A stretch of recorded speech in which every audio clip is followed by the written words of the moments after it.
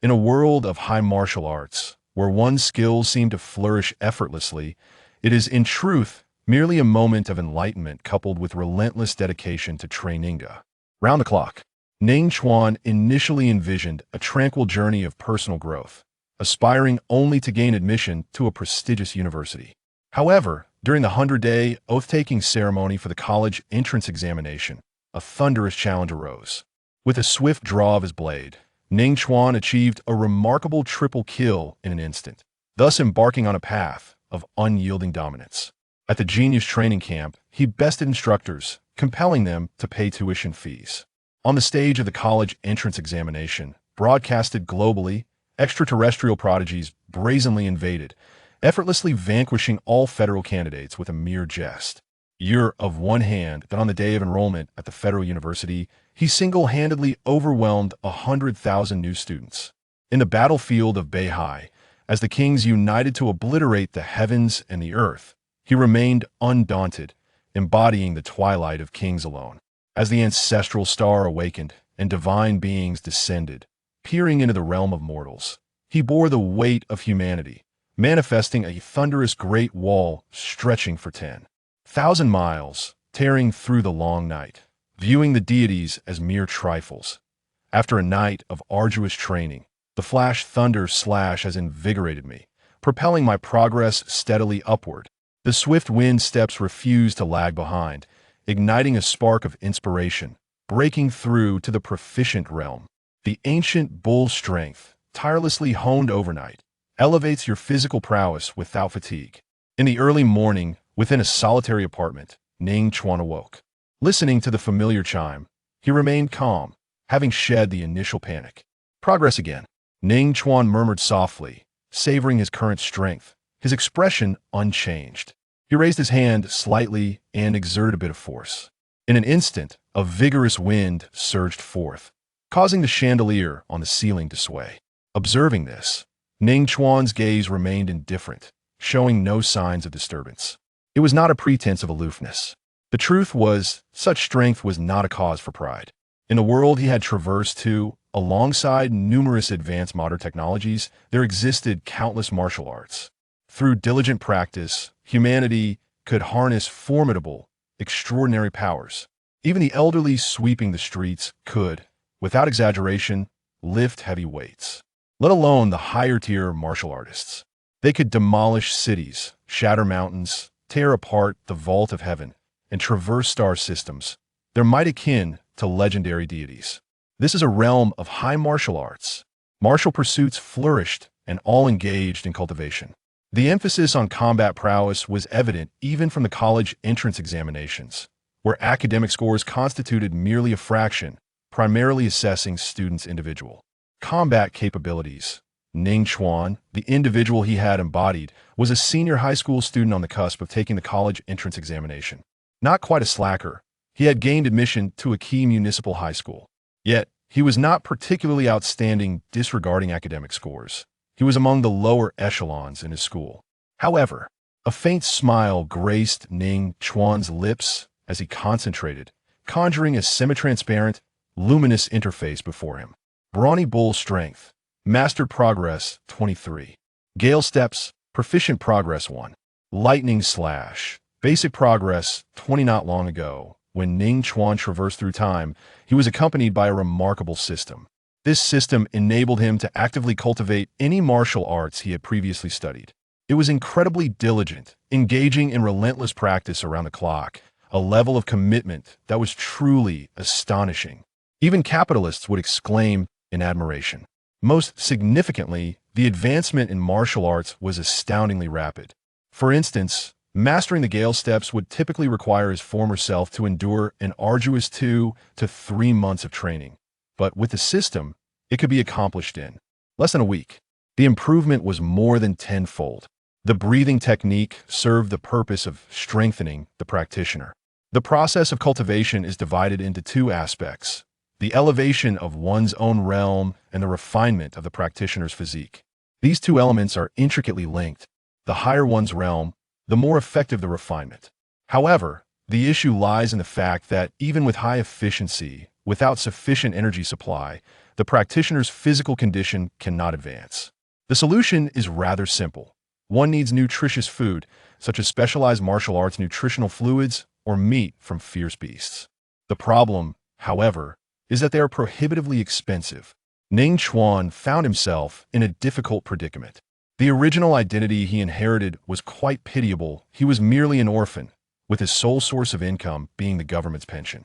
Fortunately, residing in the thriving city of Qingshan, he received a monthly allowance of 1,500 yuan. If he were to budget wisely, it would suffice for his daily needs. Yet, it fell significantly short of supporting his martial arts training. With the wealthy pursuing literature and the poor seeking martial prowess, I must devise a way to earn some money. Ning Chuan rose from his bed, resolutely contemplating his aspirations to attend a prestigious university. After all, his cultivation method was unique, utilizing a system that allowed him to practice various martial arts. The place with the most martial arts was undoubtedly the university, particularly esteemed institutions where the variety of martial arts was abundant. Having swiftly finished his breakfast, Ning Chuan departed from the residential complex where he rented an apartment. It was early March, and the crispness of early spring lingered in the air. Greenery began to emerge along the roadsides, with frost clinging to the tender buds. This residential area was located in the old city, with fairly convenient transportation not far from the entrance. There was a bus stop. A ride only cost 1 yuan, and students could enjoy a 20% discount with their student cards. However, considering the meager balance in his bank account, which barely reached 3 digits, Ning Chuan resolutely opted for a more eco-friendly mode of travel. Warming up his body, he set off towards the school. Along the way, he briefly assessed his speed. Sprinting at full force, he could cover 100 meters in approximately 7 to 8 seconds. If he employed the martial art known as the swift wind step, he could achieve even greater speed. If this were my past life, I would undoubtedly be regarded as an urban warrior. Half an hour later, he arrived at Qingshan First High School. Ning Chuan gradually decelerated, transitioning from a run to a walk, beads of sweat forming on his forehead. Nevertheless, his breathing remained steady and unperturbed. The strength of the bull's might was characterized by its endurance, a trait often attributed to the 7 wives of its creator. As he approached the school gates, Ning Chuan encountered his friend, Guo Rinyu, a chubby boy with a round face and crew cut, who was in the same class as him. As for his capabilities, even their homeroom teacher had advised Guo Rinyu against wasting energy on the pursuit of such futile practices as cultivation. The college entrance examination was simply not worth it. Guo Rinyu scrutinized Ning Chuan, a hint of perplexity flickering in his eyes. He scratched his head and remarked, "I sense a significant transformation in you. Over the past few days, you have neither arrived late nor left early, diligently attentive in class, and you have not drifted off." Ning Chuan, maintaining his calm demeanor, replied with a faint smile, "With merely 100 days remaining until the college entrance examination, it is time to exert one's self. If I delay further, I fear I may not gain admission to Xinghe University." The name Xinghe University alone speaks volumes of its exceptional prestige. It stands as the pinnacle of academia within the Human Federation, boasting an impressive array of martial arts knowledge. During broad daylight, refrain from daydreaming. Guo Rinyu retorted with a roll of his eyes. However, if you apply yourself, the probability of securing a place in an ordinary university is still quite considerable. Ning Chuan chuckled softly, choosing not to elaborate further. Instead, he shifted the topic, asking, "What brings you here so early today?" "Master Liu has just received a new batch of antiques, and I intend to seize an opportunity." Guo Rinyu's excitement was palpable at the mention of this. Without seeking Ning Chuan's consent, he seized Ning Chuan's wrist and dashed toward the adjacent commercial district. "There's still ample time before class. It's the perfect chance for you to witness my prowess, sparing you from incessantly labeling me as a fool." Navigating through several streets, Guo Rinyu led Ning Chuan into a narrow alley. At the end stood a quaint antique shop named Duo Bao. The shop was modest in size, displaying a few shelves laden with various items. "Master Liu." Upon entering, Guo Rinyu called out, noticing the absence of anyone inside. "Coming, stop yelling."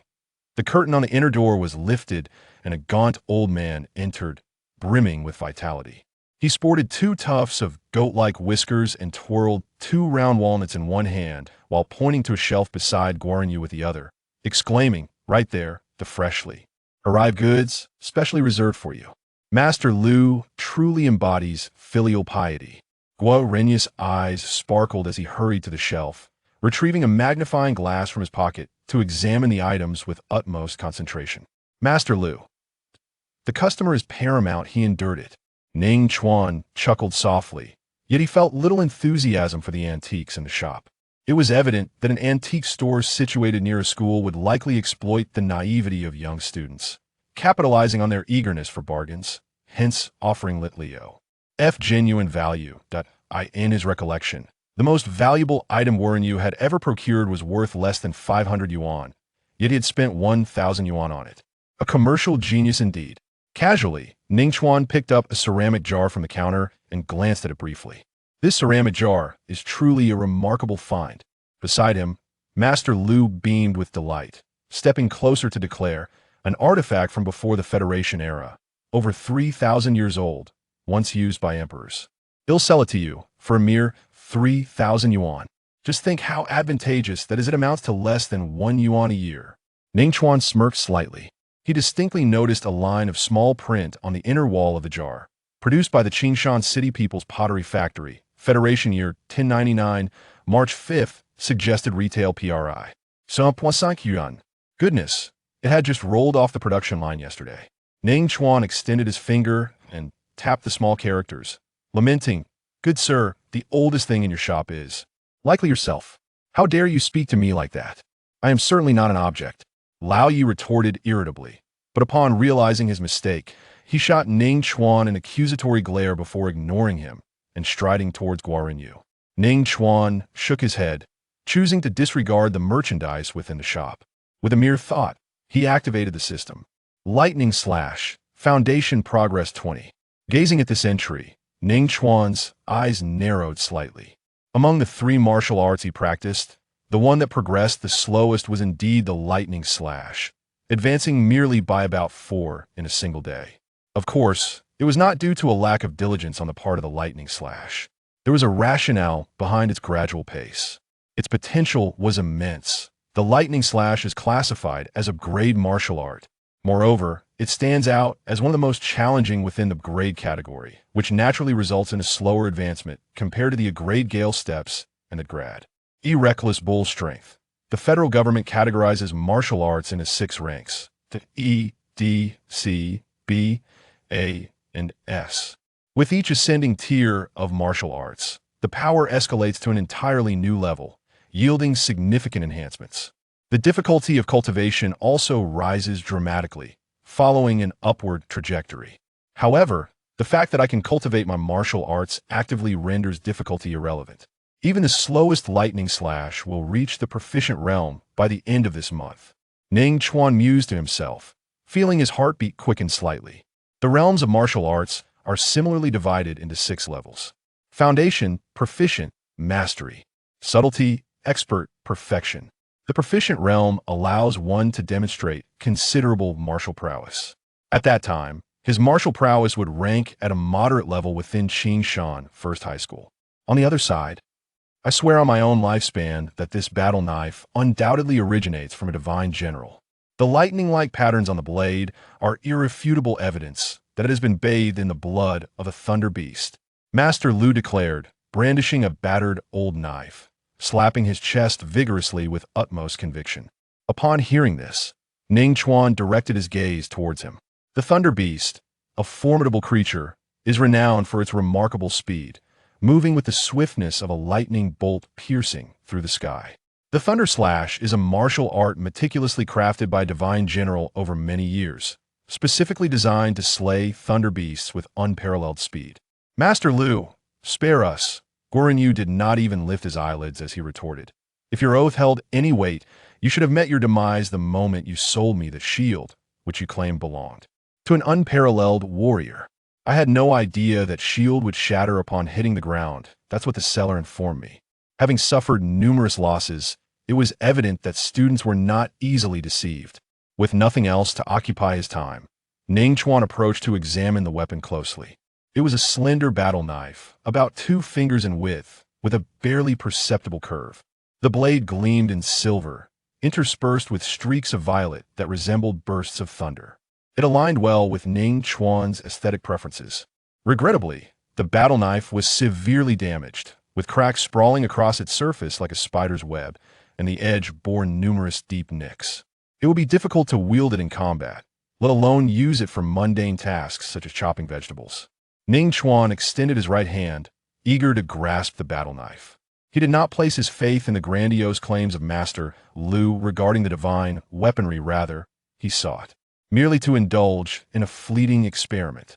In the next moment, Ning Chuan grasped the hilt of the sword. His movements froze. Within his mind, a continuous stream of mechanical synthesized sounds resonated. Flash Thunder Slash has detected a profound understanding of the lightning essence, immediately entering a state of enlightenment, with an explosive increase in cultivation speed. Progress increased by 35. Progress increased by 35. Progress increased by 30. Flash Thunder Slash has accumulated sufficiently. Its comprehension deepened and ascended to the next realm. Numerous insights regarding the Flash Thunder Slash flooded into Ning Chuan's consciousness. The cultivation of martial arts was not merely a matter of accruing skill points, as one would in a game. It was akin to a divine revelation, inscribed deep within the recesses of his mind. Under normal circumstances, the assimilation of such insights would be a gradual process, but in this state of enlightenment, the influx of understanding surged like a torrent of leaving Ning Chuan somewhat dazed. Progress increased by 25. Progress increased by 25. The depth of the Flash Thunder Slash has intensified, yielding new insights, and once again achieving a leap, advancing to the mastery realm. Progress increased by 20. The other martial arts remained unchanged. Yet, one category exhibited a dramatic transformation. Flash Thunder Slash. Mastery Progress 92.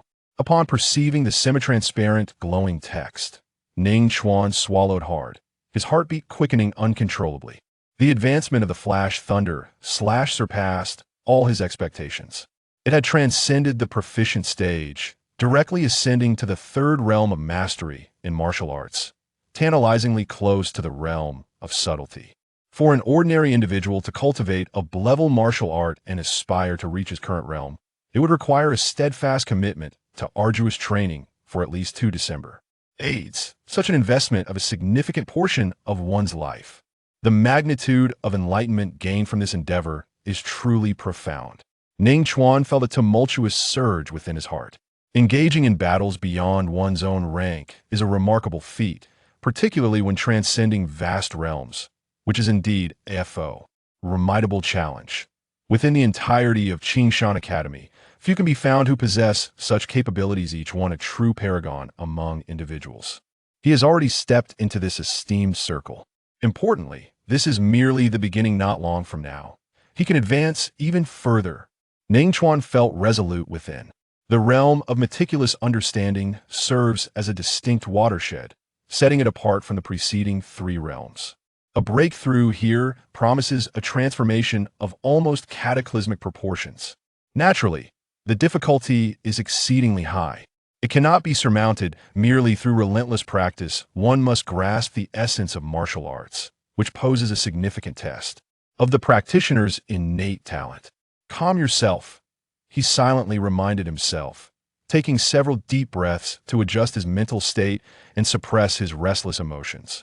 He raised his battle blade, scrutinizing it intently, yet his eyes strained and ached without perceiving any profound essence.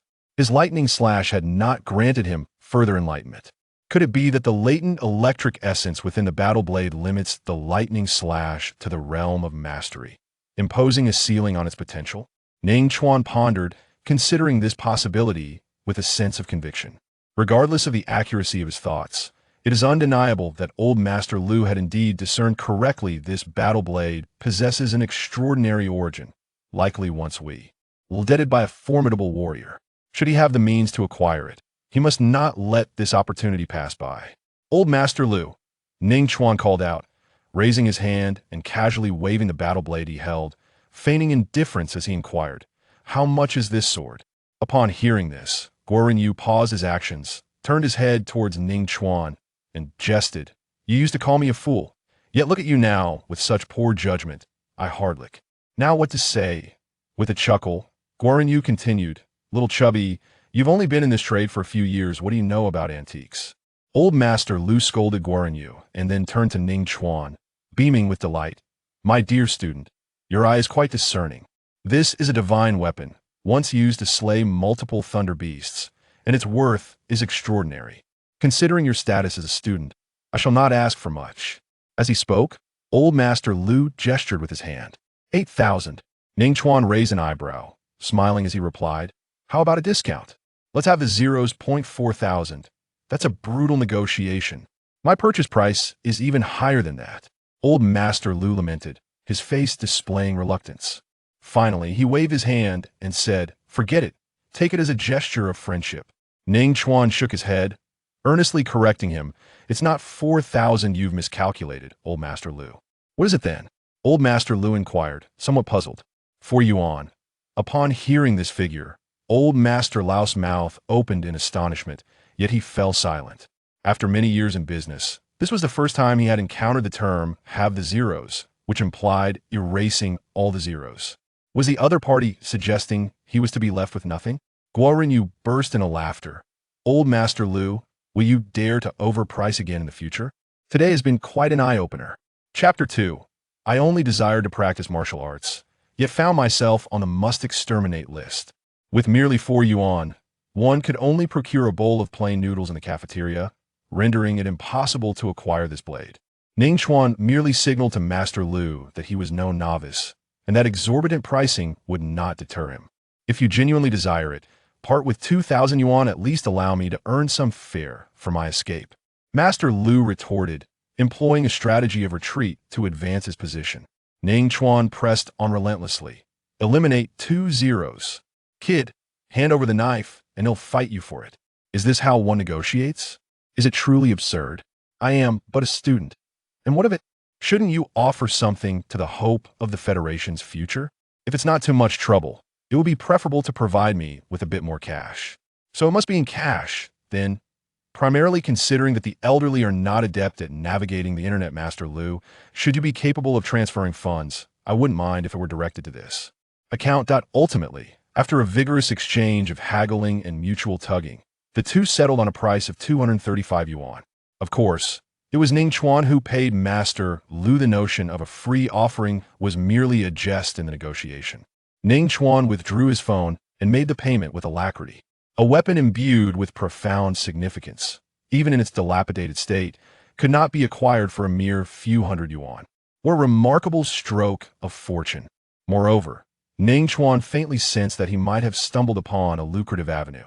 He could ascertain the authenticity of antiques through whether his martial arts intuition could be awakened by them. Admittedly, this approach bore significant limitations, as it was confined to items previously wielded by martial artists and must encapsulate a certain essence, with his martial arts prowess needing to be capable of perceiving it.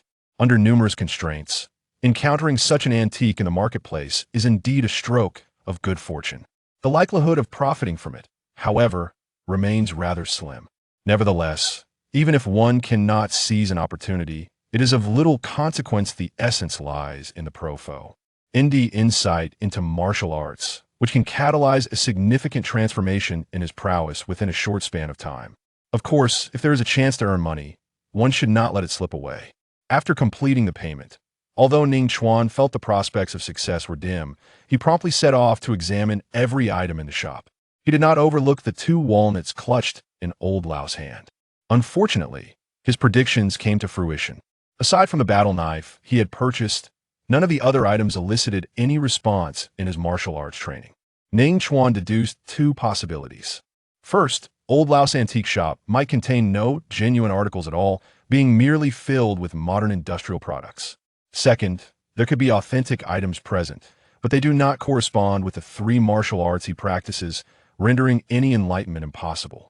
Regardless of the conclusion, I must dedicate myself to further practicing martial arts. Even if I cannot seize an opportunity, I can still enhance my abilities. Ning Chuan contemplated inwardly. His martial arts training occurs autonomously, requiring no effort on his part thus. Acquiring additional skills is certainly not a disadvantage. Shortly thereafter, Guanyu put away his magnifying glass and remarked, "It's about time, let us depart." This morning, the 100-day oath-taking ceremony for the college entrance examination is to be held, and arriving late would be disastrous. Indeed, Ning Chuan nodded, grasping the worn battle knife, and together with Guanyu, exited the antique shop. At Qingshan No. 1 High School, Class 15 of the senior year. As the two entered the classroom, most of their classmates had already arrived. With no classes in the morning, groups of 3 or 5 were gathered together, engaged in casual conversation. Among the boys, many occasionally cast surreptitious glances towards the podium. There stood a stunning woman, adorned in a fitted white blouse and a snug pencil skirt that accentuated her alluring curves. Her fair, oval face was framed by a pair of stylish black-rimmed glasses, imbuing her charm with an added touch of maturity and elegance. Su Yun, the homeroom teacher Class 15 in the senior year, was 27 years old, a graduate of a prestigious university, embodying both strength and beauty and serving AST. He mused in the romantic fantasies of countless boys. However, her exceptional qualities rendered her somewhat untouchable not only the students of Qingshan No. 1 High School, but even the male teachers seldom dared to initiate a conversation with her. Ning Chuan, accustomed to being a charming rogue and well-versed in the ways of the world, placed his worn-out sword aside on the desk and confidently approached Su Yun. Within moments, he had widened her almond-shaped eyes in astonishment. "Ning Chuan, don't even think about it." Su Yun, her delicate waist pinched between her fingers, raised her elegantly arched brows in admonition, declaring, "Just a few days ago, you learned a level martial art, the light. Ning slash, and now you wish to pursue another. I cannot agree. Mastery lies in depth, not in quantity. I swear, I shall only learn this one, and thereafter, I will no longer seek your guidance." Ning Chuan modified the typical declarations of a cad, his gaze fixed intently on Su Yun, sincerity radiating from his eyes like that of an innocent child. Feeling a tad flustered under his gaze, Su Yun averted her eyes slightly and inquired, "What level of martial art do you wish to choose?" "Level will suffice," Ning Chuan replied with a light cough. Level martial arts typically ranged in price from several $100,000 to $1 million in the market. However, within the confines of the school, they could be learned free of charge, provided the homeroom teacher consented. Su Yun's crimson lips curled into a cold smile, her almond-shaped eyes glaring at Ning Chuan as she exclaimed, "Only be grade? How disappointingly low. Why not choose A or S grade instead?" Ning Chuan chuckled softly. As her words echoed, nearly all the boys in the classroom cast menacing glances at Ning Chuan, silently adding him to Qingshan No. 1 High School's notorious list of targets. How dare this scoundrel jest with their goddess? On the podium, Su Yun's anger diminished significantly. With a sigh, she advised, "It is undeniable that a higher martial arts level boasts greater power and effectiveness in practice. I'll combat. However, the difficulty also increases exponentially, requiring substantial time and effort. If you were just starting high school, I would not dissuade you. Yet, with the college entrance examination looming just 100 days away, managing even one grade martial art is a challenge, let alone mastering two. Teacher Su, true martial arts demand courage in the face of adversity. I have faith in my abilities." Ning Chuan replied with a smile. The confidence stemmed from his automatic cultivation of martial arts. Confidence is not arrogance. With your abilities, do you truly believe you can master 2 grade martial arts in just 100 days? What a clown, merely seeking attention. A boy with a few freckles crossed his arms and scoffed, his voice deliberately loud enough for the entire class to hear. Dissatisfied with his friend's humiliation, Guanyu immediately retorted, "Mahai, spare us your nonsense. Ning Chuan has the courage to practice grade martial arts. Would you dare to do the same? Ridiculous. A person who may not even pass the university entrance exam, practicing level martial arts, is clearly motivated by vanity." Mahai remarked with a cold smile. After graduation, he can boast to the uninformed around him. For instance, he could claim to have mastered 2 level martial arts. Mahai's mockery was deliberate as he fixed his contemptuous gaze on Ning Chuan, filled with disdain, anger, and jealousy. He could not comprehend how a lowly student could possess the audacity to engage in light-hearted banter with Su Yun.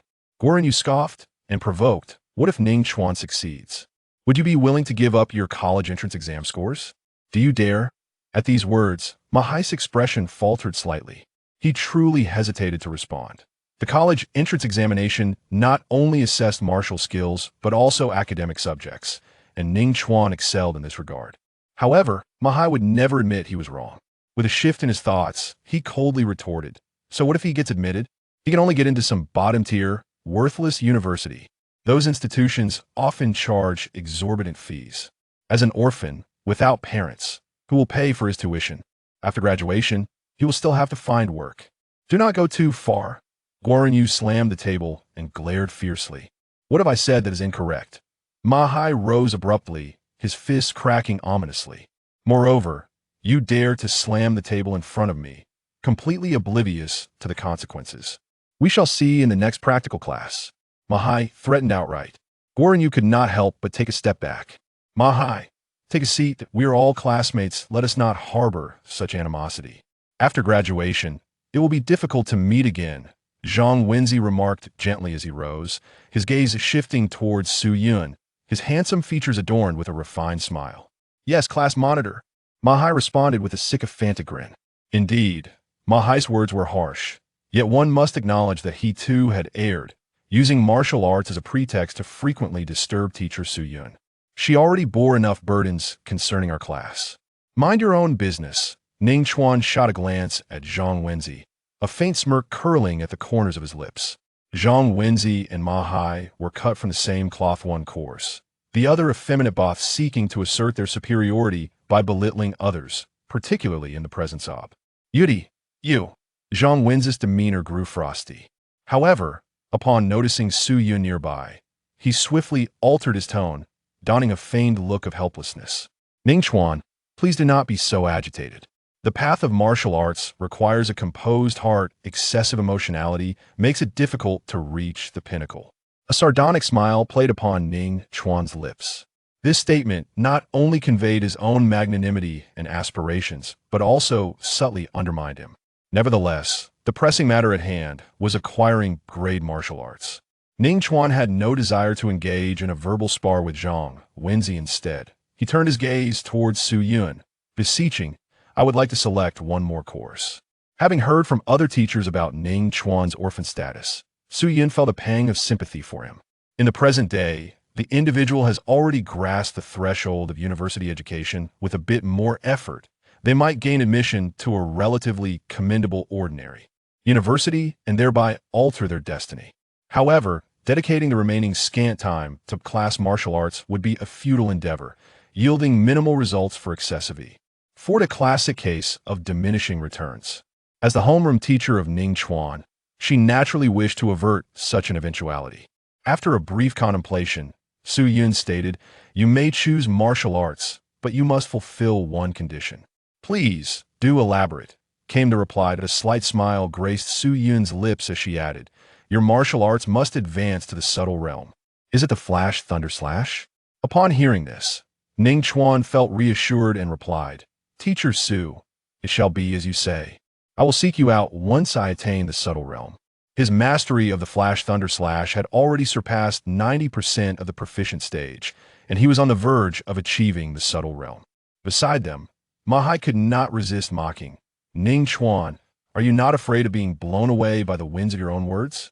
You have only trained in the Flash Thunder Slash for a few days, yet you dare to boast, unaware of the formidable challenges posed by advanced martial arts, let alone attaining the subtle realm.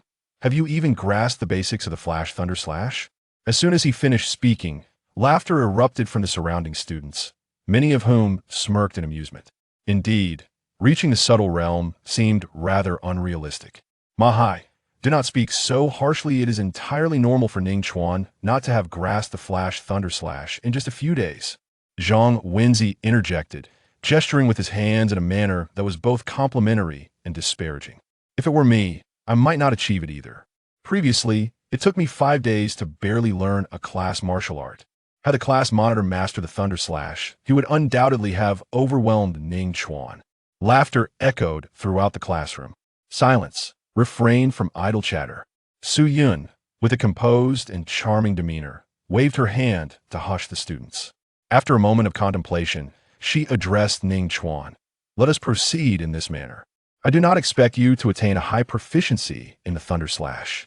After all, it is a rank martial art, and the difficulty is considerable. You may choose any martial art of your preference. Even a rank would suffice. As long as you reach the subtle realm, I will permit you to select another rank martial art. The advancement in martial arts practice is not solely contingent on personal talent, it also pertains to the martial art itself. The lower the rank, the less formidable the challenge, thus facilitating a swifter progression. Su Yin was indeed banking on this strategy. Therefore, concentrating all efforts on a lower-tier martial art would be the most cost-effective approach. Perhaps it could enable one to triumph over stronger opponents in the college entrance examination, successfully gaining admission to a respectable ordinary university. Ning Chuan pondered for a moment and inquired, is it strictly limited to one rank martial art? Before the college entrance examination, as long as you can reach the subtle realm, I am open to accommodating other requests. Su Yin cast a sidelong glance at Ning Chuan, her gaze tinged with a hint of playful mockery. She held little faith in his ability to achieve such a feat. The subtle realm represents a significant threshold among the 6 realms of martial arts. Even with a rank martial arts, the challenges abound. Many prodigies who practice a rank martial arts can attain peak proficiency within a year, yet finding themselves ensnared for over a decade when attempting to break into the subtle realm is not uncommon. Ning Chuan blinked in response. He merely desired to learn an additional grade martial art, while Su Yin pondered the implications of this pursuit. Certainly, I agree. Ning Chuan responded decisively, his words firm and unwavering. It is settled. As he turned to leave, he was taken aback. The boys across from him stared wide-eyed, their gazes ablaze with intensity. Especially those who had mastered a particular martial art, gritting their teeth in fury, wishing they could cleave Ning Chuan in two and take his place. Everyone, please don't misunderstand. I only wish to practice martial arts. Guorinyu, seated nearby, elbowed Ning Chuan sharply in the ribs, chuckling impressive. You just earned yourself a spot on the must-eliminate list. I was wondering why you suddenly fancied learning the Thunder Slash. It seems the true motive was lurking here all along. At this, Guorinyu chuckled again, lowering his voice in admiration. Truly remarkable. A scheme within a scheme. Ning Chuan sighed in exasperation. I genuinely only wish to cultivate grade martial arts.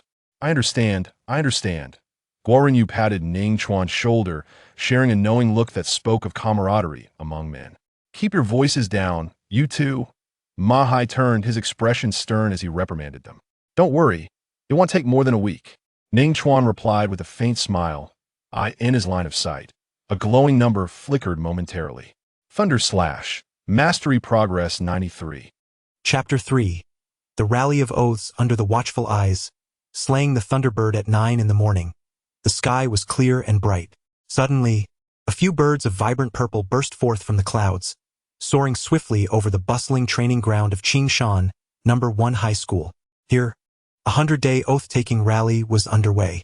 The green barbed wire surrounding the area was adorned with red banners emblazoned with various slogans for the college entrance examination. Competing like valiant warriors, I wield my blade, charging forth unrelentingly, aiming for the top scholar. To claim the laurels, who else but me? A second faster on my feet, a pound heavier in my fist. I shall surpass 1,000. 12 years to sharpen a sword, 100 days to forge brilliance. Guorinyu surveyed the banners, feeling a surge of passion, exclaiming, how invigorating! It stirs my heart, making me yearn to strive earnestly and showcase my prowess in the examination arena. As he spoke, he produced a piece of crispy pork belly, seemingly procured from an unknown vendor, and with a loud crunch, took a hefty bite, grease spilling from his mouth. You might as well visit old Master Lu for antiques.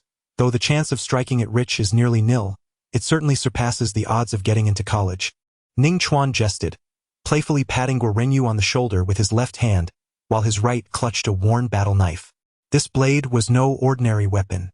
Fearing for its safety, he had brought it to the training ground. How shameless you two are, discussing universities when you're both such dunderheads.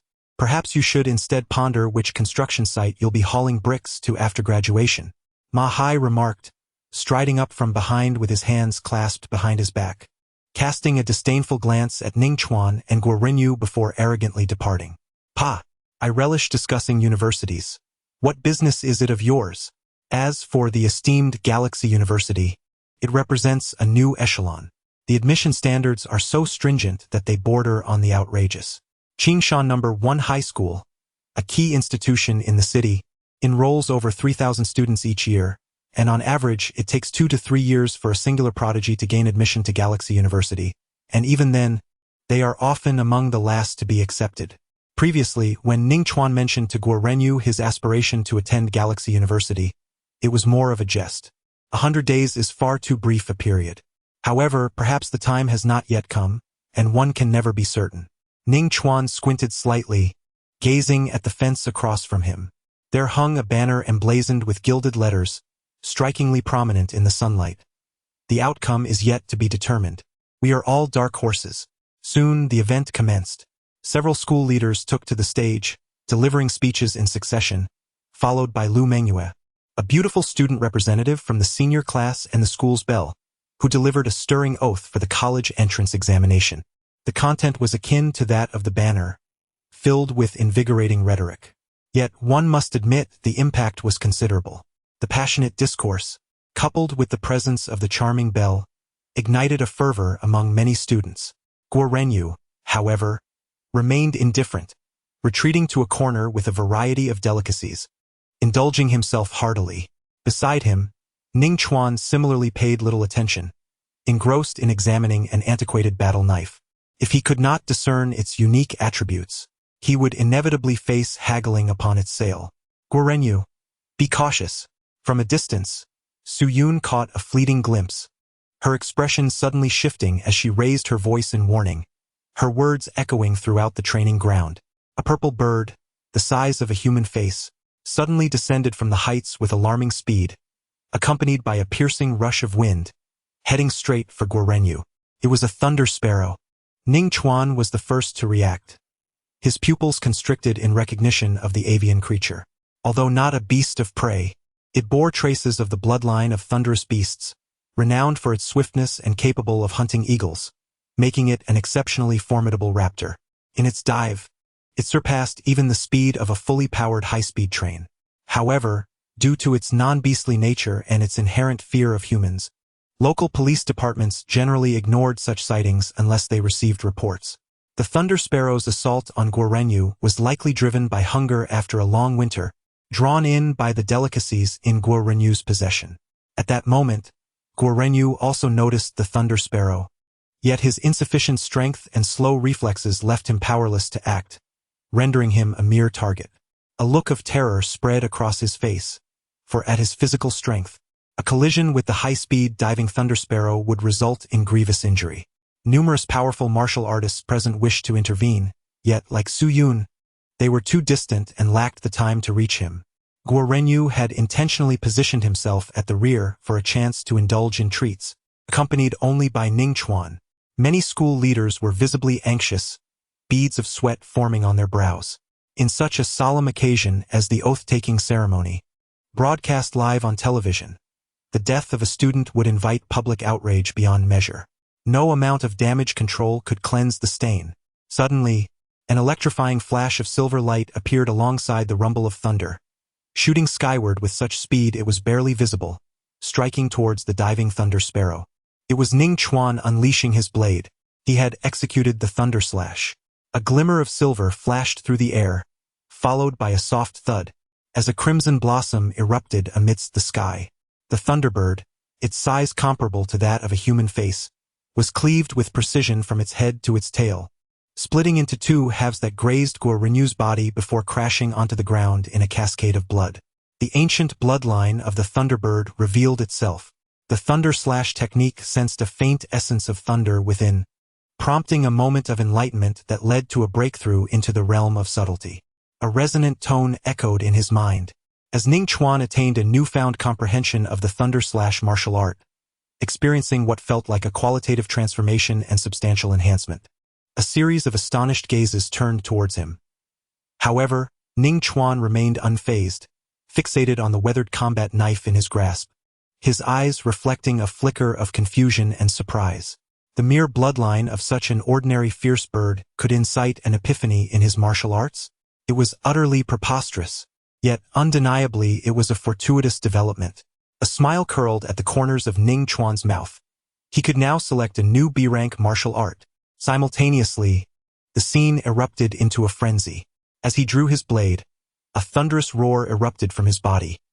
By heavens, this was the B-rank martial art, Thunder Slash. The resonance of the thunder was remarkably solid, indicating an exceptional level of mastery. Who was this remarkable individual wielding B-rank martial arts, when the highest level typically attained by students was D-rank? The swift decapitation of the diving thunderbird was nothing short of spectacular. Had he saved a beauty, it would have gone viral across the internet. Students at the training ground buzzed with excitement, utterly astonished, their attention wholly fixed on Ning Chuan. Guo Renyu, having narrowly escaped death, was still trembling with cold sweat and momentarily relaxed. Out of the corner of his eye, he glanced upward in panic and exclaimed, "Ning Chuan, run!" Before the words could fully escape his lips, they were drowned out by the furious cries of the avian beasts. In the sky, the remaining 3 Thunder Sparrows, enraged by the demise of their companion, unleashed their ferocity, their wings thrumming violently as they dove towards Ning Chuan like sharpened blades. Though Thunder Sparrows are known to be timid, they are undeniably imbued with the blood of fierce beasts, brimming with untamed wildness. The school leaders, witnessing the scene, felt an urgent frustration rising within them. They had been so preoccupied with the fortunate rescue of Guo Renyu that they had neglected the threat posed by the Thunder Sparrows above. However, Ning Chuan remained composed, signaling Guo Renyu to stay calm. With a swift motion of his arm, he brandished an aged battle knife. Great power bestows immense confidence. Flash Thunder Slash. With a resounding boom, thunder erupted once more. In the eyes of the onlookers, 3 elongated streaks of silver light appeared, slicing through the air like lightning, each aimed at the Thunder Sparrows approaching from distinct angles. Though Ning Chuan wielded but a single blade, the technique of Flash Thunder Slash was renowned for its swiftness. When mastered, it could showcase this characteristic in its most exquisite form. In less than a second, he executed 3 slashes. Many among the crowd, lacking sufficient dynamic vision, could only perceive fleeting afterimages on their retinas. With a series of muffled thuds, puff, puff, puff, the sound of 3 swift blades cleaving flesh resonated almost simultaneously. Ning Chuan, with a stoic expression and a single hand gripping the knife, stood before a space just over a meter away, where blood erupted in a spray. The 3 Thunder Sparrows, unable to emit even a cry of anguish, were cleaved in 2, showering the ground beneath him with a torrential downpour of blood. The scene fell silent for a few seconds before erupting into a cacophony, as if boiling water had come to a rapid simmer. Chapter 4. Teacher Su. Please fulfill the bet. Gazing upon the lifeless bodies of the 3 Thunder Sparrows strewn across the ground, Ning Chuan felt a tinge of regret. This time, his Thunder Slash had not reached enlightenment, yielding no discernible response. However, this was anticipated by Ning Chuan. The Thunder Sparrow, at its core, was merely a mundane beast, possessing only a minuscule trace of the bloodline of thunderous beasts. The fact that his Thunder Slash could ascend to a micro-realm was already a pleasant surprise. Failing to advance further was hardly astonishing. What if it were a true thunderous beast? A fleeting thought crossed his mind, and Ning Chuan shook his head. Present, his martial arts were still in their infancy, far too distant from the formidable realm of thunderous beasts. Onlookers, unaware of Ning Chuan's inner musings, perceived his head shake after effortlessly dispatching the 3 Thunder Sparrows as a sign of lament for their insufficient strength, as if his Thunder Slash had not fully expressed its potential before the battle concluded. What a true powerhouse he is! The thunderous sound was robust and resonant, a remarkable display from such a young man. This was the manifestation of the Thunder Slash reaching the micro-realm. Why had this B-grade martial art, now in the micro-realm, remained obscure until now? With the college entrance examination approaching, many seasoned contenders were no longer concealing their prowess, eager to emerge as dark horses and create miracles. The training ground was abuzz with excitement, as many were captivated and engaged in fervent discussions. The slaying of 3 Thunder Sparrows was not particularly arduous, after all. They were not true ferocious beasts. Students ranked among the top in their senior year possessed such capabilities. However, a B-grade martial art in the micro-realm was a rarity in the vast expanse of Qingshan No. 1 High School. Not only among students, but even the teachers could scarcely name a few. Su Yun's gaze was fixed on Ning Chuan, her beautiful eyes reflecting an even greater astonishment. She was acutely aware that just 3 days prior, Ning Chuan had requested to inherit the martial arts seal of the Flash Thunderslash. And now, it was executed with such finesse. Ning Chuan, in a mere instant, had slain 3 Thunder Sparrows. How on earth did you achieve that? Guo Renyu, brimming with excitement, couldn't help but exclaim with expletives. Ma Hai's face instantly flushed a deep crimson. He was oblivious to the extent of Ning Chuan's mastery of the Flash Thunderslash, but the speed of the blade indicated it was undoubtedly formidable. His previous remarks now seemed utterly ludicrous. Guo Renyu, emboldened by his newfound position, continued to mock. Does Ning Chuan now have the standing to discuss university admissions? With merely the B-grade martial art of Flash Thunderslash, a prestigious university might very well offer a full scholarship.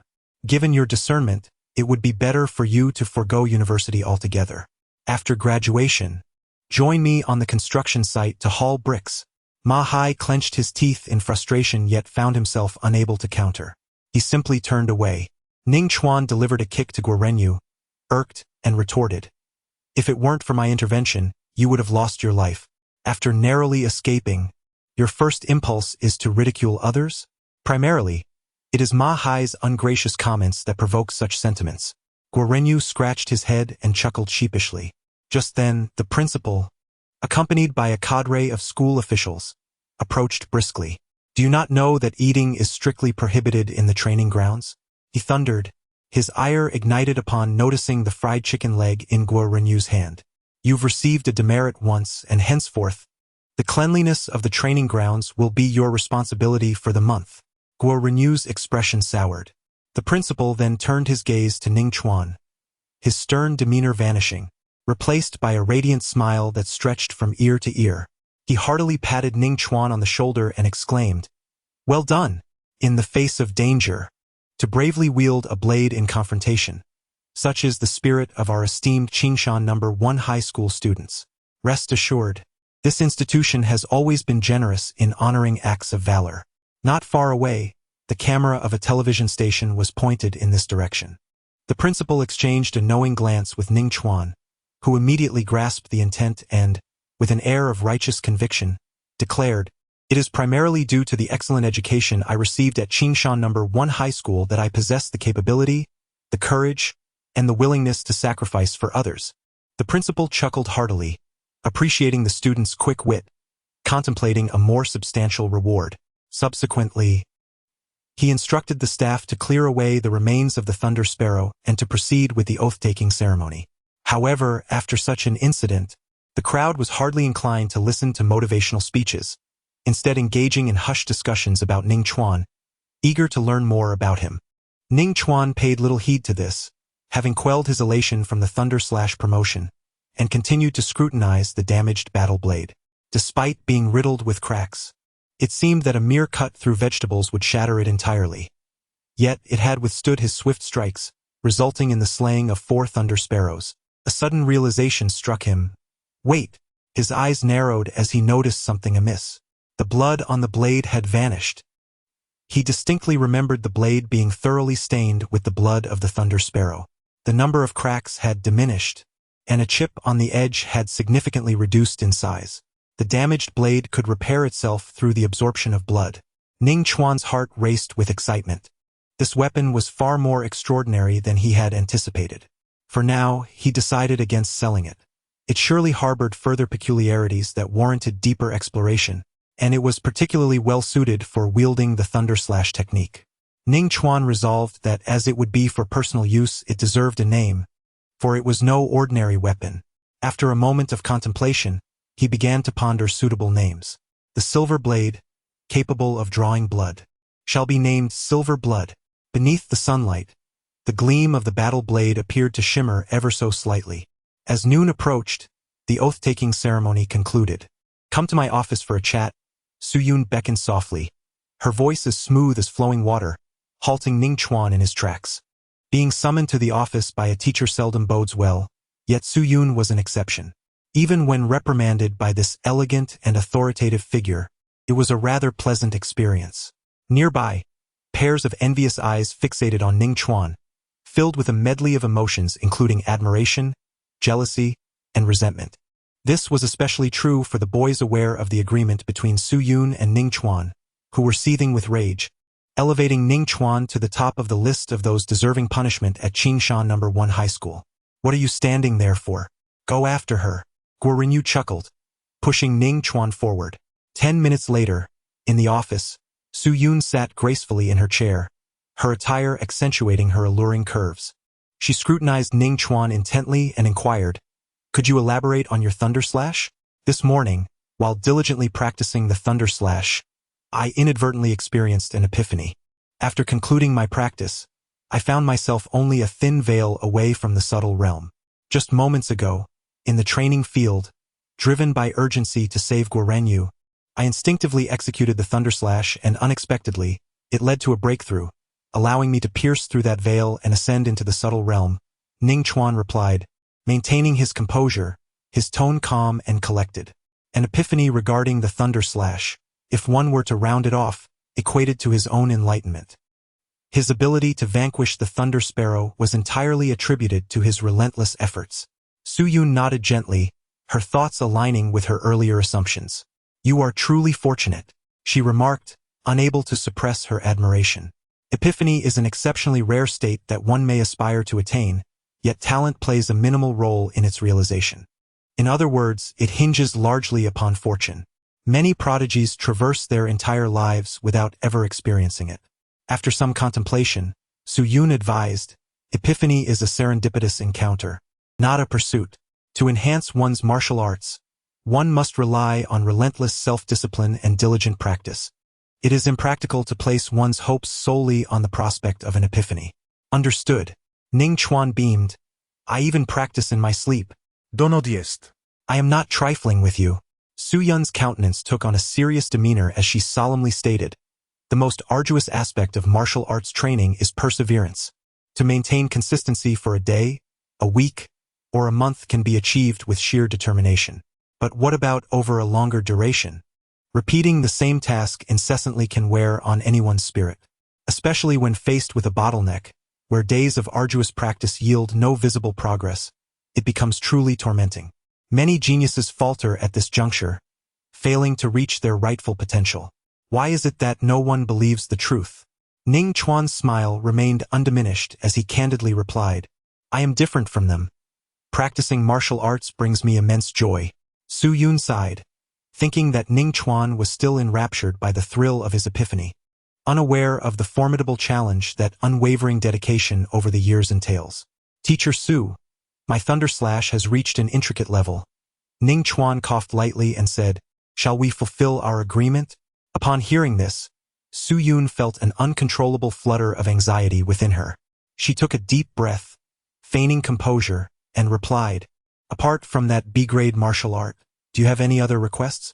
Speak freely." Ning Chuan rubbed his hands together, displaying an embarrassed smile. Su-Yun felt a surge of anxiety within her. At the age of 17 or 18, a young man's desires are all too evident, and as a teacher, she understood this all too well.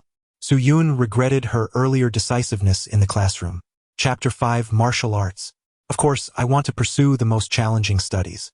I wish to cultivate all the B-level martial arts offered by the school," Ning Chuan declared. Su-Yun blinked in surprise, perhaps having misheard. Noticing her silence, Ning Chuan assumed she hadn't caught his words clearly and raised his voice, repeating, "Teacher Su, I wish to cultivate all the B-level martial arts." "I heard you. No need to shout." Su-Yun waved her hand, feeling a sense of relief. The young man opposite her might be somewhat arrogant in martial arts, but his character was fundamentally commendable. "That request is not feasible," she replied, gathering her thoughts. She went on to explain, "It's not that I disagree. Qingshan No. 1 High School has regulations, Every student can only study a maximum of 3 to 4 martial arts, as the inheritance of martial imprint is limited in frequency. Normally, it suffices for a student to cultivate 3 to 4 martial arts over the 3 years of high school. Just like the original owner, who scarcely utilized the martial arts quota and primarily focused on enhancing his physical strength with the bull strength technique. After a moment's contemplation, Su-Yun reminded him, in your second semester of junior year, you selected a technique called swift wind steps, and just a few days ago, you came to me for the inheritance of lightning slash. Then I shall choose 2 more B-level martial arts, Ning Chuan said regretfully, implicitly accepting that he could opt for 4 martial arts. Su-Yun sighed, somewhat unwillingly. It is not that I am unwilling, but rather I am concerned about hindering Ning Chuan's future. In her view, since Ning Chuan has already mastered the intricate realm of the Thunder Slash, the current focus should be on refining his breathing techniques to enhance his fundamental strength.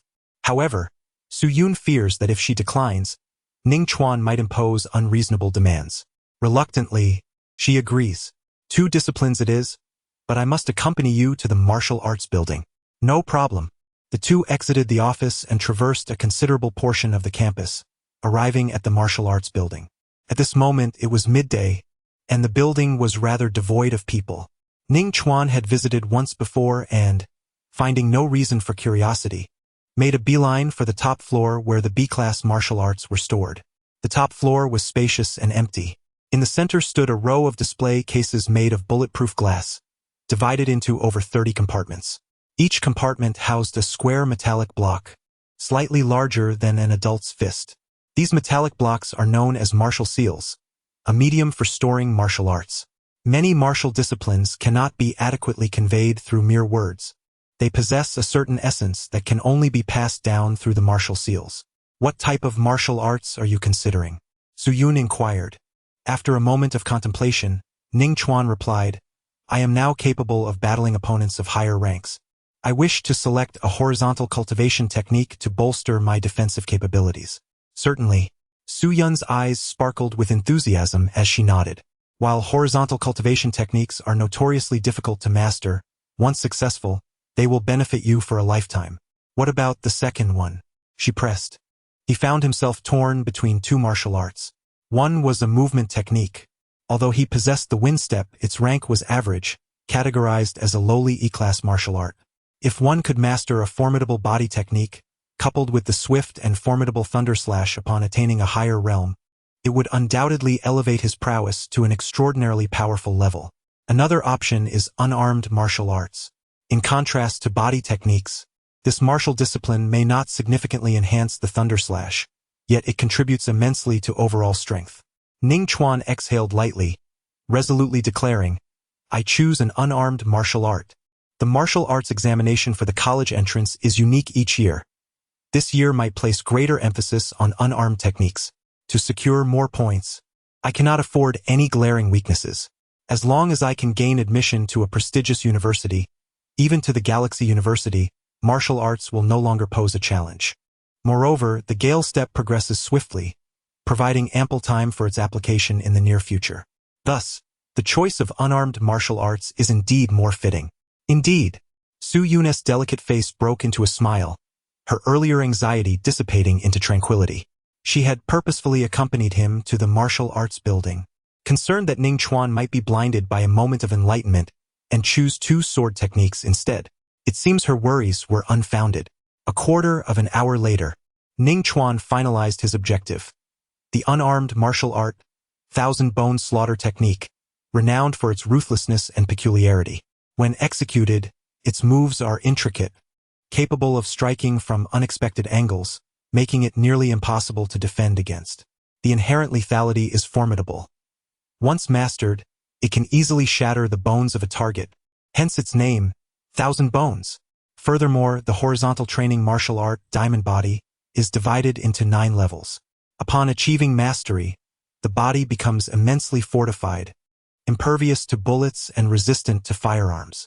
However, Ning Chuan had another reason for choosing the Diamond Body. This is an incomplete martial art, originally consisting of 18 layers, classified as S-grade. Should an opportunity arise in the future to complete it, one could advance even further.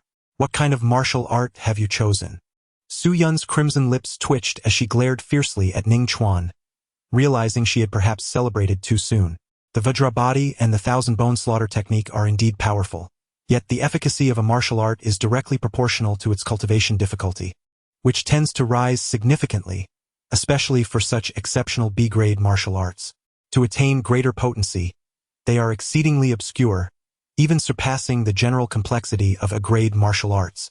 After her reprimand, Su Yun softened her tone, advising, one should not blindly pursue the potency of martial arts. From a holistic perspective, it would be wise to consider a change. What about the steel body and the blood iron 36 forms? Su Yun elaborated. Both are martial arts from the military, complementing each other to create a synergy that yields results greater than the sum of their parts. There are corresponding tutorials available online, making it easier to translate into your own strength. I will not change. Ning Chuan raised his gaze at a 45-degree angle, his expression resolute, declaring proudly, it is the weak who fear difficulties and shy away. The strong must confront challenges head-on, boldly wielding their blades against those even mightier. Upon hearing this, a faint line of vexation appeared on Su Yun's fair forehead. She had misjudged. Ning Chuan had undoubtedly become exceedingly arrogant due to his enlightenment regarding the Flash Thunder Slash. If you wish to choose, then do so. Su Yun ground her silver teeth, her voice laced with frustration. Just do not regret it later. With the foundation of the nuanced Flash Thunder Slash, Ning Chuan would undoubtedly gain admission to university. While still young, enduring some hardship would ultimately pave a smoother path ahead. With this thought in mind, Su Yun summoned the administrator of the martial arts building, opened the compartment, and retrieved the 2 martial seals. Go ahead. There are transmission rooms in the building that provide students with the opportunity to inherit martial arts teachings. Thank you, Teacher Su. Ning Chuan smiled, accepted the martial seal, and stepped into the adjacent transmission room. The process of inheriting the martial seal was quite straightforward. By placing it on his forehead, the martial arts stored within would flow into his mind. Before long, Ning Chuan had completed the acquisition of these 2 martial arts techniques and subsequently summoned the system interface. A translucent light screen materialized before him.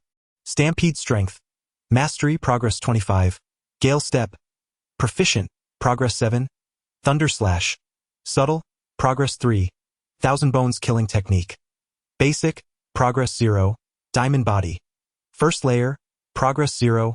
Ning Chuan observed that the final entry, Diamond Body, had a different classification compared to the other martial arts. This was to be expected. External martial arts are rather unique, focusing more on enhancing the body's fundamental defenses and are not suitable for conventional grading systems. However, as a branch of martial arts, the relative progression should not differ significantly.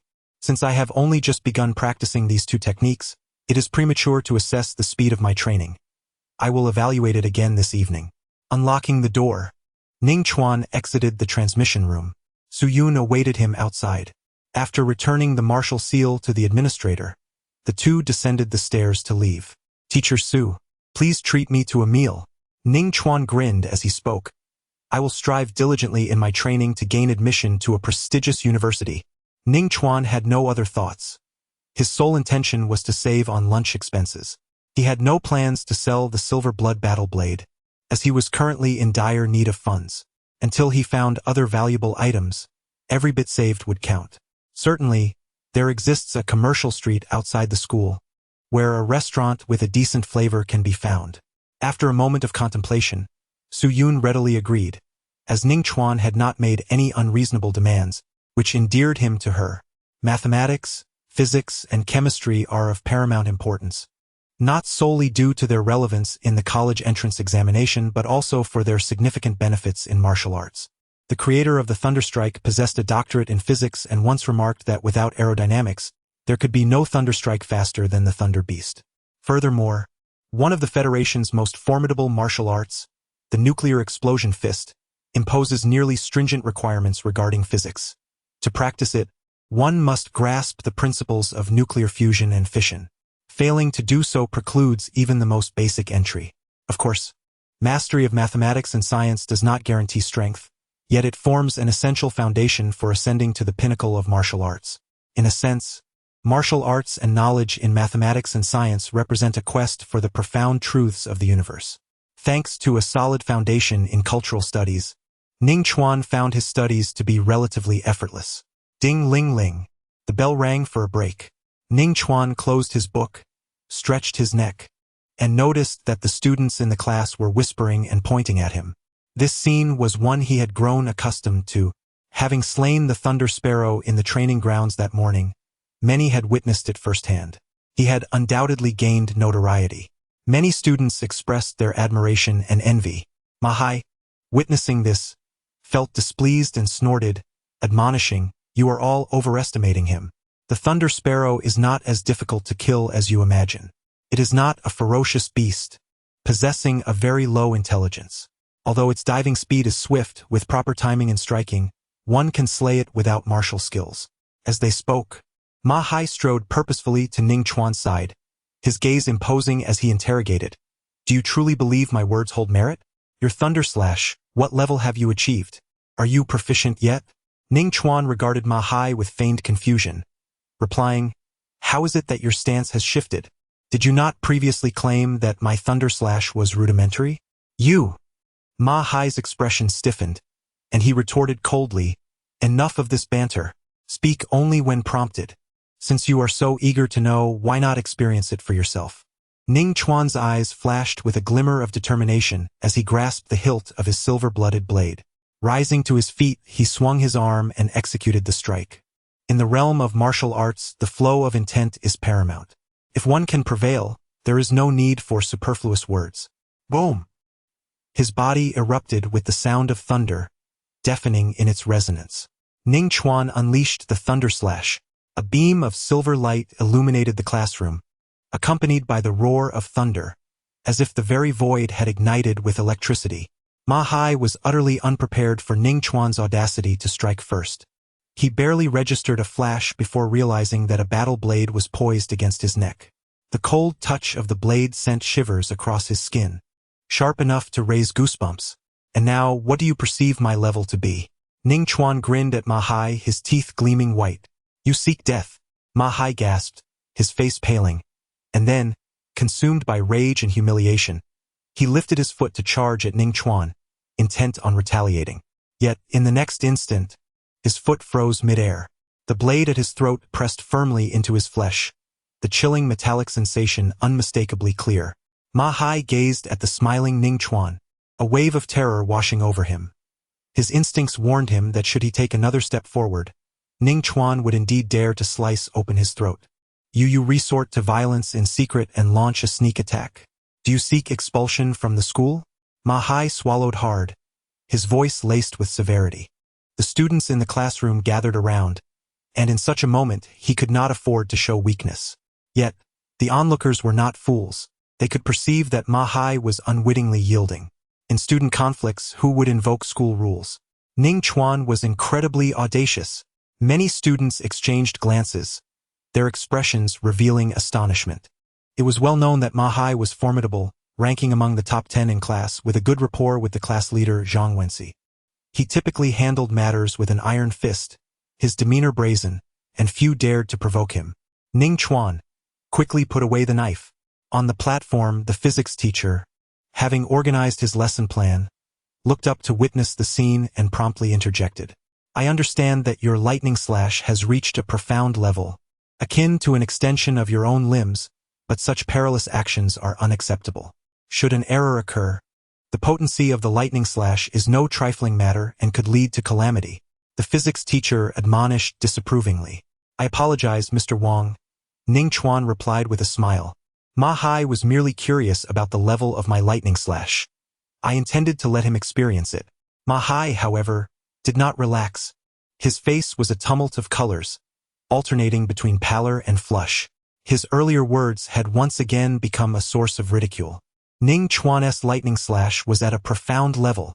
This B-grade martial art, at such mastery, could combat across two realms. No wonder Ning Chuan showed no mercy to Mahai, swiftly overcoming him with a single strike. The classroom erupted into a cacophony, as many could not resist engaging in discussions. The Thunder Slash, a martial art purely focused on offense, exhibited astonishing lethality. Does this not suggest that Ning Chuan harbors aspirations for prestigious universities, perhaps even elite institutions? Upon hearing the murmurs around him, Zhang Wenxi's gaze darkened. Being the class's charismatic figure had always been his privilege, and now, with the spotlight stolen by another, he felt particularly irked, especially since that individual was Ning Chuan, who had previously rebuffed his requests publicly. Zhang Wenxi rose and strode directly to Ning Chuan's side, positioning himself at the focal point of his classmates' attention.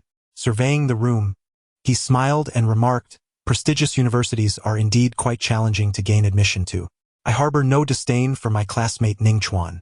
The lethality of the Thunder Slash is undoubtedly formidable." After a brief pause, Zhang Wenxi continued with a smile. "Consider, for instance, the college entrance examination project from 2 years ago in our Donglin administrative district, which traversed the Dragon Ridge mountain range. Covering over 300 kilometers, one must possess sufficient endurance, agility, observational skills, and other qualities to achieve commendable results. The class leader speaks wisely. Purely offensive prowess merely renders one a brute." Voices echoing in agreement with Zhang Wenxi surfaced.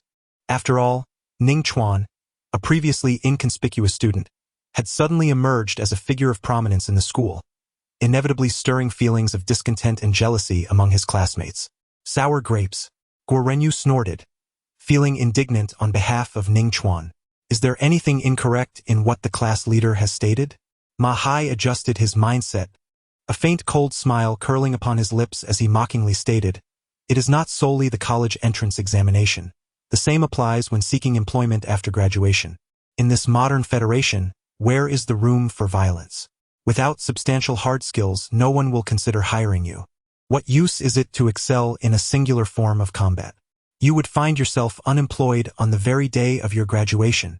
Upon hearing this, Ning Chuan hefted the silver-blooded battle knife in his grasp. He should have been more ruthless earlier, allowing Ma Hai to bleed a little, lest he forget his lesson. "President Liu, what brings you here?"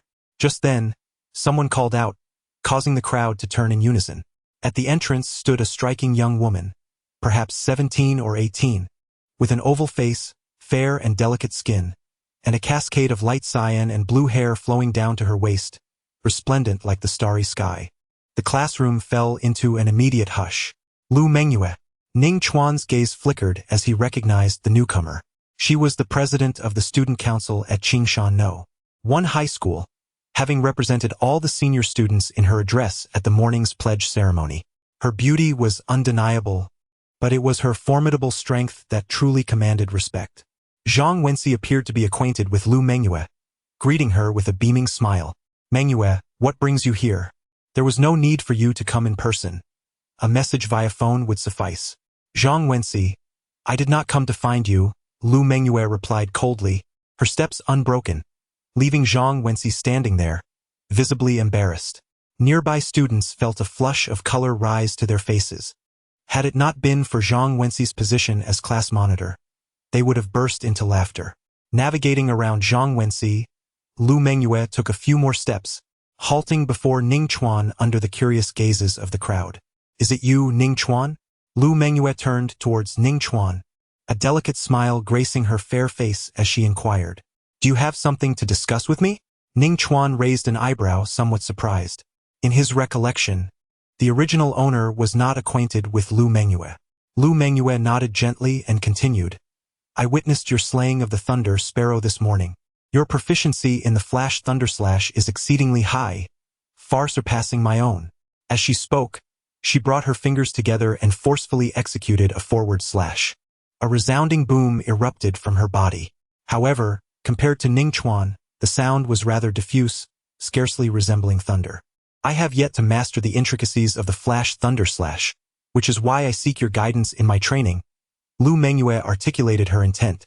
After a brief pause, she added, "As for the fee for your guidance, it will be 1,000 yuan per hour. Do you find that acceptable?" Upon her words, the classroom erupted in astonishment. The fact that a student of Lu Mengyue's caliber, someone perched atop the academic hierarchy, would proactively seek instruction from Ning Chuan, offering such a handsome remuneration, was nothing short of shocking.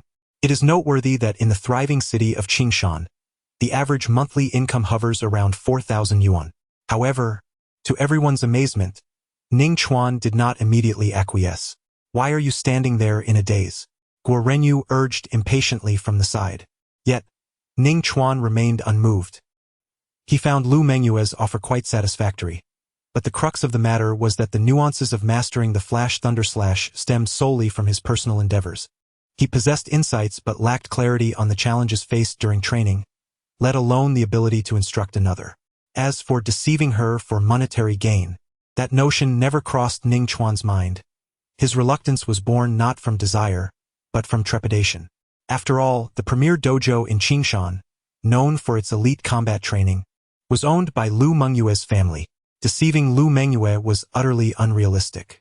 If things went awry, not only would he receive no salary, but he might also face a harsh beating. Yet, such a lucrative job was a rare opportunity, one that Ning Chuan was reluctant to forfeit. As he wrestled with his inner turmoil, his brows furrowed involuntarily. Across from him, Lu Mengyue noticed Ning Chuan's expression and, with a sudden realization, understood why he had remained silent. She leaned slightly forward and said, "Ning, this is my oversight. The hourly wage of 1,000 yuan is merely the guidance fee set by my family's martial arts school. Given that the Flash Thunder Slash is one of the most challenging B-level martial arts, the guidance fee ought to be elevated. I simply did not consider this previously, and it was not intended as a slight against you. I sincerely apologize. Allow me to revise my offer, 3,000 yuan per hour. Would that be acceptable?" Ning Chuan blinked in astonishment. Was there an unexpected gain? He promptly accepted the tutoring position. Observing Lu Mengyue's affluent demeanor, he surmised that even if the teaching did not go well, the salary for the first hour would be substantial. 3,000 yuan was no trifling sum. It equated to 2 months' worth of compensation. Why not seize the opportunity? With the college entrance examination approaching and time running short, Lu Mengyue stated decisively, "Let us commence today. I shall await you at the school gate after classes." With that, she bid farewell to Ning Chuan and exited the classroom. Many students regarded Ning Chuan with a complex mix of emotions: envy, jealousy, and, more prominently, embarrassment. Just moments ago, they had echoed Ning Chuan's assertion that the Flash Thunder Slash was ineffective, and now he had secured a high-paying job based on that very claim. The slap in the face had hardly lingered. Guo Renyu laughed triumphantly, exclaiming, 3,000 per hour. A mere casual teaching session could yield 100,000 in a month. In Qingshan City, even some formally recognized martial artists do not earn such high salaries. Even in those super cities, to attain such income, one must at least graduate from a prestigious university. As he spoke, Guo Renyu turned to Ma Hai, grinning with a teasing glint in his eyes. "Is your hard power lacking? Graduating only to face unemployment? Unable to find a job?" Ma Hai's face turned ashen. He remained silent, bowing his head and leaving the classroom dejectedly, thoroughly embarrassed. Not far away, Zhang Wenxi's expression was equally grim. He stared at Lu Mengyue's retreating figure, his gaze shadowy, lost in contemplation. Chapter 7. Not that I don't want to move, but my strength does not permit it. At 5 o'clock in the afternoon, school was dismissed at Qingshan No. 1 High School. The sun dipped low in the west, casting a gentle glow that painted the evening sky in warm hues. As Ning Chuan stepped out of the school gate, a bright red convertible sports car came to a halt before him. Lu Mengyue sat in the driver's seat, one hand on the steering wheel, lifting her gaze to meet Ning Chuan's as she commanded succinctly, "Get in." Ning Chuan's gaze lingered on the car emblem for a moment. The Fengshua sports car, even in its most basic configuration, was worth no less than 5 million yuan. Tsk. A little wealthy lady indeed. No wonder she casually offered me a wage of 3,000 per hour. Ning Chuan shook his head inwardly. Unfortunately, his dedication to martial arts had left him with a firm resolve, making him reluctant to rely on others. With a tinge of regret, he opened the door and got in. His current appearance was still remarkably handsome. It felt somewhat wasteful to rely solely on his own efforts. Virum. Lu Mengyue pressed the accelerator, the roar of the engine merging with the flow of traffic. "Thank you." Ning Chuan nodded lightly, and then fell into silence. Lu Mengyue couldn't help but cast a fleeting glance at Ning Chuan. Among the students of Qingshan No. 1 High School, few were indifferent to her presence. It was not mere vanity on her part. Her exceptional talent, prowess, and family background set her apart within the institution. The surrounding students, if only due to her esteemed ranking, inevitably regarded her with a degree of reverence. In truth, Ning Chuan was deeply engrossed in contemplating how to guide Lu Mengyue in mastering the Thunder Slash technique, or rather, how to make her feel as though she was receiving proper instruction. A part-time job with a remuneration of 3,000 per hour was a rare opportunity, and Ning Chuan was eager to seize it. If he could sustain this income until the college entrance examination, the wealth accrued would significantly enhance his capabilities. While admission to Tsinghua University was uncertain, he was confident of gaining entry into one of the top 10 prestigious institutions. However, Lu Mengyue's family owned a martial arts dojo, and without genuinely assisting her, he was certain he would not be compensated. One step at a time, he thought to himself with a quiet sigh. 10 minutes later, a red sports car drifted elegantly to a halt in front of the entrance of the Jidao Martial Arts School. The structure was imposing, though only 3 stories tall. It sprawled over an expansive area, comparable to the outdoor training grounds of Qingshan No. 1.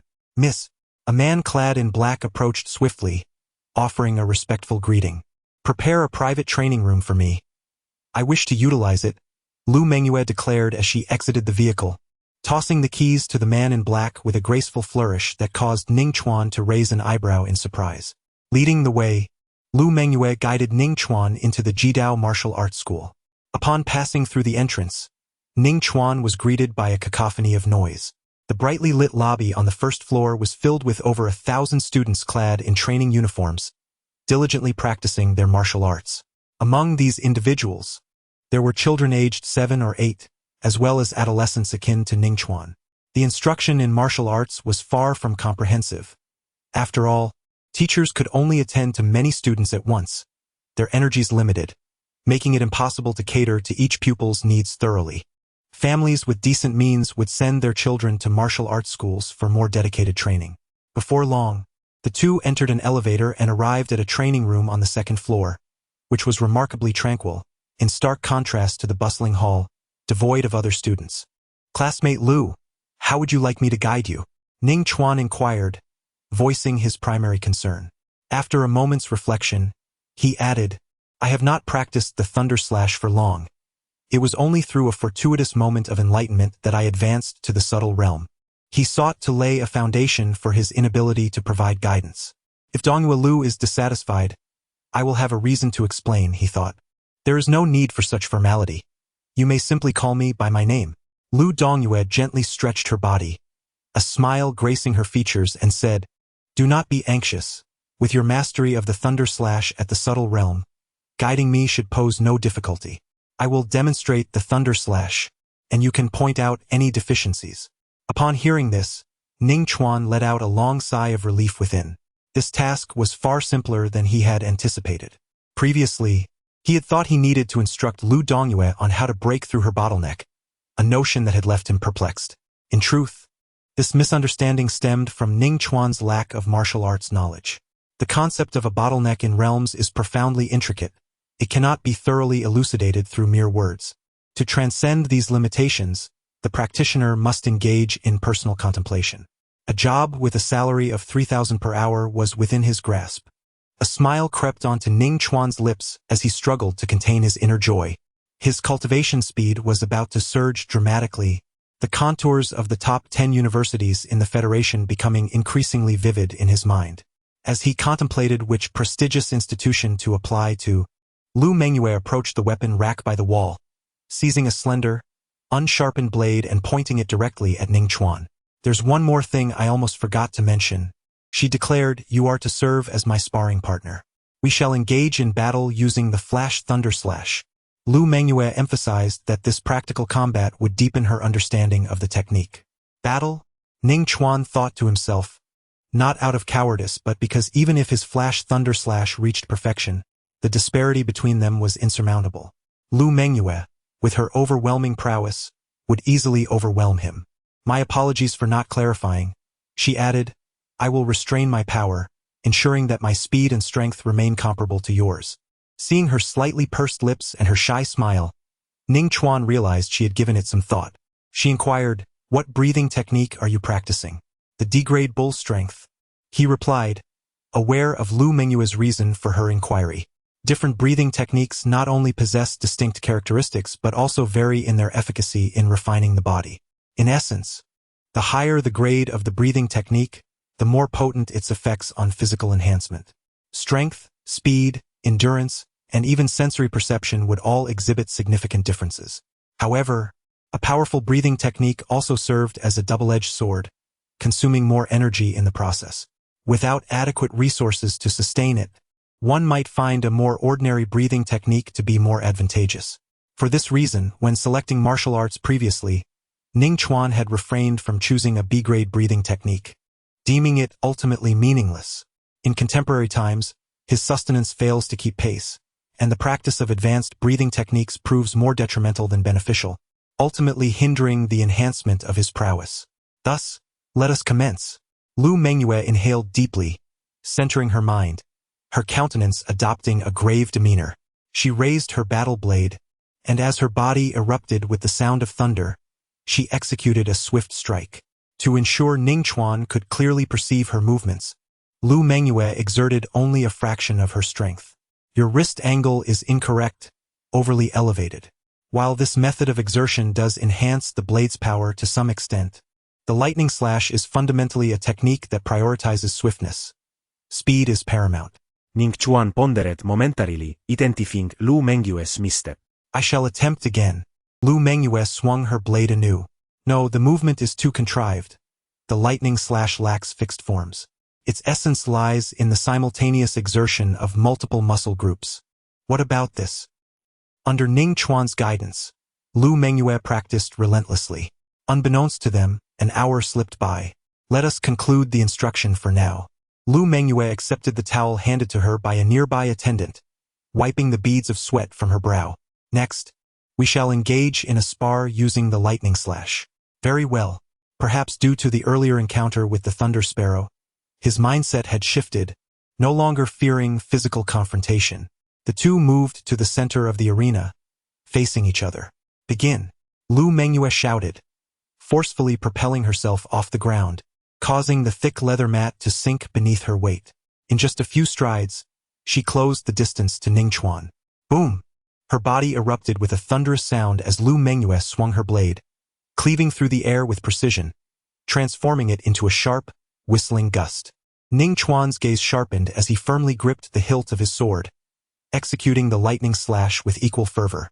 With a swift whoosh, the battle blade sliced through the air, descending from above to strike at Lu Mengyue's horizontally wielded sword. His lightning slash, 3 realms above that of Lu Mengyue, should have granted him the upper hand in a direct confrontation, especially considering Lu Mengyue's control over her power. Bang! The two blades clashed, sending sparks flying, and the resounding clash of metal echoed in the air. However, to Ning Chuan's astonishment, his right hand gripping the hilt did not experience the anticipated jarring recoil. It was a feint.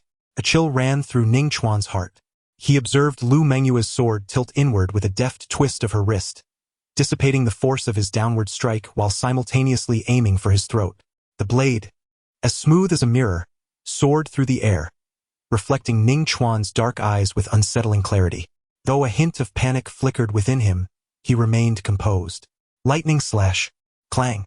Sparks erupted as Ning Chuan staggered back, shaken by the force of the impact. Lu Mengyue halted her advance, refraining from pressing her advantage. Their duel was intended to hone the lightning slash, devoid of concerns regarding victory or defeat. After a considerable pause, Ning Chuan firmly planted his foot on the soft mat, stabilizing his stance. He raised his gaze to Lu Mengyue, a faint look of confusion crossing his features. Despite his significant advantage in realms with the lightning slash, why did he feel as though he were striking a fist against cotton? After a moment of contemplation, a flicker of realization ignited within him. His practical combat experience was lacking. Whether it was he or his original self, both were relatively unacquainted with the intricacies of battle, having only just begun to grasp the fundamentals. Previously, the defeat of the Thunder Sparrow was largely a matter of sheer strength, a stark contrast to seasoned warriors like Lu Mengyue, whose experience placed them in a different league altogether. However, this disparity posed no significant issue. The essence of combat lies in technique. With diligent practice, one can certainly master the art of knowing when to strike, when to defend, and when to evade. A resolute glimmer appeared in Ning Chuan's eyes as he mused to himself. In the next moment, he darted forward, swift as the wind, embarking on a new round of sparring. Lu Mengyue honed his skills with the Thunder Slash, while Ning Chuan sought to enhance his practical combat abilities through this engagement. Training partners benefit mutually. After nearly half an hour, the clash came to a halt, initiated by Ning Chuan. It was not that he wished to cease. Given that remuneration was calculated by the hour, he would have preferred to continue.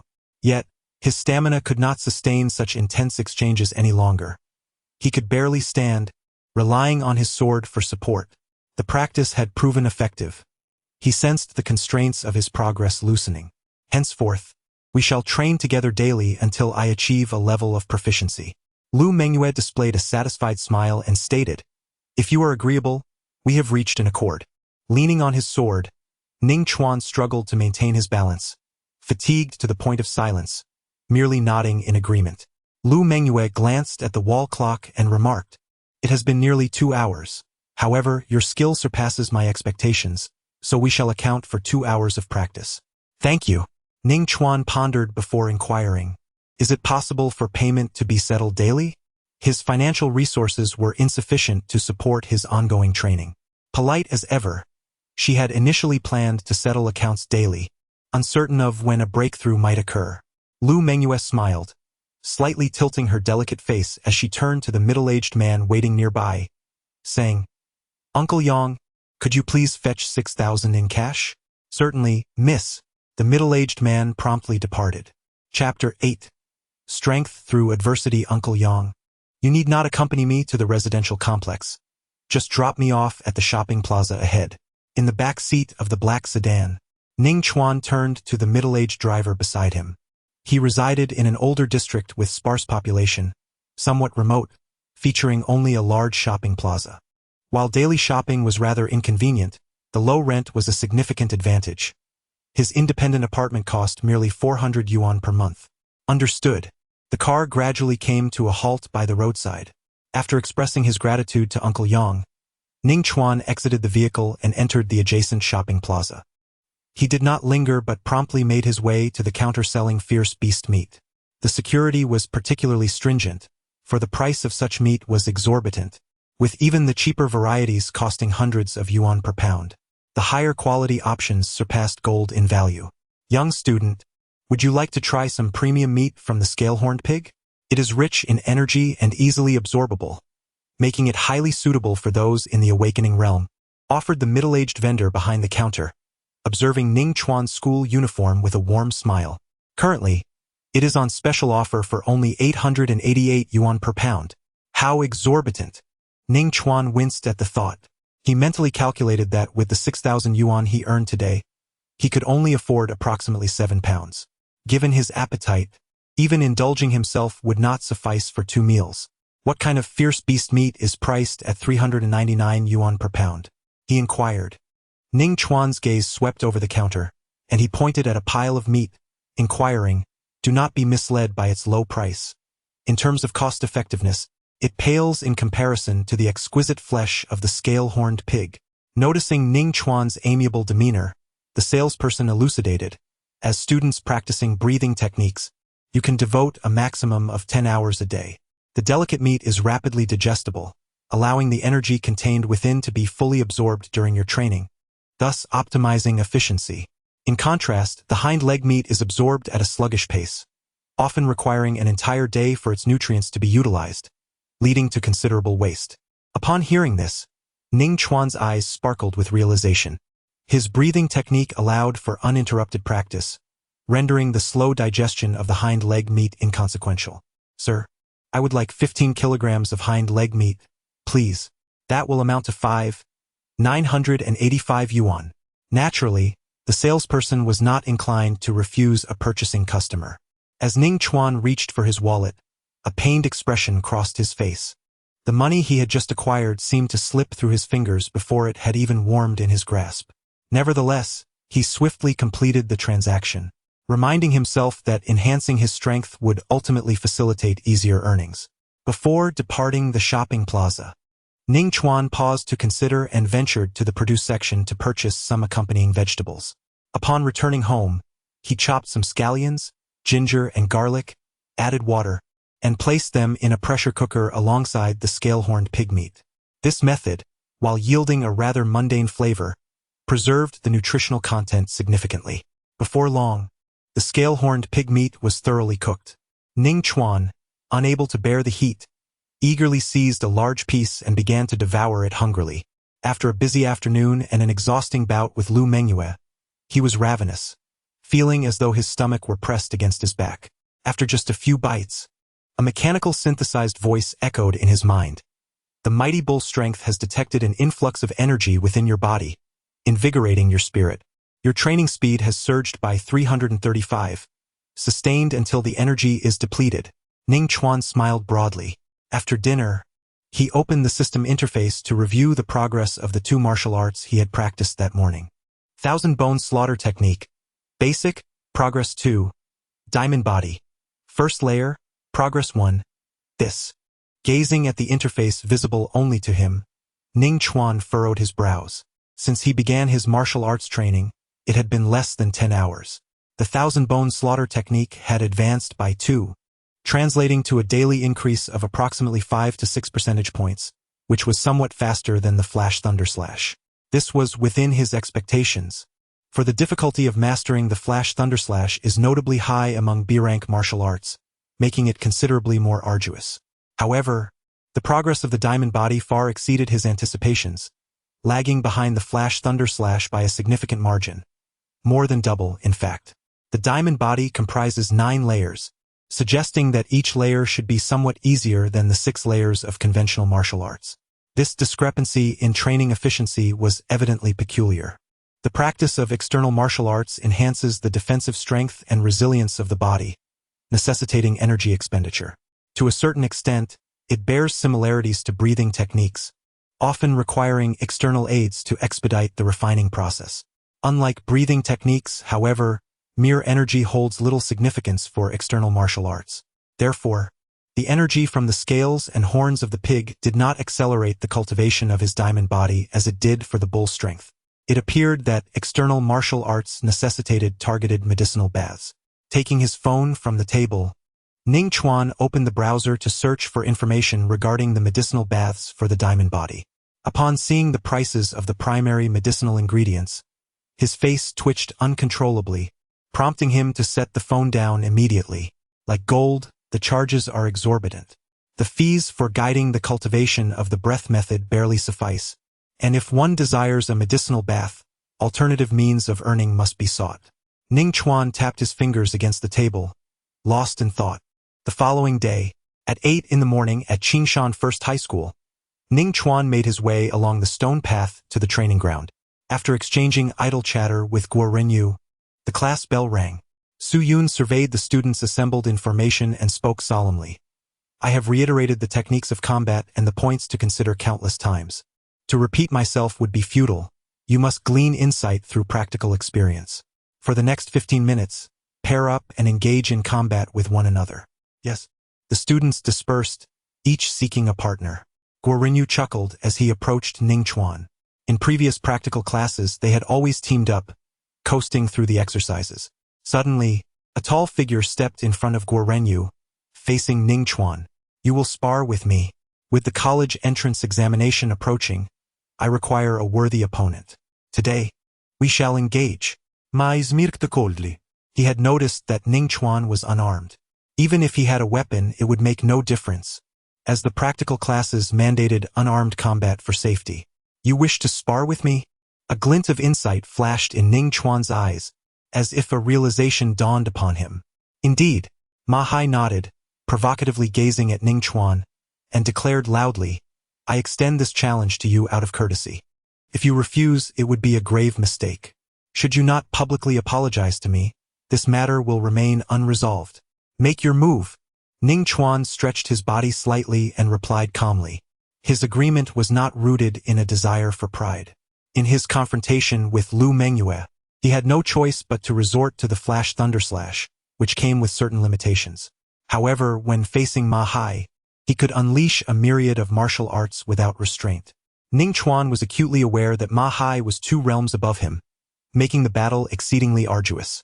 Yet, if he could withstand the pressure, the rewards would be substantial, leading to a rapid enhancement of his combat prowess. With the college entrance examination looming, he needed to swiftly acclimate himself to various real combat scenarios. He possessed considerable grit, yet without sufficient strength. Stubbornness could be a double-edged sword. One slap could teach him a lesson in humility. Ma Hai's gaze was laced with mockery as he took a stride, effortlessly covering a distance of over 10 meters to stand before Ning Chuan. Raising his right arm with force, Ma Hai straightened it, resembling a descending axe, and struck heavily toward Ning Chuan's face. The battle axe strike was a form of unarmed martial arts renowned for its immense force and weight. How swift! Ning Chuan's eyes narrowed in astonishment at Ma Hai's speed. The battle axe strike was not characterized by swiftness, indicating that Ma Hai's realm was certainly formidable. Nevertheless, he remained unperturbed, swiftly raising his arms to form a block in front of him. With a muffled thud, a wave of overwhelming power surged toward Ning Chuan. He found it difficult to withstand the impact, forcing him to retreat continuously to dissipate the force. Each step left deep impressions on the training ground's grass. After 7 or 8 steps, he finally steadied himself, though much of his sleeve had been torn apart by the force, revealing skin that rapidly reddened and swelled. Despite the damage to his body, the indomitable spirit of his King Kong physique filled him with guilt, spurring him to train with even greater intensity, resulting in swift progress. Ning Chuan raised an eyebrow. Was there an unexpected delight in store? It appears that regular practice in barehanded combat can significantly expedite the cultivation of the indestructible body, even in the absence of medicinal baths. I wonder how many strikes you can withstand. With a cold laugh, Ma Hai advanced once more, denying Ning Chuan a moment's respite. Through this exchange, he had already discerned the evident disparity between them. With a fierce strike of the tiger claw, Ma Hai's right hand descended with ferocious speed, his 5 fingers resembling iron hooks that pierced the air, producing a sound akin to fabric being torn. In response, Ning Chuan exerted force beneath his feet, executing the Gale Step. This martial art had been mastered to a proficient level, granting him remarkable speed. A swift lateral movement allowed him to evade Ma Hai's claw attack, and simultaneously he maneuvered to Ma Hai's flank.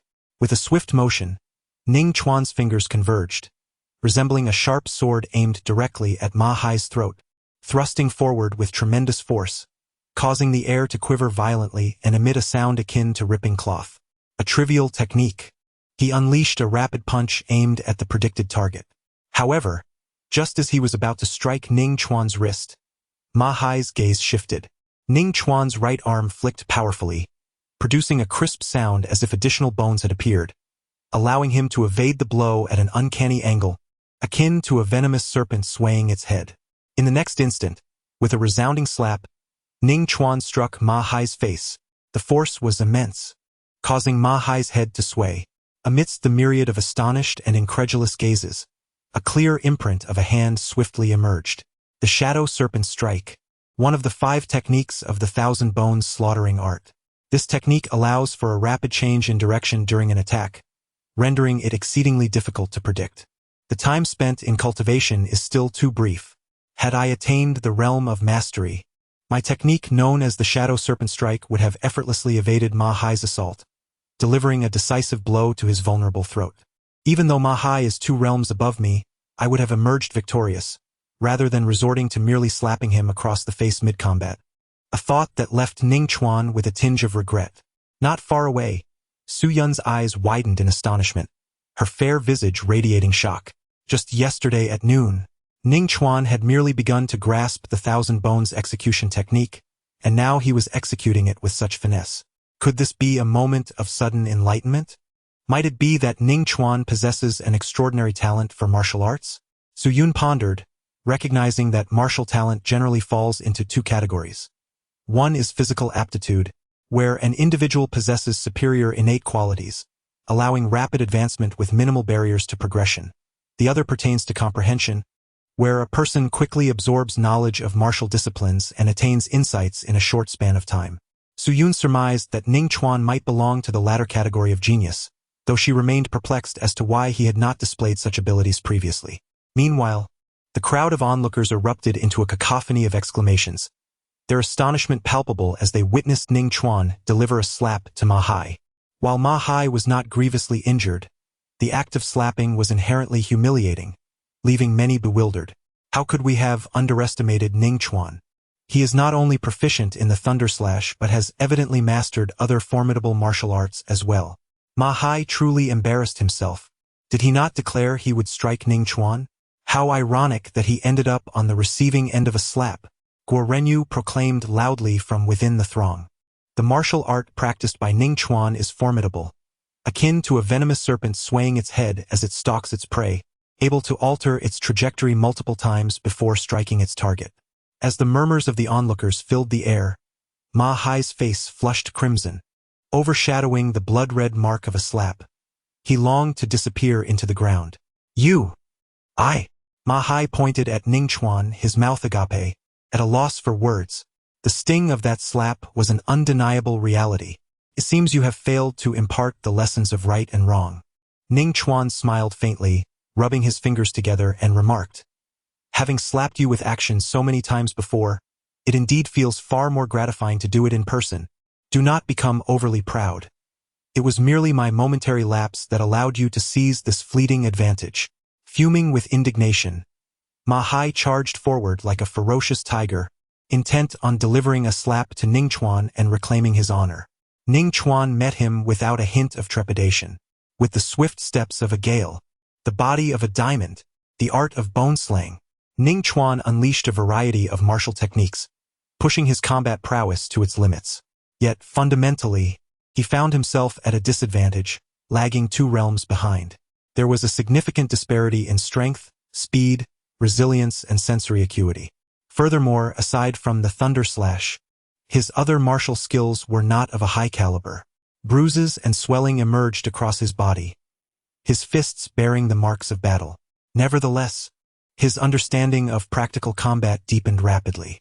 Unfazed by the pain, Ning Chuan's eyes remained tranquil, his thoughts wholly immersed in the fray, his strikes well-timed and methodical.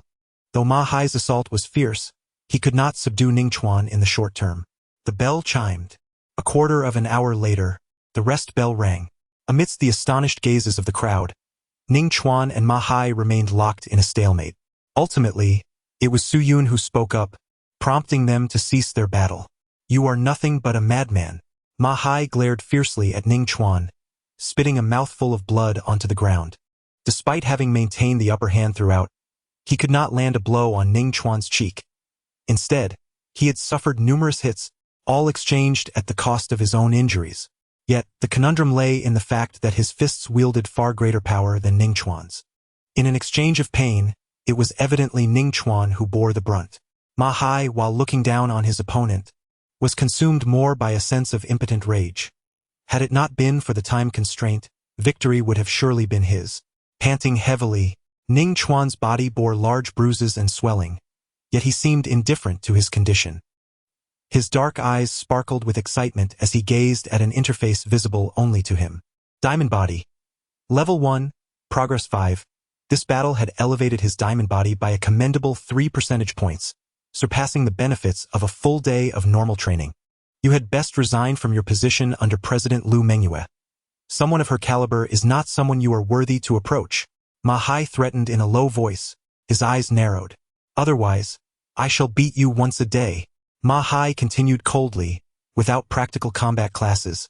I can always find a reason to strike at you. The school cannot touch me. Go ahead and test it if you dare. Ning Chuan blinked in surprise. A beating once a day? What an unexpected stroke of fortune. This was a free sparring partner being offered on a silver platter. In his heart, Ning Chuan felt a blossoming joy, yet a sneer surfaced on his face as he retorted. I lack the qualifications to engage with Lu Mengyue, but you do. My father is a millionaire, owning 7 properties. Can a mere orphan like you compare? Ma Hai scoffed coldly, leaning slightly closer, his voice dripping with malice as he whispered into Ning Chuan's ear. This beating comes as a greeting from Brother Zhang. You would do well to be sensible, or your fate will exceed your worst imaginings. Brother Zhang? You mean Zhang Wenxi? It's good that you know. Ma Hai, relishing his role, aimed to appear even more ruthless. After delivering his threat, he turned abruptly and strode away. Was it an infatuation for Lu Mengyue or something else? Ning Chuan cast a glance at the distant Zhang Wenxi, stroking his chin thoughtfully, refraining from retaliating. Even armed with the silver blood war blade, he knew he was no match. This matter would be settled later. Ning Chuan, are you all right? Do you need me to take you to the school infirmary? Guo Renyu hurriedly approached, his expression anxious. Ning Chuan shrugged and replied with a nonchalant smile. It's a minor issue. Though it appears serious, it's merely superficial wounds. A bit of ointment and a few days of rest will suffice. As his words fell, nearby students couldn't help but glance at Ning Chuan, their eyes reflecting admiration. To have endured such a fierce battle in the dual realms was indeed remarkable. Come with me to the office. A gentle, melodious voice interrupted, as Su Yun approached Ning Chuan's side. Instantly, the boy's gazes shifted. Admiration vanished, replaced by anger. In that moment, they momentarily forgot that she was the top of the must-be-eliminated list. They could hardly contain their desire to take her place. Chapter 9. A night of breakthrough in the office, Su Yun gazed at Ning Chuan. Her lips curved in a subtle smile and said, "Do not stand on ceremony. There is no need for formality in front of a teacher. Let us sit down and converse." "I prefer to remain standing," Ning Chuan replied. "As a student, it is paramount to respect one's teachers and adhere to the principles of learning." His voice was tinged with a slight cough. Initially, when the fervor of battle still coursed through him, he felt little discomfort. However, as his mind settled and the adrenaline subsided, the aches of his injuries became increasingly pronounced. Any slight movement intensified the pain. It was only due to his resilient character that he managed to maintain his composure. As she spoke, Su Yun extended her right hand, a vibrant green glow emanating from her palm, swirling like liquid as it coalesced. Ning Chuan's eyes widened in amazement, captivated by the emerald luminescence. This was the primordial force, an immense power attainable only to those who had become true warriors. "Stop staring and come closer. It will facilitate my healing process," Su Yun instructed. With a mere thought, the verdant light surged upward from her hand, enveloping Ning Chuan like a thick mist, steadily permeating his skin. Ning Chuan felt as if refreshing water were cleansing his body, swiftly alleviating the soreness. Minutes passed, and the green glow gradually dissipated. He felt no pain whatsoever. Lowering his gaze, he inspected himself.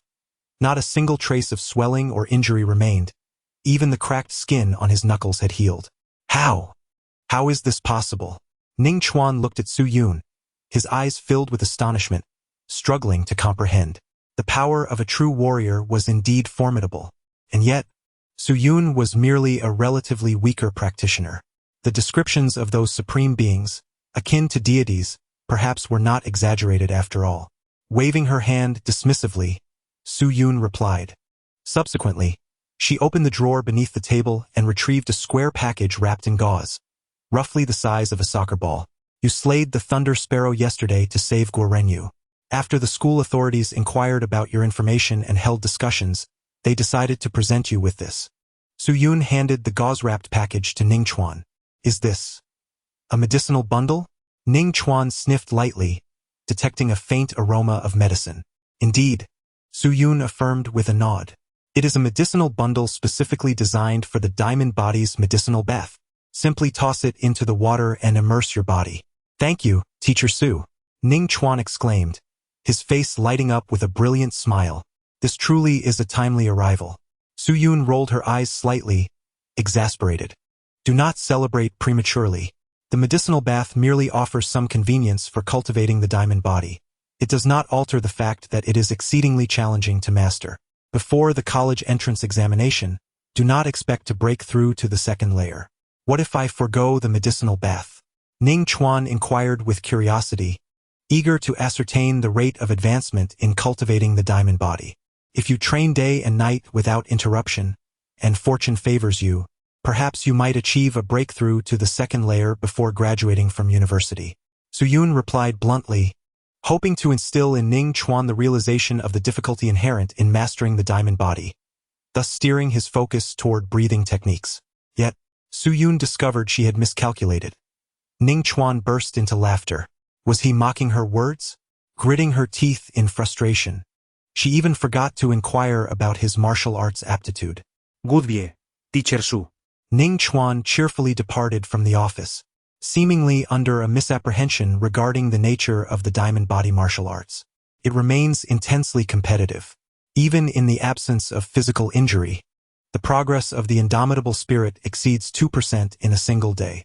Within a month, one could ascend to the second tier, while an average person would require no less than 4 years. Returning to the classroom, Ning Chuan immediately attracted the attention of his classmates.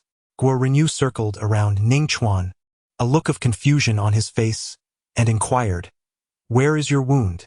Teacher Su Yun utilized her powers to heal me, Ning Chuan replied casually. Crack. In the classroom, many boys seemed to hear the sound of their own hearts shattering. Healing injuries is not a trivial matter for martial artists, especially considering the multitude of wounds Ning Chuan bore. Teacher Su Yun must have exerted herself tremendously, yet she still chose to assist him. At his desk, Ma Hai held a bottle of ice water, rubbing his swollen cheek, feeling despondent and on the verge of tears. He too had sustained injuries. Why did Teacher Su Yun not help him? After all, he was an exemplary student. Surely it was because she had exhausted herself treating that fellow Ning Chuan. Otherwise, she would have certainly tended to his wounds. It was not a matter of her disregarding him. Ma Hai glared resentfully at Ning Chuan. Soon, the day's classes concluded. Ning Chuan hopped into Luo Mengyue's red sports car and headed to the Extreme Path Martial Arts School. As with the previous day, the routine involved instruction followed by practical combat. After dinner, he would test the efficacy of the medicinal bath. Ning Chuan swiftly entered the bathroom and filled the tub with water. The quantity was inconsequential. Water merely served as a medium for the medicinal properties, as long as it covered more than half of his body. Once the water level was sufficient, he turned off the tap and tossed the medicinal pouch into the tub. In no time, the water transformed into a golden hue reminiscent of orange juice. Ning Chuan slowly reclined into the bathtub, shedding his garments. Engaging in a medicinal bath for his diamond body, he felt invigorated, with his cultivation speed soaring dramatically. The potent elixir brimmed with energy, and the diamond body continuously absorbed its essence, propelling his progress at an astonishing rate. Progress increased by 1. The mechanical synthesized voice echoed repeatedly, and as Ning Chuan listened, his consciousness gradually blurred, leading him into slumber. After enduring 2 battles in a single day, he was utterly exhausted. The night passed in silence. Upon awakening, daylight had already permeated the room. Through the small window on the eastern wall, the sky blazed with the fiery hues of dawn, as the sun ascended slowly. Ning Chuan observed that the water in the bathtub had once again become transparent and clear, indicating that the medicinal properties had been fully absorbed. He pinched his skin, noting its firmness and resilience, akin to repeatedly tempered leather armor. Suddenly, a glimmer of realization sparked within him, prompting him to summon the system panel. A semi-transparent, luminescent interface materialized before his eyes. Upon scrutinizing the final column, Ning Chuan found himself momentarily taken aback. Diamond body. Second layer, progress 13. He had broken through during the night, surpassing his expectations significantly. The effects of the medicinal bath far exceeded Ning Chuan's imagination. His heart raced with excitement. With an ample supply of medicinal baths, he could cultivate the diamond body to the 9th layer in a short span of time, rendering him impervious to many firearms. With this thought, Ning Chuan sprang up, hastily consuming some boiled scale pig meat for breakfast before sprinting at full speed towards Qingshan No. 1 High School. It was 7 in the morning. Ning Chuan pushed open the wooden door to Su Yun's office. Behind her expansive desk, Su Yun was just setting down her bag, evidently having just arrived. She casually inquired, "What brings you to me?" Ning Chuan cleared his throat and said, "Teacher Su Yun, do you have any more of the medicinal packets for the Vajra body? Could you spare another 8 or 10? Do you truly dare to ask?" Su Yun shot him a sidelong glance. "Each packet costs over 40,000 yuan. That is equivalent to the annual income of an ordinary resident in Qingshan City. If it weren't for your televised rescue of Guo Renyu, the school would never be so generous." Ning Chuan offered an awkward smile. As a public school, Qingshan No. One high school was supported by the Federal Department of Education and had ample resources for martial arts. However, its financial capabilities were limited. A reward exceeding 40,000 yuan was indeed a significant expense. After a moment of contemplation, Su Yun reminded him, "Do not discard the medicinal packets. They constitute over a month's supply and can be reused. As long as they can still impart color, they retain their efficacy." "Not really. I absorbed it all in one night, and the effects were quite remarkable. My Vajrabody has already advanced to the second level," Ning Chuan replied candidly. He understood that such a rapid progression was extraordinary, which might pique Su Yun's interest and prompt her to apply for another packet on his behalf. Su Yun raised an eyebrow and smiled teasingly at Ning Chuan. "Reaching the 9th level of the Vajrabody is more plausible. The school's financial situation is constrained. Achieving an overnight breakthrough to the second level with just one packet is simply unrealistic." She assumed Ning Chuan was jesting. Setting aside whether a single packet could sustain the training of the Vajrabody to the second level, an overnight breakthrough was, in essence, a fanciful notion. It is essential to recognize that martial arts training is fundamentally a gradual process, requiring meticulous refinement of the body over time. No matter how high one's comprehension may be, instant success is unattainable. Ning Chuan shrugged, feeling a tinge of helplessness. Su Yun was skeptical, realizing that he truly had no recourse. The martial art known as the diamond body would only reveal certain characteristics upon reaching the third level. Suppressing her smile, Su Yun pondered Ning Chuan's intentions and inquired, "Are you currently in need of funds?" "Not just a little, but quite significantly," Ning Chuan responded eagerly, sensing a glimmer of hope. "You still require money?" The hourly tutoring fee of 3,000 has circulated throughout the school, surpassing even that of formal martial artists. Su Yun remarked with a disdainful curl of her lips. Ning Chuan chuckled awkwardly. "That is merely temporary. It could vanish at any moment. Even now, it is just enough to buy some beast meat." As someone who had experienced similar hardships, Su Yun understood the truth in his words. Considering his orphan background, she suggested, "The Qingshan Education Bureau has a talent cultivation program." However, Ning Chuan interrupted her, asserting with conviction, "Teacher Su, to be candid, I am indeed a genius, a rarity among millions. I was merely youthful and foolish before, reveling in frivolity without revealing my potential. In truth, I possess the qualifications for Star River University." Su Yun raised an eyebrow, intrigued. "Why not claim you could become the top scorer in the college entrance examination for the Donglin Administrative District?" "Absolutely. Just grant me 10th grade martial arts techniques and several million in training funds," Ning Chuan declared, brimming with confidence. "I will undoubtedly sweep away my competitors in the examination, achieving glory." As he spoke, Ning Chuan lifted his gaze toward the azure sky beyond the window and proclaimed, "At that time, the honor of Qingshan No. One high school will be enhanced with a vibrant stroke of brilliance, and you, Teacher Su, will be immortalized in history due to my remarkable achievements." It was still morning. Perhaps dreaming such grand dreams was a bit premature. As Ning Chuan became increasingly animated in his discourse, Su Yun, feeling a sense of helplessness, waved her hand to signal him to cease. She remarked, "For the upcoming monthly examination, should you manage to secure a position within the top 100, I shall advocate on your behalf to the Education Bureau for a vial of Beast Essence Nutrient Solution." Upon hearing this, Ning Chuan's spirits soared. The Beast Essence Nutrient Solution is a tonic meticulously crafted from the essence of the flesh and blood of countless ferocious beasts, with a single vial costing over 100,000 yuan. It is replete with rich nutrients that can significantly accelerate the cultivation of breathing techniques. Ning Chuan rubbed his hands together, chuckling awkwardly. "Teacher Su Yun, might I inquire if it would be possible to receive an advance on the Beast Essence Nutrient Solution? Securing a spot in the top 100 is a foregone conclusion." He added with a light-hearted tone, "Just a jest. Please do not take it to heart. I shall leave you to your pressing matters." With that, he turned to depart. It was not that he was cowardly. With more than 20 days remaining until the next monthly examination, distant waters could not quench immediate thirst. Moreover, the Beast Essence Nutrient Solution was invaluable for enhancing one's strength, and he had no intention of trading it for monetary gain. As he strolled through the corridor, Ning Chuan pondered his situation. Previously, He had been oblivious to the effects of medicinal baths, but after experiencing one, he was thoroughly intrigued. Otherwise, he would not have sought out Su Yun so early in the day. Currently, he possessed 5 martial arts disciplines, which was not insignificant among his peers. However, relying solely on martial comprehension to seize opportunities was akin to waiting for a hare to stumble into his lap. It was entirely a matter of luck. Ning Chuan inwardly shook his head.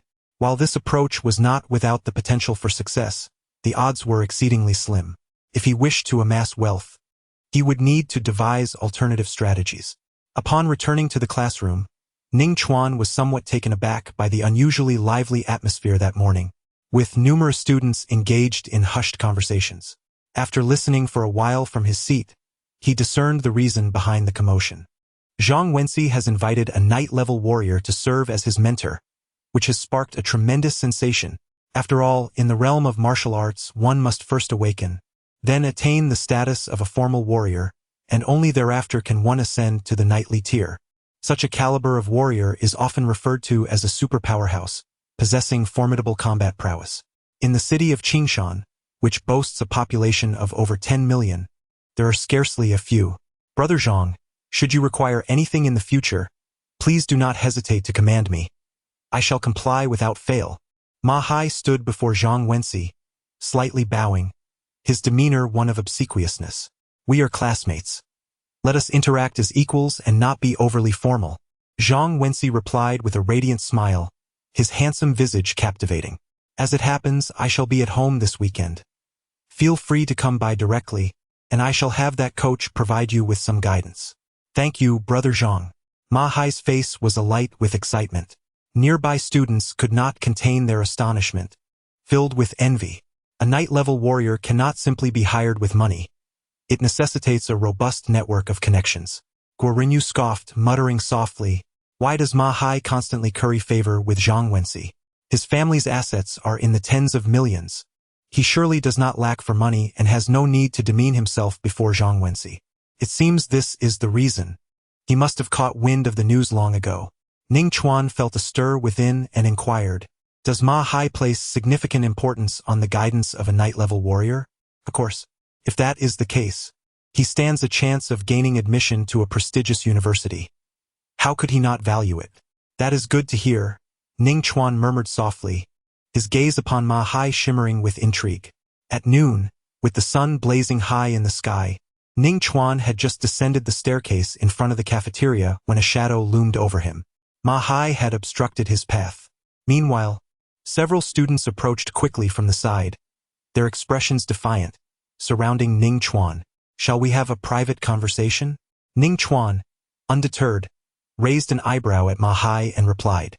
He had been looking for Ma Hai. Come with me. After a brief moment of contemplation, Ma Hai nodded in agreement and gestured for the students encircling Ning Chuan to disperse.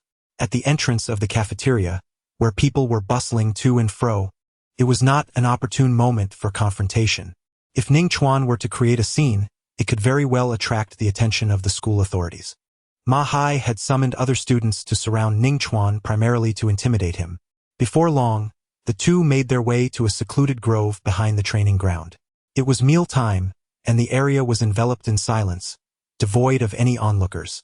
You have quite the audacity to accompany President Lu Mengyue to the martial arts school.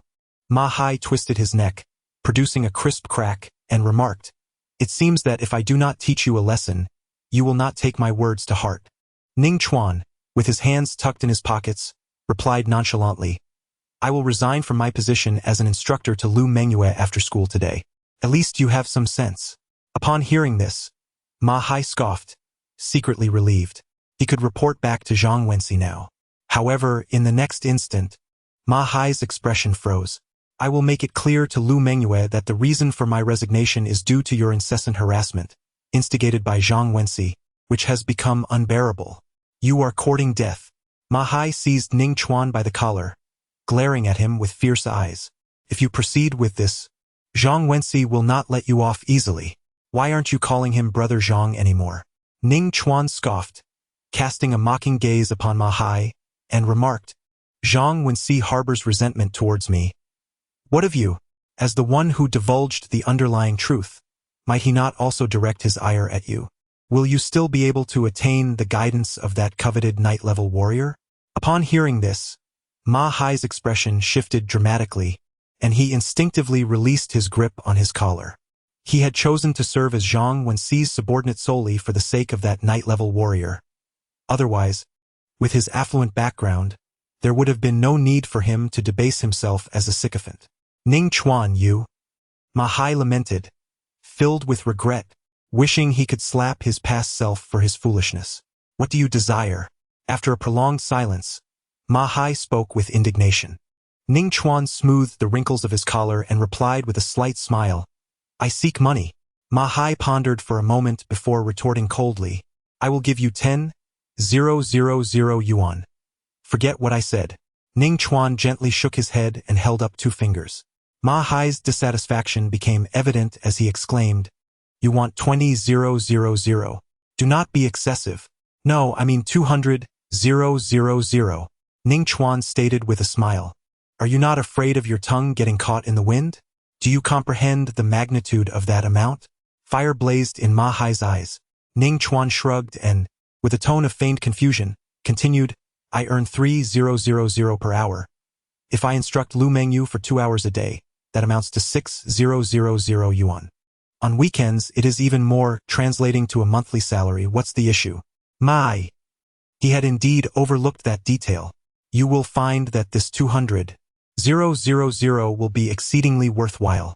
Ning Chuan asserted confidently, explaining at a leisurely pace, as Zhang Wenxi's subordinate, if you wish to gain merit, you must assist him in resolving his troubles. However, apart from myself, few dared to provoke Zhang Wenxi in our class. With the money in hand, I would continue to guide Lu Mengyue, which would undoubtedly cause discontent in Zhang Wenxi. In order to maintain his image as a good student, he would inevitably turn against me. Your significance would steadily rise, and you could benefit from his coach's guidance. As these words fell, Ma Hai's eyes flickered with contemplation. Ning Chuan noticed this, a subtle smile gracing his lips, aware that Ma Hai was swayed but still hesitated. If he disagreed, so be it. I shall approach Lu Mengyue to discuss this matter. With that, Ning Chuan turned to leave. After just a few steps, he heard the anticipated shout. I agree. Ma Hai gritted his teeth, unwilling to part with the guidance of a night-level warrior. Let us proceed with the transfer, Ning Chuan stated, providing his bank account number. Ma Hai hesitated, pulling out his phone, fiddling with it for a moment before setting it down. 200,000 is too much. Would 20,000 suffice? Ning Chuan remained silent, lifting his leg as if to depart. 20,000 it is. Ma Hai quickly blocked Ning Chuan's path, taking a deep breath.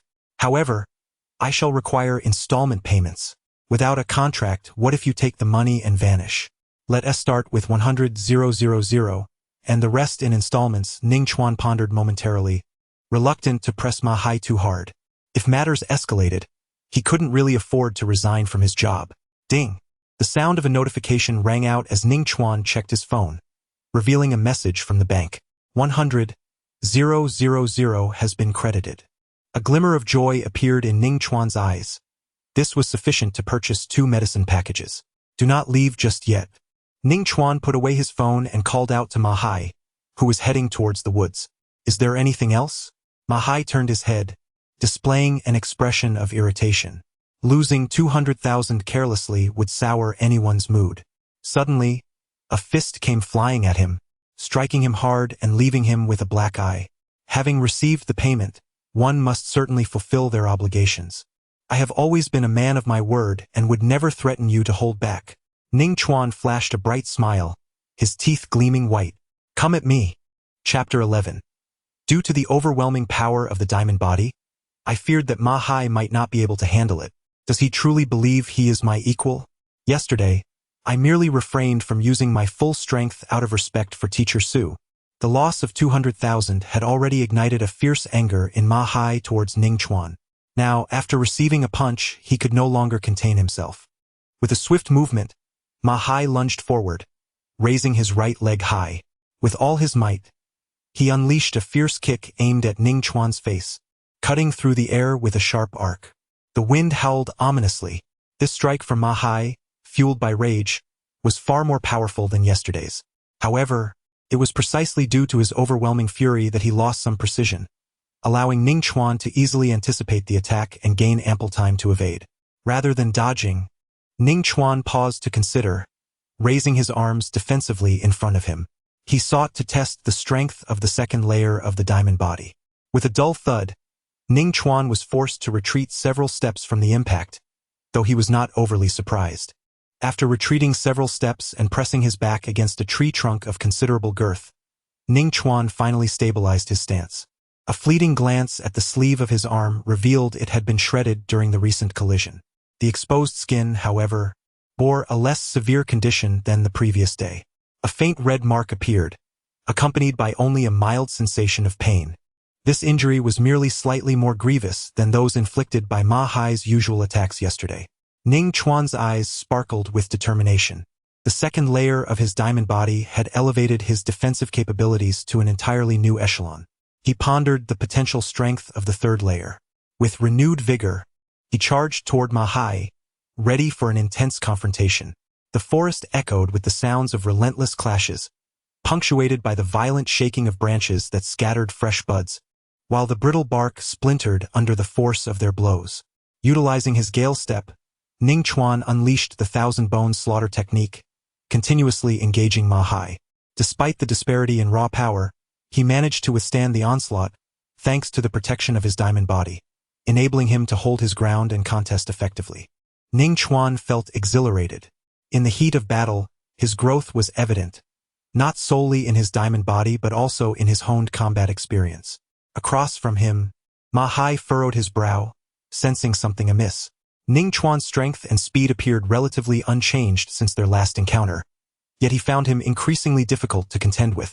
"I refuse to believe I cannot inflict harm upon you." Ma Hai gritted his teeth and, with a forceful step, lunged forward. The battle continued, the intensity unwavering. As nearly an hour passed, the sound of the collision gradually subsided, replaced by the persistent rustling of the wind through the trees. Panting heavily, two figures stood motionless, drenched in sweat. After such a prolonged battle, their stamina had nearly been exhausted. In other words, Ning Chuan and Ma Hai had reached a stalemate. In fact, Ma Hai held two realms of superiority over Ning Chuan, endowing him with greater endurance. However, in his fervent desire to injure Ning Chuan, he had unleashed all his strength with each attack, leading to significant depletion of his energy. Ning Chuan, aware of his disadvantage, had chosen to conserve his strength, relying more on his indomitable physique to adopt a strategy of defense and counterattack. After all, the more he endured, the faster he progressed. It was a painful yet gratifying experience. Leaning against a tree to regain his composure, Ning Chuan declared, Ma Hai, you were formidable today. Once my wounds have healed by tomorrow, let us continue our battle. I cannot let this opportunity for free labor slip away. Consider yourself fortunate, for otherwise." Breathing heavily, Ma Hai leaned on his knees, poised to mock Ning Chuan. Yet, as he raised his head, he was momentarily taken aback. With the battle concluded, he could now scrutinize Ning Chuan closely. To his astonishment, Ning Chuan's injuries were far less severe than those sustained after their previous encounter. There was no blood. Although there were some swollen areas, they were relatively minor. It would not be an exaggeration to say that, in comparison to his own wounds, Ning Chuan's injuries were quite manageable. This indicated that, had it been a contest in the arena, Ning Chuan could have fought him to a draw, even without wielding a weapon. The mere thought of this made Ma Hai's heart race, and he could not help but exclaim in astonishment, "How did you manage that? This is utterly terrifying. He surpasses Ning Chuan by a full 2 realms. The crux of the matter is that the martial arts Ning Chuan employs do not seem particularly profound. Yet, he remains unable to land a blow. This," Ning Chuan skaze flickeret. If he were to disclose the nature of his technique, the diamond body, Ma Hai might not be inclined to continue their sparring. This is a rare opportunity for free practice, immensely beneficial for him. It could significantly accelerate his cultivation of the diamond body. In the recent skirmish, his progress surged by 4 percentage points. He also stands to gain valuable combat experience, which would be immensely rewarding. A few more encounters like this, and he might just leverage the diamond body to defeat Ma Hai. He cannot afford to relent. Ning Chuan pondered briefly, adopting an air of haughty disdain, and retorted, "This pertains to Teacher Su. Do you believe you can comprehend my words? Do not become too complacent. Teacher Su cannot possibly attend to you indefinitely." Ma Hai's countenance darkened, and with a cold snort, he replied, "Once Teacher Su's assistance wanes, you shall discover just how excruciating it is to engage me unarmed." As he spoke, the tumultuous thoughts in Ma Hai's mind began to settle. Ning Chuan's strength derives from external forces, which means he will undoubtedly have his chance. Ma Hai harbored no doubts about Ning Chuan's words. On one hand, he instinctively resisted the notion that Ning Chuan could achieve a draw against him without weapons. On the other hand, his understanding of true martial artists was limited. He was aware that they were categorized into 9 ranks, from 1 to 9, and could wield primal energy. However, the specifics of their powers remained beyond his comprehension. Coupled with Ning Chuan's feigned demeanor, he was resolute in his belief. Tomorrow at the same time in this very place. Should you fail to appear, do not expect any further remuneration. After threatening Ning Chuan once more, Ma Hai strode away. Whether he came or not, what difference did it make without Teacher Su's assistance? A beating was inconsequential. Ning Chuan feigned indignation, nearly bursting into laughter within. This was indeed a stroke of fortune beyond his wildest dreams. Not only could he enhance his strength, but there was also money to be gained. Yet Ning Chuan understood well that as his power grew, it would not be long before he could easily subdue Ma Hai. At that point, if Ma Hai were not foolish, he would surely discern the truth. The money would likely still be forthcoming, for it pertained to the guidance of a knight-level warrior. As for whether Ma Hai would still be willing to train with him wholeheartedly, that remained uncertain. Nevertheless, once he could decisively defeat Ma Hai, the efficacy of the training would undoubtedly diminish. He found himself torn between wishing Ma Hai would notice his strength later and hoping he would recognize it sooner. He was curious to see the expression on his face. A grin spread across Ning Chuan's features, revealing a hint of wicked amusement. He contemplated whether he could once again receive treatment without cost. Although his injuries were not severe, they would not heal without a few days' time. A swift recovery would be most advantageous. As he walked, Ning Chuan opened an app titled Martial Arts Resources. Admittedly, the name sounded somewhat unrefined, yet its strength was indisputable, having been jointly funded by the Martial Arts Alliance and the federal government. Essentially, any resource required for martial arts practice could almost certainly be found on this platform. With a brief search, Ning Chuan located the medicinal package for the diamond body technique, priced at 45,000. This amount represented the entirety of a year's income for many in Qingshan City, who would forego all sustenance. In the realm of martial arts, the greatest consumables, aside from breathing techniques, were the rigorous physical training methods. What an exorbitant cost! Ning Chuan silently gasped, feeling a profound pang in his heart as he ordered 2 packages. The 10,000 yuan he had just acquired from Ma Hai had dwindled to a mere 1,000 in the blink of an eye. In truth, 2 packages of medicine could typically sustain the diamond body for 2 months, amounting to roughly 1,500 yuan per day, an expenditure that, while not astonishing, was still considerable. Yet for Ning Chuan, 2 packages represented merely 2 nights' worth of sustenance, as the efficiency with which the diamond body absorbed the medicinal power was astonishingly high. In that moment, he found himself at a loss, unsure whether to laugh or cry. Ma Hai still owed him 10,000 yuan, but that would only suffice for 2 packages. He was still in need of funds. He silently hoped that Zhang Wenxi, seeing Ma Hai's reluctance, would enlist a few wealthy scions to teach him a lesson, allowing him to secure a bit more money. Ning Chuan murmured to himself as he made his way to Su Yun's office. "Who did you fight with?" Upon seeing Ning Chuan in tattered school attire, battered and bruised, Su Yun raised an eyebrow and scrutinized him. Fights among students were not uncommon at Qingshan No. 1 high school, although the school regulations explicitly prohibited such altercations and mandated that they occur under the supervision of a teacher. The enforcement was rather ineffective. In the throes of youth, when tempers flared, it was nearly impossible to restrain oneself. "Not at all, Teacher Su," Ning Chuan replied earnestly, his voice resonating. "I was merely engaging in a sparring session to enhance my practical skills. I pushed through the pain without pausing, driven by the desire to improve my strength swiftly, to achieve commendable results in the college entrance examination, and to bring honor to our school, as well as to you, Teacher Su. Such sweet words. Su Yun cast a sidelong glance at Ning Chuan, fully aware of his intentions. Without probing further, she clenched her delicate fingers, gathering her inner energy, and began to administer treatment to Ning Chuan. If it were another student, Su Yun might not have offered treatment. After all, healing is no simple task, and she is not a saint. However, due to Ning Chuan's concessions in their wager yesterday, she felt a sense of indebtedness. Coupled with Ning Chuan's orphaned background, her sympathy deepened, naturally leading her to provide him with more care.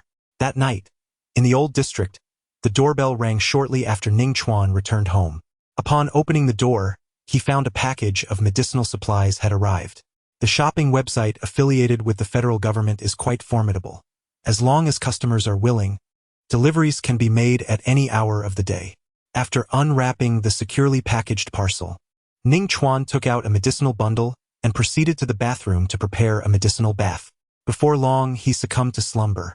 The night swiftly passed. Upon awakening, the sky had brightened. The medicinal properties in the water had been completely absorbed, returning it to clarity. As he pinched his skin, he noticed a significant improvement in its resilience. Ning Chuan hurriedly opened the interface and glanced at the final section. Vajra Body. Level 2, Progress 50. The progress he observed before the medicinal bath last night was only 17. Calculating this, he realized that the night's efforts had elevated his progress by 33, which is considerably slower than the previous night's advancement of an entire level. This was to be expected. As one ascends in martial arts, the cultivation becomes increasingly arduous. Moreover, one reaps what one sows. The greater the consumption of medicinal packages for the Vajra body, the stronger the third level would be. This prospect filled Ning Chuan with anticipation. There remains another package, which would allow him to elevate his progress to over 80 of the second level tonight. However, with only 10,000 left, and considering Ma Hai's temperament, it would be challenging to secure 35,000 in a short span, making it difficult for him to purchase another medicinal package. However, Ning Chuan smiled faintly as he rose from the bathtub. His physique was tall and upright, following the ascension to the second tier of the diamond body. His daily training regimen had seen a slight decline, yet it remained steady, sustaining an increase of approximately 2%. The advancement to the third tier would not take long. In the days that followed, Ning Chuan gradually acclimated to his current identity. Life unfolded with little turbulence, revolving around a trifecta of home, school, and the Extreme Martial Arts Academy. Thanks to the automatic cultivation of martial arts within him, he hardly felt burdened. Nevertheless, he did not slack off. He devoted considerable time to studying the theoretical aspects of martial arts, honing his insights. On weekends, he explored several antique shops alongside Guorenyu. Regrettably, none of the martial arts sparked any reaction. After all, cultivation is a gradual endeavor, requiring one to ascend step by step, a process fraught with difficulty and typically measured in years. Ning Chuan's progress was largely attributed to the relentless tempering of the bull strength technique, coupled with the daily consumption of beast meat, which he obtained by assisting Lu Mengyue, thus replenishing his vitality. Undoubtedly, the former was of greater significance, far surpassing the latter in importance. Even prodigies like Zhang Wenxi or top students like Lu Mengyue, who received merely a daily supply of over 10 pounds of ordinary beast meat, could not match Ning Chuan's advancement. Moreover, the most notable improvement lay in the elevation of his combat proficiency. An immense leap. This was evident from his encounters with Ma Hai, where Ning Chuan's strikes became increasingly ferocious, his timing impeccable. With each battle fought, his injuries lessened. In recent days, a remarkable transformation has taken place, with an undeniable shift towards excellence. In the midst of battle, I have completely seized the upper hand, overpowering Ma Hai with ease. However, such prowess owes much to the mastery of two formidable B-class martial arts, the indestructible body and the thousand bones combat technique. One afternoon at Qingshan No. 1 high school, within the training grounds adjacent to the woods, a series of resonant thuds echoed through the trees. Recently, this cacophony has become a familiar occurrence at this hour. Yet today, the sounds were particularly urgent. Shortly thereafter, accompanied by a piercing scream, Silence enveloped the area. In the woods, Ma Hai lay sprawled on the ground, his face bruised and swollen, blood trickling from the corner of his mouth, a sight most pitiful, filled with indignation and fury. Beside him stood Ning Chuan, upright and imposing, like a sharpened sword, exhibiting not a single mark of injury upon his form. This is not the assistance of Teacher Su. Ma Hai looked up at Ning Chuan, his eyes wide with confusion, trembling as he spoke. It is merely your possession of a powerful external martial art. Su Yun may have aided Ning Chuan to avoid being bullied, but there was no reason for Ning Chuan to retaliate. Ma Hai, you are mistaken. Do you think I am a fool? He retorted angrily. However, upon meeting Ning Chuan's cold, indifferent gaze, he fell silent. Ning Chuan's strength did not solely lie in his external martial arts. Notwithstanding his high defense, it was evident that he had swiftly incapacitated Ma Hai, rendering him unable to rise. Are you truly that foolish? It matters not, Ning Chuan declared without reservation, acknowledging his prowess. Indeed, I excel in external martial arts and possess formidable offensive techniques. What of it? Do you wish to put an end to this, or rather, do you dare? Do you no longer wish to receive guidance from that night-level warrior? Ma Hai fell silent. Ma Hai gritted his teeth, filled with profound indignation. Ning Chuan had inadvertently let slip the truth. He was merely a sparring partner. Moreover, he even had to pay for it. This was utterly absurd. Ning Chuan smiled and reassured him. Rest assured, once I step outside, I will deliberately create some bruises to present to Zhang Wenzi. Ma Hai, feeling utterly vexed, retrieved his phone to make a transfer. Then, he glared at the departing Ning Chuan with a mix of fury and irritation, alongside a tinge of fear. He could not comprehend how, in such a short span of time, Ning Chuan had become so remarkably powerful. This was simply unjust. As time passed, Ning Chuan's progress continued to solidify. Another Friday evening arrived at the Extreme Martial Arts School. The vibrant sunset streamed through the expansive floor-to-ceiling windows of a private training room on the second floor, casting a warm and gentle glow that celebrated the splendor of spring. Yet, two blades, shimmering with a silvery luster, showed no regard for the tranquil scene. They whistled through the air with relentless ferocity. The thunderous clashes echoed like booming thunder, surging with an intensity that seemed capable of shattering the very light itself. The wielders of the swords were, of course, Ning Chuan and Lu Mengyue. The two were engaged in a fierce duel, executing swift strikes with their blades. Astonishingly, the battle was evenly matched. With a swift, electric movement, Lu Mengyue sidestepped, narrowly evading a slicing blow from Ning Chuan that howled through the air. Strands of her light blue and pale green hair were nearly severed by the strike. Unfazed, Lu Mengyue fixed her gaze on Ning Chuan, her eyes betraying a hint of something unusual. A fortnight prior, she had faced Ning Chuan for the first time. She was acutely aware of his combat prowess. That unfamiliarity was unmistakable. An absolute novice in combat. Yet today, she found herself engaged in an intensely close duel. Indeed, with their strengths and speeds nearly comparable, Ning Chuan's mastery of the thunderstrike technique provided him with a distinct advantage. Remarkably, in just over 10 days, his combat prowess had ascended to such heights. This innate talent for battle was truly formidable. Lu Mengyue couldn't help but feel a mix of admiration and trepidation at the pace of his improvement. With a resounding clash, their blades met, igniting a spark in the air. Momentarily distracted, Lu Mengyue fell prey to Ning Chuan's opportunism as he unleashed a forceful thunder strike, sending her staggering backward. Swift as the wind, Ning Chuan executed his gale step, propelling himself forward with astonishing speed, as if carried by a tempest. In the blink of an eye, while Lu Mengyue was still retreating, he had closed the distance between them. Although the gale step was of low rank, merely an E-grade technique, Ning Chuan's high level of mastery had reached the third realm of proficiency. Once activated, it was as if a gale swept through, covering over 10 meters in an instant. The thunder strike, with a decisive swing, Ning Chuan's blade descended, shimmering silver as it cleaved through the air, leaving no chance for Lu Mengyue to regain her footing. With a thud, Lu Mengyue attempted to parry, but the effort was excruciating. The sound of their clash echoed as her form was jolted yet again. Her mastery of the thunderstrike was inferior to Ning Chuan's, and engaging in a direct confrontation was decidedly disadvantageous. Ning Chuan relentlessly struck, employing the thunder strike to further press Lu Mengyue. After days of sparring, he had never held such a commanding advantage, and a flicker of hope for victory ignited within him, stirring a sense of exhilaration. Yet, this was swiftly quelled by Ning Chuan's resolve. His dark eyes regained their icy composure. In the midst of battle, one must never allow distractions. Boom! Boom! Boom! Ning Chuan's body erupted with the sound of thunder as he swung his blade repeatedly, fiercely and ferociously.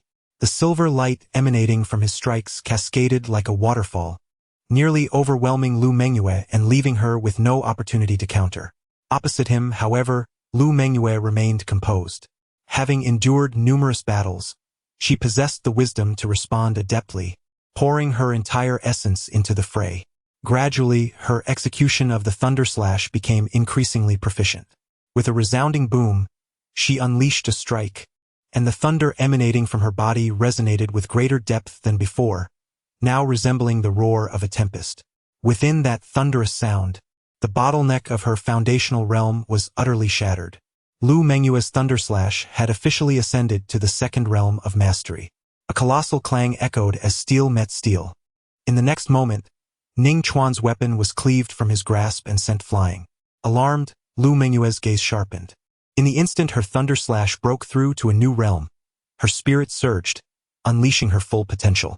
Though she reacted swiftly, seeking to restrain her power, halting the momentum of her blade proved challenging. After sending Ning Chuan's weapon flying, her own blade continued its fierce arc, aimed at his arm. The blade sliced through the air with a sharp hiss. Ning Chuan remained unperturbed, his right hand extending to meet the attack. No! Lu Mengyue could not help but exclaim. Should her strike land upon his arm, it would merely result in a fracture. However, should it connect with his fingers, even without the blade's edge, the force of her thunder slash would surely sever at least 3 of Ning Chuan's digits.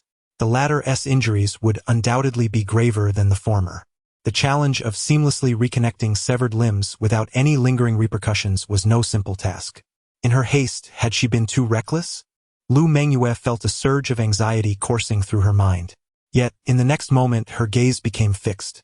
As the battle blade struck Ning Chuan's right hand, a sudden flash of golden light erupted from his palm. Bang!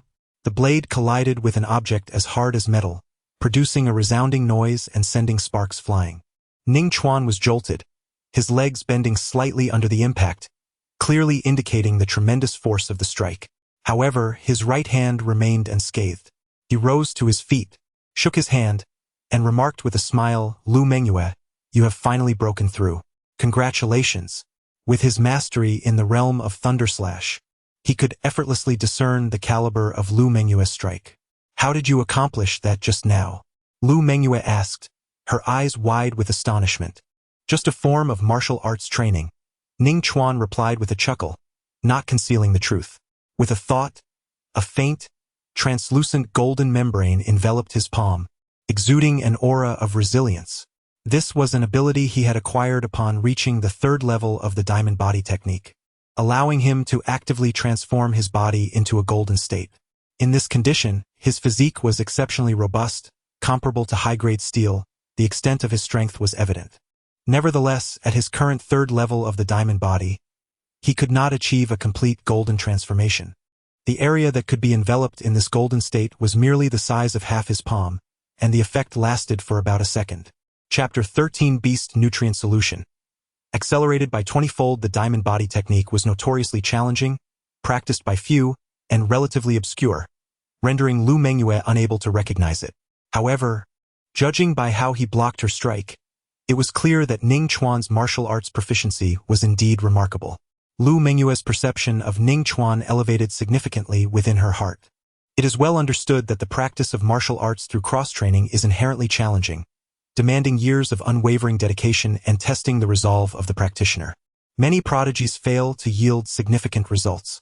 Lu Mengyue remarked, with the subtle realm of the lightning slash combined with such a level of cross-training martial arts, you stand a chance among the top 10 universities in the Federation. This represents a new echelon.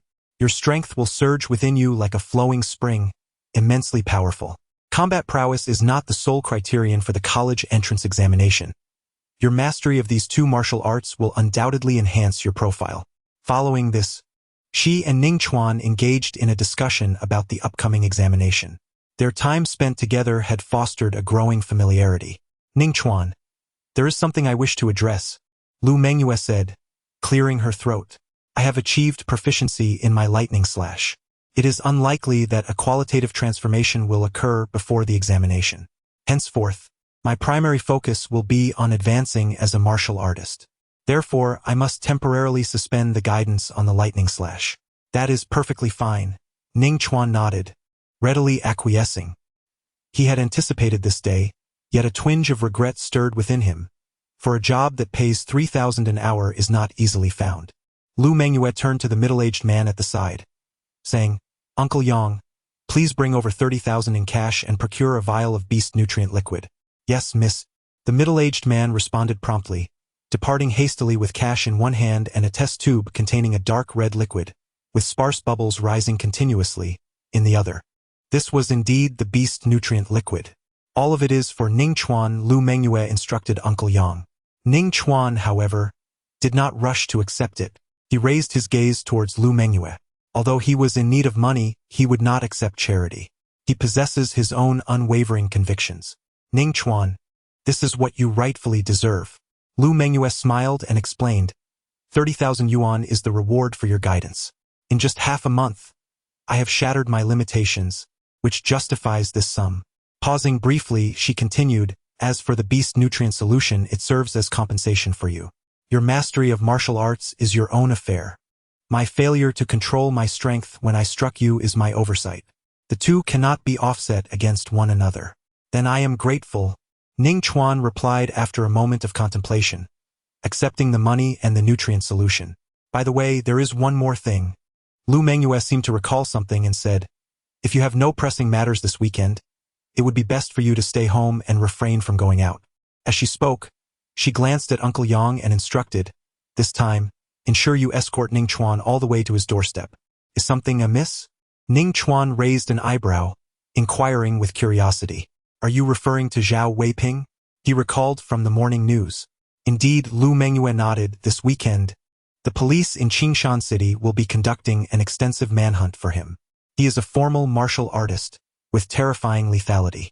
If encountered outside, numerous dangers may arise. Ning Chuan concurred, stating he must be apprehended swiftly. With a population exceeding 10 million in Qingshan City, especially in the city center where crowds are dense, an uncontrolled martial artist poses a greater threat than a bomb. A moment's inattention could lead to a tragic calamity. Lu Mengyue was privy to some insider information.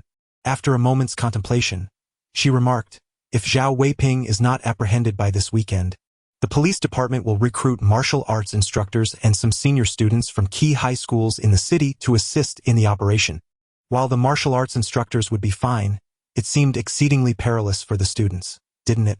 Ning Chuan gazed at Lu Mengyue in confusion and inquired, are you suggesting that these high school students possess martial prowess? There are hardly a few such individuals in the city, and even they might not be inclined to participate. To exaggerate, it would be akin to a chasm. Not quite, she replied. Moreover, the reward for capturing Zhao Weiping is exceedingly generous. What reward? At this, Ning Chuan's spirits lifted. The guidance work for the Flash Thunder Slash had concluded, and he was in dire need of an opportunity to earn money. I am not certain, but one thing is clear, Lu Mengyue said with a light laugh. There are only 10 slots available for Qingshan No. 1 High School. In that case, never mind, Ning Chuan sighed, dispelling the expectations in his heart, even neglecting to inquire about the selection process. At 9 o'clock in the evening, in the living room, Ning Chuan sat upright on the sofa, his eyes gently closed as he attuned himself to his own strength. After all, the disparities between ranks were not particularly vast. He cast his gaze towards the test tube on the coffee table, a glimmer of anticipation shining in his eyes. For him, this represented a significant qualitative transformation, evidently surpassing the advancements of other students. The reason for this was rather straightforward. He could freely unleash various martial arts techniques, such as the Thousand Bones combat technique and the Flash Thunder Slash, without the worry of recoil causing internal injuries. With a confident gaze, Ning Chuan picked up the beast-nourishing liquid, opened his mouth, and drank it down in one swift motion. The mechanical synthesized voice of the system resonated in his mind. The bull strength technique sensed a surge of energy, eliciting immense excitement, with a remarkable enhancement in cultivation speed of 1850. This represented an almost 20-fold increase. Ning Chuan could perceive just how rapid the refining effects of the bull strength technique were, as a gentle tingling sensation enveloped his entire body. This feeling was starkly different from the experience of consuming beast flesh. Indeed, one gets what one pays for.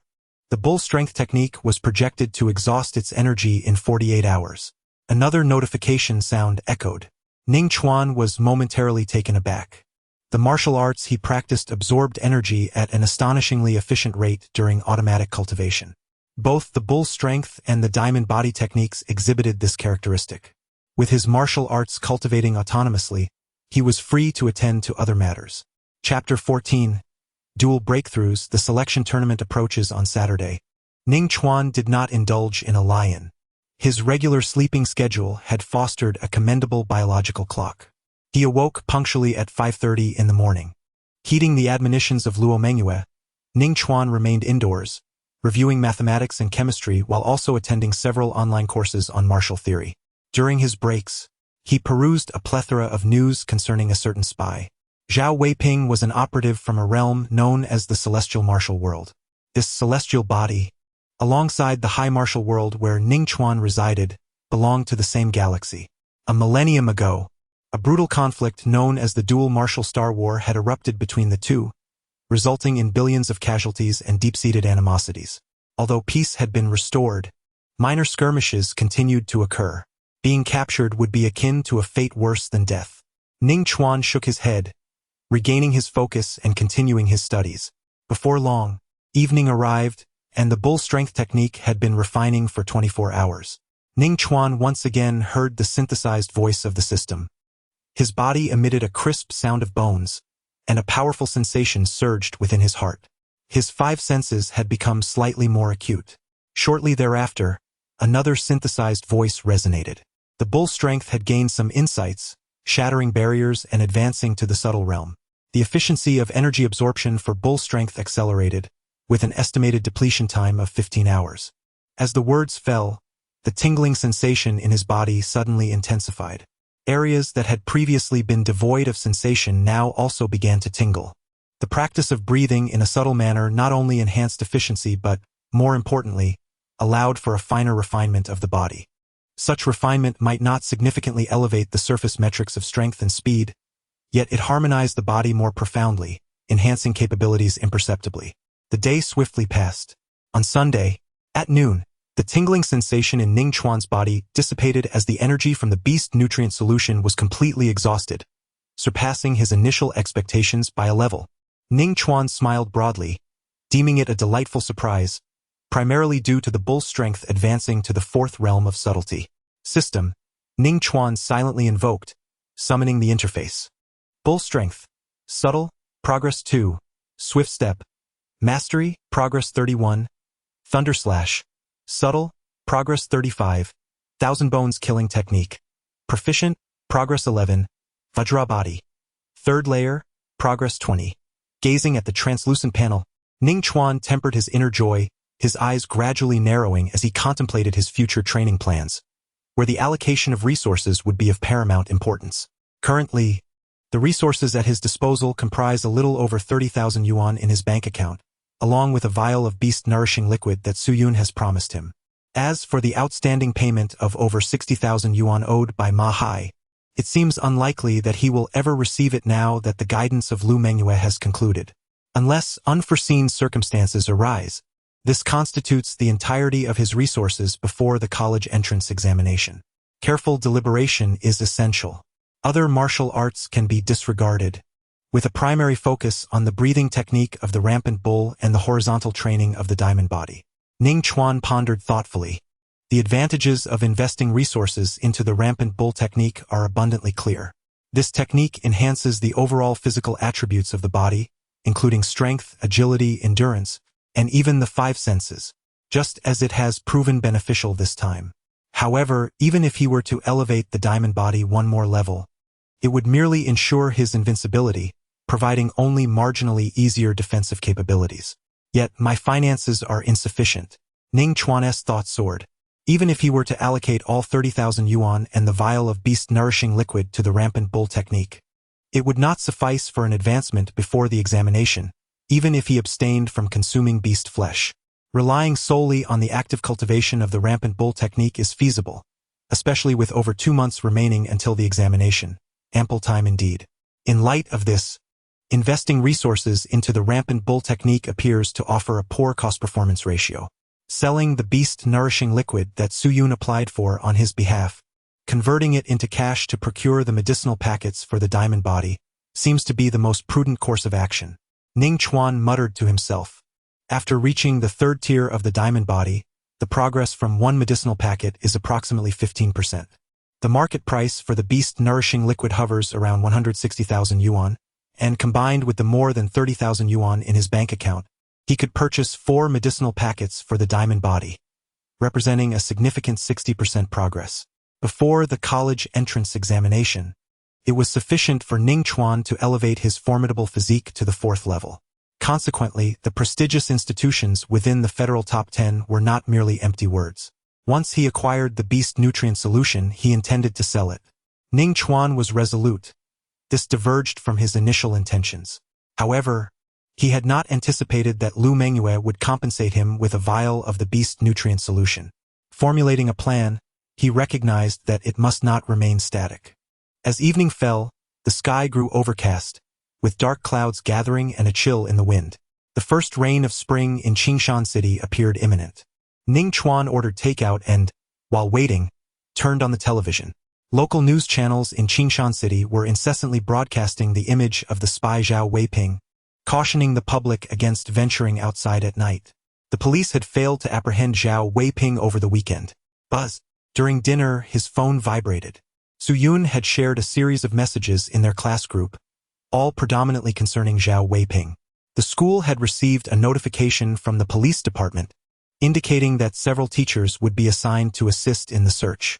The final message relayed that the selection competition, which Lu Mengyue had previously mentioned, would choose 10 students to accompany experienced teachers or police officers in the pursuit. Rather than a battle in the arena, the objective was to seize a cube known as the spy device, which was indeed peculiar. Ning Chuan gazed at the screen, pondering. This method did not demand absolute combat prowess, yet it still required considerable strength. The selection competition was set to commence the following morning at the school, specifically on Monday. Due to the potential dangers encountered during the process, high school seniors are permitted to register freely, with no compulsion from the school. Buzzing. The phone vibrates again. Numerous students in the class group begin to chime in, expressing considerable interest in the upcoming selection competition. Zhou He. I wonder what those individuals at the police station are thinking. Capturing spies certainly requires strong contenders. Ma Hai. The class monitor is indeed remarkable. His analysis is incisive. He is bound to secure a spy device. Wang Dong. Haha. No one understands vigilance better than I do. I've already reserved that spy device. Zhou He. I'll go first, my yellow. The conversation quickly veers off course. Securing a spy device would undoubtedly be splendid. However, should one fail, it would not be a matter of great concern.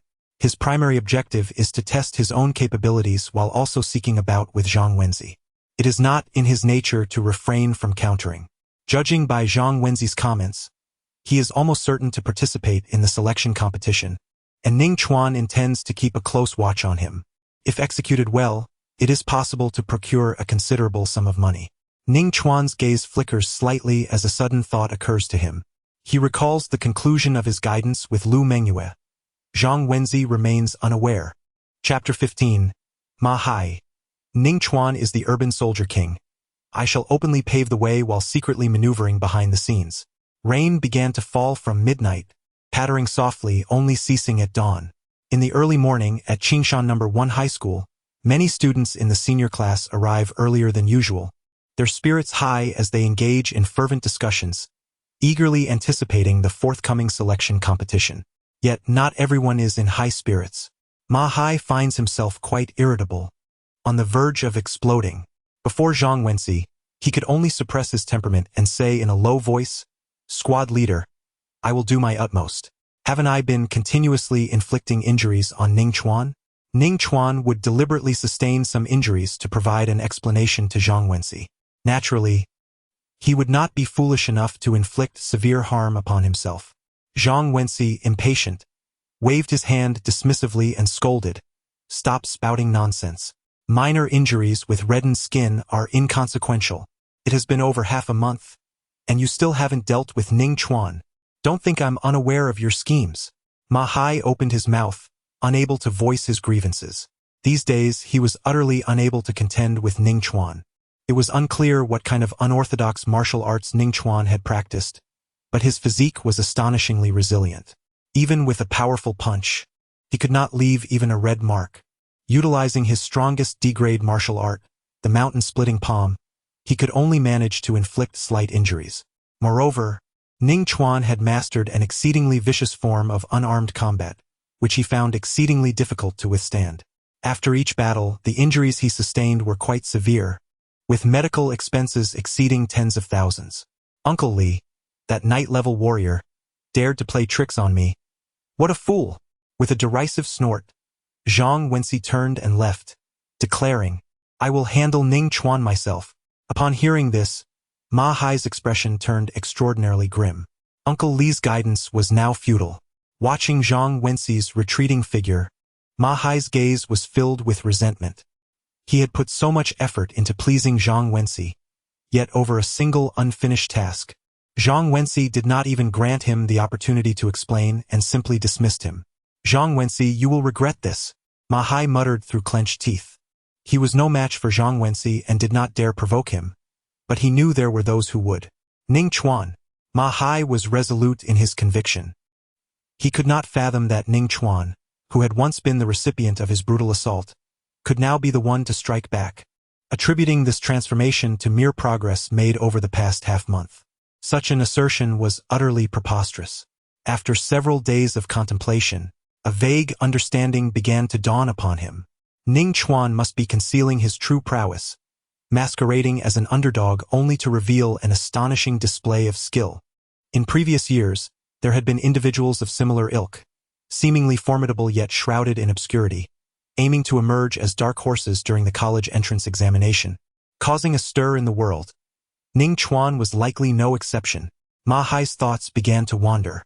Suddenly, a particular incident flashed through his mind, and a cold smile crept across his face.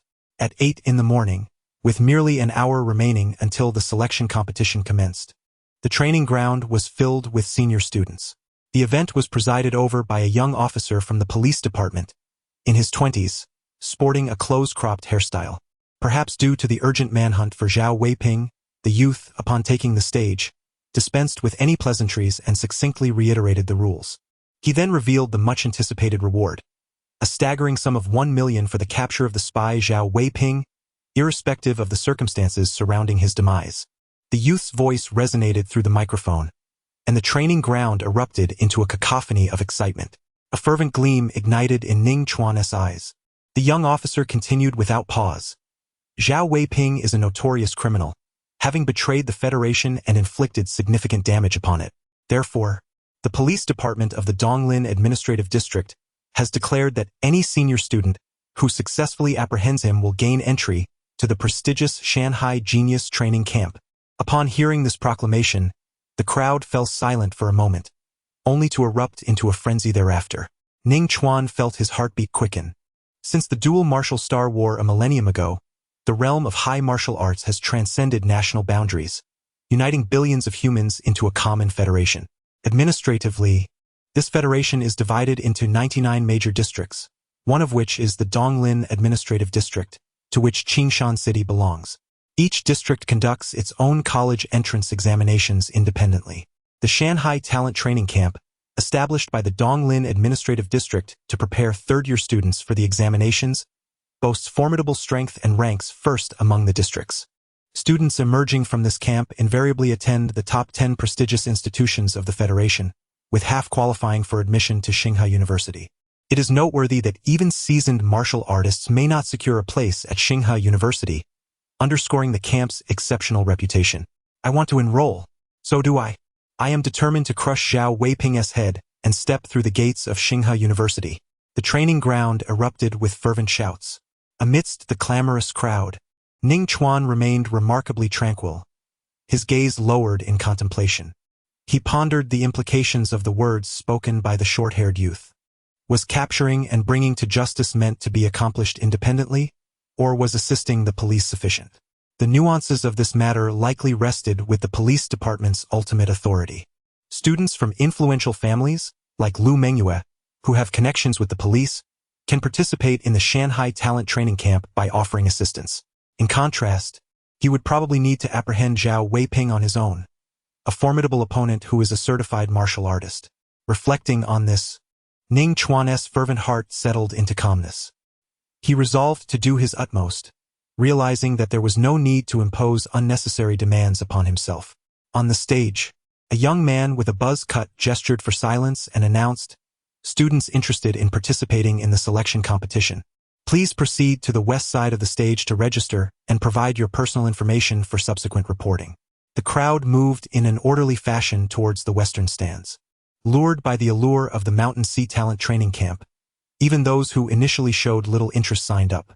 Nearly 1,000 participants were vying for 10 coveted spy devices, which rendered the final outcome all the more enigmatic. 10 minutes later, at the western side of the platform. Wait, just as Ning Chuan stepped out from the throng after registering, he was called out. Turning around, he saw Ma Hai striding towards him. Ning Chuan's eyes brightened as he said, "Cut the chatter. Transfer today's payment first." The conclusion of the guidance work wouldn't remain a secret for long. Even if Lu Mengyue refrained from mentioning it, once she ceased to drive him around, the news would inevitably spread. Seizing the opportunity while Ma Hai was still unaware, he thought it wise to obtain whatever he could. Even the smallest morsel is still sustenance. Moreover, according to his arrangement with Ma Hai, he was entitled to 500 yuan a day, a substantial sum. Forget about the money. Ma Hai sneered derisively, tauntingly retorting, "I found a new path. I no longer need to curry favor with Zhang Wenxi. Whatever you say to Lu Mengyue, don't expect to extract another penny from me." He could not allow Ning Chuan to discover the rift between himself and Zhang Wenxi. Otherwise, it would be difficult to sow discord. He aimed to have Ning Chuan unwittingly teach Zhang Wenxi a lesson. Ning Chuan merely scoffed and chose not to elaborate further.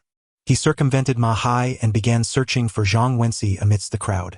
Compared to the trifling amount in Ma Hai's possession, Zhang Wenxi represented a far more significant opportunity. If the operation is successful, one might just strike it rich. Wait a moment. Ma Hai, sensing the unexpected turn of events, felt a surge of anxiety. This was not how he had anticipated things to unfold. Before the plan had even been set in motion, the individual had already departed. Ma Hai hurriedly pursued, positioning himself in front of Ning Chuan, and declared with unwavering certainty, "I am well aware of your capabilities." Ning Chuan's expression momentarily froze.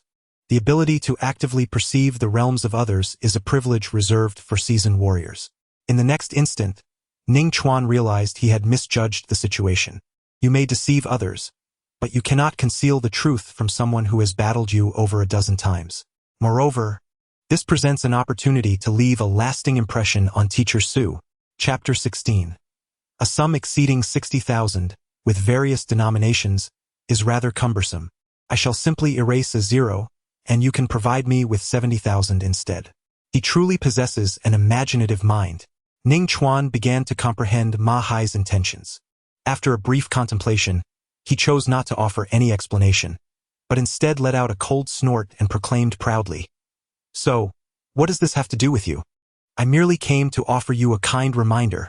Ma Hai's countenance darkened as he replied, "Just yesterday, Zhang Wenxi instructed me to find someone to cut off the surveillance of building number 1 at the school. This matter is undoubtedly related to the selection competition. Whether you choose to investigate is entirely up to you. I have no preference." Ning Chuan cast a glance at Ma Hai and scoffed. "I wasn't mistaken. You've had a falling out with Zhang Wenxi, haven't you? Unable to confront him directly, you seek to use me as a pawn in your schemes." Ma Hai's expression shifted dramatically. How could Ning Chuan be so astute, seeing through his plans in an instant. So what if I have? Ma Hai abandoned the guise of cunning and, with gritted teeth, asserted. Can you truly refuse? This is a prime opportunity to deal with Zhang Wenxi. Ning Chuan fixed his gaze upon Ma Hai, scrutinizing him for a moment before coldly retorting, You are indeed correct. I cannot refuse. However, do not harbor any illusions of reaping the benefits without effort. Such fortune is unattainable. I shall relay your words to Zhang Wenxi, and then I shall sit back and watch as you two tear each other apart. Wait, Ning Chuan shook his head with a smirk.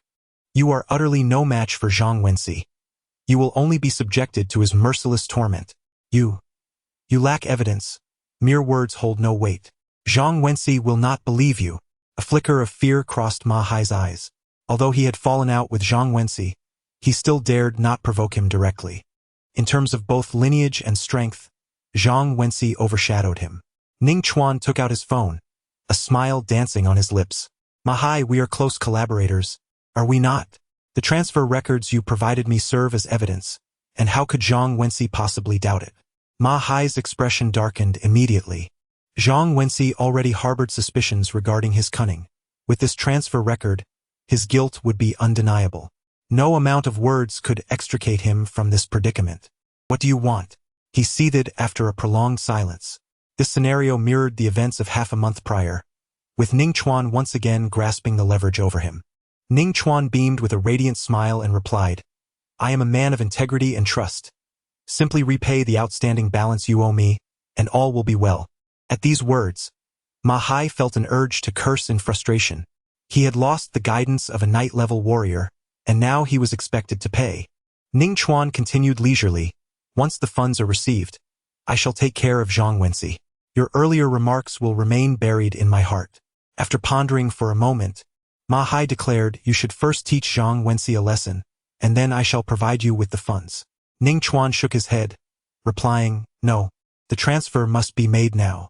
You have a history of defaulting on payments, and I cannot place my trust in you. Very well, if it must be a transfer, then so be it.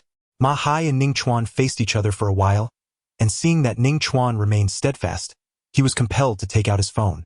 The amount exceeded 60,000, with both whole and fractional figures, proving to be quite cumbersome. Observing from the side, Ning Chuan cleared his throat lightly and suggested, Just erase a 0 and transfer 70,000 directly. Upon hearing this, Ma Hai turned his head, glaring at Ning Chuan in anger. He was genuinely taken aback. Who would have thought there existed a method of adding money by erasing a 0? Rest assured, as compensation, I shall give Zhang Wenxi a black eye, ensuring he loses face. Your expenditure will be worthwhile, Ning Chuan remarked with a smile. Fine. The thought of Zhang Wenxi sporting a black eye brought Ma Hai a sense of satisfaction, causing him to care little about spending a few extra thousand. Soon, the transfer was completed. Do you have any other requests regarding Zhang Wenxi? As long as the money is in order, everything can be negotiated, Ning Chuan chuckled. Ma Hai's heart skipped a beat. Without uttering a word, he turned and fled. He nearly sprinted out of the training ground, fearing that Ning Chuan might devise another scheme to swindle him. Ma Hai resolved that in the future, not only should he avoid provoking Ning Chuan, but even speaking to him would be strictly prohibited. Why did he feel as though he was increasingly resembling a villain? Watching Ma Hai depart, Ning Chuan felt a surge of delight and grinned widely. At 9 in the morning, the ringing of bells resounded through the sky, heralding the commencement of the selection competition. With a swift motion, the participating students surged forth like a torrential flood, each demonstrating their unique martial skills as they raced towards the nearest espionage device. There were a total of 10 such devices, strategically positioned around the training ground well before the competition commenced, and many students had already taken note of their locations. Ning Chuan raised his gaze, shaking his head in silent contemplation. As anticipated, while the struggle for the espionage devices may not be as direct as combat in the arena, it nonetheless required substantial strength. With merely 2 hours allocated for the competition, even if he were to seize one device, it would likely be snatched away shortly thereafter. Only at the very last moment would he stand a chance to truly test his mettle. Ning Chuan conducted a swift analysis, realizing that as the competition progressed, the students holding the espionage devices would only grow more formidable. thereby heightening the difficulty of acquisition. His thoughts were clear as he observed the chaotic battle among the students, acknowledging the slim prospects of his success. Fortunately, his primary objective for participating today was still Zhang Wenxi. Engaging with him would not be without its costs. A flicker of determination shone in Ning Chuan's eyes as he retrieved his silver blood battle blade, proceeding at a measured pace towards building number 1. This selection tournament imposed no restrictions on weaponry, for the ultimate aim was the capture of espionage devices. Zhao Weiping would hardly adhere to notions of fairness. If one possessed true prowess, arriving in a mech would only be met with applause from the police department, who would welcome such strength. 5 minutes later, Ning Chuan arrived at the building referred to by Ma Hai. This structure was among the oldest of the teaching buildings at Qingshan No. 1 high school and had long since been abandoned, now serving as a storage space for desks and other educational supplies. Crossing the threshold, Ning Chuan employed his gale step technique, rendering his footsteps nearly inaudible in an instant. This was a specific application of the gale step, as he sought to discern Zhang Wenxi's intentions. On the other hand, Ma Hai informed him of the matter, possibly in conjunction with Zhang Wenxi to ensnare him. Though the likelihood was minimal, one could not afford to be careless. Ning Chuan began to silently investigate within the building. On the first floor, he found nothing. The second floor was as expected. Upon reaching the third floor, as Ning Chuan emerged from the staircase, he discerned faint footsteps emanating from a classroom not far ahead. Zhang Wenxi? A stirring occurred in Ning Chuan's heart. With not a single spy device present, it was evident that no other students would be in attendance. Clenching the silver blood battle blade between his teeth, Ning Chuan lowered his body and crawled forward. After traversing more than 10 meters, his gaze pierced through a window of the classroom situated beside the corridor, where he spotted a figure. Indeed, it was Zhang Wenxi. In the next moment, all of Ning Chuan's attention was drawn to the object held in Zhang Wenxi's hand. It was a test tube rack crafted from wood, featuring a single row of 3 slots, each housing a test tube filled with a dark red liquid that bubbled and churned. Ning Chuan recognized it well. Beast nutrient solution. Had it been stolen from him? A surge of fervor ignited within Ning Chuan. However, after a moment's contemplation, he discreetly shook his head. Although the surveillance here had been disabled by Ma Hai's orders, any actions taken would inevitably leave traces. Given Zhang Wenxi's background, the police would certainly treat the matter with utmost seriousness. The risks were too great. Suppressing his greed, Ning Chuan recalibrated his mindset to a state of calm, continuing to observe Zhang Wenxi covertly. Soon, he made a new discovery. The movements and demeanor of Zhang Wenxi evidently indicated that he was waiting for someone. Who could he be awaiting? Ning Chuan's thoughts raced as he analyzed the information at hand. Let Ma Hai specifically disable the surveillance. Preparing 3 vials of beast nutrition. Awaiting the arrival of a certain individual. Suddenly, a thought struck Ning Chuan like a lightning bolt. Zhang Wenxi intended to exchange the 3 vials of beast nutrition for a spy device. The more Ning Chuan contemplated, the more plausible it seemed. Zhang Wenxi's family could afford even night-level martial artists, indicating a formidable influence. It would be a simple task to enlist a few martial artists to assist Zhang Wenxi in capturing Zhao Weiping. Safety was not a concern. Ning Chuan's heartbeat quickened significantly. Of course, whether this was truly the case remained uncertain. He was merely speculating. Nevertheless, Ning Chuan was willing to take a gamble. Considering his own capabilities, the odds of securing a spot were exceedingly slim. Remaining in the corridor was not an option.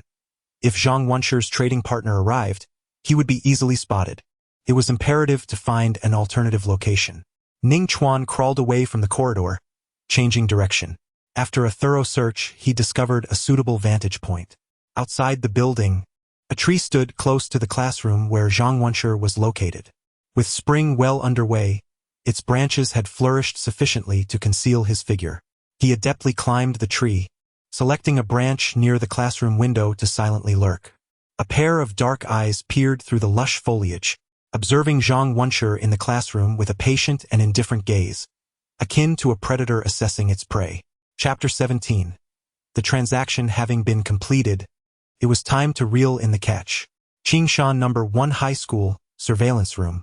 Several school officials accompanied a buzz-cut youth from the police department as they observed the students' battles. The director of education pointed at several dark areas on the screen, frowning as he inquired. Upon hearing this, the director of instruction turned to the young man with a buzz cut and inquired, "Officer Zhou, should we pause the selection competition until the surveillance is repaired?" "No need," Zhou Wei replied, his gaze sweeping across the screen. He shook his head and asserted, "All 10 spy devices are within the monitoring range. There is no reason to waste time. The priority is to capture Zhao Weiping as swiftly as possible. A rogue martial artist on the loose is exceedingly perilous. Should there be widespread casualties among the populace, our police department would undoubtedly bear the blame." Meanwhile, laughter echoed as a voice exclaimed, "Haha, I, Li Yijian, shall not hold back with this spy device." The sounds of conflict reverberated throughout the campus, with students engaged in fierce skirmishes.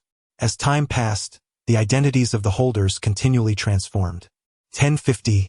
With only 10 minutes remaining until the conclusion of the selection competition, the chaotic battle was nearing its end. Only a handful of spy devices remained contested, while the rest had already been claimed, with no one daring to vie for them any longer. The remaining students present were few, and nearly all were thoroughly exhausted, incapable of continuing the fight. In that classroom, Zhang Wenxi frequently glanced at his watch, unable to conceal his anxious expression. Suddenly, his phone vibrated with a notification. After a quick glance, Zhang Wenxi exhaled deeply, visibly relaxing. Witnessing this scene, Ning Chuan became increasingly confident in his conjecture. Indeed, it was not long before a tall figure entered the classroom. It was him. Ning Chuan recognized the individual. In terms of strength, he consistently ranked among the top 3 in the grade, a definite seed for prestigious schools. After a moment of contemplation, Ning Chuan took out his phone, activated the recording function, and aimed the camera at the classroom. Engaging in a clandestine exchange of spy devices was far from an honorable endeavor. "Have you obtained the spy device?" Zhang Wenxi strode towards Wei Bohu, an expression of eagerness illuminating his face. "Where is the item I requested?" Wei Bohu produced a black box, square and the size of a Rubik's cube, extending it towards him. "Here it is, not a single one missing." Receiving the spy device, Zhang Wenxi shook the test tube rack in his hand, displaying it to Wei Bohu without actually handing it over. "What, do you intend to renege on your promise?" A hint of disdain flickered in Wei Bohu's eyes as he sneered. "I will give it to you after the selection competition concludes." Zhang Wenxi shook his head, stuffing the test tube rack into his pocket. "Hand over the nutrient solution now, or else you'll snatch the spy device from me. Who am I to turn to for help? You truly are cunning." Wei Bohu scoffed, turning away with purposeful strides. "You wouldn't dare deceive me." Zhang Wenxi smirked, toying with the spy device, choosing not to exit alongside Wei Bohu. Given his capabilities, if discovered, it would undoubtedly incite conflict. Though the selection competition was nearing its end and student combat abilities were significantly diminished, there was no need to take unnecessary risks. Building 1 was the perfect place to conceal oneself. The mantis had already taken its position. It was time for the cicada to make its move. In the tree above, Ning Chuan tucked away his phone, observing the depths of Zhang Wenxi's eyes, a flicker of fervor igniting within him. With a powerful push from his foot against the branch, he propelled himself forward like an arrow released from its bow. Crash! The bark splintered as Ning Chuan soared through the air. The glass of the window shattered with a resounding roar as he entered the classroom with formidable grace, descending towards Zhang Wenxi. His fingers clenched into a fist, ready to unleash a fierce strike. The white bone killing fist, the most potent offensive move of the thousand bone slaughter technique. The resounding force of a punch echoed through the air, accompanied by a flurry of shattered glass that rained down upon the bewildered Zhang Wenxi. "Who ambushed me?" The fierce wind surged, his palms stained with crimson, veins protruding, exuding a palpable sense of power. Clearly, he had unleashed a particular martial art technique. Bang! The clash of fists created a shockwave, as if it were a tangible force that shredded the airborne shards of glass, scattering them in all directions. Zhang Wenxi's body jolted violently, propelling him backward. With a thud, his back slammed against the wall, dust cascading down around him, and he barely managed to regain his footing. On the other side, Ning Chuan also felt an overwhelming force surge toward him, sending him hurtling through the air. He engaged his core, performing a backward somersault to dissipate much of the impact, landing gracefully on the windowsill, looking down at Zhang Wenci from an elevated position. The combination of gravity and the mightiest of punches against Zhang Wenci's hasty counterattack resulted in an even match. Ning Chuan shook his head, acknowledging the formidable strength. After a brief contemplation, he deliberately raised his voice. Zhang Wenci, how dare you purchase espionage equipment without authorization? You are caught red-handed. Surrender at once. He added a classic line, you have the right to remain silent. But anything you say can and will be used against you in a court of law. Zhang Wenci trembled at the words, his body convulsing in fear. Yet, for reasons unknown, he felt an unsettling familiarity in the voice. Instinctively, he raised his gaze, momentarily stunned, before erupting in fury. Ning Chuan. He bellowed, flames of rage igniting in his eyes. How could his body stop trembling? Ning Chuan let out a light chuckle, tauntingly stating, hand over the spy device, and I shall grant you your freedom. It appears that you are unwilling. With a swift motion, he activated the gale steps, moving with astonishing speed, accompanied by the sound of wind rushing past. In the blink of an eye, Ning Chuan closed the distance, his fingers converging like a deadly blade aimed at Zhang Wencer's vulnerable throat, thrusting forth with the precision of a rapier. The air split with a sound akin to fabric tearing. Zhang Wencer, with an enigmatic demeanor, maintained his composure.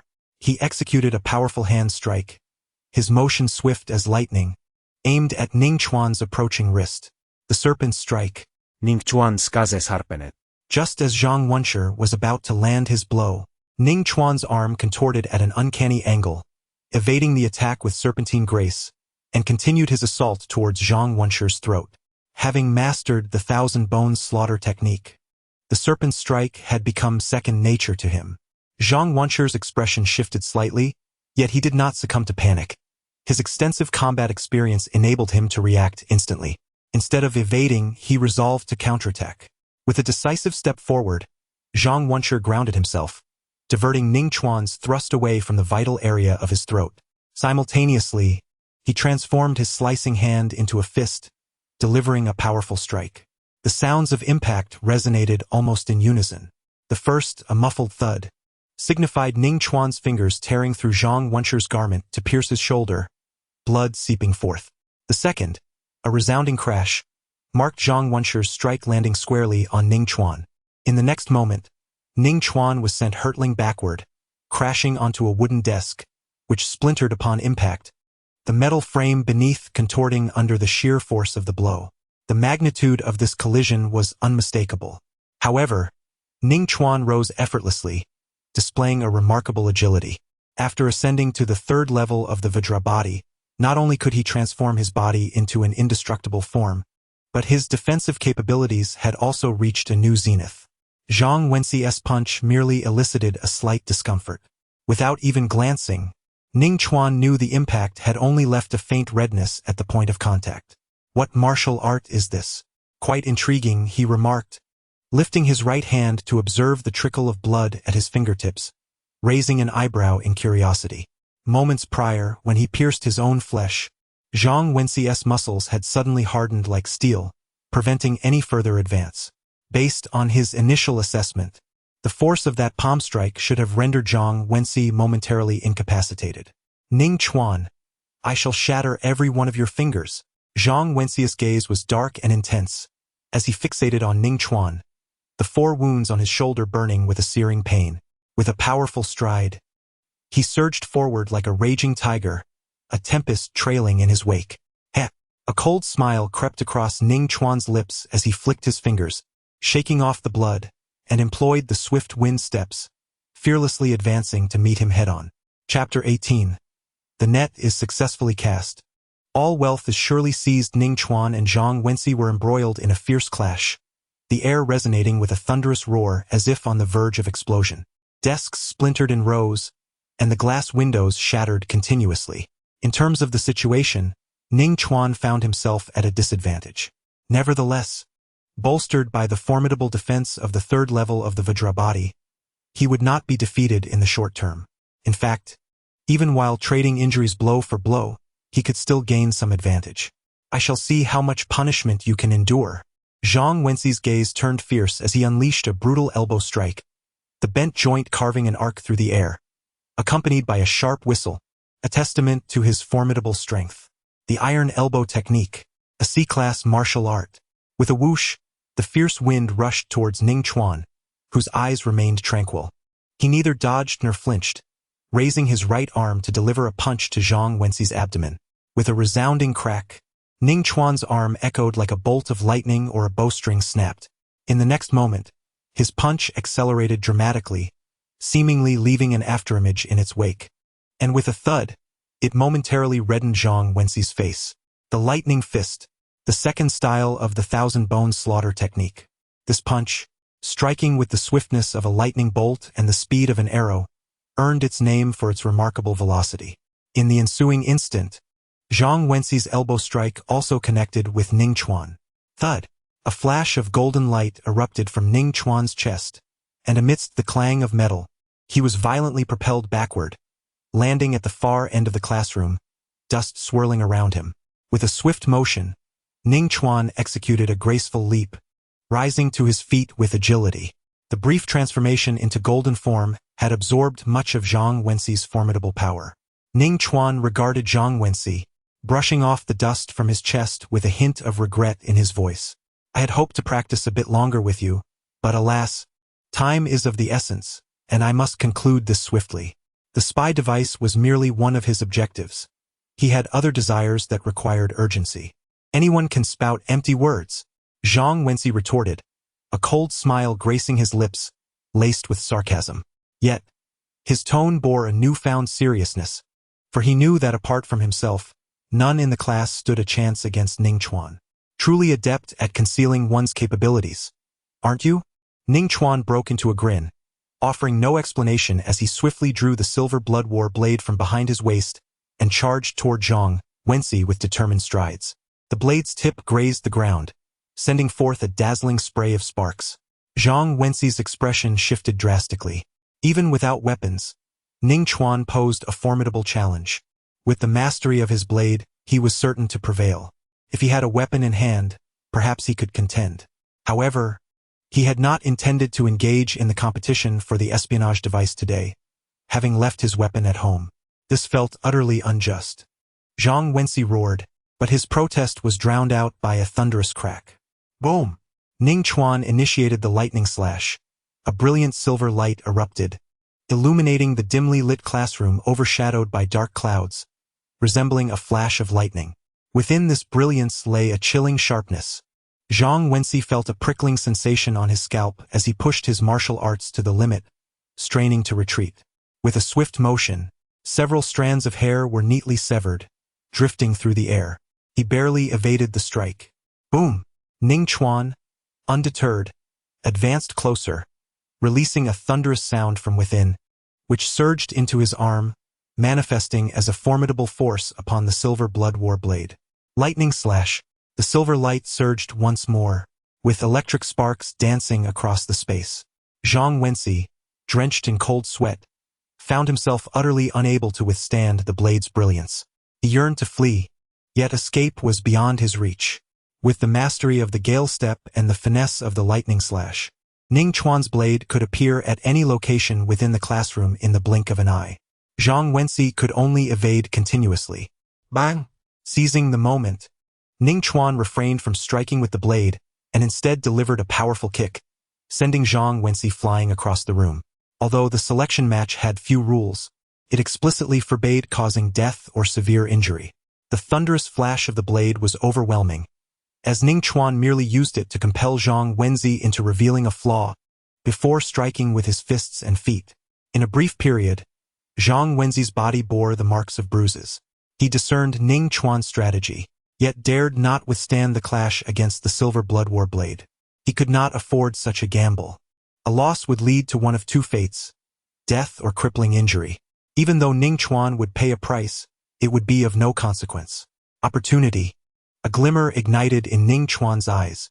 Under the pressure of the war blade, Zhang Wenxi exposed a significant opening. Like lightning, Ning Chuan extended his left hand, splayed his fingers, pierced the air, and seized Zhang Wenxi's arm, ensnaring it as a great python constricts its prey, twisting fiercely. The fourth stance of the thousand bones killing technique, the broken body python strike. The name resonated with might. Its power was equally formidable. Once ensnared, could shatter an opponent's bones. Crack!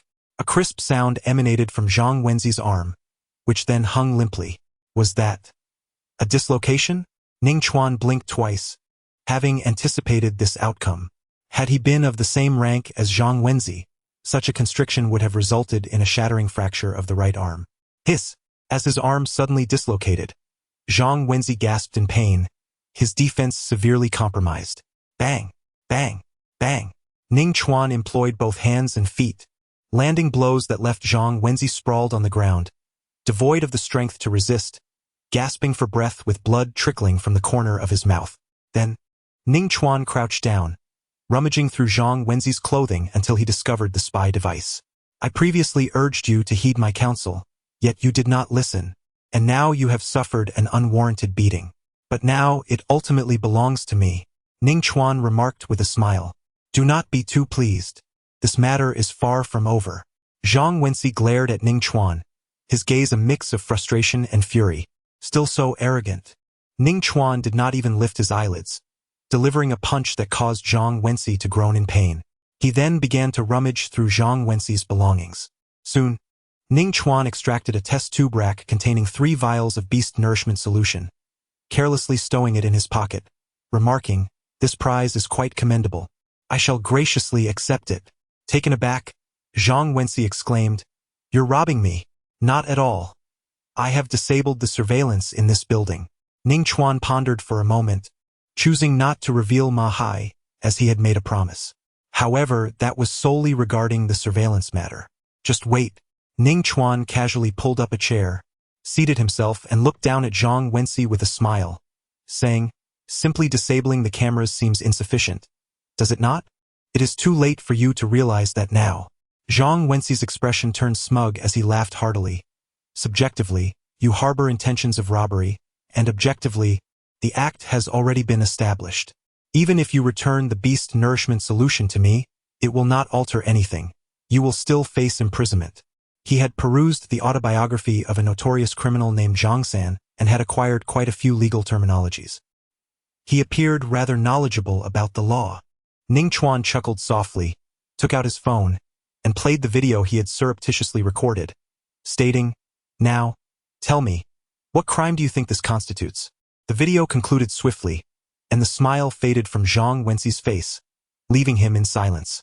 Ning Chuan paid him no mind and continued to cast aspersions on him, asserting, "In your quest to secure a position assisting the police, you have recklessly expended 3 vials of beast nourishment solution, indicating that your intentions are far more sinister. In my view, you are attempting to aid Zhao Weiping in his escape. Your visage bears an uncanny resemblance to that of a notorious figure within our martial arts realm. Curse it, you truly resemble that infamous character." Zhang Wenzi could not help but utter a curse. Then, reflecting upon the situation, he smirked coldly. "Do not struggle. Do you truly believe that the officers will lend credence to your fabrications? Since you harbor no fear of the police, let me rephrase my statement." A smile remained on Ning Chuan's face as he spoke with poise. "I shall disseminate this video, sharing it with everyone at the school. What might transpire then? An exemplary student of class 15, senior 3, caught in the act of cheating. Thus, one must question whether his previous achievements were also attained through deceit. Once the seed of doubt is sown, it cannot be retracted. Ultimately, the once-storied student Zhang Wenzi shall earn the ignominy of Qingshan No. 1 High School." "How dare you?" Zhang Wenzi shouted in desperation, struggling to rise. It would not be so bad if others learned of this incident, for in a few months he would be off to university in another city. Suyun must never find out. Though he possessed more cunning than his peers, he was still but a youth. The mere thought of his carefully crafted persona crumbling in the eyes of his crush was utterly unbearable. Chapter 19. I swear I spoke no falsehood, but that does not hinder my ability to outsmart you. Do not utter threats to me. They hold no power. Ning Chuan patted Zhang Wenzi on the shoulder, applying a slight force to push him back down to the ground, sneering. "As for the matter of the beast nutrient solution, let us act as though it never transpired. In that case, I shall refrain from disseminating this video indiscriminately. Otherwise, we shall all face the consequences. Pausing for emphasis, Ning Chuan added, furthermore, do not entertain thoughts of hiring someone to steal the phone. I have already uploaded the video to the cloud, programmed for scheduled release, and only I possess the authority to cancel it. You are quite ruthless. Zhang Wenxi gritted his teeth, refraining from refusal, thereby tacitly agreeing with Ning Chuan's assertion. Subsequently, the conversation reached its conclusion, and an uncomfortable silence enveloped them. Ning Chuan, at a loss for how to breach the silence, contemplated for a moment before raising his hand, forming a fist and striking downwards. Bang! He delivered another blow to Zhang Wenxi. What did I do to provoke you? Zhang Wenxi glared at Ning Chuan with fury. Ning Chuan, maintaining a stoic expression, replied, this is a lesson for you allowing Ma Hai to assault me. Zhang Wenxi was taken aback, inquiring, how did you know I was behind it? He had hardly exhibited any animosity towards Ning Chuan in class. Oh, Ma Hai told me voluntarily, Ning Chuan nonchalantly revealed. He had made no promises regarding the matter. That guy, I must give him a thorough lesson. Zhang Wenxi seethed with indignation, incompetent at achieving results, yet proficient at causing trouble. No rush, you will have plenty of time later. Ning Chuan waved his hand dismissively, stating, so, you don't wish for me to mentor Lu Mengyue, correct? What if I do? Zhang Wenxi retorted with a scoff. Do temper your hostility. Ning Chuan replied with a smile. I understand that you, as a wealthy heir, possess a psychological aversion to allowing other boys to approach the object of your affection. Such matters can be negotiated. Zhang Wenxi interrupted him sharply, retorting, Lu Mengyue? You must be out of your mind. Lu Mengyue is my cousin. Upon hearing this, Ning Chuan paused for a moment, perplexed. If she is your cousin, why do you still prevent me from mentoring Lu Mengyue? So that is the situation. A glimmer of realization dawned in Ning Chuan's eyes as he pondered the revelation. Lu Mengyue is not merely the daughter of the dojo master. Her lineage is quite significant. The Lu family, residing in Qingshan City, belongs to the affluent elite, and one might even describe it as a prestigious family with a history spanning a millennium. It is likely that Zhang Wenxi's mother is also a member of the Lu clan. The intrigues among the offspring of noble families are relentless and merciless. Ning Chuan remarked with a sense of resignation. Upon hearing this, Zhang Wenxi's expression turned grim, and he coldly retorted, if you dare to speak of such matters, you will surely meet your demise. While the Federation prides itself on being a society governed by law, certain powers inherently transcend legal boundaries. I am indifferent to the people and affairs of the Lu family. Ning Chuan shrugged, responding nonchalantly. I maintain my stance. If you wish to prevent me from guiding Lu Mengyue, we can negotiate, provided you are willing to pay a sufficient price. I am an orphan who has endured a life of hardship. I recognize only profit, not individuals. With that, Ning Chuan rose, intending to exert pressure on Zhang Wenxi, stating, if you find this matter uninteresting, I shall take my leave. Please continue. Zhang Wenxi felt a flicker of intrigue and quickly called out to Ning Chuan. Let us first settle the accounts. A radiant smile spread across Ning Chuan's face as he resumed his seat. You are aware of my fee for guiding Lu Mengyue, 3,000 yuan per hour. I dedicate 2 hours daily to this endeavor, amounting to 6,000 yuan, and at times even more. With the college entrance examination merely 2 months away, the total I could earn from Lu Mengyue would be no less than 500,000. After stating this figure, Ning Chuan discreetly glanced at Zhang Wenxi, whose expression remained unyielding. Naturally, 500,000 would be insufficient. Ning Chuan shifted his tone and continued, that is merely the income one could secure. I have decided to terminate my guidance on the Thunder Slash, which may offend Lu Mengyue. You must provide an additional 500,000 as compensation, totaling 1 million. Zhang Wenxi scoffed derisively, saying, have you gone mad with greed? Ning Chuan, unfazed, replied with a smile, offer an extra 500,000, and Lu Mengyue's Thunder Slash will stagnate, allowing you to profit tenfold, or even 100-fold. Zhang Wenxi pondered for a moment before responding. There's only a total of 500,000. If you disagree, so be it. Ning Chuan felt his heart race. Eager to acquiesce, as it was indeed a lucrative venture with no initial investment required. However, he furrowed his brow, feigning dissatisfaction, and said, I am taking the risk of offending Lu Mengyue. Your compensation is already at 500,000, and I understand her better than you do. You can only guide her for 1 more month at most. Zhang Wenxi retorted with a cold smile. Lu Mengyue needs ample time to advance to a formal warrior. Otherwise, she will have no prospects at Galaxy University. Very well, Ning Chuan sighed, as though he had suffered a great loss. 500,000 it is, but you must transfer it immediately. Rest assured, I am not that kind of person, Ning Chuan declared with righteous indignation, raising his right arm and swearing. From this day forth, I shall no longer guide Lu Mengyue on the Thunder Slash. Otherwise, may the heavens strike me with 5 bolts of lightning. There was no turning back. The task was concluded. Buzz. His phone vibrated slightly. A text from the bank confirmed that 500,000 had been deposited, along with 3 bottles of Beast Nutrition Essence. His net worth now exceeded 1 million. Ning Chuan felt as though he were in a dream, joy bubbling forth from within like a spring. It is worth noting that just yesterday, he was torn between selling or consuming a vial of Beast Essence.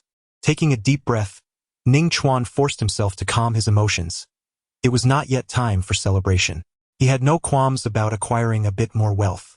Displaying the spy device in his hand, he remarked, this contraption has the potential to transform into a ticket to the Mountain and Sea Genius training camp. I ask for no more than a fair exchange, 3 vials of Beast Essence, the same price as Wei Bohu. Of course, an online transfer is also acceptable. I have no objections. Upon hearing this, Zhang Wenxu's face turned an ashen green. Having stolen his spy device, he still wanted to sell it back to him. Was there no legality in this? Was there no moral compass? How dare he speak so casually about the Mountain and Sea Genius training camp without any knowledge? Gathering his thoughts, Zhang Wenxu smirked coldly, looking down upon Ning Chuan disdainfully. Ning Chuan remained indifferent. Having just extorted over 1 million from him, it was essential to maintain a sense of magnanimity. What, is that place not as illustrious as it claims to be? Ning Chuan casually inquired. Then why did you purchase a spy device from Wei Bohu? Zhang Wenxu retorted with a scoff, exhibiting a hint of pride. I only wish to make teacher Su happy during the selection trials. You wouldn't understand. Ning Chuan fell silent, taken aback by Zhang Wenxu's reasoning. Did he truly seek to please teacher Su? How shameless. Aspiring to be a cherished disciple. Pointing at Zhang Wenxu, Ning Chuan stormed off in anger. To spend 3 vials of Beast Essence merely to garner favor from Su Yun. What immense wealth he must possess. The joy of his own fortune, amounting to millions, dissipated significantly. I require no assistance from you. Our relationship is not so intimate. As Ning Chuan turned back, Zhang Wenxi assumed he was coming to assist him, yet his expression remained unfriendly. At that moment, he supported himself on the chair where Ning Chuan had previously sat, attempting to rise, but his body trembled, presenting a rather pitiful sight. I did not come to aid you. Bang! Bang! 2 muffled sounds resonated in succession. Ning Chuan delivered a blow to Zhang Wenxi's eyes, leaving them bruised. This was the consequence of flaunting wealth. What did I do to deserve this? Zhang Wenxi shouted in fury while lying on the ground. Do not blame me. To be honest, I am merely a tool, funded by Ma Hai to transform you into a panda. I'll make that brat pay, then go ahead. Ning Chuan departed with a sense of exhilaration. Chapter 20. The school bell takes initiative to form a team at 11 in the morning. The selection competition concluded. The principal's voice echoed through the loudspeaker. As Ning Chuan hurried towards the training ground, he reflected on his battle with Zhang Wenxi. Through that encounter, he gained a clearer understanding of his own strength. Unless he elevated his 1,000-bone slaughter technique to a higher realm and wielded his battle knife, he could almost overpower Zhang Wenxi. Of course, the reality was not so exaggerated. Primarily, Zhang Wenxi was unarmed at the time, rendering him unable to contend against the silver blood battle knife. However, it wouldn't be long before that day arrived. Ning Chuan glanced at the test tube rack in his hand, a confident smile emerging on his face. He withdrew one of the tubes and tilted his head back to drink its contents. The bull strength technique sensed the abundant energy, invigorating him, and his training progress surged by 1850. The bull's strength was projected to deplete its energy in 28 hours. The mechanical synthesis voice continued to resonate. Ning Chuan felt a surge of joy within. As his strength increased, the time required to absorb the nutrient essence from 100 beasts diminished once more. Such a pace was truly astonishing. It was something that others could hardly achieve. Setting aside the question of whether one could keep up with the absorption of energy, Ning Chuan felt no such concern. His prowess, mastery of martial arts, and progress reached 100%, allowing for a natural breakthrough, like water flowing smoothly. He had never heard of a bottleneck. Who was the 10th possessor of the spy device? Hurry to the stage. Upon entering the training ground, Ning Chuan heard Zhou Wei urging him. Here I come. Ning Chuan raised his hand and swiftly ascended the high platform. Glancing at the other 9 students who had obtained spy devices, he recognized them all. Spotting one individual at the end, a flicker of surprise crossed Ning Chuan's eyes. Wei Bohu. Had this fellow managed to seize 2 spy devices? Ning Chuan pondered. Given the other's strength, it was not beyond the realm of possibility. Across from him, Wei Bo, who was equally taken aback upon seeing Ning Chuan. Shouldn't it be Zhang Wenxi? Zhou Wei interjected. Stop dawdling. Stand at the end of the line. Understood. Ning Chuan moved to the back of the line. Wei Bo, who turned his head toward Ning Chuan and inquired, Where did you get your spy device? Naturally, I snatched it from someone else, Ning Chuan replied casually. Who was that? Why do you want to know? At this, Wei Bo, who furrowed his brow and ceased further inquiries. Below the high platform, the clamor began to swell. Thanks to the intricate realm of the flashing thunder slash, many students recognized Ning Chuan. Isn't Ning Chuan extraordinarily fierce, breaking into the top 10 of the grade? Perhaps it was merely luck. Many individuals engage in fervent discussions about Ning Chuan, their hearts filled with both envy and astonishment. Hearing the surrounding murmurs, Su Yun gazes at Ning Chuan on the stage, her beautiful eyes reflecting disbelief. Deep within, Su Yun is resolute in her thoughts.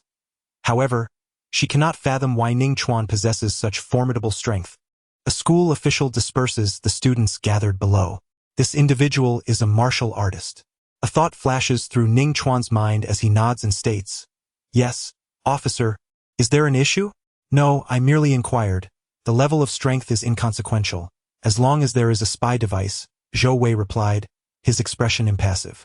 He is aware that as the selection competition nears its conclusion, a spy device was taken to the malfunctioning building number 1, hinting at some hidden agenda. Nevertheless, he chooses not to delve deeper. After all, it is merely a spot in the competition, unworthy of wasting time over.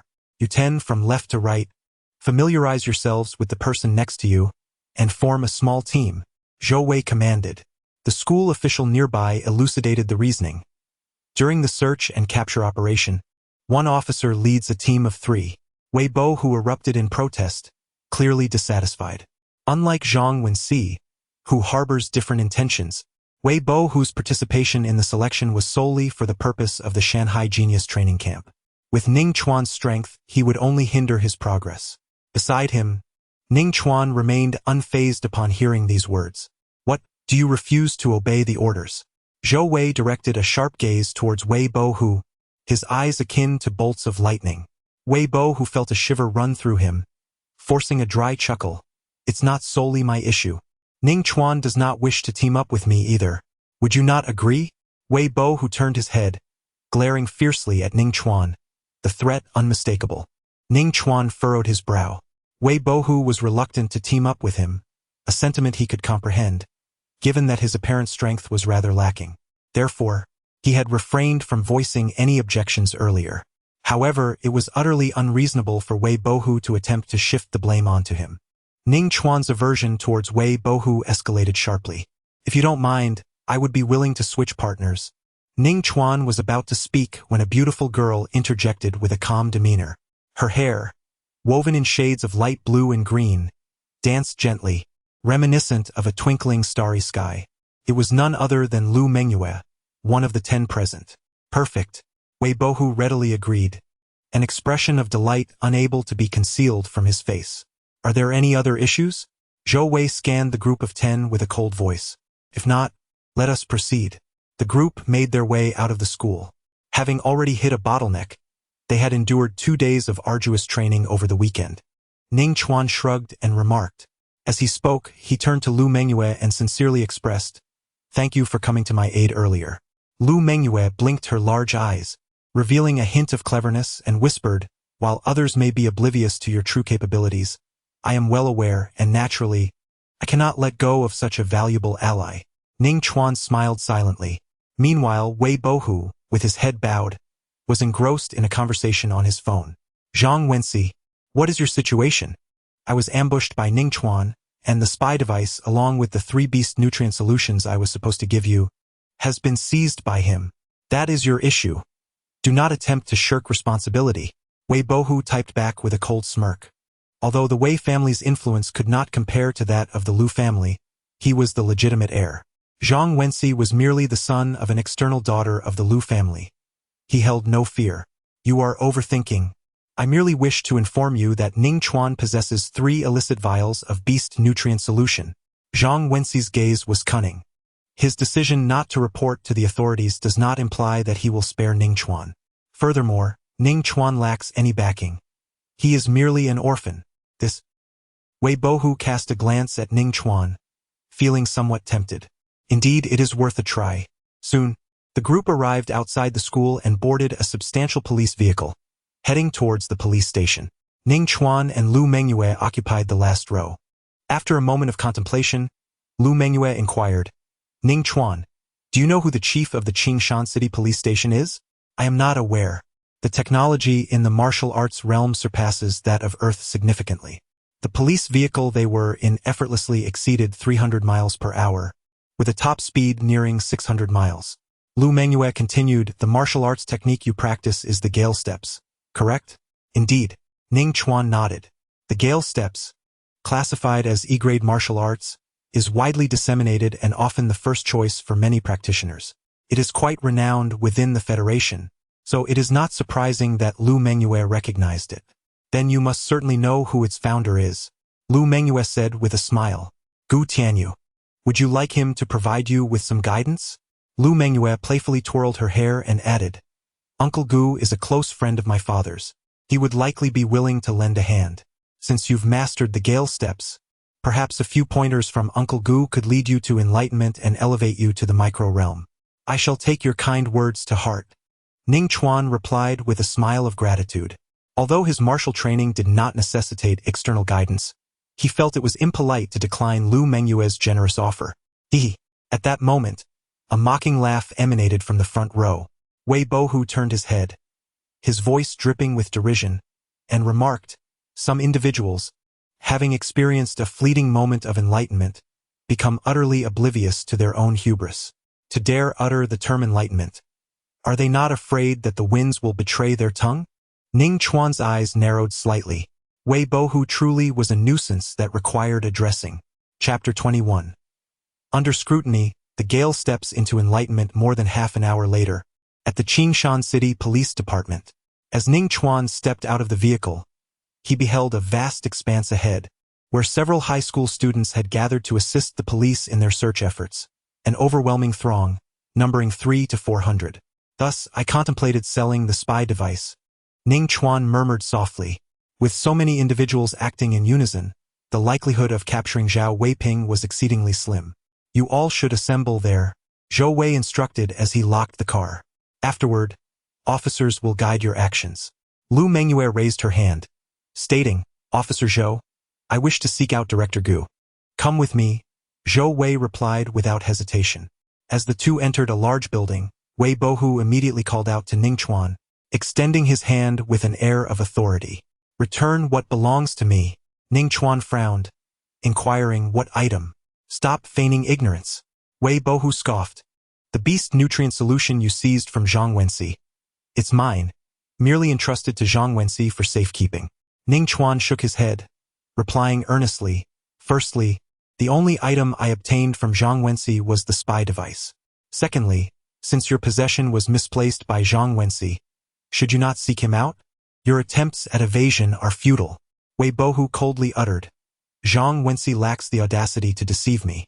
With a sudden clenching of his fist, a dull thud echoed as he declared, If you do not surrender the beast nourishment solution, your fate will be dire. Ning Chuan gazed at Wei Bohu in astonishment, retorting, "Are you threatening me? Here, at the police station. It's good that you understand fear. Spare me your ramblings. Just answer me directly." Wei Bohu's lips curled into a frigid smirk as he ominously advised, "I suggest you consider your words carefully. Next Monday marks the school's monthly examination. With my connections, a single command could see you placed on the same stage as I." Punishment? Why not punishment? Ning Chuan met Wei Bohu's gaze with unwavering intensity before turning to leave. "Your days are becoming increasingly precarious." Ning Chuan audaciously dared to mock him. According to Wei Bohu's original plan, this combination of intimidation and coercion would have surely overwhelmed Ning Chuan. "Ning Chuan, just wait." Wei Bohu inhaled deeply, suppressing his fury. Now was not the time for an outburst. Amidst the crowd, Ning Chuan soon spotted Lu Mengyue exiting the building. Accompanying her was a lean, middle-aged man, clad in police uniform, his sharp eyes piercing through the throng. "Director Gu is here," someone shouted, igniting a surge of excitement among the onlookers. After all, he was a knight-level warrior, a rarity in Qingshan City. Lu Mengyue dashed into the crowd, locating Ning Chuan and offering a wry smile. "Uncle Gu has agreed to the guidance, but it won't be a private one-on-one. That's more than sufficient. Thank you for your efforts." Ning Chuan replied with a smile, as he had never placed much significance on the guidance matter. "Dear students, welcome to the police station. On behalf of all the officers of Qingshan City, I extend my heartfelt gratitude to each of you for your courage in the face of danger and your willingness to lend a helping hand in the pursuit of the spy Zhao Weiping," Gu Tianyu said with a smile. His voice, though soft, resonated clearly in the ears of everyone present. "Director Gu, you are too kind. This is our duty." Many students responded, applauding vigorously. Gu Tianyu raised a hand to calm the crowd and remarked, "You are the most outstanding young individuals of Qingshan City. I have little to impart, so let us demonstrate the Gale Steps. As the creator of this martial art, I possess some insights worth sharing." Upon hearing this, excitement surged through the students as they quickly dispersed, granting Gu Tianyu the space to perform. While the Gale Steps are classified as an E-level martial art, they possess their own merits, particularly their lower energy consumption. No one can guarantee they won't exhaust themselves, and at such moments, lower-tier martial arts may prove pivotal in turning the tides. Furthermore, martial arts are interconnected. One can glean insights from related disciplines. Mastery of lower-tier martial arts enhances the progress when practicing higher-tier ones of the same type. With remarkable finesse, Gu Tianyu executed the Gale Steps. In an instant, many students felt a breeze. His performance of the Gale Steps was nothing short of mesmerizing. Ning Chuan was captivated. Although Gu Tianyu's speed did not surpass his own, the fluidity of his movements was unparalleled, devoid of any hint of hesitation. It is known that whether walking leisurely or sprinting, there is always a brief pause when the foot meets the ground, albeit for varying durations. Yet Gu Tianyu displayed no such pause. With each stride, he moved with a smoothness akin to melting chocolate, as if he were not merely utilizing the wind. He himself is a tempest. The Gale Step has detected the profound power of the wind, entering a state of enlightenment. With an astonishing surge in his training speed, progress increases by 40. Progress increases by 35. The Gale Step has accumulated enough to reach the subtle realm. A series of icy notifications echoed one after another. Meanwhile, an overwhelming flood of insights surged into Ning Chuan's mind, rendering him momentarily dazed. Instinctively, he stepped into the arena and began to execute the Gale Step, facilitating his brain's assimilation of these revelations. Gu Tianyu caught a glimpse of Ning Chuan. In the next moment, a glimmer of brilliance sparkled in his eyes. He distinctly perceived that the youth's Gale Step was advancing at an astonishing pace. What has happened to this guy? Has he attained enlightenment? The onlooking students also noticed Ning Chuan, with one laughingly exclaiming, "Wow, his performance is truly remarkable. What powerhouse is this from?" Judging by the uniform, it's from Qingshan No. 1 High School, a key institution. No wonder he's so impressive. Lu Mengyue gazed at Ning Chuan, disbelief flickering in her beautiful eyes.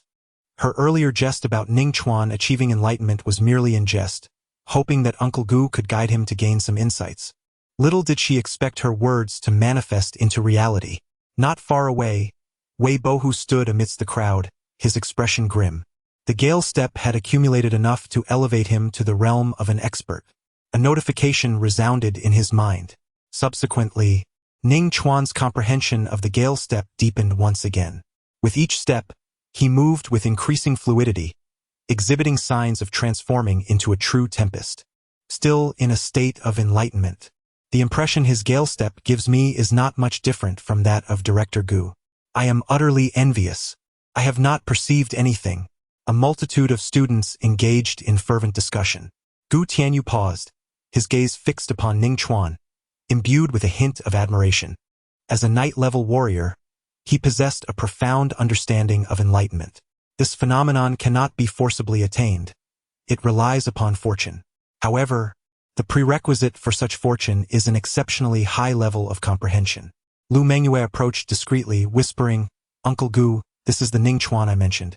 His flash thunder slash was achieved after a moment of enlightenment, allowing him to break through 3 realms consecutively, ascending from the foundational level to the subtle realm. At merely over a decade old, he has experienced enlightenment twice. A thread of astonishment welled up within Gu Tianyu. This young man's martial comprehension is astonishingly high. Chapter 22. Am I now qualified to speak of enlightenment? Progress increased by 10. Progress increased by 9. The enlightenment of the Gale Step has concluded. Current realm. Expert. Progress 99. Ning Chuan halted, standing tall. The notification tones reverberated in his mind. To ascend to the perfect realm, enlightenment is required to shatter the barriers of the realm. The Gale Step has not yet achieved enlightenment and cannot be transcended at this moment. Ning Chuan blinked, lamenting his ill fortune. Just 1% short. It appears that a threshold exists in the advancement from expert to perfect. Regaining his composure, Ning Chuan engaged in quiet introspection. It seems there exists a bottleneck. Regular cultivation will not suffice. Enlightenment must be attained. Regarding the process of enlightenment, Ning Chuan harbored some vague conjectures. It involves allowing one's martial arts to encounter similar yet superior forms. For instance, perceiving the essence of thunder and lightning through the flash thunder slash. This time, the Gale Step had allowed Ning Chuan to perceive the power of the wind. Unfortunately, this encounter, akin to the profound essence found within the Silver Blood War blade, presented a limit to enlightenment. Director Gu's mastery of the wind could only elevate me to the pinnacle of the expert realm. Otherwise, I could have requested him to demonstrate it once more. Ning Chuan felt a deep sense of regret. His Gale Step at the expert realm's zenith seemed to be a mere fraction away from perfection.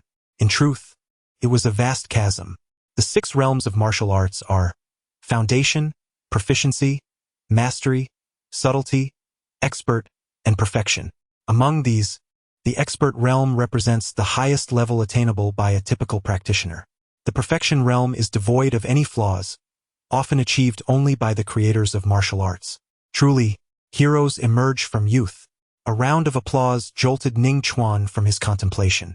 He lifted his gaze to see Gu Tianyu approaching, clapping his hands.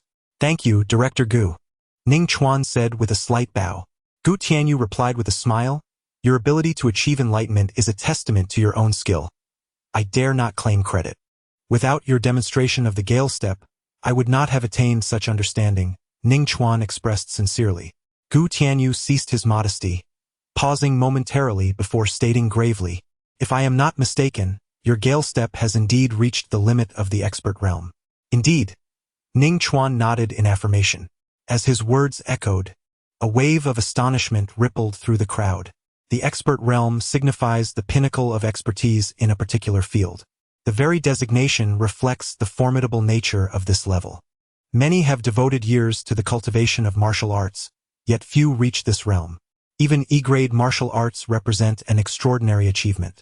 Gu Tianyu pondered for a moment and said to Ning Chuan, "If one day your Gale Step ascends to perfection, come find me. I shall impart to you a martial art." "Thank you, Director Gu." Ning Chuan felt a surge of joy within. The martial arts taught by a night-level warrior must surely be of a rank. The students surrounding them were filled with envy. Ning Chuan scanned the area and spotted Wei Bohu, striding purposefully towards him. Am I now qualified to speak of enlightenment? Ning Chuan feigned confusion. Wei Bohu had repeatedly sought trouble, and he would not silently endure it. He was not yet at the level to crush him. Wei Bohu's expression darkened instantly as he coldly retorted, "The Gale Step is merely E-rank martial arts. Even at the expert level, it is not particularly formidable. A proficient B-rank body technique can easily rival it." Indeed, that is the case. Ning Chuan nodded in agreement, his gaze fixed on Wei Bohu as he smiled and said, "With such confidence in your tone, you must surely have mastered a proficient B-rank body technique. Why not demonstrate it for me?" Wei Bohu's face stiffened. Mastering martial arts is no simple feat. It requires arduous training. The difficulty of B-rank martial arts is immense. After years of hard work, he had barely managed to elevate a B-rank boxing technique to the proficient level. With a cold snort, Wei Bohu declared, "Even without B-rank martial arts, I could easily defeat you. If you don't believe me, let us test it in the monthly examination arena." "I believe," Ning Chuan replied candidly. These words momentarily left Wei Bohu breathless. "Your belief is of no consequence," Wei Bohu retorted angrily. Ning Chuan chuckled and added, "But can your fists strike faster than the speed of sound?" Wei Bohu's expression turned dismissive. "Only night-level warriors can deliver a sonic strike." Ning Chuan was evidently engaging in idle chatter. It appeared futile, thus I felt a sense of relief. He patted his chest and spoke with a relaxed demeanor. Wei Bohu furrowed his brows and inquired, "What do you mean by that? Your punching speed surely cannot surpass my ability to concede verbally, so how can you strike me?" Ning Chuan, perplexed, replied, "Do you not comprehend? It seems your grasp of physics leaves much to be desired. With the impending college entrance examination, this is unacceptable. Allow me to elucidate. Anything moving at a speed slower than sound cannot outpace it. Do you understand this?" With a chuckle, Lu Mengyu could no longer contain her laughter at Ning Chuan's serious explanation. Laughter erupted among those nearby. Wei Bohu's face shifted from green to red. After shooting Ning Chuan a fierce glare, he pushed through the crowd and departed. "Your words were quite harsh. It was as if you regarded Wei Bohu as simple-minded," Lu Mengyu remarked, observing Ning Chuan with amusement. Ning Chuan shrugged and responded, "What can I say? He sought trouble and I merely taught him a lesson. By the way, I have yet to congratulate you on your latest epiphany." Lu Mengyu said, "Ning Chuan, you seem troubled. What is the matter?" He sighed. "It is a mix of joy and concern. I am but a step away from perfection, yet this in-between state is quite vexing. I would rather not have the epiphany at all." "Lu Mengyu, why have you fallen silent?" "I should not have mocked Wei Bohu." The two continued their light-hearted banter. Shortly thereafter, the leading officers arrived, striding purposefully with serious expressions, dissipating the atmosphere of ease. "Li Hao Ran, Han Yu, follow me," shouted Wan Chushui. "Wang Wu, I am your team leader. Gather here." The students promptly began to move. Ning Chuan encountered the leading officer, a familiar face, Zhou Wei. He cast a sidelong glance at Lu Mengyu, realizing that Zhou Wei's designation as a formal martial artist was undoubtedly a result of her influence. "Let us board the vehicle. We can discuss matters en route," he suggested. Zhou Wei guided the two into a four-seater police car. After covering more than 10 kilometers, the trio arrived at an expansive shopping complex in Qingshan City. The place buzzed with life, teeming with a throng of people. Shops lined up in close proximity, each adorned with opulent decor. Ning Chuan recalled having visited here a few times previously for leisure. Zhou Wei gestured ahead, stating, "This is our designated search area. Is Zhao Weiping here?" Lu Mengyu inquired, puzzled. Zhou Wei clarified, "All entrances and exits of Qingshan City are equipped with checkpoints. If Zhao Weiping seeks to survive, he will have no choice but to flee into the wilderness. To traverse the wild, he will inevitably require substantial supplies. He may come here to procure them. Our task is to locate him upon his arrival. Is it truly feasible with just the three of us?"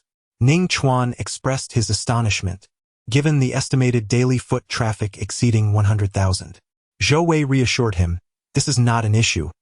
All surveillance throughout the area is integrated into the police department's web system. The moment Zhao Weiping appears, he will be identified. He continued, of course, Zhao Weiping is not a fool. He will likely employ disguises. Zhou Wei then produced 2 earpieces.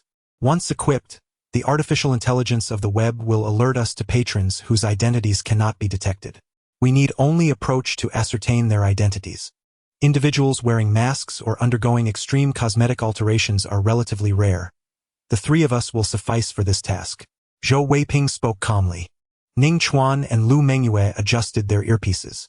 After a brief pause, noticing no further inquiries, Zhou stated, since there are no additional questions, let us familiarize ourselves with this area and ascertain its layout. Chapter 23. The true and false spies' time slipped by in the blink of an eye. The spring rain in Qingshan City fell intermittently, showing no signs of clearing. The leaden clouds cast an oppressive atmosphere, causing foot traffic in the shopping plaza to dwindle significantly. What a troublesome situation! Leaning against a street tree in the plaza, Ning Chuan gazed absently at the fine drizzle resembling strands of cow hair. Over the past few days, Zhao Weiping had been unable to apprehend any suspects. Either they were wearing masks due to illness, or they had undergone such extensive cosmetic alterations that the identification system could not recognize them. They bore no resemblance to individuals assisting the police. They were indistinguishable from the security personnel of the shopping plaza.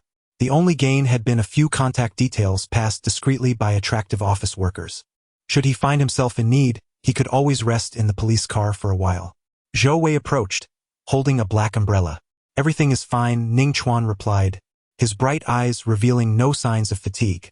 As a formal martial artist like Zhou Wei could push himself to remain awake for 10 days or more if necessary. Suddenly, an urgent voice crackled through the earpiece. It was not the artificial intelligence of the identification system which lacked emotional capacity. Rather, it was a dispatcher from the police station.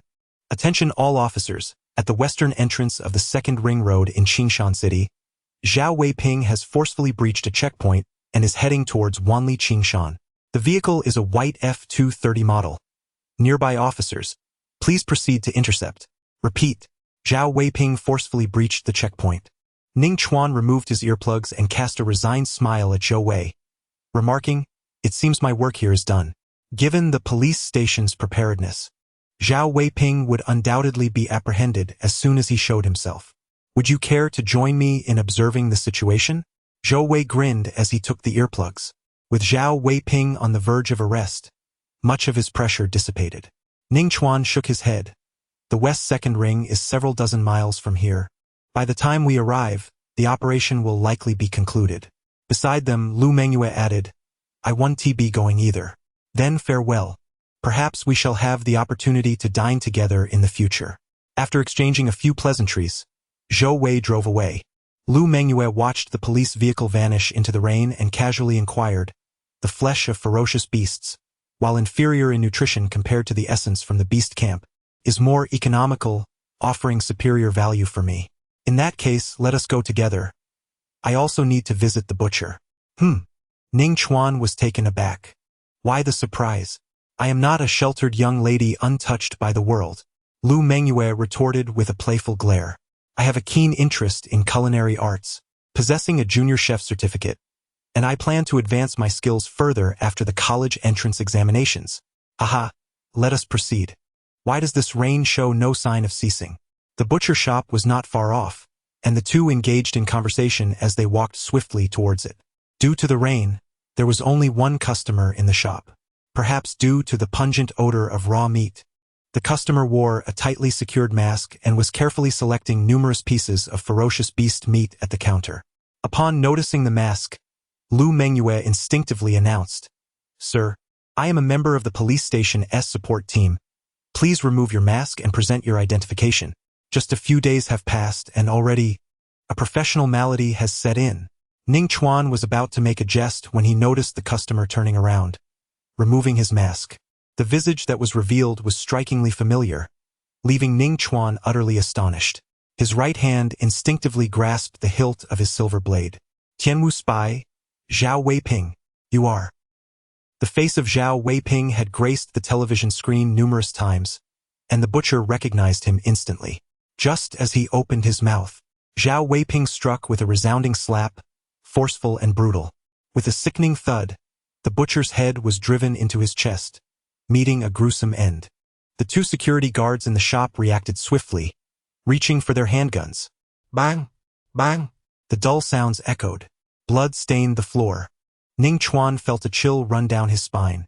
He had not even perceived how Zhao Weiping had hurled those two blades. This indicated that had Zhao Weiping aimed for him moments ago, it would have been his heart pierced now. The police department's intelligence was flawed. Zhao Weiping's injuries were not as severe as reported. He was no ordinary fighter. Furthermore, was it not said that Zhao Weiping was fleeing in a vehicle? A cold wave washed over Ning Chuan. Meanwhile, dark clouds shrouded the heavens, heavy and oppressive, like layers of thick ink. A white SUV tore through the downpour, akin to a roaring beast, its speed exceeding 500 kilometers per hour. Behind it, dozens of police cars pursued closely, the distance between them closing rapidly. The performance of the police vehicles was formidable. Police Chief Gu Tianyu fixed his gaze on the white SUV ahead, a flicker of faint perplexity crossing his eyes. Zhao Weiping's reconnaissance skills were exceptional. Why would he resort to such a clumsy method? Capturing him would reveal everything. Perplexity was swiftly concealed as Gu Tianyu flung open the door of the speeding vehicle. In the blink of an eye, he vanished, only to reappear 100 meters away, poised atop the white SUV, unyielding against the onslaught of the fierce wind. Gu Tianyu raised his hand like a blade, striking forcefully downward. Boom! A cerulean wind blade materialized, nearly 10 feet in length, cleaving the white SUV asunder. The might of a knight was indeed insurmountable. The vehicle crashed onto the road, sending forth a shower of sparks. Gu Tianyu extended his hand and yanked the driver from the seat. The visage was an exact replica of Zhao Weiping, yet his eyes appeared vacant, akin to a marionette under manipulation. Zhao Weiping, I hereby declare you under arrest. Before he could finish his sentence, Gu Tianyu sensed an anomaly and exerted a gentle force. Bang!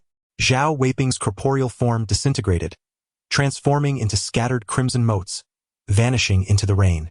The only remnants left were a few articles of clothing. A doppelganger ability? Gu Tianyu's expression shifted dramatically. Damn trickery, a diversion. In the shopping plaza, at the butcher's shop, I had presumed all the police had vacated the city. Zhao Weiping's voice carried a hint of resignation. No, given your ages, you must be high school students assisting the police. Lu Mengyue was taken aback. However, the current circumstances were evidently ill-suited for inquiries. Is it so difficult to simply stay alive? Must you seek death, forcing me to squander time on your demise? Zhao Weiping's demeanor turned frigid as he unleashed another powerful strike. Whoosh! The gust of wind surged violently, aimed directly at Lu Mengyue's forehead. Lu Mengyue strained to lean back, narrowly evading the blow. However, the chest lay exposed. A desperate struggle ensued. Zhao Weiping's gaze remained impassive. Yet, just as he was about to strike Lu Mengyue's chest, a resounding boom erupted. A brilliant arc of blue and violet lightning surged forth from Lu Mengyue's heart, cutting through the air with terrifying force. Zhao Weiping's expression shifted instantaneously. The lightning protective suit, produced by the Federal Technology Institute, was valued at 500,000. It could unleash a staggering 100,000 volts. Most martial artists would find it insufferable, earning it the moniker of Wolf Terminator. As a spy, Zhao Weiping was naturally ruthless. Realizing he could not evade the impending attack, he pressed his tongue against his teeth and forcefully propelled his palm forward. Bang! The shockwave materialized, wreaking havoc in all directions. Nearby tables and chairs were sent flying, crashing against the walls and shattering into fragments, illustrating the ferocity of the collision. Ning Chuan was also swept away by the force, shattering a floor-to-ceiling window and landing on the sidewalk outside. Fortunately, his training had endowed him with a robust physique, and he emerged unscathed, albeit with a few tears in his school uniform from the glass. Lu Mengyue, however, was not as fortunate. Taking the brunt of the blow, she was propelled backward like a cannonball, crashing into the middle of the street several dozen meters away, her chest slightly concaved as she coughed up blood. Inside the shop, Zhao Weiping was in a dire state as well, trembling with electric arcs dancing around him. Thunder rumbled. A bolt of lightning pierced through the leaden clouds. The rain intensified. Chapter 24. Blood Battle in the Rain, live broadcast. Little girl, How do you wish to meet your end? Zhao Weiping regained his composure and stepped into the rain, his face a shade of iron. According to his original plan, he intended to silently eliminate the individuals in the butcher shop, procure sufficient supplies, and stealthily slip into the wilderness. Clearly, that was no longer a viable option. The commotion was considerable, drawing the attention of many. He could only retreat once more into the shadows. Most importantly, his injuries had worsened significantly due to the cataclysmic surge of the 100,000-volt lightning, resulting in a severe decline in his combat capabilities. He could no longer touch the threshold of a formal warrior, though he remained somewhat stronger than those in the awakened realm. However, with such diminished strength, escaping from Qingshan City posed an insurmountable challenge. You are a third-tier warrior. Lu Mengyue coughed incessantly, unable to rise from the ground, her beautiful eyes reflecting a complex mixture of despair and fear. Zhao Weiping had surprisingly survived the onslaught of the 100,000-volt lightning. Formal warriors are classified into 9 tiers, with the first being the beginning and the 9th representing the pinnacle. Each advancement signifies a monumental enhancement. Answer correctly, and I shall reward you with death. Zhao Weiping's murderous intent surged as he raised his right hand, aiming directly at Lu Mengyue, intent on delivering a lethal blow. The fierce wind howled. Should his fist land, Lu Mengyue's head would shatter like a crushed watermelon. This was the very outcome Zhao Weiping desired, for only through such an act could he vent the fury boiling within him. With a thud, Lu Mengyue, terrified, shut her eyes tightly as a collision echoed, causing her delicate form to tremble uncontrollably. Yet, to her astonishment, nothing had happened. She was still alive and conscious. Hastily, she opened her eyes to behold a long and slender battle blade hovering half a meter above her, riddled with cracks, seemingly on the verge of shattering. Yet it held firm against Zhao Weiping's fist. Ning Chuan had intervened. As he faced Zhao Weiping, Ning Chuan's heart raced with anxiety. He could not fathom why he felt compelled to save Lu Mengyue. Perhaps it was the realization that fleeing would only lead to pursuit, or perhaps it was simply an innate desire to rescue another. Perhaps it was a desire to sever Zhao Weiping's head for a reward. A gallant act of rescue? Zhao Weiping raised an eyebrow, somewhat astonished. In a fit of fury, disregarding his injuries, he could dispatch his foe within mere seconds. Ning Chuan suppressed the rising tension within him and smiled. No, this girl is a well-known heiress at our school. If I save her, I am certain to receive a substantial sum. Of course, Brother Zhao, if you are willing to give me 200,000, I shall take my leave immediately. Ning Chuan grinned. Cash or online transfer? Brother Zhao, whichever you prefer works for me. He sought to engage in conversation, hoping to buy some time. The three of them stood in the middle of the street, and numerous passers-by had taken notice, undoubtedly having alerted the authorities. However, far too many officers had been drawn away by the imposter Zhao Weiping, making it unlikely for them to arrive here promptly. A clever strategy to delay. Zhao Weiping scoffed, unable to conceal his derision. Boom!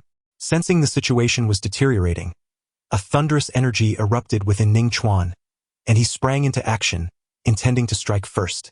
Flash thunder slash. The silver blood war blade swung forth, transforming into a dazzling silver arc that sliced through the downpour, striking towards Zhao Weiping with the speed of lightning. A blade technique at the microscopic level. Its caliber is commendable. It seems your talent is on par with that of the girl. A hint of surprise tinged Zhao Weiping's tone. In the next moment, a flash of red light appeared beneath his left foot. His innate power surged, propelling his body sideways with ease, deftly evading the incoming silver blood war blade. Ning Chuan could only retreat, desperately employing the gale step, his form seemingly transforming into a swift wind, causing the raindrops to scatter. Whoosh! Ning Chuan narrowly dodged past the sharp claws of condensed energy aimed at his throat. 5 streaks of blood flickered into view, and as the searing pain coursed through him, Ning Chuan felt a chilling emptiness within. The third layer of his Vajra body seemed utterly flimsy against the onslaught of raw power, akin to mere paper, entirely ineffective in providing protection.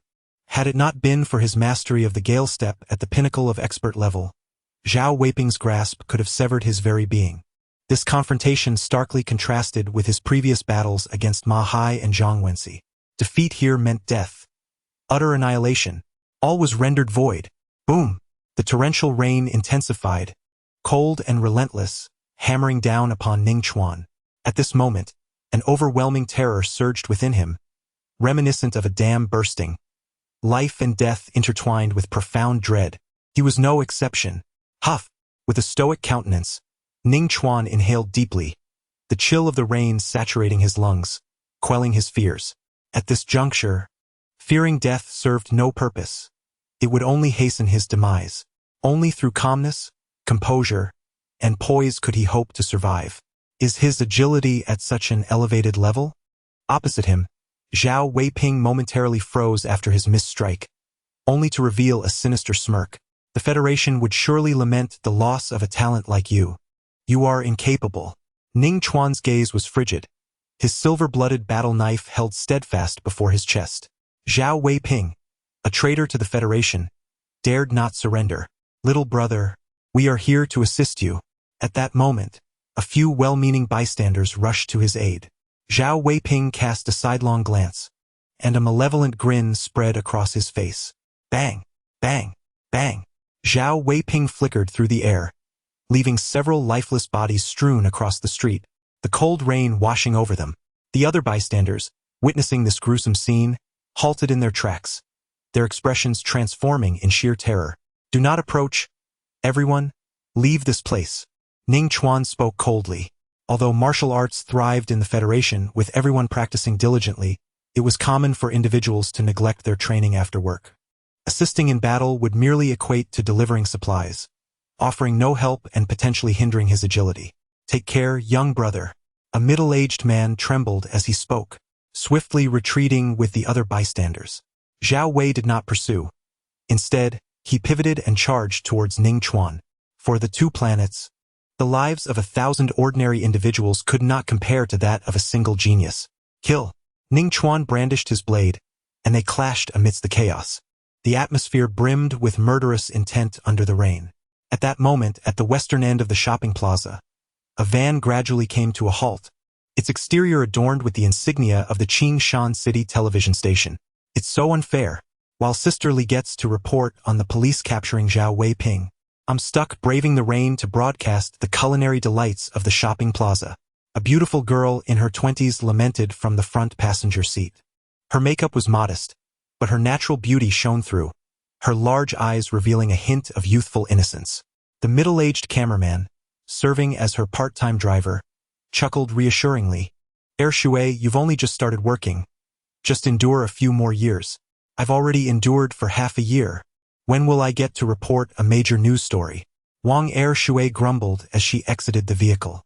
As she lifted her gaze, she saw a throng of terrified people fleeing from the shopping plaza. She hurriedly grabbed hold of someone to inquire about the situation. Zhao Weiping has been spotted in the shopping plaza, committing a massacre. Several people have already died, and a young man is currently battling him. Wang Shui was momentarily taken aback upon hearing this. The station had claimed that Zhao Weiping was fleeing down the highway, hadn't it? In the next moment, Wang Shui, disregarding even his umbrella, seized the cameraman and dashed into the shopping plaza. After sprinting a few hundred meters, two figures embroiled in a fierce struggle emerged in the rain. We are live, Wang Shui exclaimed, brandishing his microphone towards the cameraman. Chapter 25. At the brink of life and death, utterly perfect. This is Wang Shui from Qingshan Television, reporting at 1:30 p.m. Federation Time, March 24th. The spy Zhao Weiping from the Tianwu realm is committing heinous acts on the streets, brutally murdering several civilians. A courageous young man is valiantly attempting to thwart Zhao Weiping with a knife. Standing in the downpour, Wang Shui reported loudly.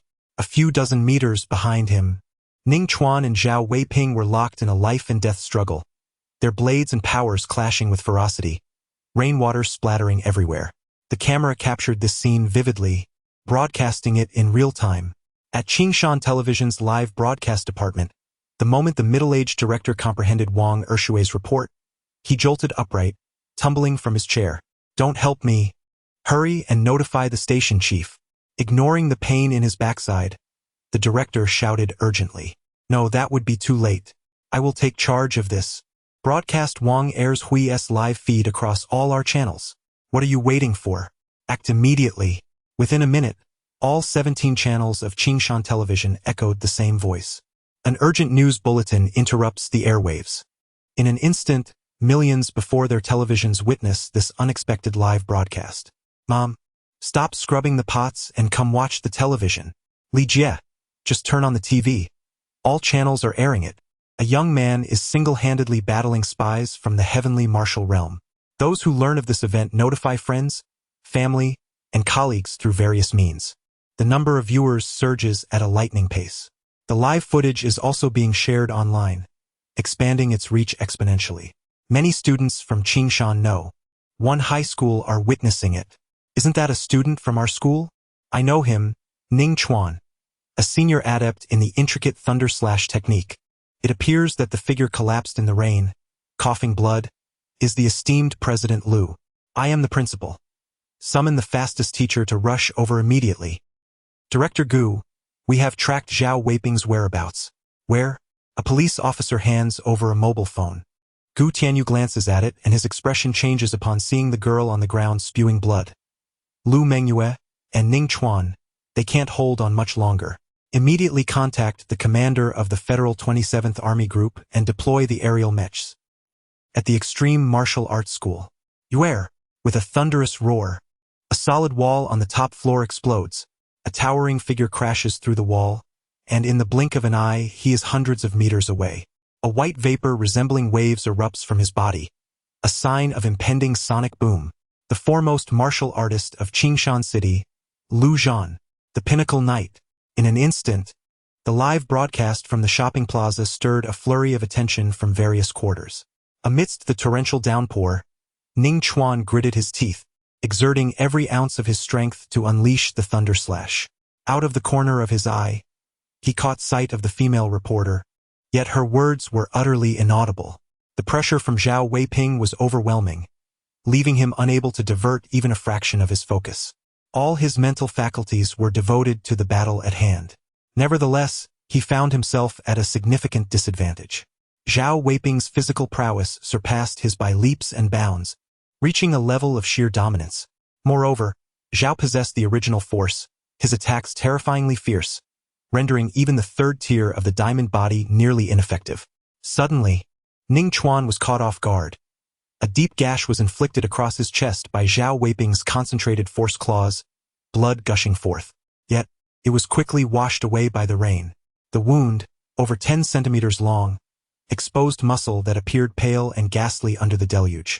Ning Chuan bore dozens of such injuries upon his body, all vividly captured by the nearby camera. What were the police doing? Where were they? How could they allow a mere child to confront such a fiend? Viewers of the live stream felt a mix of indignation and sorrow. Ning Chuan's youthful features made him all the more sympathetic, prompting many women to cover their mouths, tears glistening in their eyes, hearts aching for him. On the scene, Wang Er's Hui yearned to intervene. Yet, the only role he could fulfill was that of a reporter, performing his duty. Yes, Wang Er's Hui replied, his voice choked with emotion. I am Wang Er's Hui, a reporter from Qingshan Television. As you can see, the current situation is far from optimistic. The young boy wielding a knife found himself at a disadvantage, facing imminent peril. Yet, I firmly believe he possesses the potential to turn the tide. Many spectators in front of the television clasped their hands anxiously, fervently praying for Ning Chuan. However, reality proved to be unforgiving. Their prayers bore no fruit. Bang! Ning Chuan was kicked away, soaring several dozen meters, as if struck by a speeding automobile. Upon crashing to the ground, a resounding thud erupted, sending a spray of water into the air, while dark crimson blood trickled down his body, mingling with the rain. A shiver ran through the hearts of many onlookers. Just as Ning Chuan managed to rise, he was bombarded by relentless raindrops. He saw Zhao Weiping, embodying a tempest, charging towards him. Zhao Weiping concentrated his energy and swung a fist towards Ning Chuan's head. The youth before him proved far more formidable than anticipated, consuming far too much of his time. If he delayed any longer, escape would become impossible. He had to eliminate him swiftly. With a swift motion, Zhao Weiping's lethal strike missed its target. unleashing a force that sent rainwater splashing as if an explosion had occurred. Ning Chuan exerted himself to sidestep, narrowly evading the blow. The third level of his indestructible body had saved him. The impact upon landing did not incapacitate him as it had with Lu Mengyue. He could still fight back, rising to evade. Yet, despite his successful dodge, Ning Chuan felt no joy within. After his lateral move, he was left with little energy, requiring time to recuperate. It wouldn't be long, but Zhao Weiping would not grant him that opportunity. Indeed, in the next moment, Ning Chuan's pupils constricted sharply. A hand, infused with energy, tore through the curtain of rain, rapidly expanding in his sight. A chill ran down his spine. He vividly recalled how the butcher's head was driven into his chest by a single strike from Zhao Weiping. No, Ning Chuan, in a frenzy, executed the Gale Step, desperately attempting to retreat and create distance. Yet that strike was too swift, relentlessly closing the gap between them, half a meter, a foot, less than 2 inches. In that critical moment, a cold mechanical voice echoed in Ning Chuan's mind. At the brink of life and death, a tremor surged through him as he attained enlightenment in the Gale Step. The technique ascended to its perfect realm. An epiphany flooded his consciousness, and Ning Chuan's mastery of the Gale Step reached consummation. He transformed into a whirlwind. The wind could meld with the wind. Zhao Weiping's palm strike was deftly utilized by Ning Chuan, allowing him to retreat with astonishing speed, evading the blow that struck nothing but air. Dodged. Zhao Weiping furrowed his brow in confusion, unable to comprehend the sudden surge in Ning Chuan's speed. Drawing upon the primal force surging through his legs, Zhao Weiping unleashed an immense power, advancing with astonishing swiftness. In the blink of an eye, he closed in on Ning Chuan. Punch was thrown. Whoosh! Ning Chuan executed the Gale Step with fluidity, evading the punch without a hint of hesitation. Zhao Weiping's brow knitted tightly. Had his opponent truly broken through? What a farce! Breaking through in the midst of battle, was this a film? Whoosh! Whoosh! Whoosh! Zhao Weiping, undeterred, relentlessly unleashed punches, swift as lightning, dense as a torrential downpour, and overwhelmingly fierce. Yet all fell short. Chapter 26. A commendable suggestion. However, I only wish to sever your head. Many viewers of the live broadcast, though baffled by Ning Chuan's newfound speed, ultimately viewed it as a positive development. The tension that had gripped their throats slowly dissipated. Had he truly ascended to the perfect realm? As the creator of the Gale Step, Gu Tianyu could easily discern Ning Chuan's prowess, his expression filled with astonishment. Previously, he had mentioned that Ning Chuan should seek him out once he perfected the Gale Step, a statement made casually, devoid of any genuine expectation. After all, the realm of perfection is typically reserved for the creators of martial arts. The Federal Martial Arts Alliance had conducted a survey, revealing that among 100 experts at the pinnacle of their limits, it was unlikely even one would attain the perfect realm. Gu Tianyu gazed at his phone, letting out a sigh. On the screen, Ning Chuan's breathing was visibly erratic. With each inhalation, the rain was pulled into his lungs by the force of his breath, and with each exhalation, vapor escaped in a billowing mist. When would the sky mechas dispatched by the military arrive? They had just set off, and it would take at least a quarter of an hour at best. On the street, the spring rain fell like needles, imbued with a chilling sensation, as Ning Chuan gasped for breath. After reaching the perfect realm of the Gale Step, he was capable of holding his own against Zhao Weiping. However, the execution of the perfect Gale Step demanded an immense amount of physical stamina. Although he had trained in the bull strength technique, renowned for its endurance, it remained merely a D-grade breathing method. Relying solely on the Gale Step for evasion, he could endure at most 5 minutes. Ning Chuan attuned himself to his physical condition. 5 minutes was not an insignificant duration.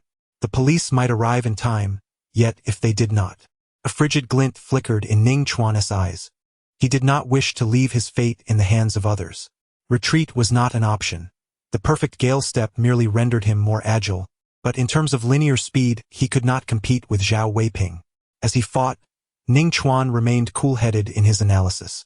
To survive, there was but one choice. Before his strength was completely depleted, he must eliminate Zhao Weiping.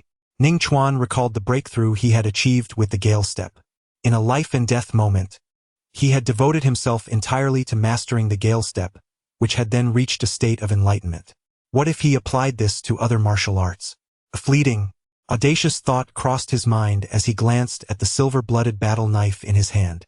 Time was of the essence. He would take the initiative to strike, employing the flash thunder slash to force his opponent into a moment of realization. Then he would eliminate Zhao Weiping. Zhao Weiping displayed remarkable agility, yet how long could he evade?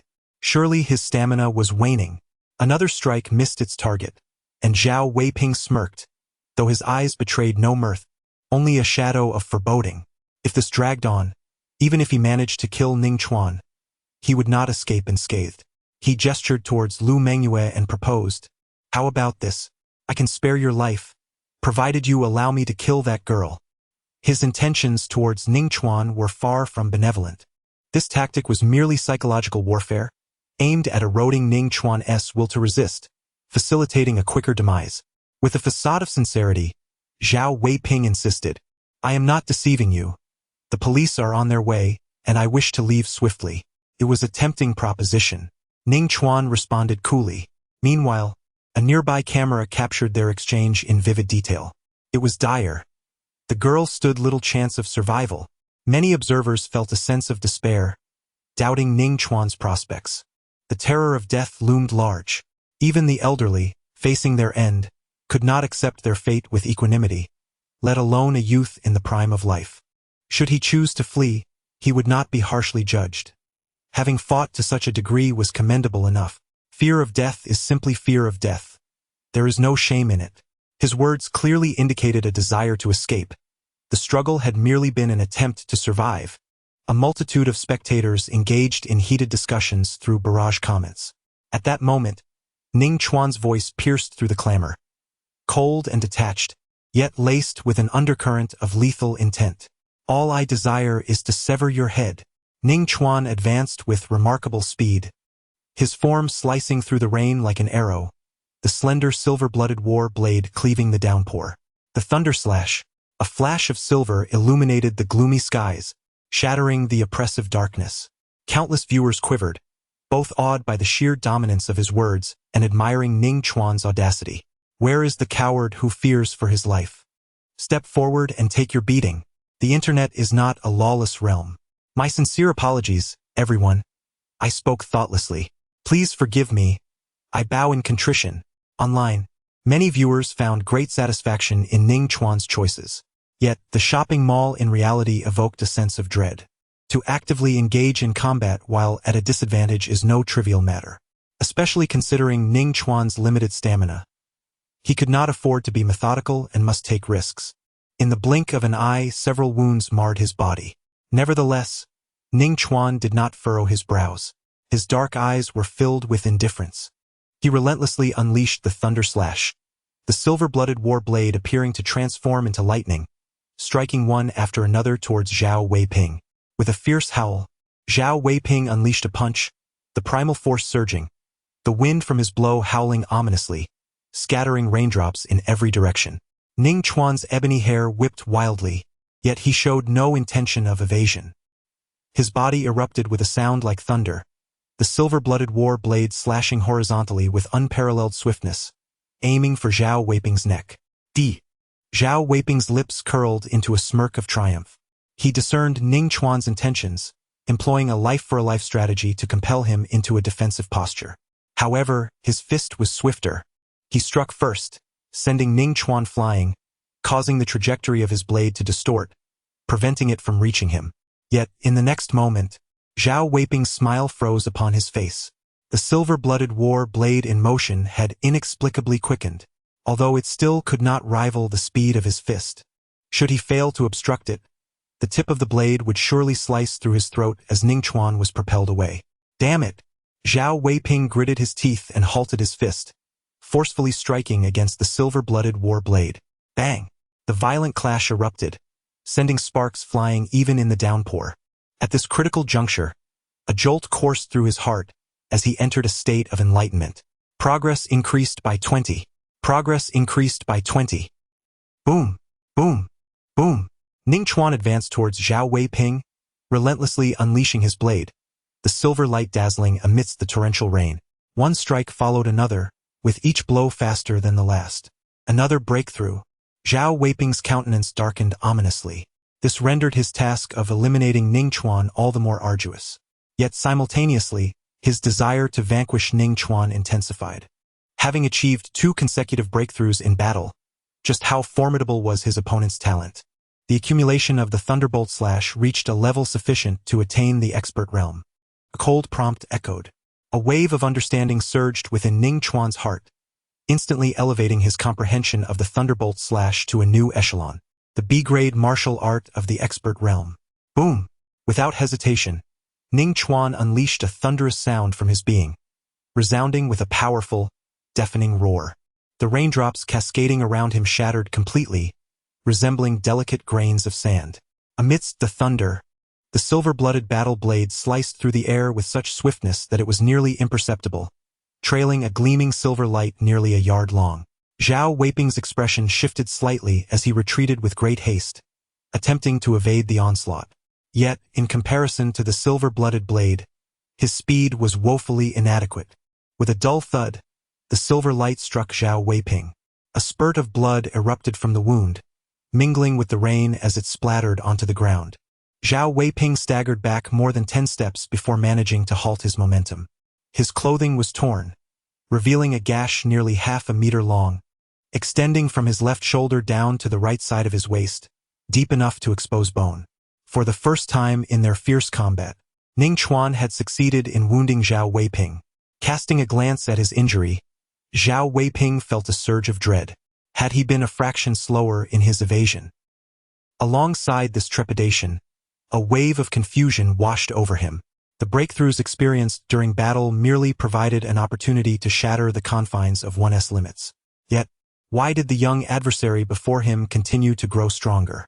This bewilderment was shared by countless spectators, though only a select few martial arts masters could discern the underlying truth. Furthermore, this was the 3rd instance of enlightenment, was it not? His perception during battle was nothing short of extraordinary. Gu Tianyu was taken aback. As the rain began to lessen, Wang Ershui's voice grew increasingly fervent. Though the reasons behind the unfolding events remained unclear, it was undeniable that the young man wielding the blade had become stronger, now gaining a slight advantage against the fierce Zhao Weiping. Boom! Boom! Boom! On the street behind Wang Ershui, Ning Chuan, wielding his battle blade with ferocity, unleashed a barrage of strikes, delivering more than 10 blows in less than a second. The sounds of collision resonated, forming a continuous line of noise. Occasionally, a spray of blood would erupt from Zhao Weiping's body. As I firmly believe, the knife-wielding youth is turning the tide, Wang Ershui declared loudly. Upon hearing these words, Zhao Weiping felt a surge of retreating thoughts. It was not fear of defeat that prompted this. Rather, he knew that if he disregarded his injuries and exerted all his power, he could easily eliminate the youth before him with a single strike. However, such an action would leave him gravely wounded and incapacitated. Bang! Zhao Weiping's fist struck the silver blood battle blade, unleashing a burst of energy that sent it flying. He cast a deep, cold gaze at Ning Chuan. Ning Chuan sneered. Thinking of escaping? Do you truly believe you can stop me? Zhao Weiping's voice dripped with disdain and mockery. The youth's agility was merely a matter of nimbleness, lacking in speed, and thus he could not hope to catch up with him. Feel free to try. Ning Chuan stepped forward, swinging the silver blood battle blade, which transformed into a streak of silver light, extending a full yard in length. Its velocity surged dramatically. Zhao Weiping was caught off guard. With a sharp sound, a deep gash appeared on his body, exposing his pale bones, soon to be drenched in blood. When speed falters, the swiftness of the blade compensates. How are you accomplishing this? Zhao Weiping grimaced, clutching his wound. In his mind, notifications rang incessantly. Progress increased by 10. Progress increased by 10. After the Thunder Slash ascended to the expert realm, the epiphany had not ceased. It continued to unfold. Ning Chuan merely concealed his abilities, silently refining his swordsmanship, preparing for the moment when Zhao Weiping might attempt to flee, ensuring his blade would be swift enough to intercept him. After all, this was a matter of a million in motion.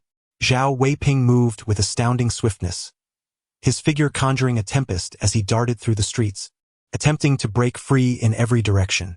Yet, a series of silvery flashes relentlessly pursued him, shadowing his every move and affording him no respite. To halt and defend would spell certain death.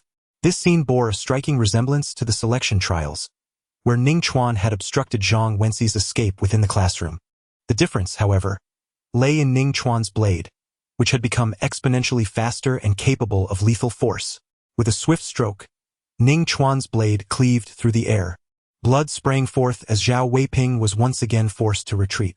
No longer concealing his prowess, the silver-blooded blade moved with astonishing speed, leaving Zhao Weiping drenched in blood and riddled with countless wounds. Resigned to his fate, Zhao Weiping abandoned his attempts to escape. Yet, to drag a genius like you down with him was, in his eyes, a worthy trade. A savage glint flickered across his visage. Since escape was futile, he resolved to perish alongside his adversary. Zhao Weiping's entire being surged with primal energy, flowing wildly into his hands, exuding a terrifying aura as he prepared for a formidable martial arts technique. Ning Chuan's gaze shifted subtly, and with a swift motion propelled by the wind, he unleashed his blade. Boom! A streak of silver light, a full yard long, cleaved through the atmosphere with the swiftness of lightning. Zhao Weiping chose not to defend. Instead, he evaded with remarkable agility, channeling his concentration towards the culmination of his self-destructive martial arts. Should avoidance prove impossible, he would brace for impact with non-vital areas such as his thigh or back. After all, he was already facing death. The severity of his injuries mattered little. His hands radiated with overwhelming energy, flames of power rising and an increasingly fearsome presence emanating from him. The moment raindrops made contact, they were instantaneously extinguished. Observing this, Ning Chuan's eyes turned frigid, devoid of a trace of fear. The silver-blooded blade continued to swing, each stroke faster than the last. An unrelenting torrent akin to a galaxy cascading downwards, all aimed at hastening Zhao Weiping's demise. The realization of the Thunder Slash technique reached its conclusion. With sufficient accumulation, the Flash Thunder Slash has attained sublimation, reaching a realm of perfection. Suddenly, Ning Chuan's perception of the Flash Thunder Slash transformed entirely. This martial art felt as though it were an innate ability, a primal instinct he was born to wield. Without hesitation, Ning Chuan swung the silver blood battle blade. Boom! A thunderous explosion reverberated, deafening in its intensity. The source of this sound was unmistakably the silver blood battle blade. In the perfect realm of the Flash Thunder Slash, every ounce of power was channeled into the blade, with no trace of energy escaping. In an instant, 3 slashes. Ning Chuan's wrist flicked, and in the air, 3 slender rays of silver light emerged almost simultaneously. Each was over a yard in length, intertwining to form an inverted equilateral triangle, completely enveloping Zhao Weiping. An illusion. A shiver ran through Zhao Weiping's heart as he suspected that 2 of the strikes were mere phantoms, designed to conceal the true lethal blow. Just as he attempted to discern the reality, the piercing sensation emanating from the 3 silver rays made him acutely aware that there were no illusions to mask the danger. The 3 strikes confronting him were all fatal. Zhao Weiping desperately retreated, the threat of death unlocking his latent potential, propelling him at remarkable speed. However, before the elongated silver light, he felt as though he were moving in slow motion, akin to footage captured by a high-speed camera. Thud! Thud! The 2 diagonal silver rays struck heavily against the concentrated force Zhao Weiping had summoned, producing a resounding noise as the deep crimson energy shattered, washed away by the rain. Meanwhile, the horizontal silver ray sliced through Zhao Weiping's neck without the slightest pause. A line of blood flashed forth like lightning. In the next moment, a head with a cleanly severed neck was raised high, a column of blood erupting into the sky. Strangely, there was no pain. As he caught sight of the headless corpse, Zhao Weiping's consciousness plunged into an abyss of darkness. Wang Er's overwhelmed by emotion, could not contain his fervent shout. A formal warrior, a heavenly martial spy, the notorious federal criminal Zhao Weiping, has been decapitated by the youth of Qingshan as a warning to others. Instantly, the various streaming platforms erupted in a frenzy. A tumult of astonishment ensued.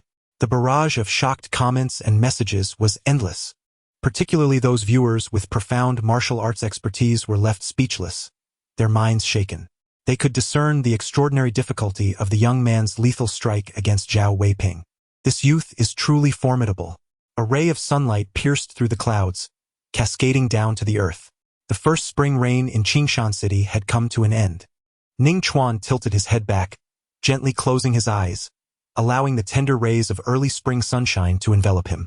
Beneath his feet, the blood flowing from Zhao Weiping's corpse mingled with the rainwater, a vivid crimson. In the sunlight, amidst the pool of blood, Ning Chuan, having taken a life for the first time, remained unerringly composed. His expression as tranquil as a still pond. It was not a fade. His emotions truly bore no turbulence. He and Zhao Weiping could not be said to be right or wrong. To the federal populace, Zhao Weiping was a figure of immense villainy, deserving of his fate. Yet, in the realm of heavenly martial arts, he might very well have been the true antagonist. It had nothing to do with justice or malevolence. It was solely a matter of power, the original intention of martial arts. Ning Chuan murmured softly, as if he had come to a realization, sinking into contemplation. Moon. Just as he heard the voice, before his mind could fully grasp its meaning, a tall figure appeared in his line of sight, carefully assisting the fallen Lu Mengyue. What speed? Ning Chuan stared at the individual, his gaze filled with astonishment. Dad. I'm fine. Lu Mengyue's voice was weak as she pointed towards Ning Chuan, saying, This is my classmate. He saved me and even killed Zhao Weiping. Upon hearing those words, Ning Chuan instantly recognized the visitor, the master of the Extreme Path Martial Arts School, and simultaneously, the foremost powerhouse of Qingshan City. Lu Zhan glanced at Ning Chuan and inquired, Is this your first time taking a life? Ning Chuan nodded gently. Had it been before, facing a figure of Lu Zhan's stature, he would have felt a twinge of nervousness, even if he would not seek to curry favor. Such emotions are but natural and unavoidable. However, after the life-and-death battle, Ning Chuan's state of mind had undergone a profound transformation, and now he felt an overwhelming sense of tranquility. Indeed, Lu Zhan offered this assessment and then fell silent. Lu Mengyue could not help but cast another glance at Ning Chuan. She was well acquainted with her father's character, unyielding and exacting. Even for herself, who aspired to attend Tsinghua University, his praise had been lukewarm at best. A few minutes later, a fleet of police cars and ambulances arrived at the scene. Chapter 28. Abundant Rewards. At the Qingshan City First People's Hospital, the scent of disinfectant permeated the air. In a VIP ward, an abundance of flowers overflowed into the corridor. Many prominent institutions in the city had sent representatives to extend their condolences to Ning Chuan. The flash of cameras was incessant, with reporters documenting the event in its entirety. Ning Chuan was exceptionally cooperative, his smile impeccable, and his expressions of gratitude profoundly sincere. This was not due to a concern for his image. Rather, the generosity of these institutions was overwhelming. Qingshan No. 1 High School supplied 2 bottles of Beast Nutritional Solution. The mayor's office contributed 100,000 yuan. The education department provided another bottle of Beast Nutritional Solution. The Bravery Fund for Youth donated 150,000 yuan. The representatives, discerning and astute, recognized Ning Chuan's injuries and did not linger unnecessarily. After offering a few commendatory remarks and capturing group photos, they promptly took their leave. Over an hour later, they had all departed, leaving only Zhou Wei to assist in taking care of him. Sigh. Ning Chuan exhaled deeply, rubbing his cheeks which were on the verge of cramping from smiling. Earning money is no easy feat. However, should such opportunities arise again, it would indeed be splendid to earn while reclining. Alas! Ning Chuan, in his moment of enthusiasm, inadvertently overexerted himself, aggravating his wound and drawing a sharp intake of breath. As the peril of death receded, he relaxed, yet the pain from his injuries began to manifest, becoming vividly apparent and impossible to ignore. Despite his mastery of the Vajrabhati technique, he found himself somewhat lacking in the face of raw power, suffering significant injuries. Beside his hospital bed, those who witnessed Ning Chuan's movements felt a pang of remorse, saying, I apologize, this is my fault for not arriving sooner. Not long after his departure, someone had alerted the authorities. It's nothing. Ning Chuan waved his hand dismissively, smiling as he added, I have gained tremendously from this experience. In this battle, his Gale Step and Thunder Slash both ascended to a perfect realm. Had he pursued normal cultivation, it would have taken an indeterminate amount of time. Furthermore, his state of mind had been refined through the life and death struggle, growing resilient. Zhou Wei assumed Ning Chuan referred to the police department's rewards, saying that 1 million is not a problem, but the quota for the Mountain and Sea Genius training camp. A hint of difficulty appeared on Zhou Wei's face. Ning Chuan raised an eyebrow, smiling as he encouraged, feel free to speak candidly. My mental fortitude is robust enough to withstand it. His beheading of Zhao Weiping was witnessed by hundreds of thousands in Qingshan City, and the police department would undoubtedly not dare to deny their obligation. Zhou Wei whispered. Some officers reviewed the surveillance from the butcher shop and believed that your ability to slay Zhao Weiping depended on Lu Mengyue having severely injured him first. Lu Mengyue played a pivotal role. Thus, they conclude that you are entitled to the 1 million reward. In the Shanghai Talent Training Camp, the path belongs to Lu Mengyue. However, those with discernment are well aware that your decisive act of slaying Zhao Weiping holds far greater significance. Zhou Wei exclaimed with indignation, followed by a deep sigh. Yet, you may not be aware that the Lu family, of which Lu Mengyue is a member, wields considerable influence in Qingshan City, capable of affecting the police department. Ning Chuan furrowed his brow and inquired, has the Lu family fallen from grace? If that were the case, it would indeed bear the semblance of ingratitude. Not at all. Zhou Wei shook his head and stated plainly, from what I understand, it is merely those officers attempting to curry favor with the Lu family. In that case, let the Shanghai Talent Training Camp be bestowed upon Lu Mengyue. I harbor no objections. Ning Chuan shrugged. He was not lying. He did not regard the Shanghai Talent Training Camp with the same reverence as others. In the realm of martial arts, the two most arduous challenges are the elevation of one's cultivation level and the mastery of martial techniques, both of which he found to be trivial pursuits. What he truly required were resources and martial knowledge. So in your eyes, I am merely a person who seeks to take advantage. A voice, tinged with discontent, drifted from the doorway. Lu Mengyue, seated in her wheelchair, glared at Ning Chuan with annoyance, as Lu Zhan pushed her into the hospital room. Ning Chuan offered a smile and remarked, I am sincere. The Shanghai Talent Training Camp bears little relevance to me. Of course, I recognize your reluctance. Therefore, I implore you to drown me in riches. Keep it for yourself. Lu Mengyue retorted with a roll of her eyes, stating, my current focus is on advancing as a warrior and assisting the police, merely seeking a breakthrough opportunity. I had no intention of going there in the first place. What a pity, as I had hoped to take this opportunity to extract a sum from you. Ning Chuan shook his head in regret. Noticing that the conversation between the two had come to a temporary halt, Zhou Wei raised his hand in a formal greeting and said gravely, Knight Lu, greetings.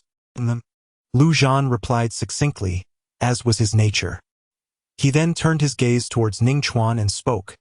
Meng Yu informed me that you saved her life. I owe you a favor. Ning Chuan smiled and replied, I am Meng Yu's classmate. Saving her was the right thing to do. Without indulging in further pleasantries, Lu Zhan promptly asked Ning Chuan to produce his phone. After taking it, he left behind a phone number, stating, you may reach out to me should the need arise. The nature of the need remained unspoken. However, Zhou Wei's expression shifted. His gaze towards Ning Chuan filled with profound envy. In Qingshan City, there was scarcely a task that Lu Zhan could not accomplish, provided he desired to. This brief promise could easily be perceived as a wish-granting machine. Ning Chuan momentarily lost his train of thought, realizing that Lu Zhan's earlier declaration was not mere courtesy. His mindset elevated, becoming increasingly formidable, yet not detached from the world. When faced with a powerful ally, one must embrace the opportunity. Uncle Lu, I shall not stand on ceremony, he said with a slight smile as he accepted the phone. His intentions were not rooted in sycophancy. He saw clearly. The contact information that Lu Zhan had chosen to share, along with the title of Uncle Lu, indicated that he regarded Ning Chuan as a younger counterpart. Lu Mengyu rolled her eyes at Ning Chuan and remarked, Uncle Lu? Someone really knows how to seize the moment. Why not call him Godfather instead? Since being rescued by Ning Chuan, she had unwittingly softened her demeanor considerably. Is Uncle Lu acceptable? she teased. The group shared light-hearted banter, and shortly thereafter, the Lu father and daughter took their leave. Ning Chuan lay upon his sickbed, beginning to tally the day's gains. He had acquired 9 vials of beast nutrient solution and amassed a total of 1,075,000 yuan in cash or checks. There remained another 1 million unpaid by the police department. His bank account held a balance of 600,000. After calculating in his mind, Ning Chuan was taken aback by the result. Nearly 5 million. With careful expenditure, it would suffice for a formal martial artist. In the short term, financial worries would no longer plague him. It was time to consider a new breathing technique, he mused. The varying levels of breathing techniques yielded distinct refining effects. For instance, had he been cultivating an S-level breathing technique renowned for its endurance today, he could have easily evaded Zhao Weiping using the Gale Step, rather than risking a direct confrontation. Unfortunately, S-level breathing techniques were virtually non-existent in the market. Ning Chuan felt a tinge of regret. Such techniques held by private factions were never disclosed, regardless of the monetary offer. They were the very foundation that granted their progeny an advantageous starting line. The federal government possessed several such techniques, and while they did not hoard them, they required merit for exchange. His recent elimination of Zhao Weiping had earned him a considerable amount of merit, yet it remained a mere drop in the bucket compared to the amount needed for an S-level martial art. In the marketplace, A-level breathing techniques were available, with transmission fees ranging from a few million to tens of millions. While I could afford the less expensive options, investing all my funds into a breathing technique would not be prudent. A B-level breathing technique would be far more suitable for me. With his thoughts racing, Ning Chuan resolved to pursue a B-level breathing technique. In terms of effectiveness, it undoubtedly pales in comparison to A and S grades. However, when juxtaposed with the sheer brute force of D grade, it represents a substantial enhancement. There is no need to rush into making a purchase. Ning Chuan, holding his phone, browsed through various B-grade breathing techniques. Qingshan No. 1 High School is a key institution in the city, boasting martial arts permissions up to B-grade, allowing students to study a maximum of 4 martial arts disciplines. Ning Chuan has already reached this limit. Nevertheless, given his current prowess, excluding Xinghe University, he possesses considerable confidence in gaining admission to other prestigious schools. Moreover, he has recently achieved a significant feat by eliminating Zhao Weiping. The school authorities might very well be inclined to turn a blind eye, allowing him to acquire another B-grade breathing technique without cost. After all, geniuses are entitled to certain privileges. Before drifting off to sleep, Ning Chuan contemplated and summoned the martial arts panel. Brute force, subtle, progress 12, swift step, perfect, progress 7, lightning slash, perfect, progress 1, thousand bones killing technique, proficient, progress 23, diamond body, third layer, progress 27, Ning Chuan's gaze fixated on the entries for swift step and lightning slash, his expression one of utter astonishment. The perfect realm is unique, devoid of any hierarchy. Perfect is simply perfect. This is precisely why the stage has been designated with such a term. The notification indicated that once those 2 martial arts reached the perfect realm, no new insights would integrate into his mind, signifying that the martial arts have indeed reached their limit. The rising progress seems to be mere numerical fluctuations, devoid of any tangible significance. Is it a glitch, or is there another reason? Ning Chuan's thoughts churned. After a prolonged period of contemplation, he arrived at no conclusions and decided to cease his ruminations, closing his eyes. Whatever the reason may be, once the progress reaches 100%, the truth will inevitably reveal itself. The night passed in silence. After several sleepless days, Ning Chuan enjoyed a long slumber, awakening the next morning at 9 o'clock, feeling refreshed. To his astonishment, he discovered that the pain he had been experiencing had nearly vanished. After inquiring with Zhou Wei, he learned that the Luo family had summoned a professional healer from the capital city, who had arrived the previous night. Upon examination, the doctor confirmed that Ning Chuan's condition was quite satisfactory, with only minor injuries, and his discharge was not a concern. Ning Chuan did not linger. He requested a cloth bag from a nurse, carefully storing the beast nutritional solution along with cash and checks. After bidding farewell to Zhou Wei, he exited the hospital. The weather was splendid that day, with warm sunlight and a gentle breeze. Well then, it's still the monthly examination arena battle. Feel free to arrange it, Ning Chuan remarked with a grin. That won't do, Wei Bo retorted, his tone dripping with sarcasm. If he dares to manipulate the monthly examination, I will make him understand what true surprise is. Or more precisely, the joy will only last until he steps onto the arena. Afterwards, only shock remains. Does he truly believe that defeating an injured martial artist puts him on par with one? Wei Bo had not witnessed the live broadcast, but had read several articles that glorified Ning Chuan's swordsmanship. However, he remained skeptical. Journalists have a penchant for exaggeration. After all, enough of this banter, he sighed, shaking his head. I have come to see you for a serious matter. What is it? Ning Chuan responded casually. This place is not suitable for discussion. Wei Bo indicated a luxurious black car parked nearby. Let us talk in my car. Very well. Ning Chuan pondered briefly before nodding in agreement. He is currently in the limelight, garnering governmental attention and media coverage. Wei Bo, who, if not a fool, would not seek to ambush him. However, one must remain vigilant. Following closely behind Wei Bo, Ning Chuan retrieved his phone, tapped a few times, and then tucked it into his pocket. The two boarded the car, which was exceptionally spacious, unlike an ordinary sedan, featuring 2 rows of seats facing each other, elegantly wrapped in genuine leather. In the center stood a retractable table, crafted from a fine, precious wood. A middle-aged man sat comfortably, adorned in luxurious clothing, with a resemblance to Wei Bo, though his eyes were somewhat narrow, imbued with a hint of shadow. Truly, he was a heroic figure, known for decisively eliminating high-level spies. Upon noticing Ning Chuan's entrance, the middle-aged man greeted him with a warm smile. Wei Bo proudly introduced, "This is my father, Wei Qianse, the current chairman of the Wei Consortium." Ning Chuan, unfazed, took a seat with an air of authority and stated, "Let's not waste time. If there's something to discuss, please be direct." He had no interest in engaging in pleasantries with someone like Wei Bo. Wei Bo frowned slightly but maintained his composure, saying, "I wish to purchase your spot in the Shanghai Talents Training Camp. Can a spot truly be bought and sold?" Ning Chuan paused in surprise. The Shanghai Talents Training Camp is not a private institution. It is affiliated with the government of the Donglin Administrative District, a purely official organization. Normally, such a transaction would be impossible. Yet, in Qingshan City, there is nothing the Wei Consortium cannot achieve. Observing Ning Chuan's expression, Wei Bo smirked arrogantly. "I will offer you 1 million.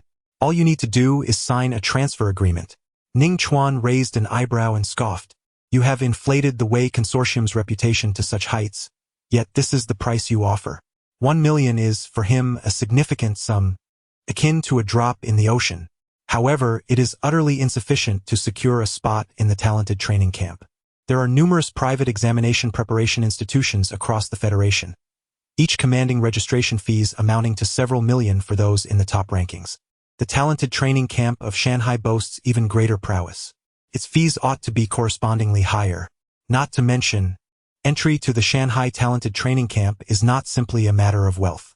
Wei Bo let out a cold snort, mocking, "Do you truly believe 1 million is inadequate?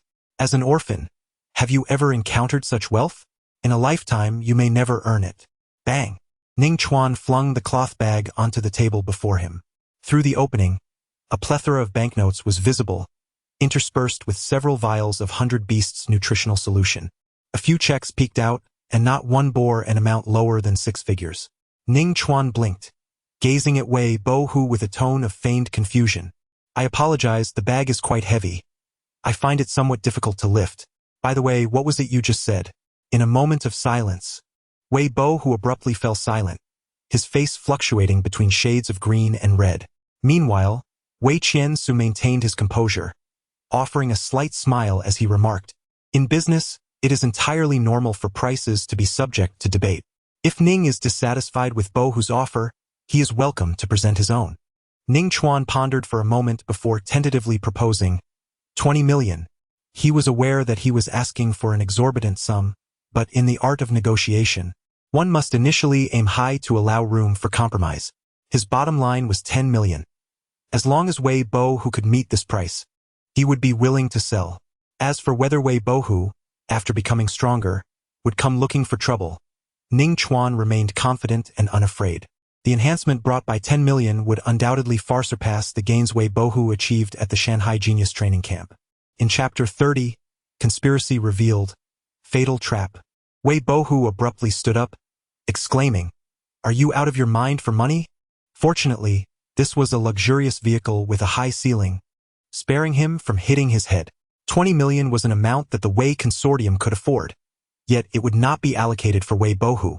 He had not yet reached that level of significance.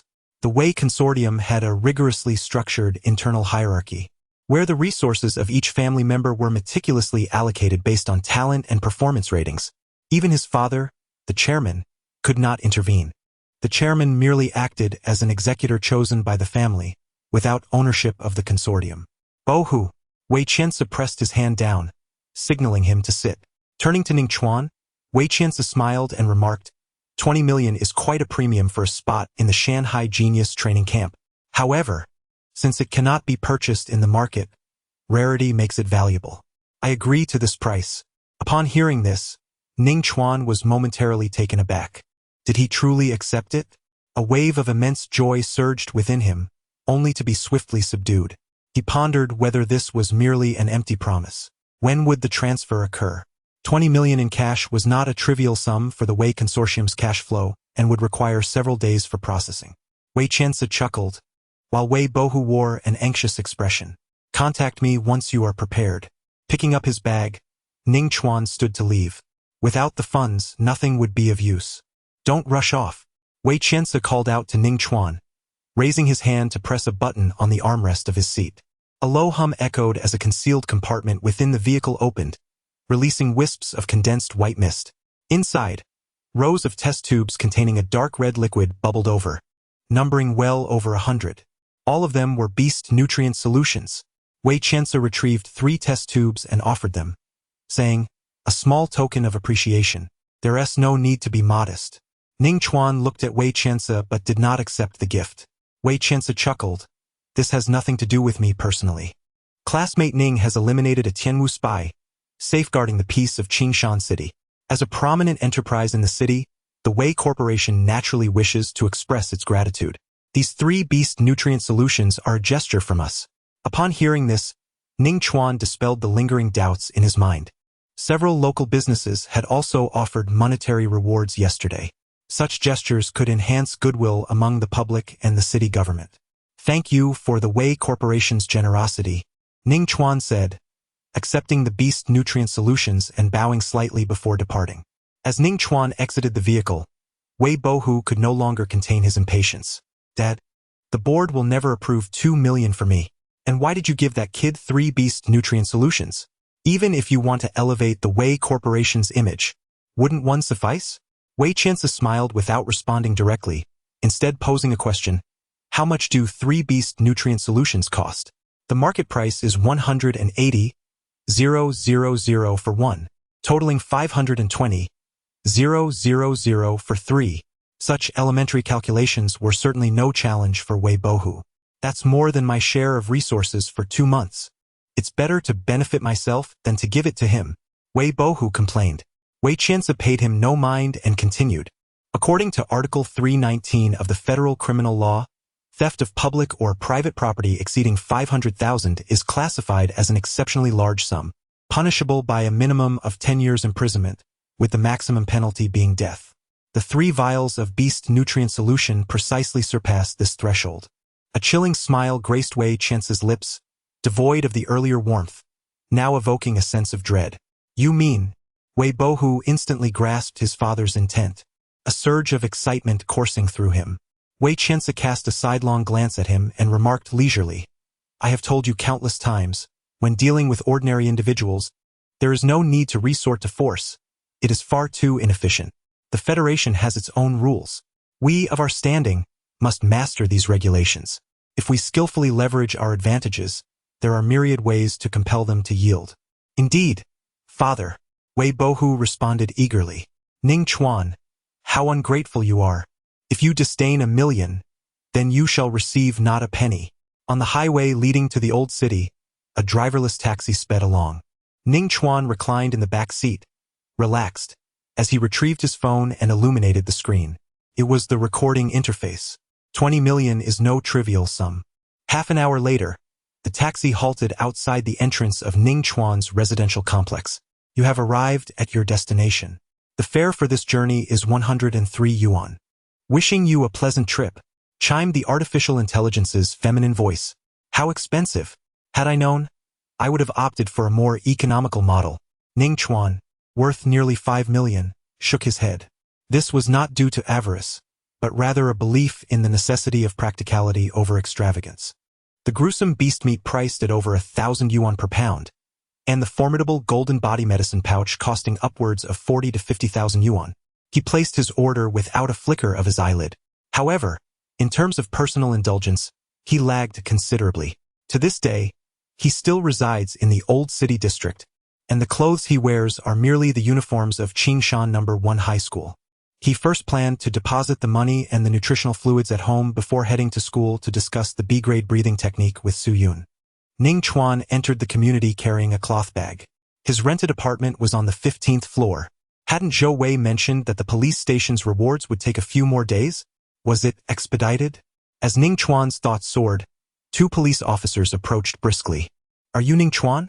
The younger officer inquired, his demeanor quite brusque, uncharacteristic of someone delivering rewards. A fleeting suspicion crossed Ning Chuan's mind, yet he nodded and replied, Yes, it's me. The older officer, with a frigid tone, declared, That's good enough. I hereby announce that you are implicated in a theft case. Come with us. Ning Chuan was taken aback. What have I stolen? The older officer scoffed, still feigning innocence. The Wei Corporation has reported you for stealing 3 vials of beast nutritional fluid. Upon hearing this, a sense of foreboding washed over Ning Chuan, as if he were ensnared in a conspiracy. The younger officer, with keen eyes, pointed to the opening of the cloth bag in Ning Chuan's hand, exclaiming, Lu team, look, the beast nutritional fluid is right in the bag. There is so much here, not just 3 vials. Lu team glanced down, unable to suppress his exclamation, and a glimmer of greed flickered in his gaze. Immediately, Lu team barked, What audacity! A habitual thief. Get down on the ground with your hands on your head. Ning Chuan furrowed his brow, contemplating before he spoke. These beast nutritional solutions and the money are rewards given to me by the government of Qingshan City and several private companies after I eliminated the Tianwu spy Zhao Weiping. If you doubt my words, feel free to verify online. The young police officer was somewhat taken aback by his statement, yet his demeanor remained unyielding. Team leader Lu began to grumble resentfully. Damn it, this is truly unfair. I have also dealt with criminal offenders, yet my salary has only increased by a few hundred. Do police officers not deserve recognition? Observing the pair's attitude, Ning Chuan's frown deepened. In truth, his substantial rewards were purely the result of a fortunate confluence of events. The media had extensively reported on Zhao Weiping, generating considerable public interest. Wang Ershui's live broadcast, coupled with his identity as a high school student, fighting valiantly despite his grievous injuries and ultimately turning the tide, had garnered excessive attention. After rummaging through his bag, Ning Chuan produced 3 test tubes and stated, These are the beast nutritional solutions from the Wei Consortium. However, I did not steal them. Their chairman, Wei Chensa, privately gifted them to me. There may be some misunderstanding. The young police officer scoffed. 3 test tubes of beast nutritional solutions worth over 500,000. And you claim they were a gift? Team leader Lu glanced at the test tubes, his voice cold. You still attempt to deny it? The serial numbers match. These are undoubtedly the stolen beast nutritional solutions. Each bottle of beast nutritional solution bore a unique anti-counterfeiting serial number. Upon hearing this, Ning Chuan's expression shifted, and the thread of hope that lingered in his heart dissipated entirely. The Wei father and son were indeed conspiring against him. There was no genuine intention to purchase a spot in the Shanghai training camp. After alighting from the vehicle, he did not linger but promptly took a taxi home. However, 2 police officers had already been waiting at his doorstep. Everything had been meticulously plotted. A chill gradually enveloped Ning Chuan's heart. Had it not been for his cautious decision to secretly record the conversation, he would have found himself at a loss for words, regardless of how many he possessed. A deadly trap. In Chapter 31, within a mere 0.2 seconds, my blade strikes faster. The corridor was shrouded in shadows, the sunlight obscured by the thick walls. Team leader Lu scrutinized Ning Chuan, feigning nonchalance as he inquired, though the odds are nearly non-existent. I must ask out of duty. Do you possess any evidence that could exonerate you? I shall neither wrong an innocent nor overlook a criminal. I have already stated it was a private gift. Ning Chuan retorted coldly. These two officers, even if not directly affiliated with the Wei Consortium, undoubtedly had ties to it. Handing over the recording to them would be tantamount to walking into a trap. No evidence. Yet you remain so arrogant. Extend your hand. The young officer scoffed. He unfastened the handcuffs from his waist, preparing to subdue Ning Chuan. However, upon meeting Ning Chuan's dark, penetrating gaze, a shiver coursed through him, as if he were being observed by a merciless, bloodthirsty beast. His body stiffened, paralyzed by an icy terror, rendering him incapable of uttering a word. Team leader Lu, having previously neutralized criminals, fared slightly better, though beads of cold sweat adorned his forehead. Taking a life was an entirely different matter from a life-and-death struggle. The former could only render a person merciless and bloody, only through the harrowing experience of life-and-death battles. When one teeters on the precipice of mortality, can the human spirit, will, and vigor truly evolve? Ning Chuan had only engaged in a singular life-and-death struggle. However, the disparity between the two factions was insurmountable. In every fleeting second before he severed Zhao Weiping's head, Ning Chuan danced perilously at the edge of a deathly abyss. A single misstep could plunge him into an interminable void. It is no exaggeration to assert that his mental fortitude was tempered to a hardness surpassing that of specialized alloys. Do you intend to resist arrest? The young officer stammered, hurriedly trailing behind. The two ominous gun barrels loomed perilously close. Ning Chuan's gaze remained composed as he remarked, "If you had witnessed my execution of the third-tier martial artist Zhao Weiping on video, you would not dare to aim your weapons at me. However, pulling the trigger requires approximately 0.2 seconds, a span during which I can effortlessly deliver 3 strikes. Given our proximity, you, lacking formal martial prowess, would be unable to evade." Ning Chuan spoke with an unhurried demeanor, as if articulating an irrefutable truth. His hand rested upon the hilt of his silver blade. In an instant, the two officers who had witnessed Ning Chuan's live execution of Zhao Weiping felt a chill run through their bodies. "I ask you, do you wish to refuse the arrest by federal police?" Team leader Lu bellowed, as if such a declaration could steady his trembling hand. Ning Chuan regarded the two with a placid expression and replied, "Firstly, I am merely a suspect in this case, not a criminal. Thus, the term arrest is inappropriate and consequently, the notion of resisting arrest does not apply. Secondly, I am 17 years old today, still a minor. Federal law explicitly states that police may detain minors, and during this process, the use of handcuffs, shackles, or similar restraints is prohibited. Young man, I must admit, you possess quite an understanding of the law." Officer Lu remarked with a smile that did not reach his eyes, as he casually returned his firearm to its holster. The young police officer's expression turned awkward, hastily retracting his handcuffs and gun. "A prudent decision. Had you hesitated for but a moment longer, I would have severed your heads. It is absurd for two officers to aim their weapons at a minor. At most, the court would deem my actions as excessive self-defense." Ning Chuan released the grip of his knife, his demeanor remaining indifferent. "Do not transgress again.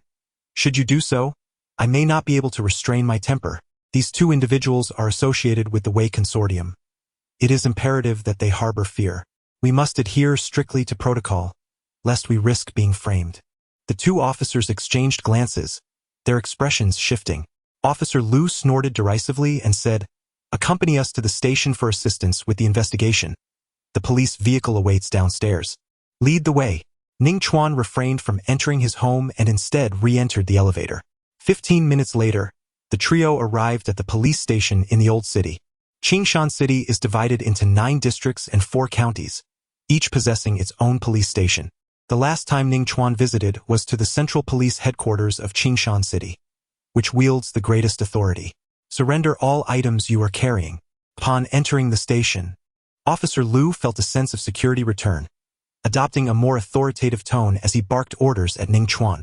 Ning Chuan produced his phone and replied, "As a federal citizen, I have the right to contact my private attorney for bail prior to detention. Federal law stipulates that a suspect may seek bail through their attorney before being found guilty. Provided the judge consents and an appropriate bail amount is submitted, one may be released from custody. Make the call. If you manage to secure your release, I shall take your surname." Officer Lu scoffed derisively. Typically, it is not difficult for a minor to secure bail after their first offense of theft. However, he is acutely aware of the forces behind his current predicament, the Wei Consortium. No judge would issue a bail permit under these circumstances. Ning Chuan, of course, lacks a private attorney. That is merely a pretext.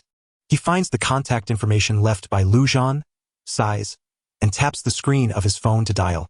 The promise he had only acquired yesterday. He had considered reaching out to Gu Tianyu, but ultimately dismissed the thought.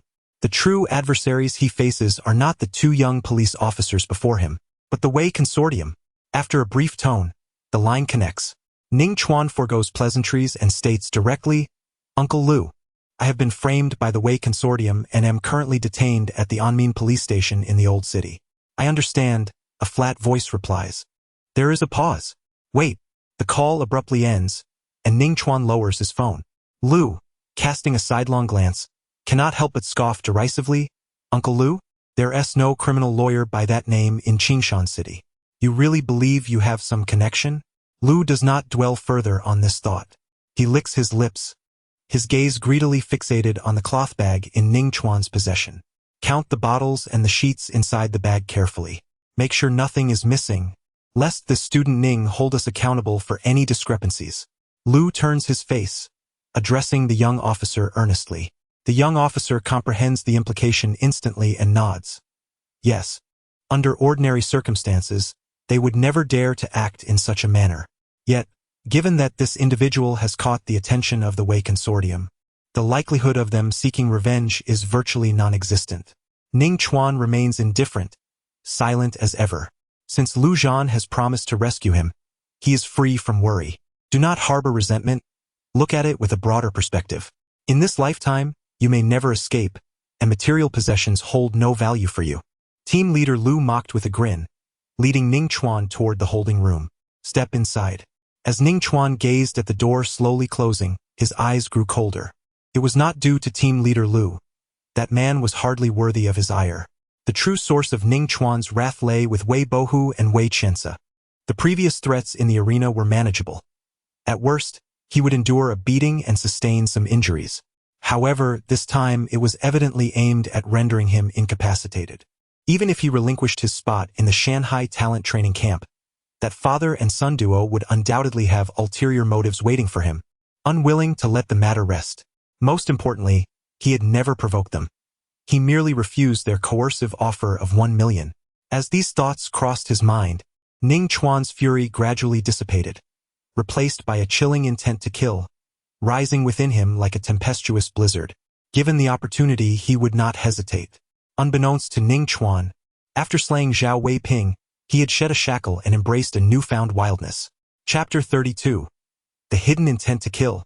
The source of great terror with a creaking sound that grated on the teeth. Team leader Lu pushed open the iron door of the holding room. However, he did not enter. Instead, with a face full of sycophantic smiles, he said, "Mr. Wei, young Master Wei, that brat is inside. Please, go ahead." Wei Bohu and Wei Qiansa entered the holding room, one after the other. Team leader Lu respectfully stated, "Mr. Wei, the room's surveillance has been temporarily disabled as per your instructions. Whenever you are ready, just send me a text, and I will come to open the door for you." Wei Bohu gazed down at Ning Chuan, his expression defiant, and could hardly contain his mockery. "Weren't you quite eloquent before? Why the silence now? Do enlighten me." "There's little to discuss with two despicable individuals," Ning Chuan replied as he sat at the edge of the bed, his posture as upright as a spear. Instead of raising his voice, he spoke calmly. "The intent to kill is concealed within its sheath, which brings forth great terror. Call me despicable?" Wei Bohu scoffed, then ominously retorted, "Once you find yourself in prison, you'll learn what true depravity entails. Your delicate features will be quite the commodity behind bars." "Bohu, Show a bit of courtesy to your classmate, Wei Qianzi interjected sternly. He then drew a chair and positioned himself before Ning Chuan, smiling as he continued. If you compensate Bohu for the spot in the Shanghai Genius training camp, I shall overlook your theft of the beast nutrient solution. A cold smile crept upon Ning Chuan's lips as he derided. Me? A thief? I could just as easily accuse you of theft. Truth matters little. Wei Qianzi's smile remained, but an air of pressure seeped into his voice as he stated.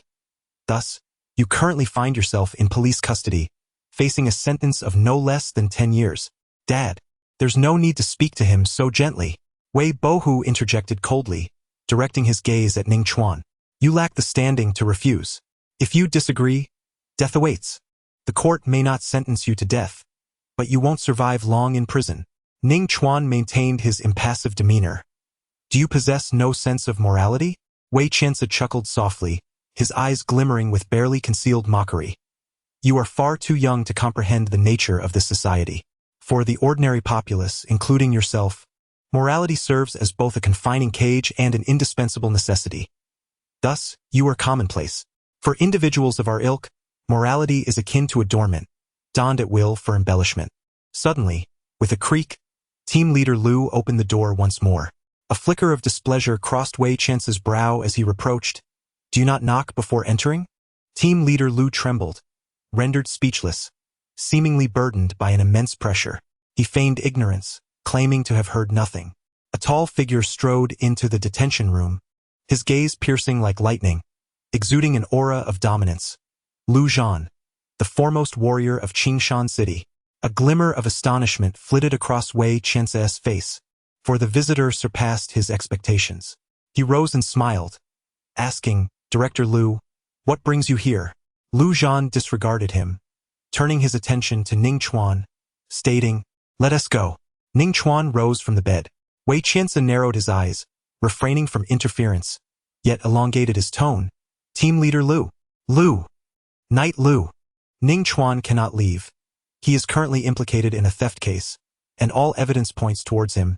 Team Leader Lu stammered, blocking the doorway, his voice trembling uncontrollably from fear. Regret coursed through him. He wished he had never become entangled in this matter, knowing it involved Lu Zhan.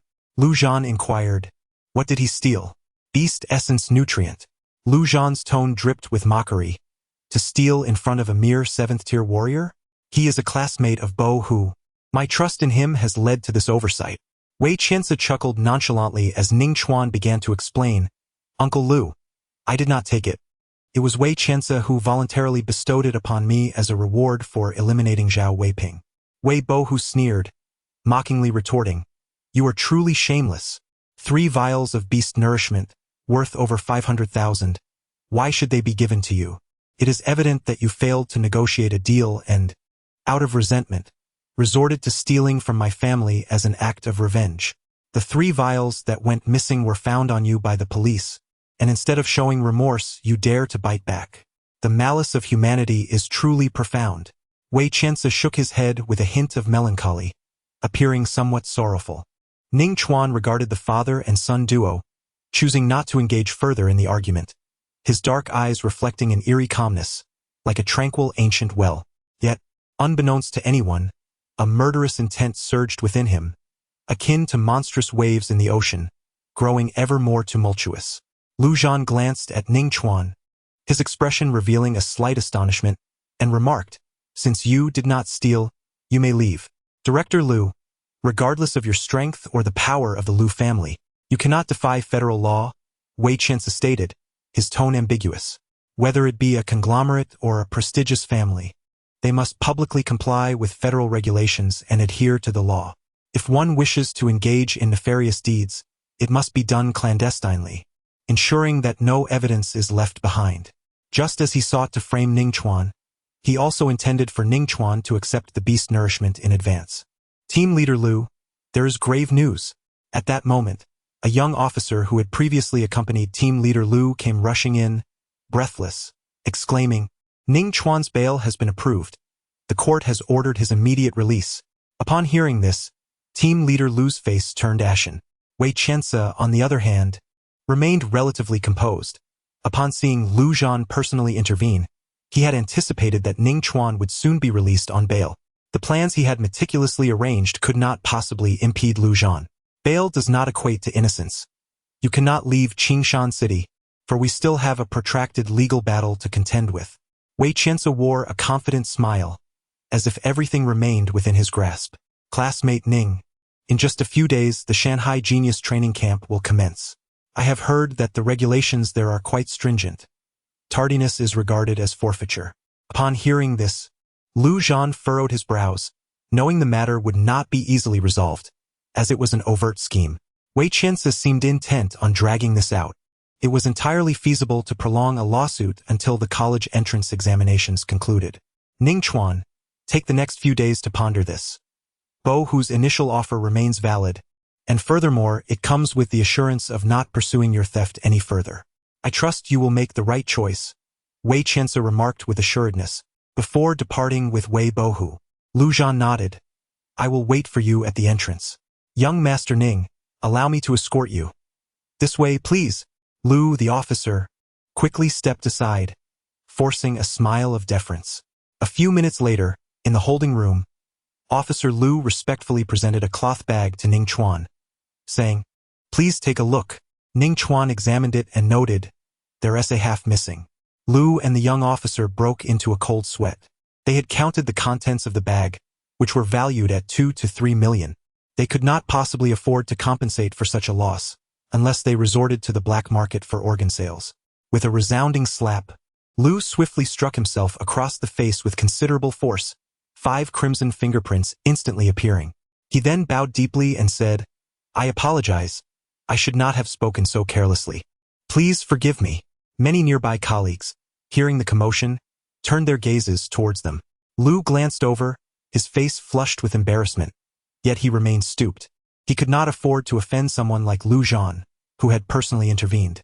The Wei family consortium merely provided him with a modest stipend, certainly not enough to warrant incurring Lu Zhan's wrath. Ning Chuan shot a glance at Lu but chose to disregard him, instead opening his phone to check messages. A faint sigh of relief escaped him.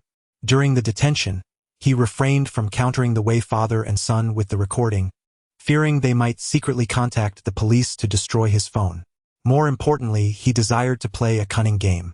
Did you not assert that should my bail be successful, you would change your surname? Then let it be so. After leaving Lu to stew for a moment, Ning Chuan took his leave. The man posed little threat, merely taking verbal advantage. A lesson was all that was required. Indeed, I shall immediately request leave to visit the Civil Affairs Bureau. Chapter 33. You owe me a favor. I shall take you to Wei's residence at the police station. Ning Chuan spotted Lu Mengyue had also arrived. Her injuries had yet to heal. She had suffered severe wounds from Zhao Weiping, and even treatment-oriented ability users could not effect a swift recovery. At present, she occupied an electric wheelchair, engaged in quiet conversation with Lu Zhan. Mengyue, Uncle Lu, Ning Chuan called out. Lu Mengyue spoke first, her tone tinged with helplessness. My father has contacted the best law firm in the Donglin Administrative District. Winning the case should pose no problem. However, the matter concerning the Shanghai Genius Training Camp may be doomed. I possess evidence, Ning Chuan interjected. Lu Mengyue's face went pale upon hearing this, evidently furious. These two are utterly shameless, brazenly fabricating lies.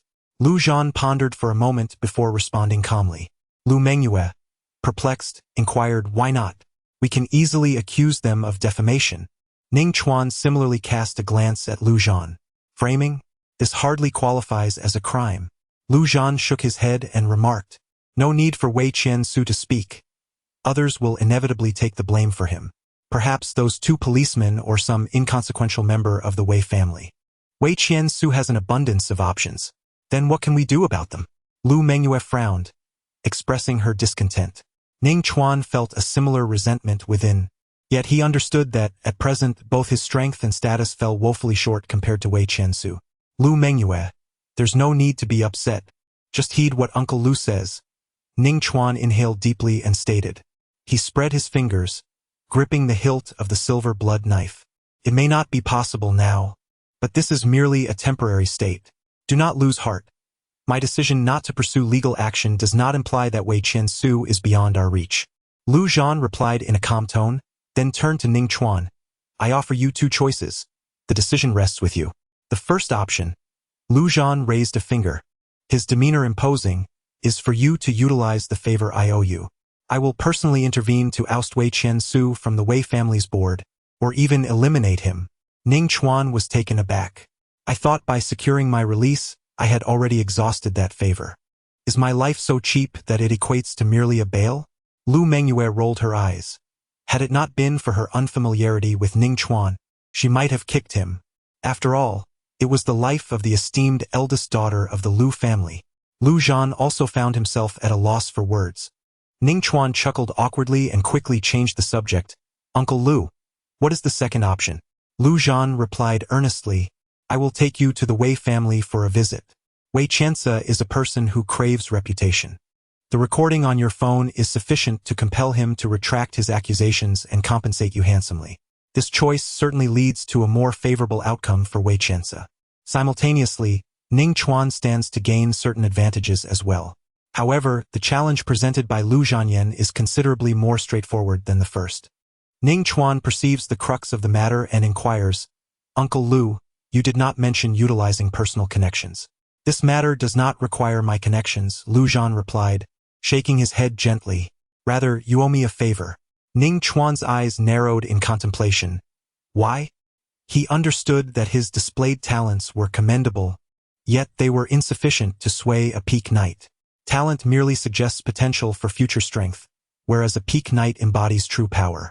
Lu Zhan's demeanor shifted slightly as he regarded Ning Chuan, stating, When you gazed upon the Wei father and son, your inner murderous intent burned like a raging fire, while your eyes remained as calm as frozen water.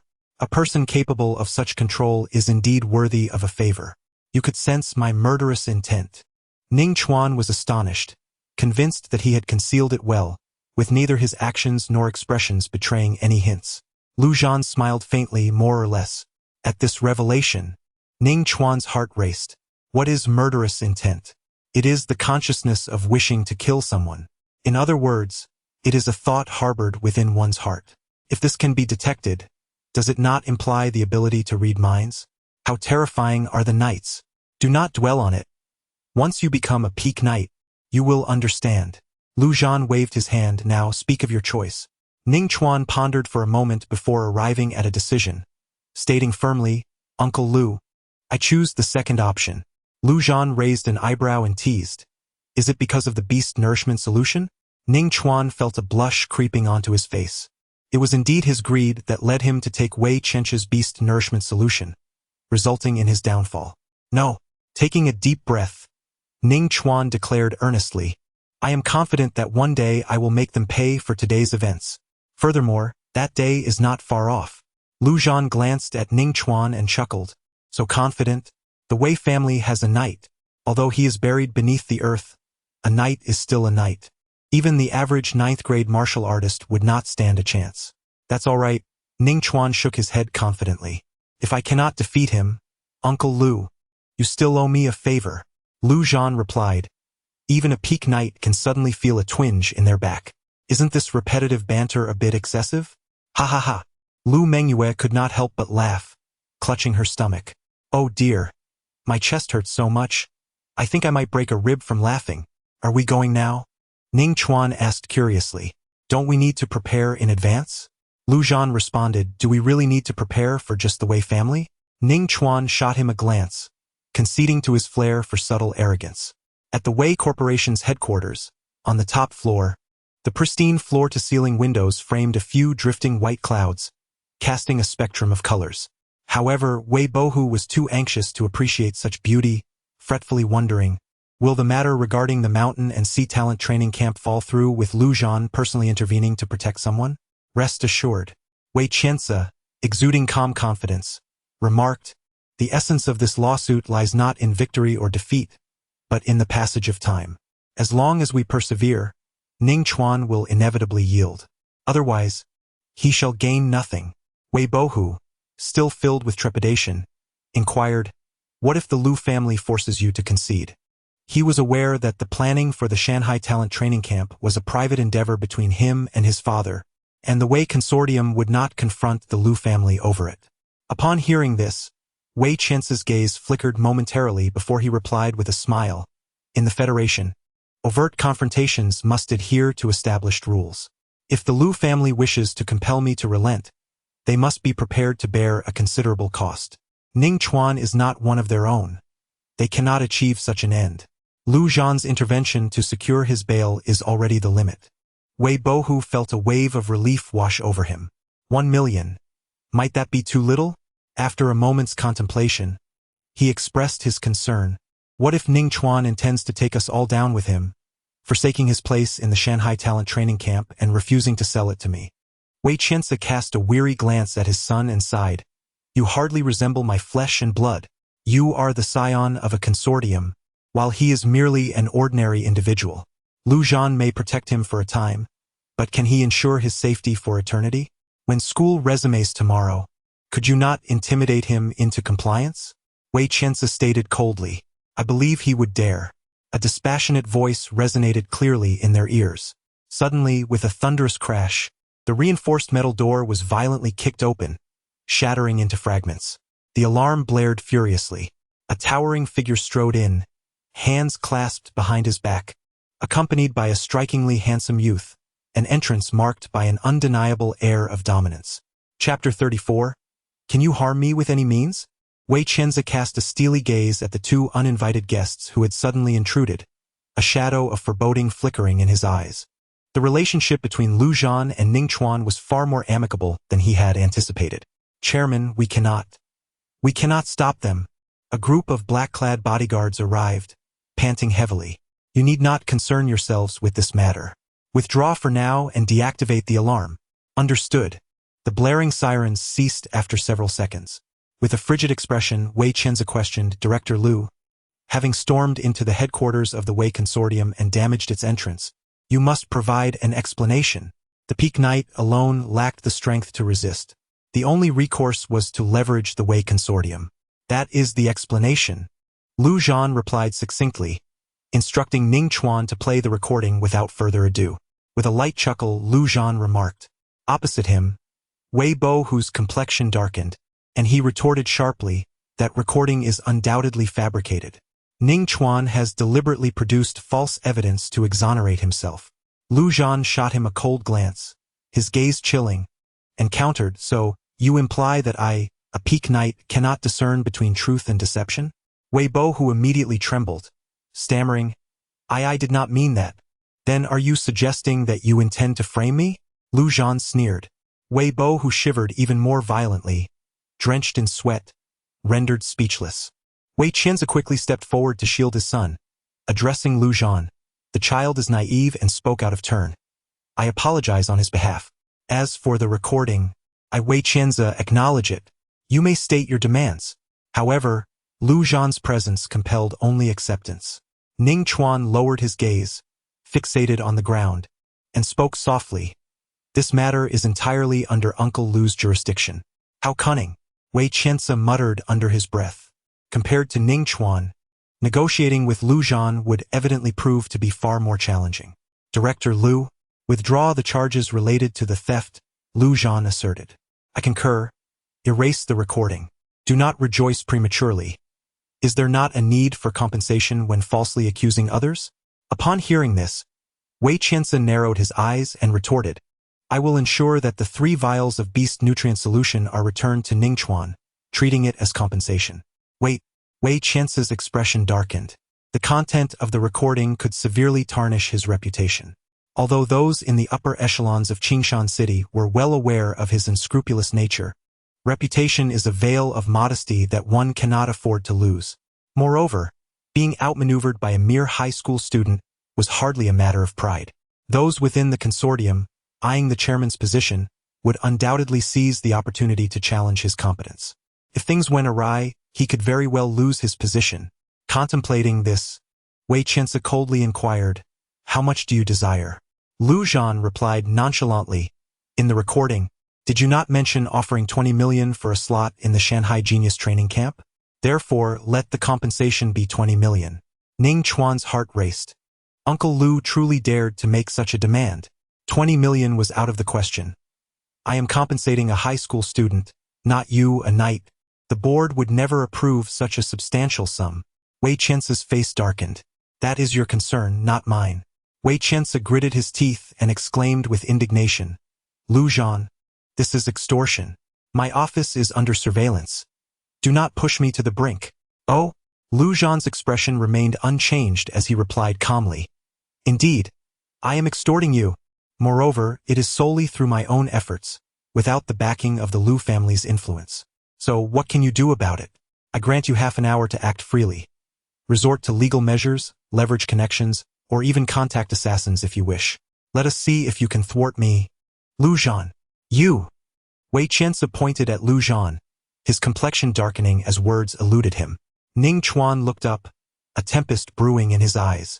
Wei Qiance, the chairman of a conglomerate, a figure of immense stature in Qingshan City, was but a breath away from imprisonment due to a single utterance. Yet before Lu Zhan, he appeared somewhat powerless. Certain power begets certain authority. Absolute power equates to absolute authority. The ambition to grow stronger ignited like a spark, rising fervently from the depths of a youthful heart. For the first time, Ning Chuan yearned to strengthen himself voluntarily. Previously, although he had diligently practiced, his motives were different.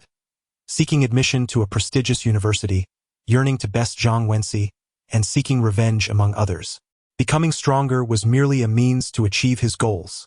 Henceforth, it would be his objective. 20 million, sufficient to hire assassins to eliminate multiple martial artists. Is this the compensation you desire, Ning Chuan? No, Ning Chuan shook his head. Lu Zhan remained silent, though his expression tightened slightly. Wei Qiance's face blossomed with a triumphant smile. Just a high school student. How audacious to demand money without fearing for his life. In the next moment, Wei Qiance's smile froze, while Lu Zhan merely curled the corners of his mouth. Ning Chuan spoke earnestly. What I require is a net compensation of 20 million. Surely, I cannot be expected to bear the tax burden myself. The federal personal income tax is substantial. On 20 million, I would have to pay at least 7 to 8 million in taxes. I have no intention of incurring such a significant loss. A sardonic smile crossed his lips. What an extravagant appetite. Aren't you afraid of being unable to digest it? Wei Qiance's voice was laced with menace. Lu Zhan cast a sidelong glance at him and remarked, You may seek trouble with Ning Chuan. Among the young elites of the Wei Consortium, there are many of your generation who could take action against him, and I will not intervene.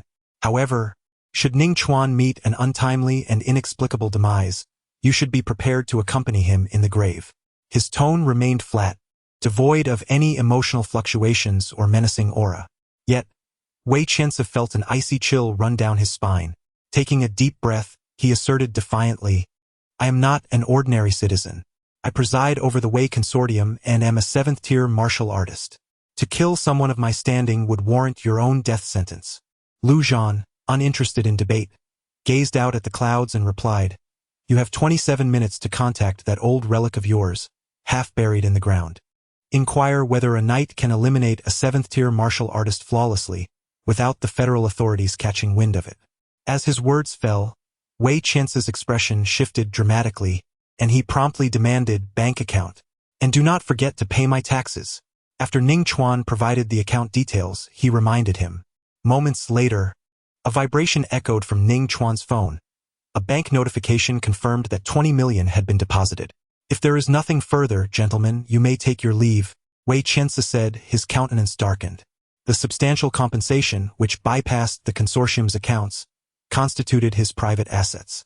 For him, it represented a significant financial loss. Ning Chuan pondered for a moment, then approached Wei Bo who, tauntingly remarking, You, who are ungrateful despite being given face, can't bear to spend 20 million, yet now you are compelled to give it to me for free, without even needing a spot in the mountain and sea talent training camp. Wei Bo whose face immediately flushed red. However, with Lu Zhan standing nearby, he dared not speak. Do not be afraid. Uncle Lu has stated that you can deal with me. Haven't you been contemplating the monthly exam next Monday for quite some time? Ning Chuan patted Wei Bo whose face and turned to leave. A glimmer of coldness flickered in his dark eyes. Since he could not yet move against Wei Qiansu, he might as well collect some interest first. Chapter 35. Wind Shadow of 3000. God General of Wind Blood. Upon exiting the building, Lu Zhan inquired of Ning Chuan, "What are your thoughts on the earlier incident?" Ning Chuan reflected briefly before responding, "Wealth and the power that comes with status impose too many constraints. There are countless taboos to navigate. Unlike martial might, the power derived from it can run rampant, unrestrained." "Well said," Lu Zhan declared, casting a satisfied glance at Ning Chuan as he stood with his hands clasped behind his back. A divine general remains a divine general even when walking alone. However, a federal president, when solitary, is but an ant. Uncle Lu, Ning Chuan raised his hand, subtly reminding, "One of the prerequisites for running for federal president is being a knight. If you say the president is an ant, then what does that make you?" Lu Zhan's lips twitched slightly. "Just grasp the essence. Do not delve too deeply. This child possesses remarkable character and talent, yet regrettably, he has a tendency to speak too freely. Having no further business, I shall take my leave. As for this sum of money," Ning Chuan called out to Lu Zhan, "if the compensation were merely 1 or 2 million, he would not hesitate to accept it outright. However, 20 million is far too substantial." Lu Zhan waved his hand dismissively. "You need not give it to me. It's merely a trifling amount, best kept for yourself." "Uncle Lu, I had no intention of giving it to you," Ning Chuan replied with a smile, feigning surprise. "I was merely inquiring if you had a means to procure the beast nutrient solution at cost." Meng Yu had mentioned that the Lu family procured the beast nutrient solution for merely 150,000 per vial, which was significantly cheaper than the online prices. Lu Zhan staggered slightly, his figure vanishing in an instant. "Just give the money to Meng Yu. She will make the purchase for you," his voice echoed from a distance. Ning Chuan bowed and said, "Thank you, Uncle Lu." Subsequently, the smile faded from Ning Chuan's face as he began to seriously contemplate the newly acquired 20 million. Undoubtedly, this was a considerable fortune. In a place like Qingshan City, it would suffice for a lifetime of affluence. However, Ning Chuan was not inclined to think along those lines. He realized something pivotal. With 20 million as a foundation, gaining admission to the esteemed Star River University, ranked first in the Federation, was not beyond the realm of possibility. With that in mind, he resolved to allocate 15 million to purchase 100 vials of the beast nutrient solution. The remaining 5 million, coupled with his earnings from slaying Zhao Weiping, would be utilized to acquire a top-tier A-level breathing technique. Ning Chuan made his decision, his gaze resolute. This distribution may not boast the highest cost-effectiveness, but it would enable the swiftest enhancement of his capabilities. With less than 3 months until the college entrance examination, he was determined to elevate his strength by any means necessary. After all, Star River University had been known to reject even formally recognized warriors. Subsequently, Ning Chuan did not linger at the original spot, hailing a taxi that sped towards the Qingshan City Police Headquarters. His swift stride had reached an exquisite perfection. It was time to seek out Gu Tianyu to fulfill the promise of new martial arts. Upon arriving at the police station, many officers recognized Ning Chuan due to his previous confrontation with Zhao Weiping. After he clarified his intentions, he was promptly escorted to Gu Tianyu's office. "Make yourself comfortable. Feel free to choose a seat." Gu Tianyu, seated behind a spacious desk, greeted Ning Chuan with a smile. "In a moment, you should head to the finance department to collect your reward of 1 million. I initially planned to wait a few days until the agents from the Shanghai Genius training camp arrived, so you wouldn't have to make an extra trip," he continued. "Agents?" Ning Chuan inquired with curiosity. "Are they here to assess my qualifications?" Gu Tianyu shook his head. "Not quite.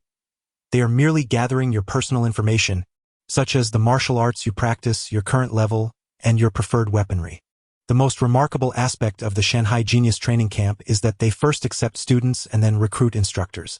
They select the most suitable mentors from across the entire Donglin administrative region based on the unique attributes of each student. It would be utterly impossible to achieve this without government support," Gu Tianyu elucidated. "Truly impressive." Ning Chuan nodded in admiration. After a brief moment, he turned serious. "Director Gu, there is no need for such formality." Gu Tianyu interrupted with a smile. "Since you are a friend of Meng Yue and have saved her life, you may simply call me Uncle Gu just like her." In truth, he had another reason for this familiarity. Ning Chuan's remarkable talent was also a significant factor. "Very well, Uncle Gu." Ning Chuan naturally would not refuse such goodwill, smiling broadly as he said, "Is it true that you promise to let me learn your martial arts? Even if you do not mention it, I shall impart my knowledge to you." Gu Tianyu responded with a gentle smile. After a brief pause, he inquired with a hint of scrutiny, "Are you familiar with the creation of martial arts?" "Not very well," Ning Chuan admitted. Thus, only knights and divine generals possess the capability to create martial arts, even the most rudimentary E-level techniques. "Your theoretical knowledge is commendable." Gu Tianyu nodded with a smile, then asked, "What are your thoughts on the wind-step technique?" Ning Chuan pondered for a moment and replied, "It is exceedingly formidable. Some E-level movement techniques created by divine generals do not compare." This was not a mere flattery on his part. The wind-step technique is simple to learn and remarkably effective, with countless practitioners throughout the Federation. It was ranked among the top 100 foundational martial arts by the Martial Arts Alliance. This clearly illustrates your exceptional talent, Uncle Gu.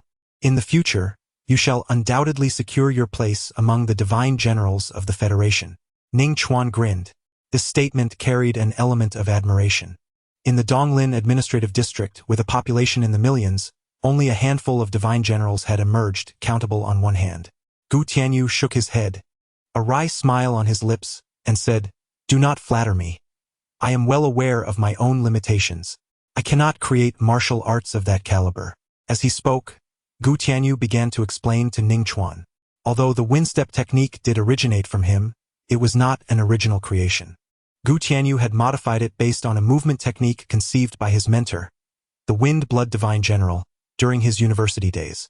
After listening, Ning Chuan sincerely remarked, "Transforming martial arts is indeed a remarkable ability.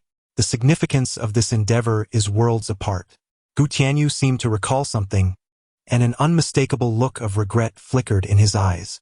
After a moment of silence, Gu Tianyu regained his composure and solemnly stated, "The martial art I wish to impart to you is the Wind Shadow 3000 technique from the Wind Blood Divine General." Ning Chuan's heart began to race fervently. Wind Shadow 3000, just the name suggested it was leagues beyond the Gale Step, undoubtedly starting at the A-grade level. After all, while there are no strict limitations on naming martial arts, creators generally possess an innate understanding of their craft. An E-grade martial art would never bear a name as ostentatious as the supreme technique of the celestial and terrestrial realms, dominating the stars across the 8 desolations. Most importantly, his Gale Step had already reached perfection. Although progress continued to rise, there was no substantial enhancement, and he was in dire need of a formidable technique. S-grade technique? Ning Chuan inquired tentatively. Aside from breathing techniques, the regulation surrounding other S-grade martial arts was comparatively lax. "Precisely," Gu Tianyu replied, revealing a blue martial seal with a flourish. "It is, of course, the most distinguished technique among S-grade martial arts. Naturally, the difficulty of cultivation is equally formidable." Ning Chuan's eyes sparkled with excitement, as he disregarded the latter part of Gu Tianyu's statement and eagerly extended his hands. "Uncle Gu, to be honest, I fear not the challenges of martial arts cultivation. The higher the rank, the better. Difficulties only serve to motivate me." Gu Tianyu, assuming Ning Chuan was simply overjoyed at the prospect, chuckled softly and handed over the blue martial seal. "You shall accept this inheritance here. I will instruct my subordinates to refrain from disturbing you for the time being." "Thank you, Uncle Gu." Chapter 36. Absorbing martial arts, breaking through instantly. Ning Chuan took deep breaths, allowing his emotions to settle before pressing the azure martial seal against his forehead. A torrent of information regarding Wind Shadow 3000 surged into his mind. After a little over 10 minutes, the martial arts imprint was complete. Ning Chuan opened the system interface and observed that Wind Shadow 3000 had appeared in the final slot, currently at 0% progress with no discernible cultivation speed.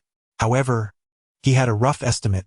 Within B-grade martial arts, the most challenging technique, Lightning Slash, could yield a progress of about 4% in a single day at the foundational level. As a top-tier S-grade martial art, Wind Shadow 3000 might not even achieve a 1% increase in a day. Nevertheless, with his martial realm having ascended, the cultivation speed should logically increase. Yet, before the college entrance examination, a breakthrough seemed unlikely. "Uncle Gu, here is the martial seal back to you." Ning Chuan smiled, just as he raised his hand when a series of notification sounds echoed in his mind. Wind Shadow 3000 recognized the comprehension of Gale steps as similar and began to absorb it, resulting in a meteoric rise in cultivation speed. Progress increased by 30. Progress increased by 30. Wind Shadow 3000 accumulated enough understanding and advanced to the proficient realm. Progress continued to rise. After Wind Shadow 3000 completed the absorption, the cultivation speed returned to normal. Ning Chuan, overwhelmed by the cascading insights, felt slightly dazed. Once he regained his composure, he promptly summoned the system interface. Bullish Strength, Subtle, Progress 15, Swift Step, Perfect, Progress 7, Lightning Slash, Perfect, Progress 1, Thousand Bones Slaughter Technique, Proficient, Progress 25, Vajra Body, Third Level, Progress 28, Wind Shadow 3000, Proficient, Progress 21, surveying the final entry. Ning Chuan's lips curled into a smile. Such rewards had come with little effort. Just moments ago, he had been concerned about the inability to advance in Wind Shadow 3000 before the examination. Yet in the blink of an eye, he had achieved the second realm of proficiency. Most importantly, since Wind Shadow 3000 could assimilate the insights from Swift Step, it stood to reason that other martial arts could also harness the understanding derived from similar disciplines, leading to a remarkable surge in progress.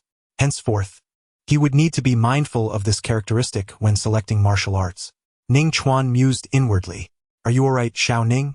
Gu Tianyu, noticing Ning Chuan's momentary daze followed by a silly grin, couldn't help but feel a twinge of concern. "Oh, I'm fine. I just suddenly grasped a concept regarding martial arts, and momentarily lost my focus." Ning Chuan replied with a casual laugh, returning the martial seal. Gu Tianyu nodded, refraining from further inquiries, and remarked, "Wind Shadow 3000 and Swift Step share certain fundamental similarities. Since your Swift Step is at the perfect realm, mastering Wind Shadow 3000 should not pose a challenge. As long as you are willing to put in the effort, there is a significant chance you could achieve a satisfactory level of foundational mastery before the examination." Ning Chuan blinked and replied, "Then I shall do my utmost?" That was all he could commit to. The only way to regress in martial arts mastery was through a singular possibility: sustaining a head injury that rendered one an imbecile, stripping away the corresponding insights. As the chief of police, Gu Tianyu possessed a keen insight, easily discerning the insincerity in Ning Chuan's words. After a moment of contemplation, he remarked, "Allow me to share a piece of information with you. The Peak Knight, Lu Zhan, is quite envious. However, only the students of Xinghe University are deemed eligible for training." "Thank you for the reminder, Uncle Gu," Ning Chuan acknowledged, understanding that Gu Tianyu's intentions were benevolent. He bowed slightly and earnestly added, "I cannot guarantee my admission to Xinghe University, but I assure you that I will exert my utmost effort." "Excellent, your words ring true this time. Off you go," Gu Tianyu replied with a smile. "Goodbye, Uncle Gu," Ning Chuan said as he pushed the door open and, before leaving, stopped by the finance department to collect his 1 million yuan reward. The following day, Friday, dawn broke softly. Ning Chuan awoke in the bathtub, glancing around to find the water had cleared, revealing 2 spent medication packets floating within. Having reached the third level of the diamond body technique, he could fully absorb the contents of both packets overnight, amounting to 90,000 yuan. Coupled with the daily consumption of the beast nutrient solution, his expenses approached 300,000 yuan per day. Even with assets exceeding 20 million, Ning Chuan felt a pang of discomfort. Money flowed like water. Expensive as it may be, one gets what one pays for.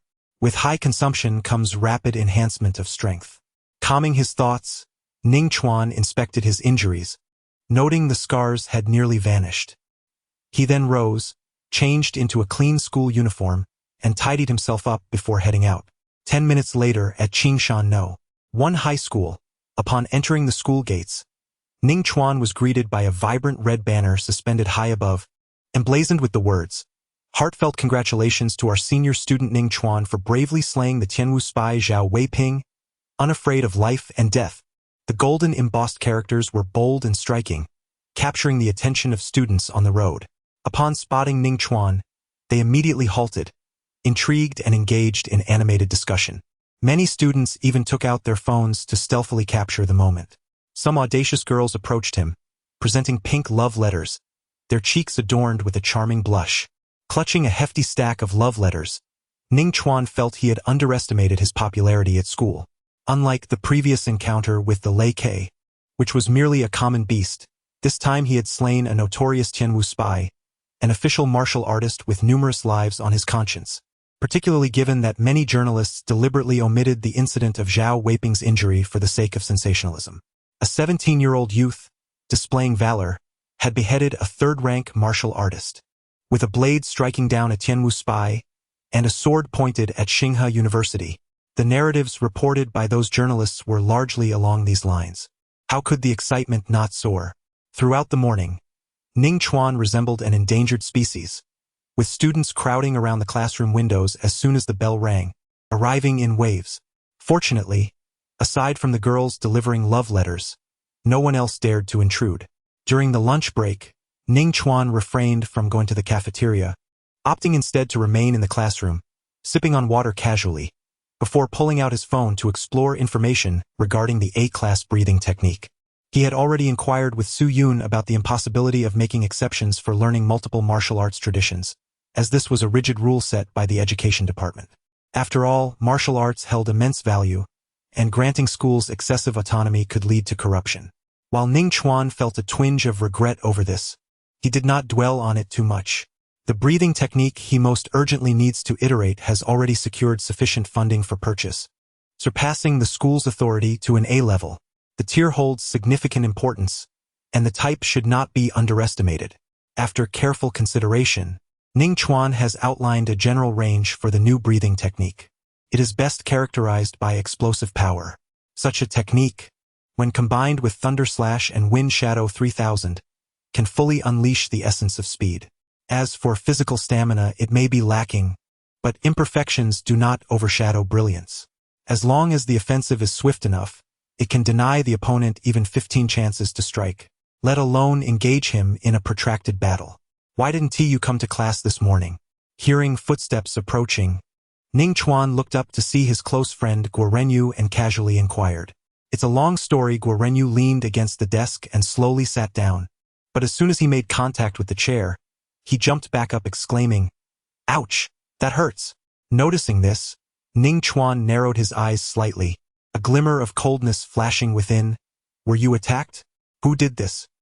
He was concerned that Guo Renyu might have suffered an undeserved misfortune due to his own conflicts with Ma Hai, Zhang Wenxi, and Wei Bohu. It was my dad who hit me. Guo Renyu removed his school uniform and placed it on the chair, cautiously sitting down again. Speaking of which, I blame you for getting beaten. Ning Chuan, surprised, felt the sharp coldness within him dissipate. What does this have to do with me? Do you remember the day of oath ceremony when I almost got pounced on by Thunder Sparrow for sneaking snacks? Well, I saved you. I concealed that matter from my parents, but after you eliminated that Tianwu spy, the news about you flooded the television.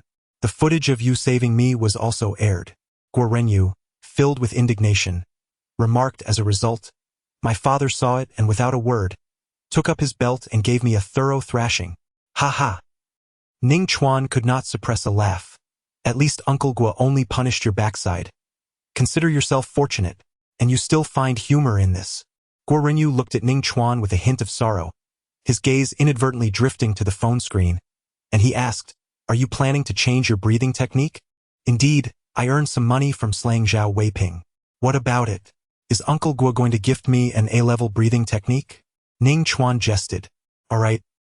He replied with a smile, not pondering much. He had met Guo's parents a few times. They engaged in some small business and possessed a modest amount of wealth. Yet they were merely middle class. In terms of affluence, they paled in comparison to him now. Chapter 37. No levels if one must insist. Then the world's best that evening. At the Guo residence, Guo's father, in middle age and somewhat portly, perhaps due to the demands of business, exuded a gentle demeanor. Had it not been for Guo Renyu's audacious concealment of his near-death experience, he would not have resorted to discipline. Xiao Ning, Renyu, please accompany me to the study for a discussion, Guo's father announced after dinner. Certainly.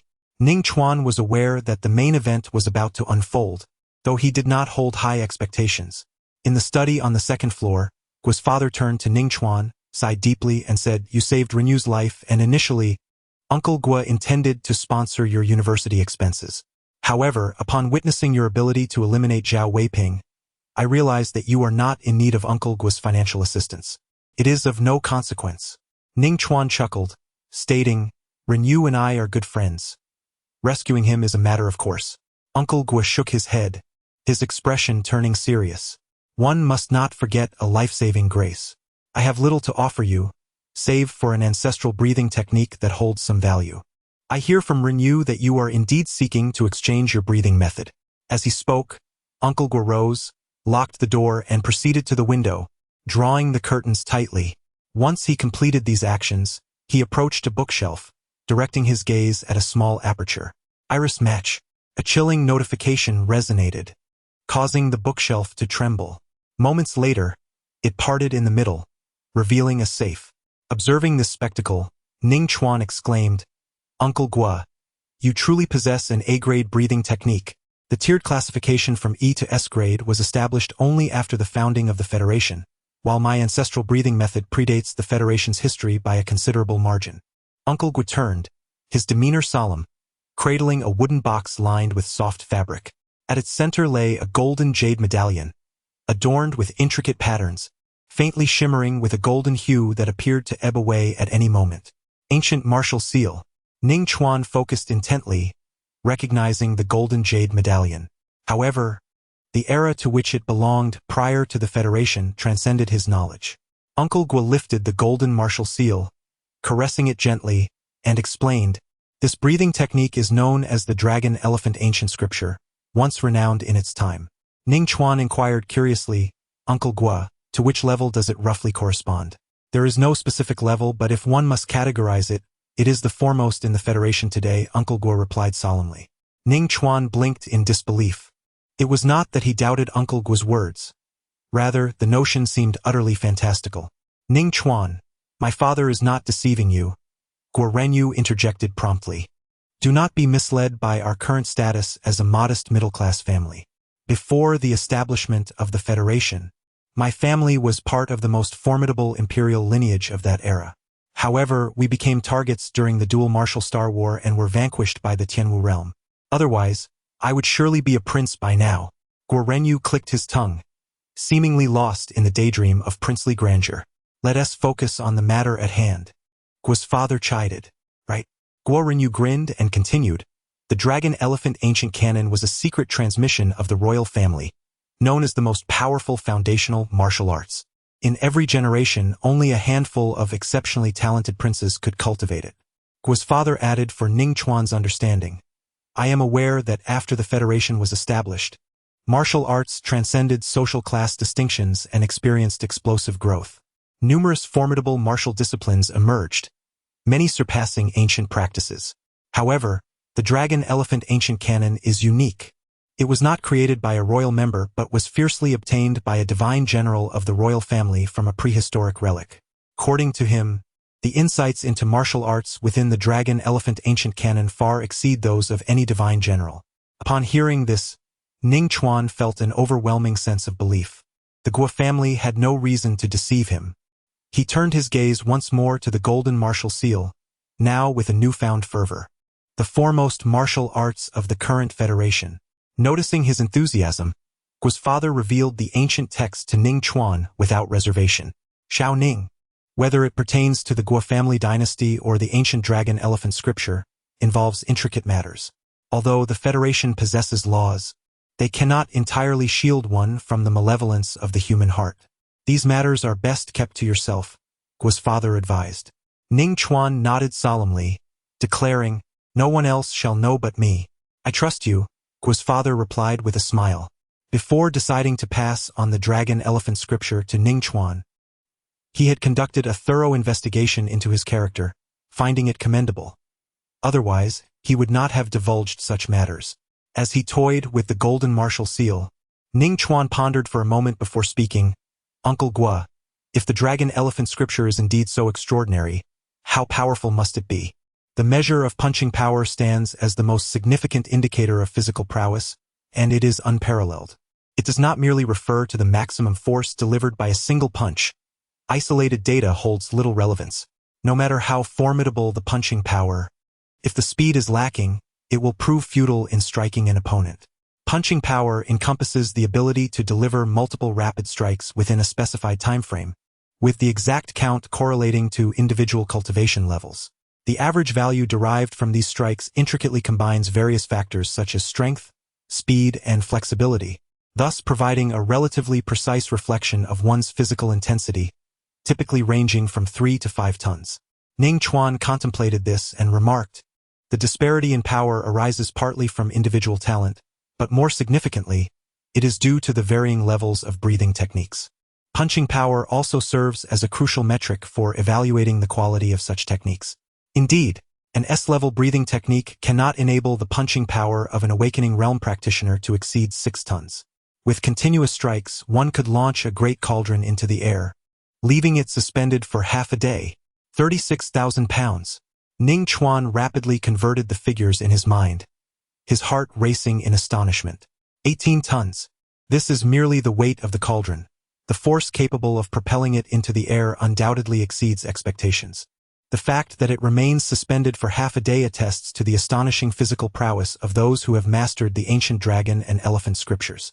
The breath control technique can almost be described as flawless. Ning Chuan felt a surge of excitement within him. At that moment, Guo scoffed and, with a hint of cynicism, remarked, "It's not as mystical as my father makes it sound. Since the establishment of the Federation, several members of the Guo family have practiced the ancient dragon and elephant scriptures." Ning Chuan turned to Guo's father, awaiting an explanation. He was not one to exaggerate. After a moment of contemplation, Guo's father replied, "What Renyu and I have stated is indeed true. To truly move a cauldron weighing 36,000 pounds, one must attain the perfect realm of the ancient dragon and elephant scriptures. The difficulty of this endeavor is akin to scaling the heavens. Since the fall of the Guo dynasty, no one has been able to achieve such a feat. Upon hearing this, Ning Chuan felt a sense of relief. The high difficulty of martial arts posed no obstacle for him.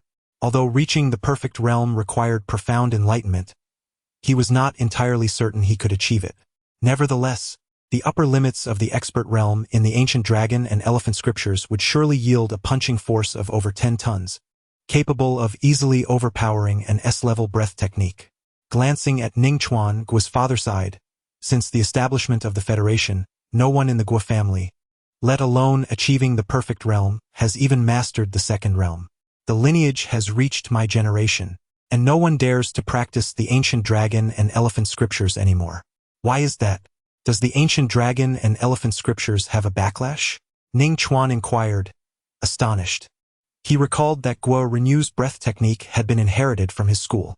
Guo's father shook his head. No, it's not that. The martial seal of the ancient dragon and elephant scriptures has but one final inheritance left. With Renyu's talent, how could I dare to let him practice it? Guo Renyu listened, feeling quite disheartened. Ning Chuan suddenly felt the golden martial seal was somewhat scorching to the touch. Only one inheritance remained. Its preciousness was beyond imagination. The dragon-elephant ancient scripture was incomparable to the A-grade breathing technique he intended to purchase. Could he buy it with money? A fleeting thought crossed Ning Chuan's mind, only to be swiftly extinguished. Setting aside whether he possessed sufficient funds, if the Guo family truly wished to exchange the dragon-elephant ancient scripture for money, his involvement would be moot. Chapter 38. Changing martial arts. The monthly examination approaches. Upon noticing the conflicted expression on Ning Chuan's face, Father Guo hastily gestured for him to calm down. After a brief pause, he continued, "Of course, Uncle Guo is purposefully suggesting that only one inheritance remains because I wish to request a favor from you, young Ning. Please speak. In the future, if you can ascend to knighthood and perfect your mastery of the dragon-elephant ancient scripture, I hope you will engrave a new martial seal of the dragon-elephant ancient scripture and return it to the Guo family," Father Guo stated solemnly. Engraving a martial seal entails 2 prerequisites. First, one must at least be a knight. Second, the corresponding martial art must be perfected. The Guo dynasty has been extinguished for many years, and no one from the Guo family has been able to achieve this. Father Guo does not believe that his descendants will succeed either. Not exchanging the dragon-elephant ancient scripture for money was merely a gesture of remembrance. However, with Ning Chuan's timely appearance, hope rekindled in Father Guo's heart. The young man had saved his son's life and owed a debt of gratitude. His ability to slay formal martial artists spoke volumes of his innate talent, and his character was commendable, trustworthy, and honorable. Thus, the matter of gifting the dragon-elephant ancient scripture arose this evening. If Xiao Ning cannot fulfill this request, then I shall relinquish it, and you need not feel indebted. To me, Renyu's life holds greater significance than the dragon-elephant ancient scripture. Guo's father chuckled. Ning Chuan merely nodded, refraining from making any promises, yet resolved in his heart to elevate the dragon-elephant ancient scripture to a state of perfection. The trio continued their discourse on the matters concerning the dragon-elephant ancient scripture. Subsequently, Ning Chuan took his leave. In the old district, the spring moon shone exceptionally bright this evening, casting a silvery glow. Ning Chuan lay in bed, gazing out at the crescent moon. Once his mind settled like still water, he affixed the golden martial seal to his forehead. Profound information surged forth like a tidal wave, its intensity far surpassing that of the S-level martial art. Wind Shadow 3000. After more than 2 hours, the transmission concluded. This was indeed astonishing. It is essential to understand that the information contained within the martial seal generally reflects the tier of the martial arts. Under normal circumstances, a greater volume of information signifies a higher tier of martial arts, necessitating a longer transmission duration. The pinnacle S-level martial art, Wind Shadow 3000, requires merely a quarter of an hour for transmission. The dragon-elephant ancient scripture, however, approached nearly 10 times that duration. Buzz. The patterns of the golden martial seal dimmed, ceasing to radiate any luster. A prompt resonated in Ning Chuan's mind. The breathing technique is the sole martial art that has detected the dragon-elephant ancient scripture and the Mangyo strength. Please make a choice. Host. Dragon-elephant ancient scripture. Ning Chuan silently affirmed, initiating the replacement of the breathing technique. Replacement successful. Hearing this, Ning Chuan accessed the system interface, and the first entry under martial arts, Mangyo strength, had vanished, replaced by the dragon-elephant ancient scripture, with the progression number reflecting 0. It appeared he had not gleaned any insights from the Mangyo strength. It is not surprising that Ning Chuan finds little commonality between these two breathing techniques. He decides to test the refining effects of the dragon-elephant ancient scripture. Rising from his bed, he opens the cupboard and consumes a vial of beast nutrient solution in one swift motion. Immediately, a notification chimes. The dragon-elephant ancient scripture detects the surging energy, filling his heart with exhilaration, and his cultivation speed skyrockets. As the words fall, a powerful tingling sensation engulfs him like a bolt of lightning, sweeping across his entire being. Ning Chuan can even perceive that his bones, skin, and various organs are continuously strengthening, surpassing the prowess of the bull strength technique by several levels. He muses to himself, and soon after, another notification confirms his hypothesis. The dragon-elephant ancient scripture is expected to exhaust its energy in 6 hours. In terms of efficiency alone, it is 4 times that of the bull strength technique. This is merely the foundational level at 0% of the dragon-elephant ancient scripture, which explains why it can wield the power to lift a tremendous 3,600 pounds. A smile spreads across Ning Chuan's face, but the next moment, a twitch crosses his lips as a thought strikes him. With 1 vial of beast nutrient solution lasting 6 hours, 4 vials are needed per day. Even if he can procure them from Luo Mengyue at a cost of 150,000 each, that totals to 600,000 per day. A 3-bedroom apartment in the city center of Qingshan would barely suffice for the current expenses. And as the dragon-elephant ancient scripture and his strength advance further, the consumption will only escalate. Coupled with the medicinal packs required for the diamond body technique, his assets of over 20 million seem unlikely to last even a month. It's a financial drain that rivals that of internet companies, both agonizing and exhilarating. Ning Chuan reclines backward, letting his body fall onto the bed. The following 2 days are the weekend.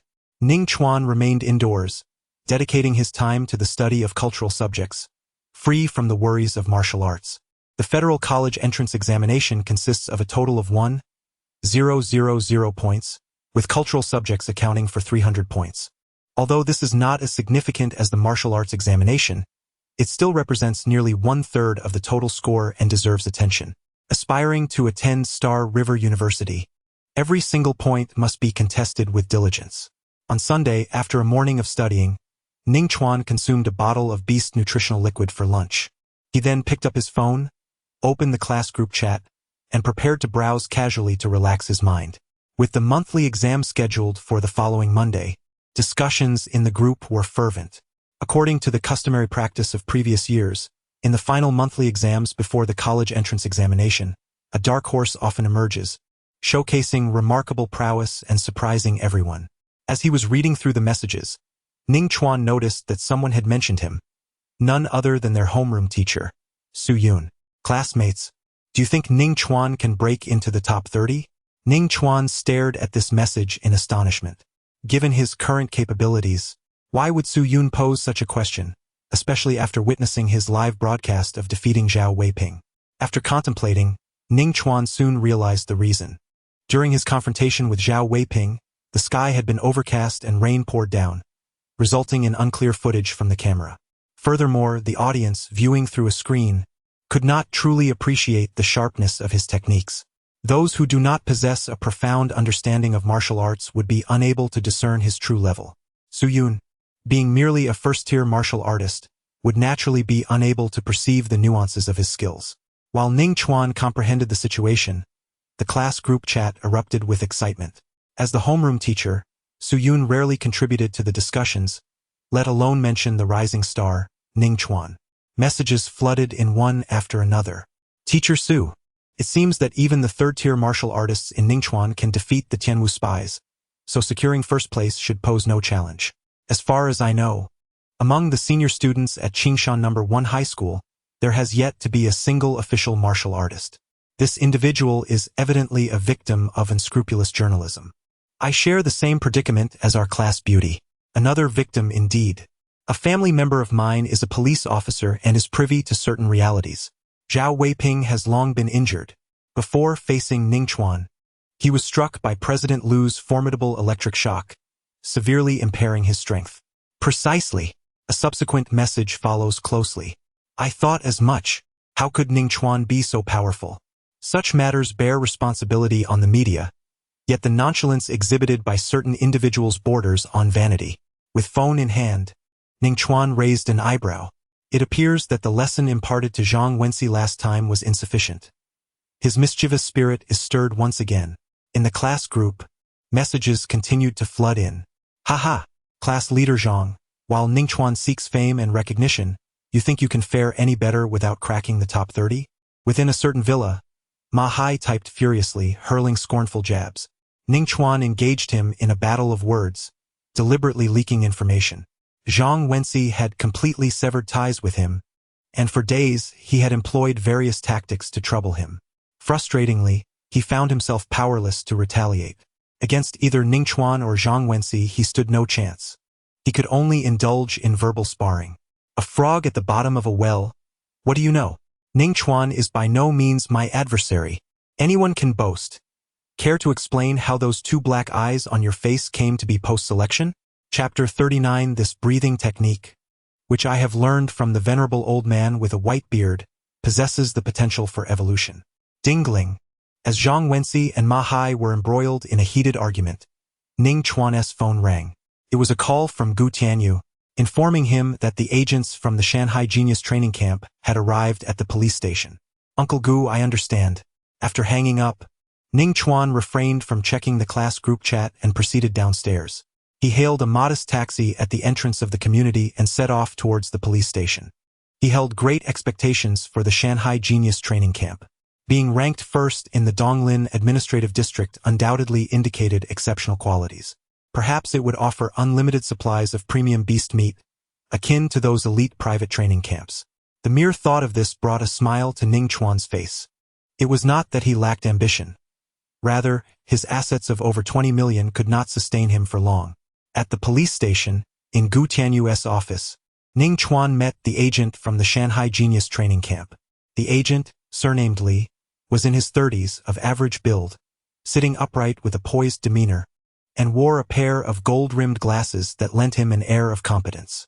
"If you are ready, we may begin," Agent Lee said, holding a sleek tablet in one hand and extracting a stylus. "Of course, feel free to ask," Ning Chuan replied with a nod. Agent Lee then stated, "Please provide your personal identification details, including your name, gender, age, identification number, and place of origin." Ning Chuan was taken aback. The other requests were reasonable, but gender? While he possessed a somewhat delicate appearance, it surely was not ambiguous enough to warrant confusion. Noticing his hesitation, Agent Lee clarified, "Ning Chuan, please do not misunderstand. The Shanghai Genius Training Camp admits only 100 students each year from nearly 10 million candidates in the Donglin Administrative District. Each slot is of utmost importance. I must meticulously verify every detail, leaving no room for error. The odds are a mere 1 in 100,000. Ning Chuan felt a surge of astonishment as he swiftly recited his identity information. Everything matched perfectly. Agent Lee raised his touch pen and said, "You must also specify your current realm of strength, including the subdivisions." In truth, Ning Chuan was uncertain whether he was at the initial stage. The disparity between the two breathing techniques was immense. However, Ning Chuan remained unperturbed. A breakthrough in realm is essentially an external manifestation of enhanced strength.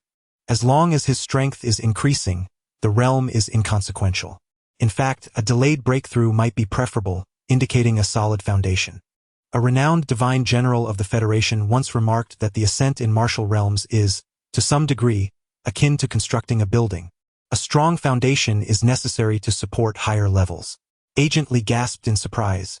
In over a decade of working for the Shanghai Genius Training Camp, he had never encountered a student with such low prowess. Suddenly, as if struck by an epiphany, he tentatively inquired, "Do you possess any supernatural abilities?" "No," Ning Chuan replied, shaking his head. He understood why Agent Lee posed such a question. Supernatural abilities are special powers gained after unlocking certain genetic codes within the human body. Notable examples include pyrokinesis, cryokinesis, and electrokinesis. These abilities, when combined with martial arts, significantly enhance combat effectiveness, allowing one to easily engage in battles beyond their rank. However, not all supernatural abilities are suitable for combat. The awakening of such powers is fraught with uncertainty and is beyond one's control. Like Zhao Weiping, who was slain by him, the ability of duplication he possessed lacked any lethal power, serving merely as a tool for confusion. This was somewhat fortunate. Some abilities were even laughable in their utility. Take, for instance, the hair manipulation ability, which allowed one to control the length of their hair. Its sole benefit was incurring greater expenses at the barber. Fortunately, one could forfeit this ability simply by becoming bald. A similar case was the tongue flexibility ability, which enabled the tongue to move with extraordinary agility, flicking hundreds of times in a second. What purpose does that serve? Spitting? However, it puzzled certain citizens of the Federation that some women's clubs displayed an overwhelming preference for the tongue flexibility ability, even offering salaries in the millions for recruitment. Agent Lee remarked that one need not rely solely on abilities to engage in combat beyond their means. Sitting behind his desk, Gu Tianyu smiled faintly. Director Heu. "I harbor no intention of underestimating Ning Chuan. I merely inquire as per routine," Agent Lee elucidated. "If Ning Chuan possesses formidable abilities, the Shanghai Talent Training Camp will undoubtedly allocate certain resources to him." Upon hearing this, Ning Chuan's gaze flickered. It appeared that fierce competition existed within the Shanghai Talent Training Camp. This suited him well, for his resource consumption was considerable, and equal distribution would hinder his growth. "Please continue, Agent Lee," Gu Tianyu urged. Agent Lee nodded and turned to Ning Chuan. "What martial arts have you cultivated?" Ning Chuan pondered briefly before asking, "Should I mention my realm as well?" "No need," Agent Lee replied with a confident smile, his tone imbued with a hint of pride. "Regardless of your realm, the instructors at the Shanghai Talent Training Camp possess the capability to guide you. This reflects the confidence of the Donglin Administrative District in maintaining its top position for several consecutive years." Gu Tianyu cast a meaningful glance at Agent Lee, fully aware of Ning Chuan's true capabilities. The swift wind technique in its perfect form, alongside a B-level swift blade technique, showcases an exceptionally high level, either at the pinnacle of expert realm or in perfect mastery. The instructors at the Shanghai Genius Training Camp predominantly possess expertise, with very few reaching the level of perfection. It remains uncertain who will guide whom in the future. Gu Tianyu found himself unexpectedly eager for that moment to unfold, though regrettably he would not witness it firsthand. I practice martial arts that include the swift wind technique. Ning Chuan quickly recited. Agent Li lifted his stylus, and after a brief pause of over 10 seconds, without further elaboration, inquired, "What about your breathing technique?" To be able to work at the Shanghai Genius Training Camp, his level of proficiency was undoubtedly high, enabling him to instantly recognize the various types of martial arts Ning Chuan had mentioned. "Must I disclose it?" Ning Chuan recalled Mr. Guo's advice. However, resorting to a mere evasive tactic would not suffice. Any display of his physical prowess would inevitably expose him. Remaining inactive at the Shanghai Genius Training Camp was evidently impractical. Agent Li looked at Ning Chuan and urged, "It is best to reveal it. The more comprehensive your information, the better the instructor assigned to you by the Shanghai Genius Training Camp will be. If you fear that others may covet your breathing technique, there is no need for concern." Among the students eligible for the Shanghai Genius Training Camp, many practice S-level breathing techniques. It is not an S-level breathing technique. Ning Chuan pondered for a moment, then broke into a smile and replied, "It is an unknown breathing technique passed down to me by a white-bearded elder. According to him, this technique is remarkably unique. One can evolve by integrating various S-class breathing techniques. With each S-class technique assimilated, one's strength increases correspondingly. Should one manage to merge all 49 techniques on the leaderboard, they would ascend to the most formidable breathing technique known across the heavens, earth, and seas." Ha ha ha. Upon hearing this, Gu Tianyu could not suppress his laughter. He suddenly grasped why Lu Zhan had complained yesterday that Ning Chuan merely had a knack for chatter. The notion of evolution was absurd. Agent Li's expression twitched, nearly losing his composed demeanor as he muttered, "I shall record this as an unknown breathing technique." With those words, Agent Li hastily shifted to another question, fearing that Ning Chuan might conjure up yet another prehistoric breathing technique. After several minutes, the inquiry concluded. Agent Li stowed away his tablet and produced a slate-hued, interwoven card, presenting it to Ning Chuan with a solemn tone. "This is your student ID. Do not misplace it. Furthermore, on April 1st, you must arrive at the Shanghai Genius Training Camp promptly. Any tardiness will be considered as forfeiture. The precise location details will be sent to your phone shortly." "Thank you for the reminder," Ning Chuan replied, holding the student ID thoughtfully. "Agent Li, could you elaborate on the Shanghai Genius Training Camp? There is scant information available online." In truth, he yearned to inquire whether the camp offered unlimited free beast meat, but such a request felt too shameful to voice. "Once you arrive at the training camp, an instructor will personally provide you with all the necessary details," Agent Li remarked, a radiant smile illuminating his face. He mused that such a mischievous child would undoubtedly learn many of the camp's regulations, which brought him great delight. Chapter 40. The tide withdraws, who is swimming naked, plainly evident on March 28, 1099 of the federal calendar. A Monday, Qingshan No. 1 middle school held its first monthly examination following the Centenary Pledge Assembly. Many students arrived at school early, placing great importance on the event. Each individual adjusted their mindset in their seats. As the looming college entrance examination drew near, their capabilities largely set in stone. The results of this monthly exam would serve as a rough indicator of their performance in the impending high-stakes tests. The monthly exam was divided into two sections: academic subjects and martial arts. The academic component mirrored the structure of the college entrance examination, encompassing mathematics, martial arts theory, biology, chemistry, physics, and comprehensive literature and history, totaling 300 points. The martial arts examination varied each year. For this particular monthly assessment at Qingshan No. 1 Middle School, it was designated as a combat arena challenge. At 7 in the morning, the examination commenced. Within the classroom, Ning Chuan maintained a calm demeanor, gazing intently at the exam paper displayed on the computer screen, pondering deeply and providing careful answers. The original entity had already performed commendably in the academic subjects, and Ning Chuan had not squandered the days leading up to this moment. In fact, with no need to engage in martial arts training, he found himself with ample spare time to devote to his studies. Nevertheless, there were still some challenging questions that eluded him. Ning Chuan chose not to dwell on these difficulties. Once he recognized that a question exceeded his capabilities, he promptly moved on. As time ticked away, the bell rang, resonating throughout the campus to signal the conclusion of the examination. Just as Ning Chuan stepped out of the classroom, a text message from the school arrived on his phone, delivering his results. In this technologically advanced federation, the use of artificial intelligence for grading meant that scores could be generated in mere seconds, remarkably efficient. He achieved a score of 259, placing him 31st. Ning Chuan regarded his phone with satisfaction, nodding in approval. His efforts had indeed borne fruit. The original entity's academic performance had previously languished beyond the top 100. At the end of the text message, there was a link to the ranking of scores. Ning Chuan clicked to take a glance, and the top scorer was Tang Xiaowan, the belle of his class, with a remarkable score of 299. Clearly, she had mastered every question. The single point deducted, Ning Chuan surmised, was likely due to a missing explanation. A prodigy like Tang Xiaowan was destined for one of the top 10 prestigious schools in the Federation. Ning Chuan mused. However, students excelling in academic subjects could enter elite institutions through special recruitment, subsequently pursuing a path in pure sciences. The Federation placed significant emphasis on scientific endeavors, with annual funding allocated in billions. Nevertheless, the most promising path remained in martial arts.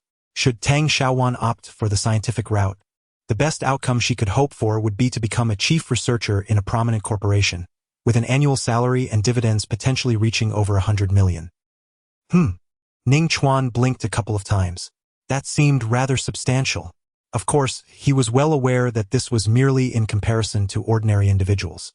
The earning capacity of top martial artists far surpassed it, often terrifyingly so. In the Federation, supercorporations spanning multiple administrative regions must be backed by formidable champions. Otherwise, they would be devoured by competitors without a trace. These champions often need not lift a finger, yet their dividends can amount to hundreds of millions, even billions. And this is merely a fraction of their overall income. The venue for the martial arts examination was the training ground, where platforms had been erected in readiness.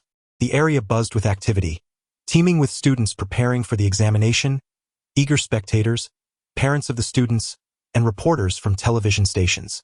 In contrast to the monotonous task of solving problems on paper, the thrill of vibrant battles was undeniably more captivating. During this month's examination, who do you think will emerge victorious? The previous champion, Lu Chong, was absent due to injury. I believe Ning Chuan has a chance.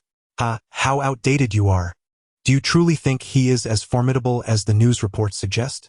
An executive from the Wei Consortium publicly stated online that the Tianwu spy was gravely wounded, barely retaining the strength of a seventh-tier awakening. Ning Chuan merely dealt the finishing blow. Indeed, I have heard of this incident. His classmate, Zhang Wenxi, discussed it in the class group, yet Ning Chuan dared not voice his opinion. His luck seems extraordinary, first comprehending the flash thunder slash, then encountering an injured spy. Those who are undeserving will inevitably face criticism. Many are fervently debating this matter. Due to recent reports, Ning Chuan has become the focal point of discussion. However, spurred on by certain individuals with ulterior motives, the discourse has taken a predominantly negative turn. Ning Chuan stood beneath a tree at the edge of the field, listening intently. He did not speak up in rebuttal, just as he had remained indifferent during the discussions in the class group. The martial arts examination is about to commence. Actions speak louder than words. Suddenly, a deliberately amplified voice broke through the air, drawing the attention of many. Ning Chuan, I've heard that Zhao Weiping was severely injured by Lu Mengyue, and you took advantage of the situation. Initially, I was skeptical and thought someone was framing you, but now, seeing your attitude, it seems to be true. Wei Bohu laughed heartily as he approached. Ning Chuan cast him a sidelong glance and replied calmly, So now you dare to speak? I thought you were too frightened by Uncle Lu to utter a word.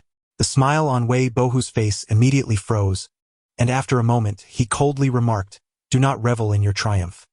Today, I shall dismantle you on stage, and the curator Lu Zhan will not intervene.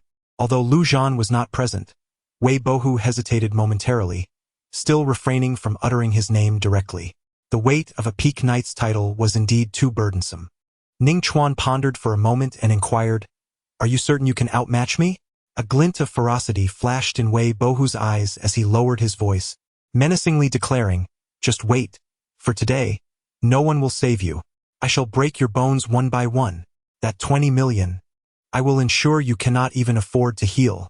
Upon hearing this, a slight smirk appeared at the corner of Ning Chuan's mouth, and he chose to remain silent. Wei Bohu's disdain for him was precisely what he desired. He had previously worried that Wei Bohu might discover his true strength, rendering him too frightened to take the stage. After all, in just a few days, he would be heading to the Shanghai Genius Training Camp, leaving no time for a drawn-out confrontation with Wei Bohu. The grievances between them would be settled today.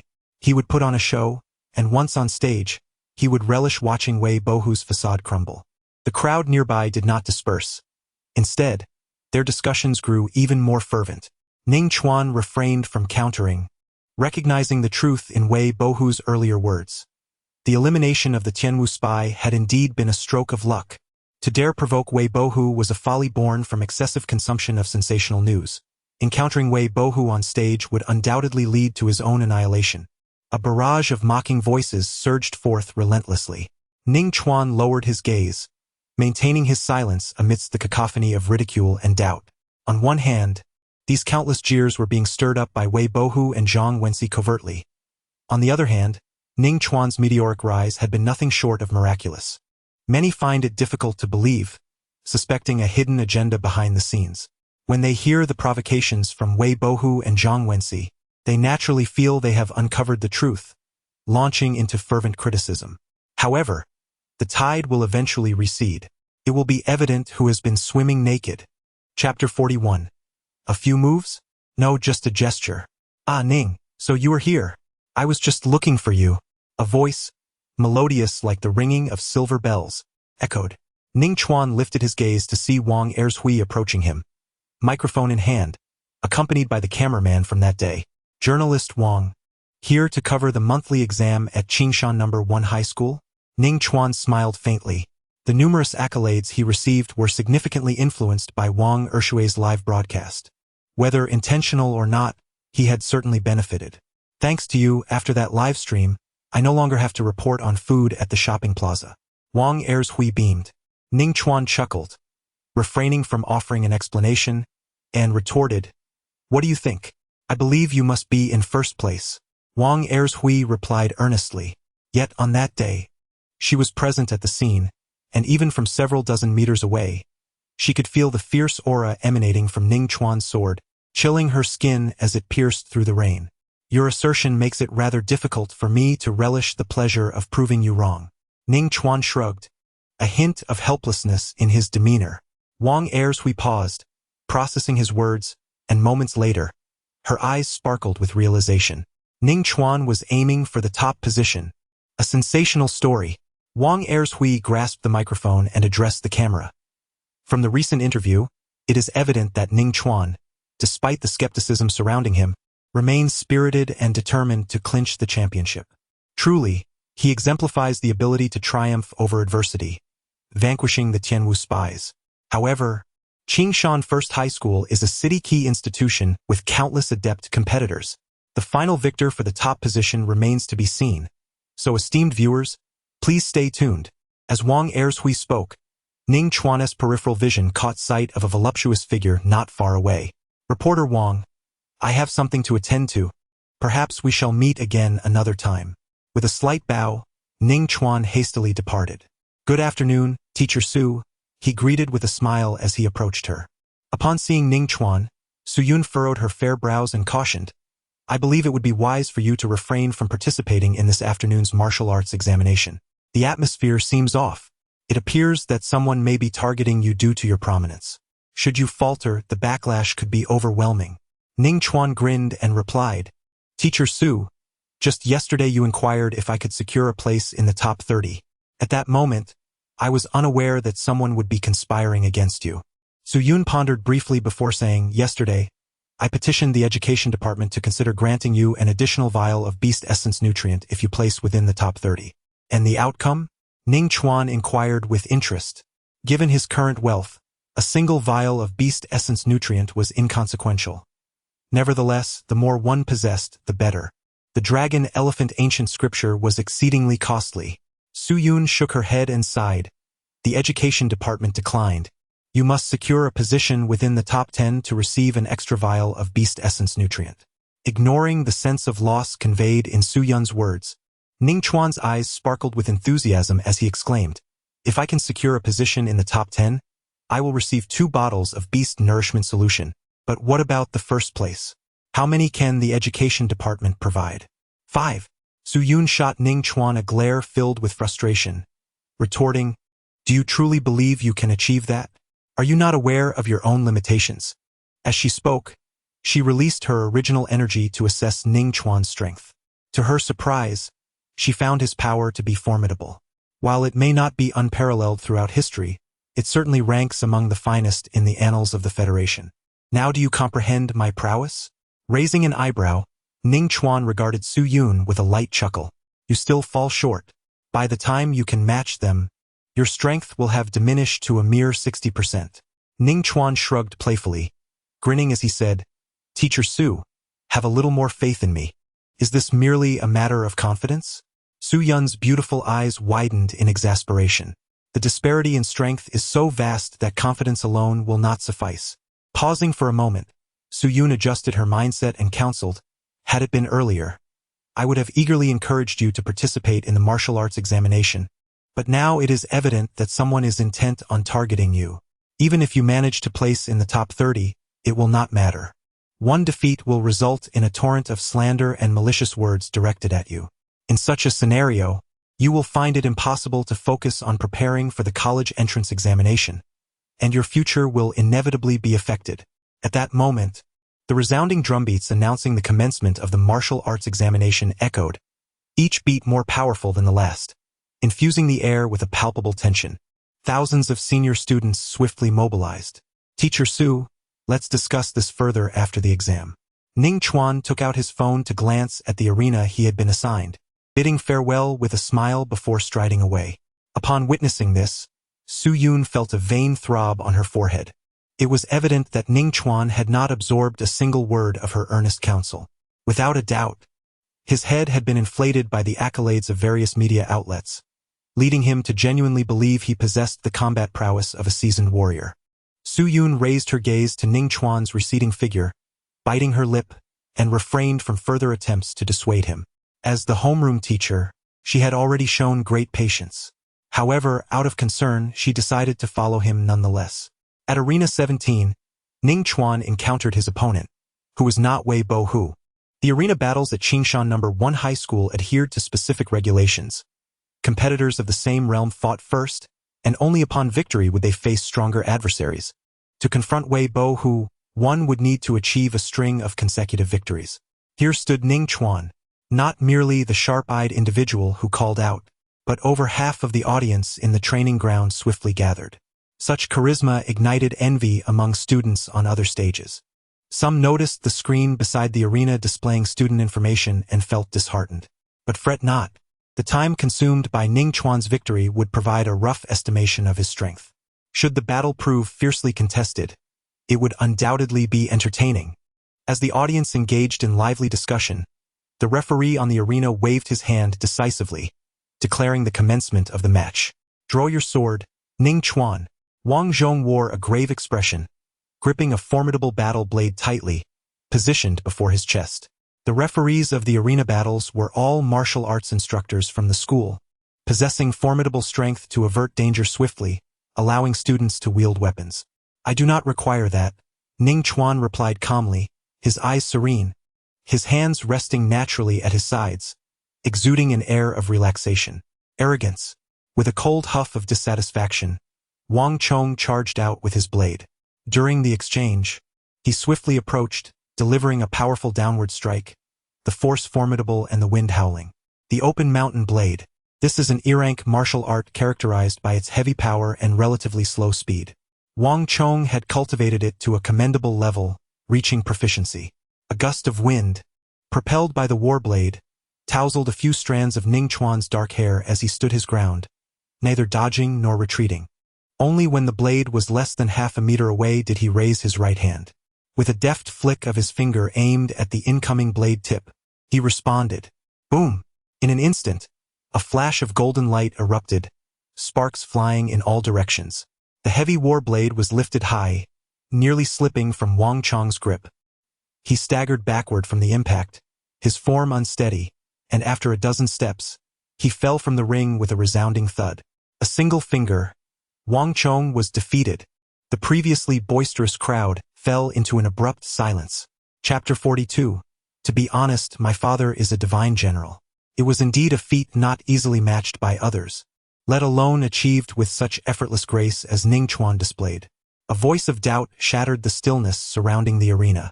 Whispers and discussions surged among the spectators, acknowledging the peculiar nature of the event. However, the moment could not last. In the final critical moment, Wang Chong could not even evade, allowing Ning Chuan to strike with lethal intent. An explanation hastily concocted amid the chaos. The true purpose was merely to deliver the finishing blow. The crowd erupted in astonishment, their murmurs echoing throughout.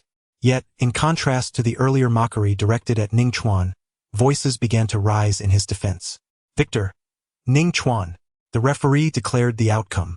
Ning Chuan descended from the stage with composure, awaiting the next bout. How could your strength have improved so swiftly? Su Yun quickly navigated through the crowd to find Ning Chuan.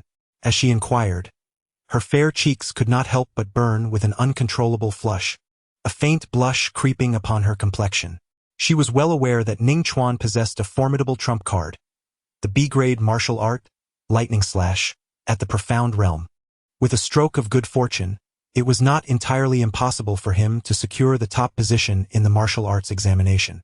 Reflecting on her earlier earnest persuasion, Su Yun felt both embarrassed and bashful, the crimson hue of her cheeks spreading toward her ears. Had it not been for her overwhelming curiosity, she would never have dared to approach him.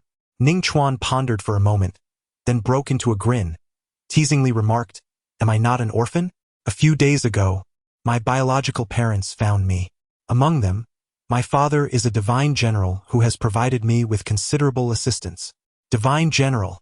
Su Yun could not suppress her exclamation, quickly covering her mouth with her hand, glancing around to ensure that no one had overheard, before letting out a sigh of relief.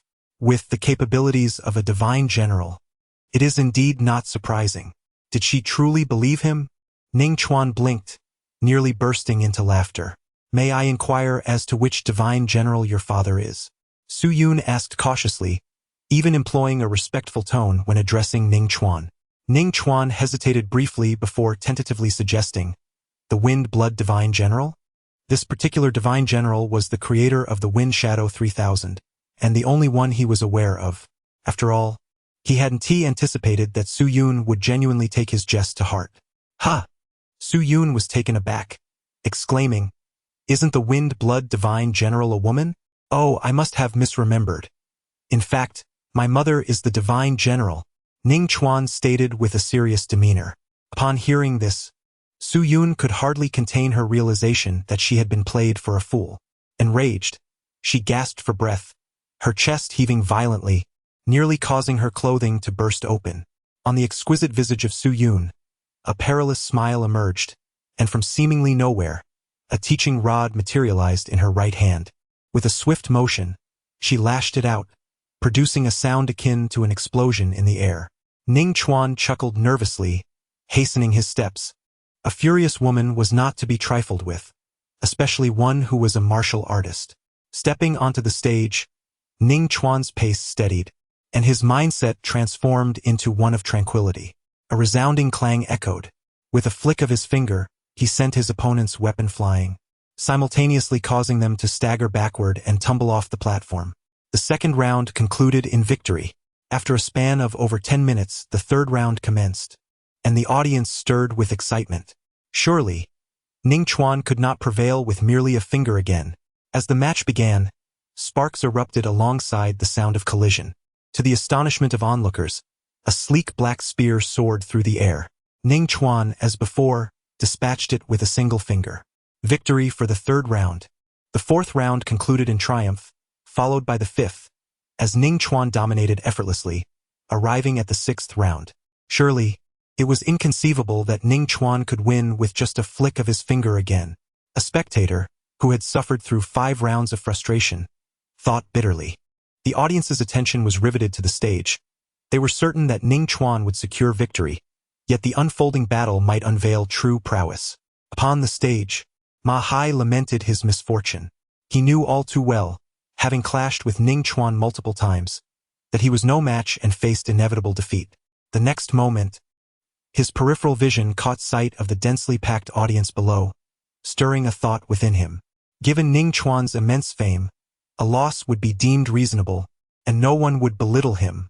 Yet, if he could exchange blows with Ning Chuan for several rounds, it would undoubtedly attract considerable attention. A splendid opportunity for fame. With this realization, a glimmer ignited in Ma Hai's eyes. The match commenced. As the referee's voice faded, Ma Hai lunged forward towards Ning Chuan like a fierce tiger. In less than a second, Ma Hai closed in, raising his right leg to carve a formidable arc through the air, imbued with tremendous force, descending with a powerful strike. Perhaps envisioning the glorious days of future fame, Ma Hai felt that the martial arts he practiced were on the verge of transcending the barrier of proficiency, reaching the realm of mastery. With a swift motion, he executed a split kick, the wind howling with intensity. Ning Chuan, however, refrained from countering with a flick of his fingers or evading with rapid steps.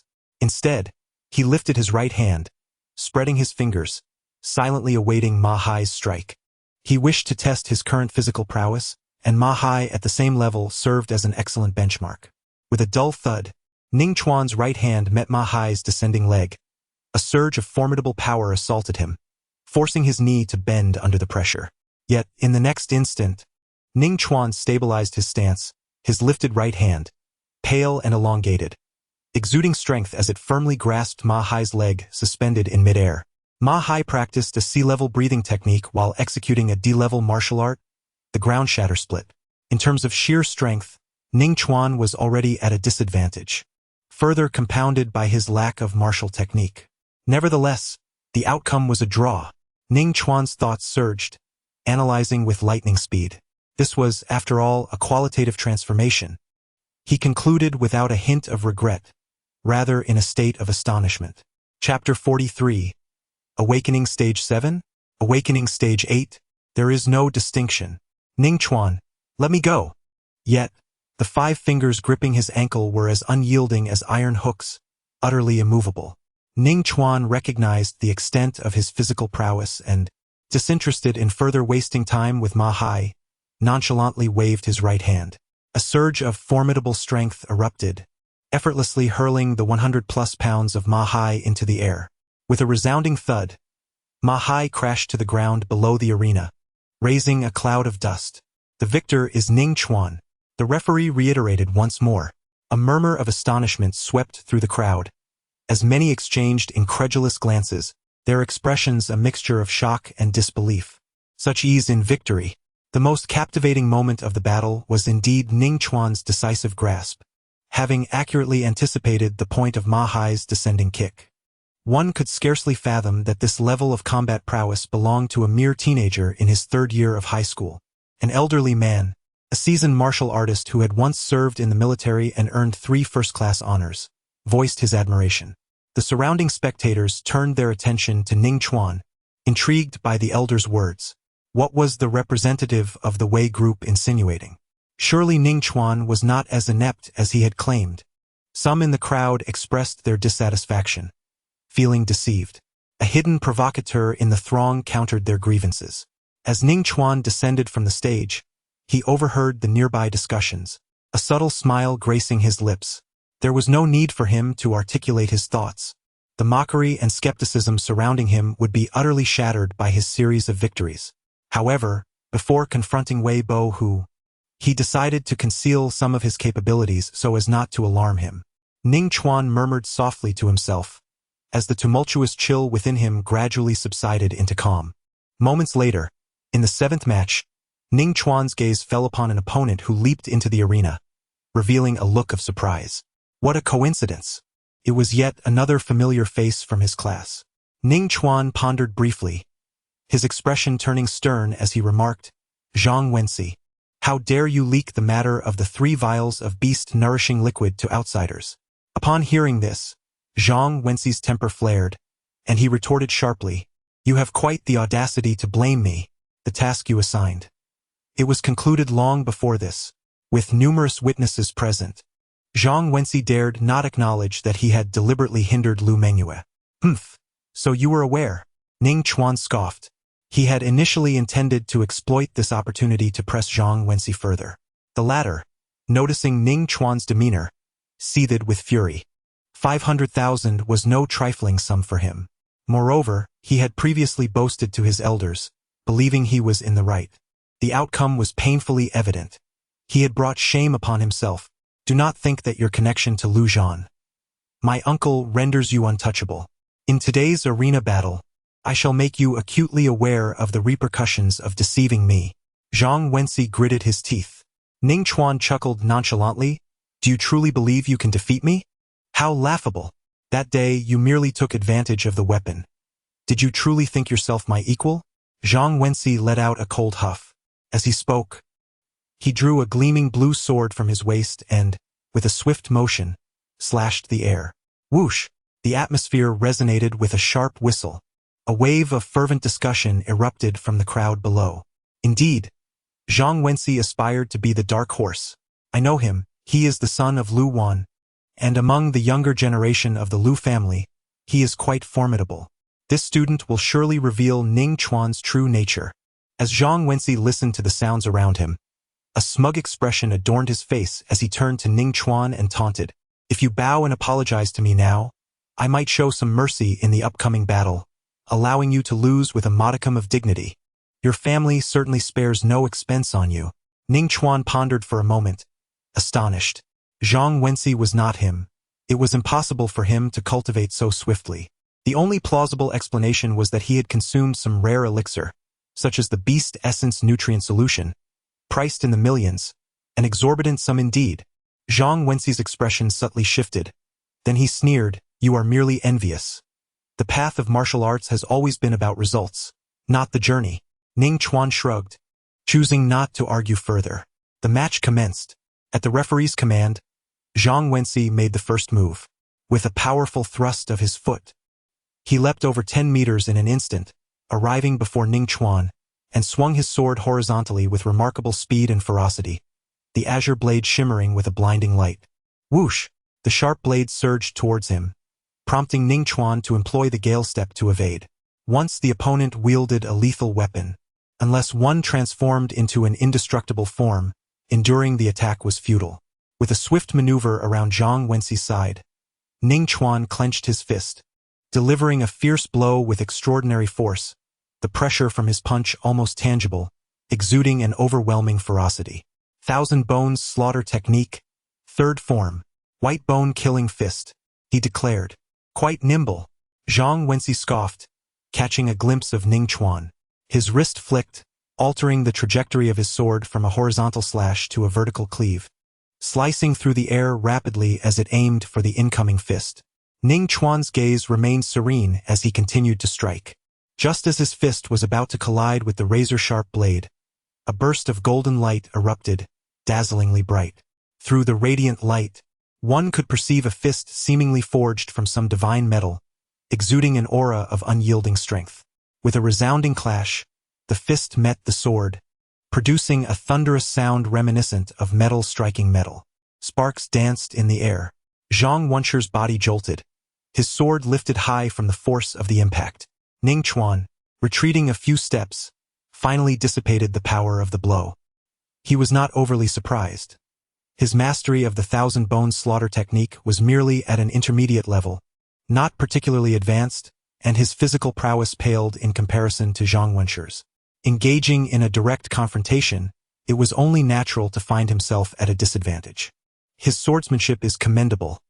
It takes years of diligent practice to achieve such skill, praised a martial artist nearby. Yet it was Ning Chuan who truly astounded. How did he withstand that strike without any gauntlets? The golden light bore a resemblance to the golden body transformation of the diamond body technique, though that seemed improbable. A burly man in the crowd regarded the scene with uncertainty. Why is this so? The diamond body is arguably the most arduous B-grade martial art to cultivate. To achieve the golden body transformation, one must at least reach the 3rd level. Moreover, to cover the area of a fist with this transformation, one must attain the 4th level. Accomplishing this in under 20 years is nearly impossible. The cultivation of external martial arts does not concern itself with one's innate understanding. As the crowd pondered, the battle on the arena persisted. Zhang Wenshi wielded his sword with fierce precision, unleashing a barrage of azure blades that illuminated the stage. Ning Chuan, however, refrained from drawing his sword, opting instead to utilize only his fists and feet to counter with the thousand-bone slaughter technique. On one hand, he sought to conceal his true abilities. On the other, he aimed to grasp the intricacies of the technique. While martial arts could cultivate themselves without his intervention, the application of such skills in combat to fully demonstrate their potency relied solely on his own efforts. Chapter 44. On that fateful day, Zhang Wenshi was once more haunted by the terror of the panda eyes. However, Ning Chuan possessed other martial arts. The 4th level of the diamond body and the perfected realm of the Gale Step allowed him not only to hold his ground in battle but also to subtly gain the upper hand against his opponent. Thud, thud, thud. Ning Chuan relentlessly unleashed the thousand-bone slaughter technique, fierce and venomous, exuding tremendous pressure that sent tremors through the sword, igniting sparks that burst forth one after another. This martial art is divided into 5 forms. The first form, the serpent strike, is renowned for its eerie nature and unpredictable trajectory. The second form, the lightning fist, is characterized by its swiftness. The punch strikes like a flash of lightning, akin to an arrow shooting through the air. The third form, the white bone killing fist, is the most potent move employed for direct assault. The fourth form, the constrictor strike, is a grappling killing technique where the arm resembles a great python capable of crushing the enemy's bones. The fifth form, the power of 1,000 bones, is devoid of a fixed technique. Fists, feet, elbows, and knees may all be utilized.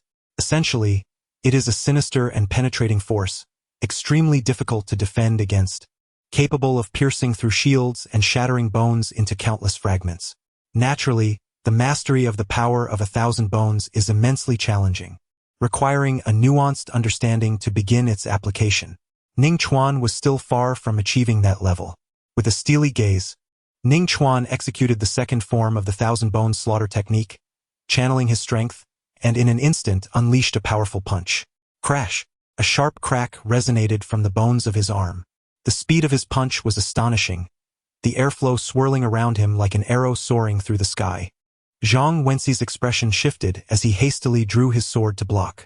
Yet, in his haste, his strength fell short.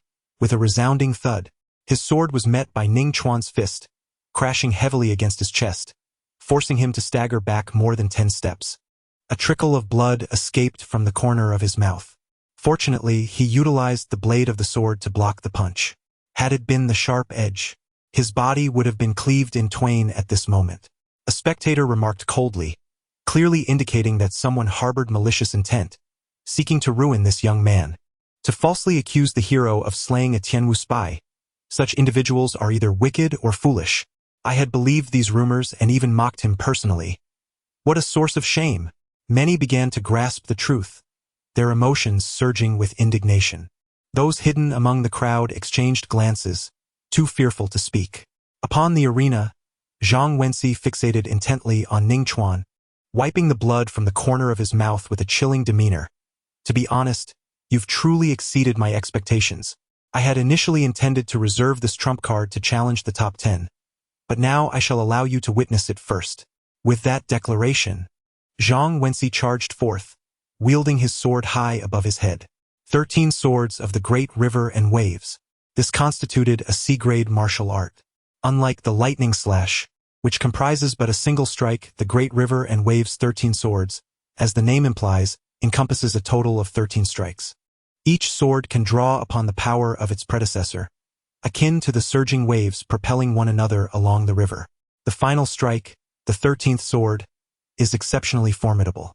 Whoosh, whoosh, whoosh. Zhang Wenshi unleashed 6 swords in rapid succession, each swifter than the last. Ning Chuan executed the Gale Step, his footwork agile as he evaded each blow with finesse. However, upon the seventh sword's fierce descent, Ning Chuan's eyes flickered as he resolved to no longer retreat. It was not that he could not evade. Rather, he was concerned about frightening Wei Bohu.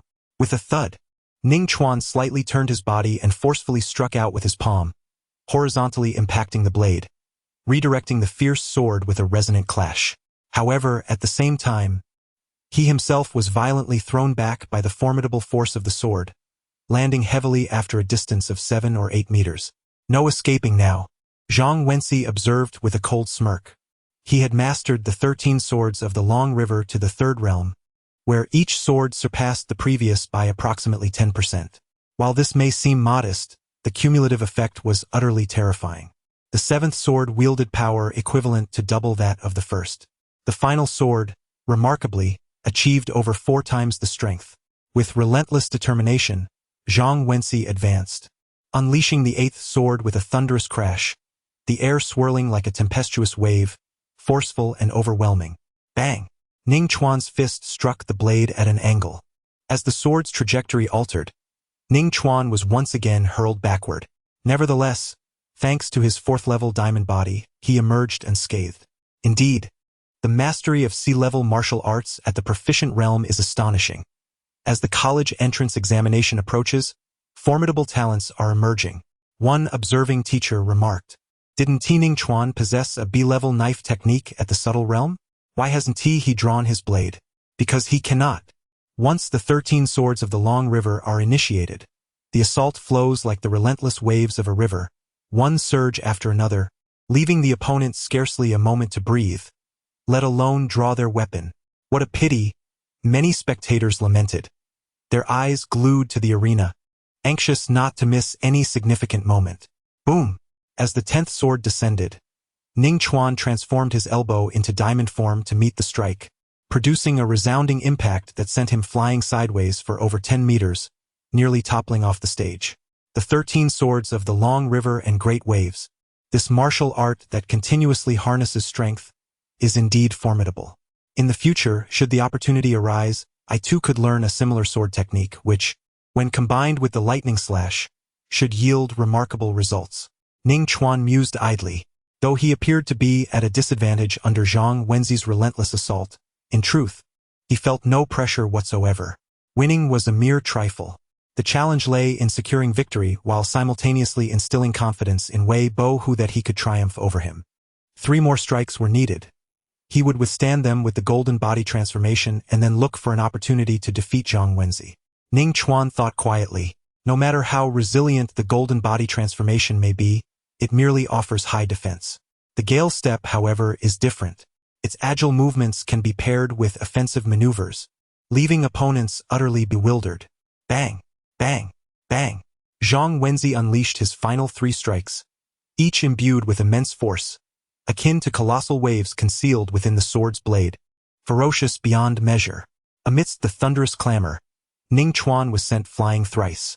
Yet, under the formidable defense of the golden body transformation, he emerged unscathed, save for a few specks of dust upon his school uniform. The crowd erupted in astonishment. It was confirmed.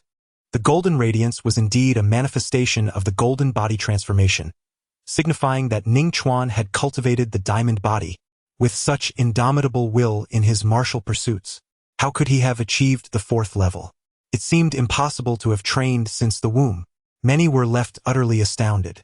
Zhang Wenxi was equally flabbergasted, unable to comprehend the source of Ning Chuan's extraordinary strength. The 13 swords of the Long River and Great Waves demanded tremendous physical exertion. Ning Chuan, however, would not grant Zhang Wenxi such an opportunity. With a powerful push from his foot, he advanced swiftly, clenched his fist and struck. Whoosh! The wind of his punch howled, rapid as a dragon.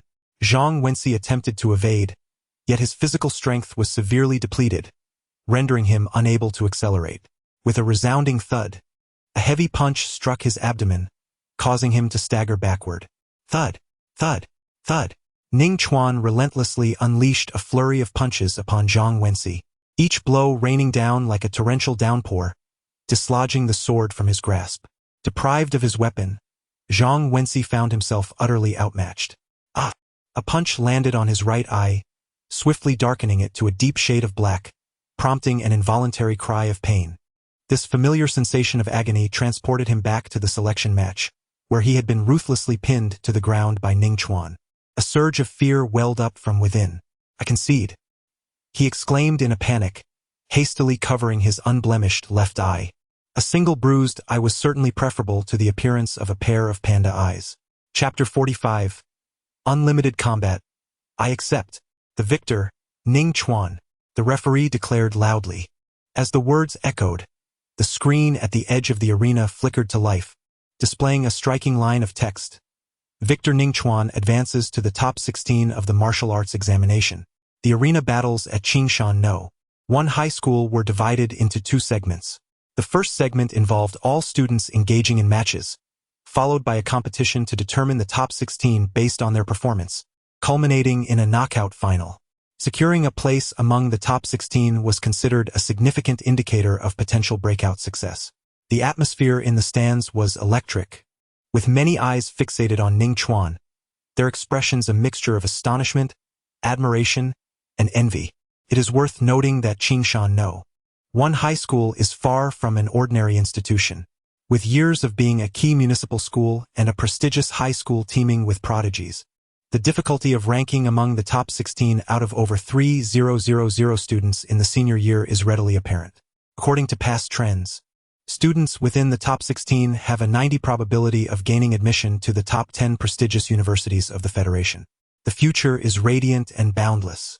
Under the gaze of countless spectators, Ning Chuan maintained a serene demeanor as he leisurely descended from the arena.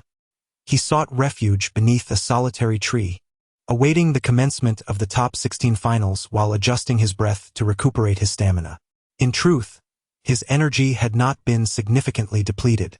He had not even broken a sweat, far surpassing the condition of Zhang Wenxi. The dragon elephant ancient scripture, a method of breathing, is devoid of flaws and excels in physical endurance. Its only drawback lies in its formidable complexity, a thought that lingered in Ning Chuan's mind. After 3 days, his progress in the foundational realm of the dragon elephant ancient scripture had only advanced by a mere one. It would require nearly a year to attain a proficient level, and the timeline for achieving perfection remained an uncertainty that left him feeling somewhat helpless. After more than half an hour, the matches concluded, and the names of the final contenders illuminated a large screen at the training grounds center. Ning Chuan glanced up, noting that aside from himself, there were 3 new faces, dark horses that had emerged in this competition. He paid little attention, allowing his gaze to linger momentarily on the name Wei Bohu. As the finals approached, the crowd buzzed with speculation, eagerly discussing who would emerge victorious. With a commanding voice, the referee announced the commencement of the finals, revealing a slip of paper. In the first match, Wei Bohu from Class 1 of the senior year faces Ning Chuan from Class 15. A wave of unrest rippled through the audience at this announcement. It seemed this dark horse would falter at the top 16. Many expressed their regret for Ning Chuan. Ning Chuan's defeat is undoubtedly assured. Wei Bohu was the second-place winner in the previous monthly examination, while the first-place student, Lu Mengyue, has yet to partake in the assessment. After this battle, you shall comprehend that Ning Chuan's elimination of the Tianwu spy was merely a stroke of luck, a serendipitous encounter. In terms of strength, he is at best commendable among the students of Qingshan No. 1 High School, yet he lags far behind the elite. Many harbor skepticism regarding Ning Chuan, believing he is destined for an early exit. Conversely, Ning Chuan's mindset is strikingly different.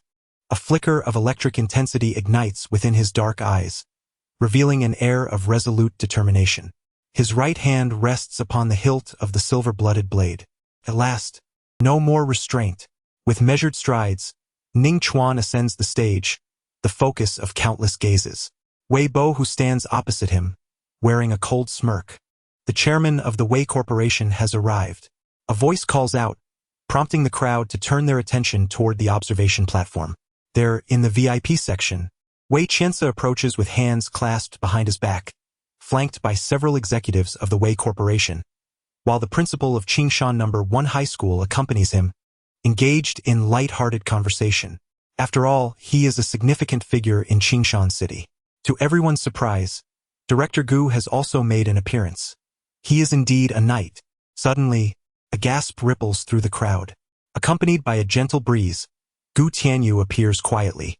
Not only is Director Gu present, but look, who is that beside him? Goodness! It is the foremost martial artist of Qingshan City. Lu Zhan has materialized at the observation platform. Lu Mengyue stands beside him, her cheeks radiant and her spirit vibrant, suggesting that her injuries have nearly healed after several days of recuperation. The patriarch of the Wang family, one of the 3 prominent clans in Qingshan City, has also made his entrance. That frail elder appears to be the deputy commander of the 27th Group Army of the Federation. The starlet Li Yun, with a fanbase exceeding 10 million, graced the event. The multitude of spectators, encompassing both students and educators, were utterly astonished. While the martial arts examination at Qingshan No. 1 middle school garnered significant attention, it was merely notable in comparison to ordinary institutions. Typically, the audience comprised parents of the students or onlookers drawn by the spectacle. The school had to leverage its connections to procure even a few distinguished guests. However, today's event was markedly different, with an abundance of prominent figures in attendance. Soon, astute observers began to realize that the finals held a special significance. Their gazes swept the crowd before settling upon Ning Chuan, who could be deemed the sole variable in this scenario. On the arena, Ning Chuan himself felt a modicum of confusion. Indeed, he had vanquished Zhao Weiping, yet a mere Tianwu spy hardly warranted such extensive attention from so many influential individuals. Unbeknownst to him, the news of Lu Zhan intending to extract 20 million from the Wei Consortium had already circulated among the upper echelons of Qingshan City. They were all intrigued by the kind of youth capable of commanding such regard from the foremost warrior of Qingshan City, even to the extent of risking conflict with the Wei Consortium. Across from him, Wei Bohu cast a glance at his father, steadied his resolve, and raised his gaze to the referee, stating solemnly, "For this battle, I wish to request a quarter hour of unrestricted combat." A murmur of astonishment rippled through the crowd. A quarter hour of unrestricted combat was exceedingly brutal. It would only conclude upon the death of one combatant. The referee was momentarily taken aback. Such a format was typically reserved for opponents of nearly equal strength, as within a quarter hour, it was nearly impossible to ascertain life or death. Simultaneously, it served to temper one's will and enhance martial prowess. Thus, the Federation legislated to permit this form of combat. However, Wei Bohu evidently possesses a higher caliber. The referee pondered for a moment, yet found himself unable to reach a conclusion. His gaze shifted towards the observation platform, seeking the principal's perspective. "What is your opinion on this matter?" Upon hearing this, the principal immediately contemplated a refusal. With so many adults present, any oversight would be unacceptable. Wei Qianzi cast a glance at the principal, seemingly discerning his thoughts. He smiled slightly and remarked, "A quarter of an hour of unrestricted combat would significantly enhance their willpower. Allowing these 2 children to engage in such a contest would be beneficial. Should any injuries occur, the Wei Corporation shall bear the full cost of treatment." After a brief pause, he added, "Moreover, in this martial arts examination, the Wei Corporation will fully sponsor all medical expenses for injured students." The principal hesitated. He sensed that this matter was not as straightforward as it appeared. Yet, given Wei Qianzi's insistence, to refuse might risk offending him. Not far away, Lu Zhan maintained an impassive expression, seemingly indifferent. At that moment, a detached voice resonated from the arena, echoing in all directions. "I accept the challenge of a quarter of an hour of unrestricted combat." Chapter 46. Do you look down upon E-class martial arts of perfect realm? On the stage, Ning Chuan's demeanor remained calm, although a hint of cold amusement flickered in his eyes. Wei Bohu was indeed hastening his own demise. However, the multitude of spectators held a starkly different view from Ning Chuan. "He's being impulsive. Ning Chuan shouldn't have agreed for the sake of pride." Some lamented. Once both parties consented to a quarter of an hour of unrestricted combat, even the government would have no means to intervene. With such a mindset, do they truly believe that killing a Tianwu spy is merely a matter of luck? Those eager to exploit the situation clamored loudly. Ning Chuan paid them no heed. his gaze directed towards the position of Wei Qianzi, and he remarked indifferently, "I wonder if that executive from the Wei Corporation who claimed I merely delivered a finishing blow to the Tianwu spy has arrived." "It was I who said it," a middle-aged man retorted coldly, his eyes filled with malice. "I am Wei Zhu, a third-tier martial artist. Do you have any objections?" Ning Chuan shook his head and replied, "There are no objections to speak of.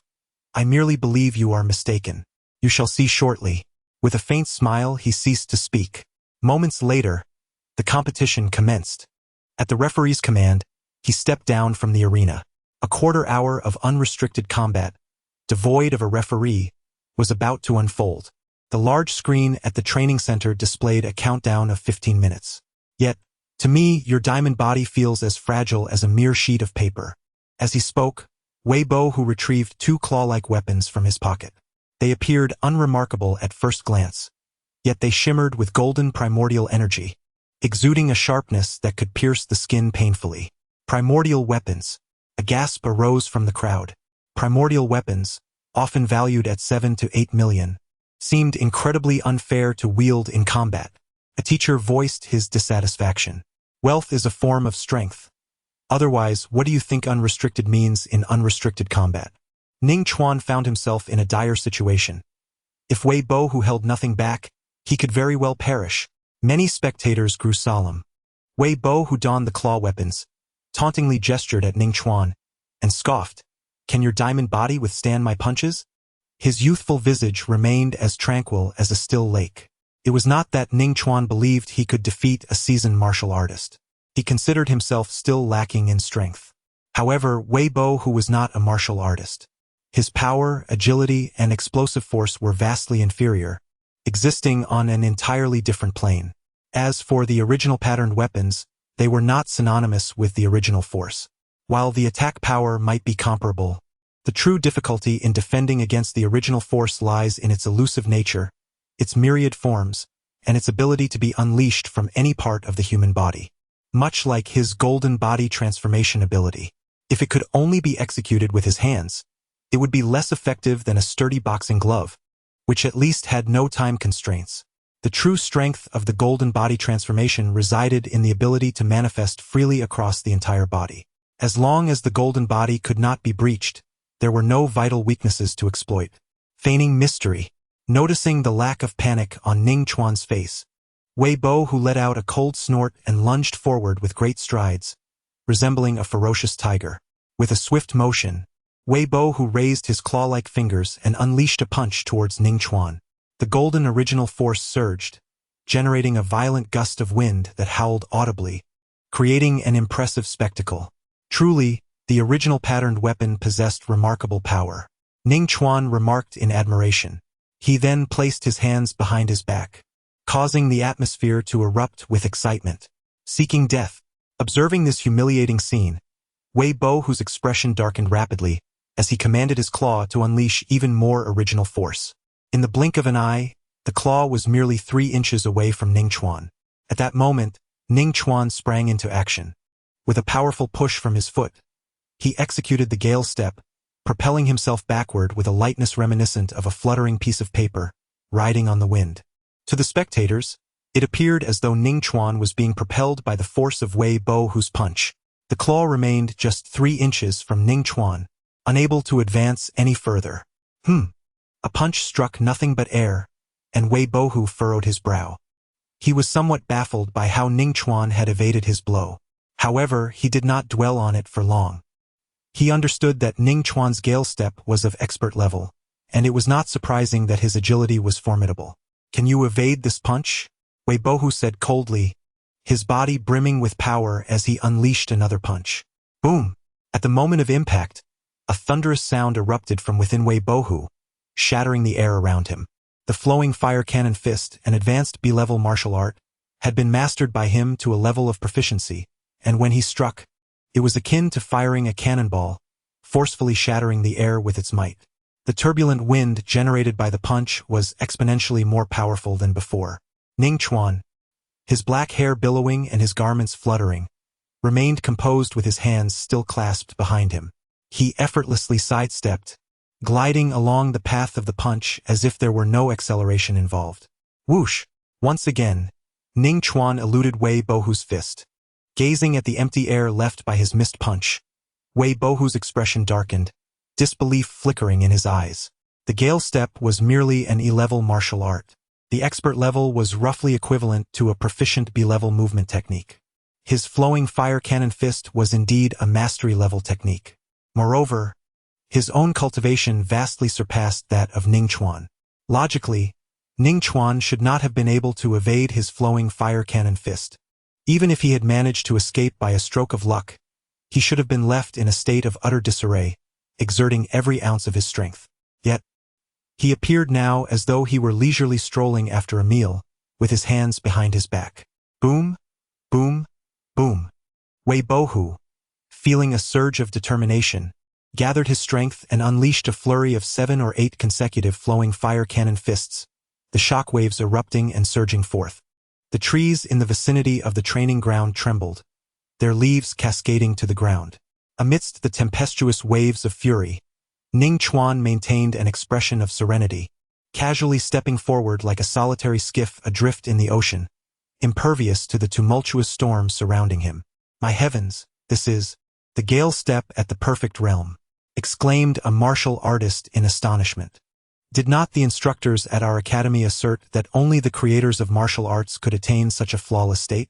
Inquired a nearby child with curiosity. Well, how shall I put it? Certain prodigies, should fortune favor them, may indeed reach the perfect realm. Yet, your teacher's assertion is not entirely erroneous. Came the explanation from another.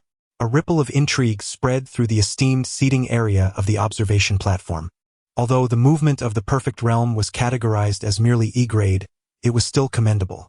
It was no wonder that Lu Zhan was willing to stand up for him. How fascinating.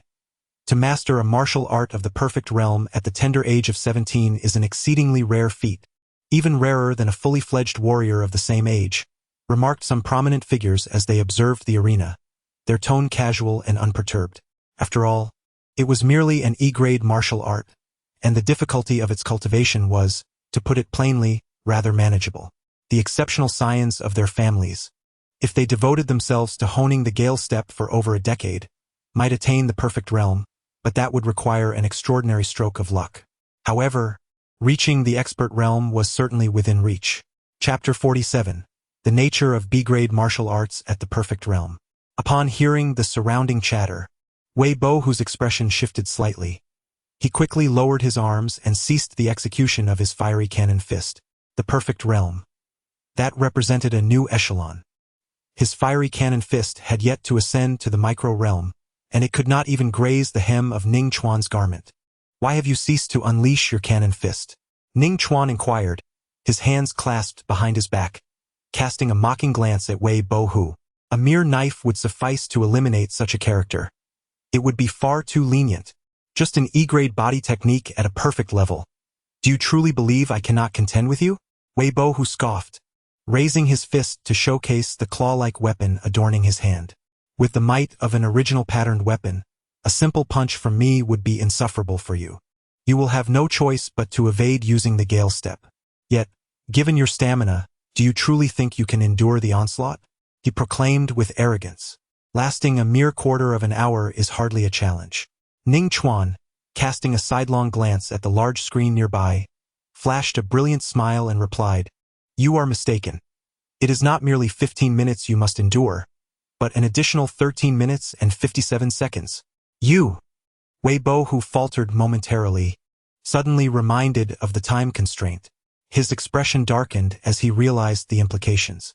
Initially, he had intended to incapacitate or even slay Ning Chuan within the unrestricted quarter-hour bout.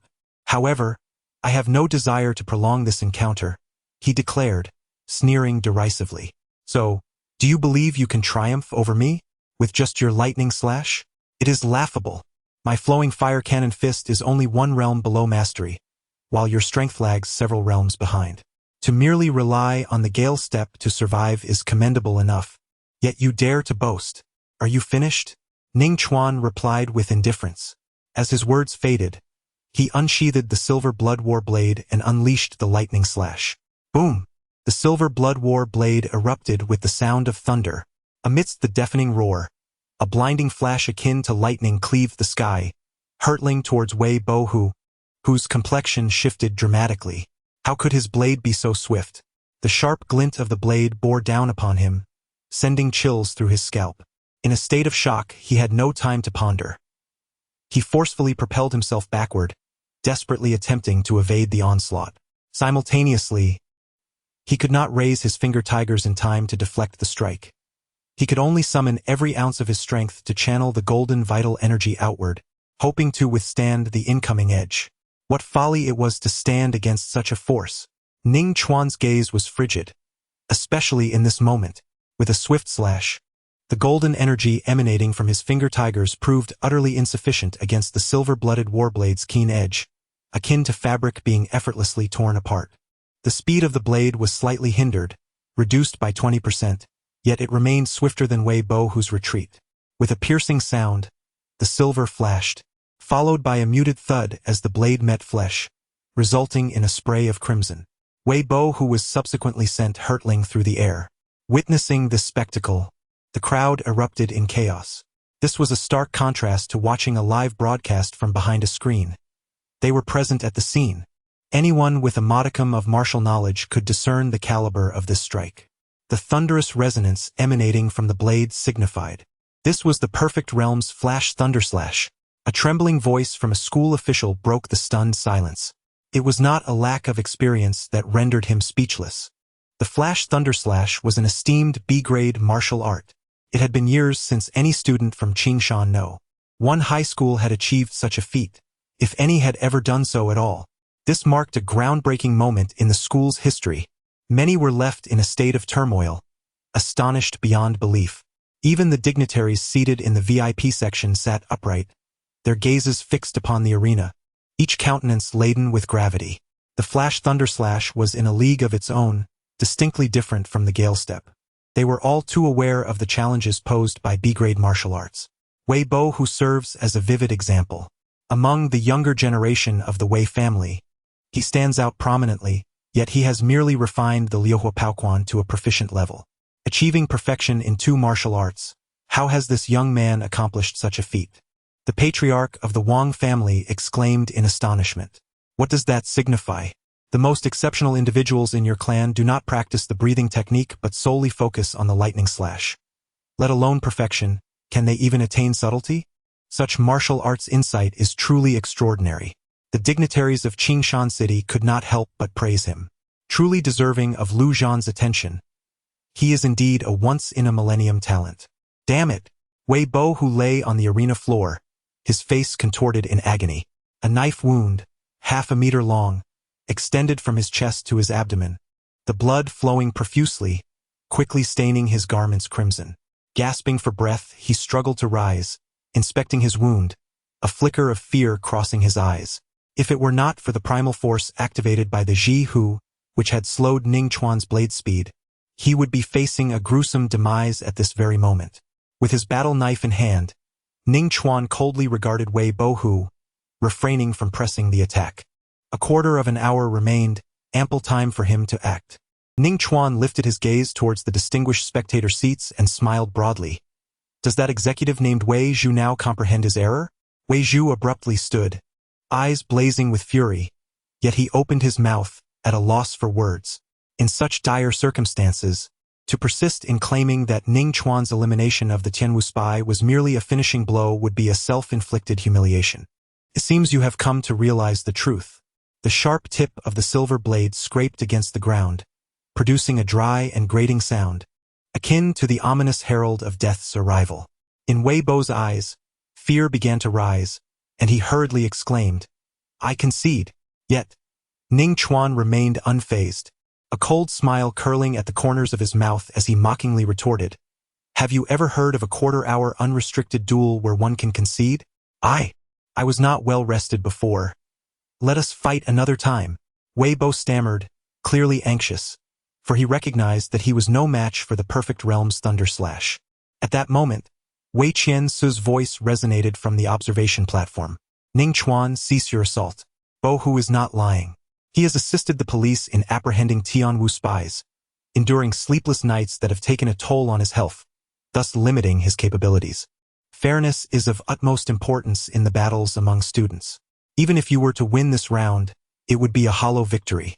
Upon hearing this, the mockery on Ning Chuan's face deepened. You and your son are utterly shameless. He cast a derisive glance at Wei Qiansu and added, Do you truly have the audacity to speak to me of fairness? How did Wei Bohu acquire those tiger claws? Did they sprout from the ground? Wei Qiansu rose, his demeanor frosty as he declared, I am not here to negotiate with you.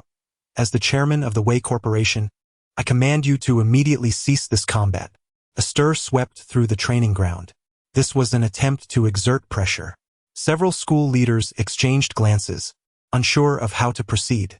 According to school regulations, outsiders were indeed prohibited from interfering in martial arts examinations.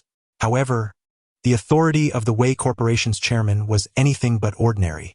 Such power was daunting. With a cold laugh, Ning Chuan shifted his gaze and inquired, Uncle Lu, can Wei Qiansu truly terminate a quarter-hour unrestricted duel?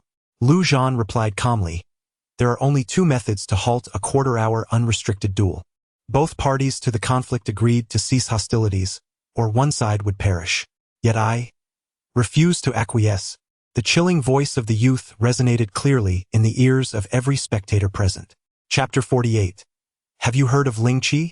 With a deafening roar, Ning Chuan unleashed his silver blood battle blade, striking downwards with the swiftness of lightning, ferociously intent on cleaving Wei Bohu in two. The silver blood battle blade sliced through the air with remarkable speed, leaving Wei Bohu no time to evade. He crossed his arms defensively across his chest, as a torrent of golden primal energy surged forth from his dual talon-like gauntlets, cascading like a spring and enveloping his arms. The efficiency of activating the gauntlets was limited.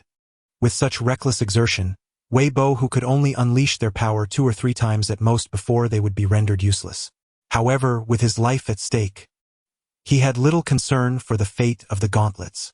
With a resounding crash, the golden primal energy shattered, dispersing in all directions. Ning Chuan's silver blood battle blade was also repelled. He had been halted. A sense of relief washed over Wei Bohu, but before he could catch his breath, a profound terror ignited in his eyes. Unbeknownst to him, 2 silver arcs, each over a yard long, had seamlessly sliced into his unprotected wrists. In an instant, 3 strikes. Zhao Weiping had perished under this very maneuver of Ning Chuan. With a sickening sound, arcs of crimson splattered in unison. Wei Bohu's arms were rendered into mere stumps. The swiftness of the silver blood battle blade was so overwhelming that he failed to realize his hands had been severed, only feeling an unsettling chill. In the next moment, an excruciating pain surged from the severed wrists like a relentless tide. Ah! Wei Bohu let out a beastly roar, his form unsteady, and with a thud, he knelt before Ning Chuan. Some timid onlookers were so frightened that they shut their eyes. A gasp arose from the distinguished seats of the viewing platform. This young man is truly ruthless, directly aiming to cripple the son of the Wei Consortium's chairman. Lu Mengyue gazed at the arena, pondering. Ning Chuan's 3 strikes were almost simultaneous, indicating he had completely anticipated Wei Bohu's response. Such combat prowess, I believe, seems to surpass even my own. Lu Zhan cast her a glance. Be a bit more confident. Lu Mengyue felt a flicker of joy. Hasn't he surpassed me yet? No. Lu Zhan shook his head. I meant for you to eliminate the word seems. Father, you've been led astray by Ning Chuan. Lu Mengyue couldn't help but roll her eyes. While the father and daughter of the Lu family exchanged playful banter, Wei Qiance's eyes brimmed with murderous intent, wishing he could strike Ning Chuan dead with a single blow. Though his nature was cruel, he valued familial bonds. Otherwise, he wouldn't have personally intervened to secure a spot for Wei Bohu in the Mountain and Sea Genius training camp. Ning Chuan, while Lu Zhan can protect you, what about your family, your relatives? If you do not relent, I shall ensure they do not see the light of tomorrow. Wei Qiance's voice was chilling. Naturally, such a blatant threat could not be uttered in public. He harnessed his original force, compressing his voice into a mere whisper that reached only Ning Chuan's ears. It seems Wei Bohu has not informed you that I am an orphan. If you manage to locate my family, I shall certainly send you a banner of honor. Ning Chuan grinned. Wei Qiance. Humph. Ning Chuan wielded his blade with remarkable swiftness and strength, carving a deep gash across Wei Bohu's chest and simultaneously sending him flying. He was still influenced by Wei Qiansu. Otherwise, this strike would have severed Wei Bohu's head. With the promise of a duel in place, he felt no fear of retribution from Wei Qiansu, unless the latter had resolved to perish alongside him. However, should he kill Wei Bohu in a fit of madness, Wei Qiansu might very well retaliate against his dear friend Guo Renyu and his family. Ning Chuan was unwilling to take such a risk. Regarding the ancient texts of Longxiang, he owed the Guo family a debt of gratitude. Yet, sparing your life does not signify that I will allow you to escape unscathed. Ning Chuan's gaze was icy as he brandished the silver-blooded war blade, advancing step by step toward the fallen Wei Bohu, who lay not far away. With a resounding thud, he brought his foot down heavily upon Wei Bohu's chest, causing the very ground to tremble beneath them. My hand! I have slain you. My father is Wei Qiansu. Wei Bohu, in excruciating pain, had lost consciousness. He stared at Ning Chuan, incoherently hurling curses. Yet, under the chilling gaze of Ning Chuan, his body trembled violently, and he gradually fell silent, his face stripped of all but terror. Ning Chuan looked down upon Wei Bohu and mused to himself, I once heard a rumor. In a bygone era before the Federation, there existed a form of torture known as Ling Qi, wherein the victim was subjected to 3,000 cuts.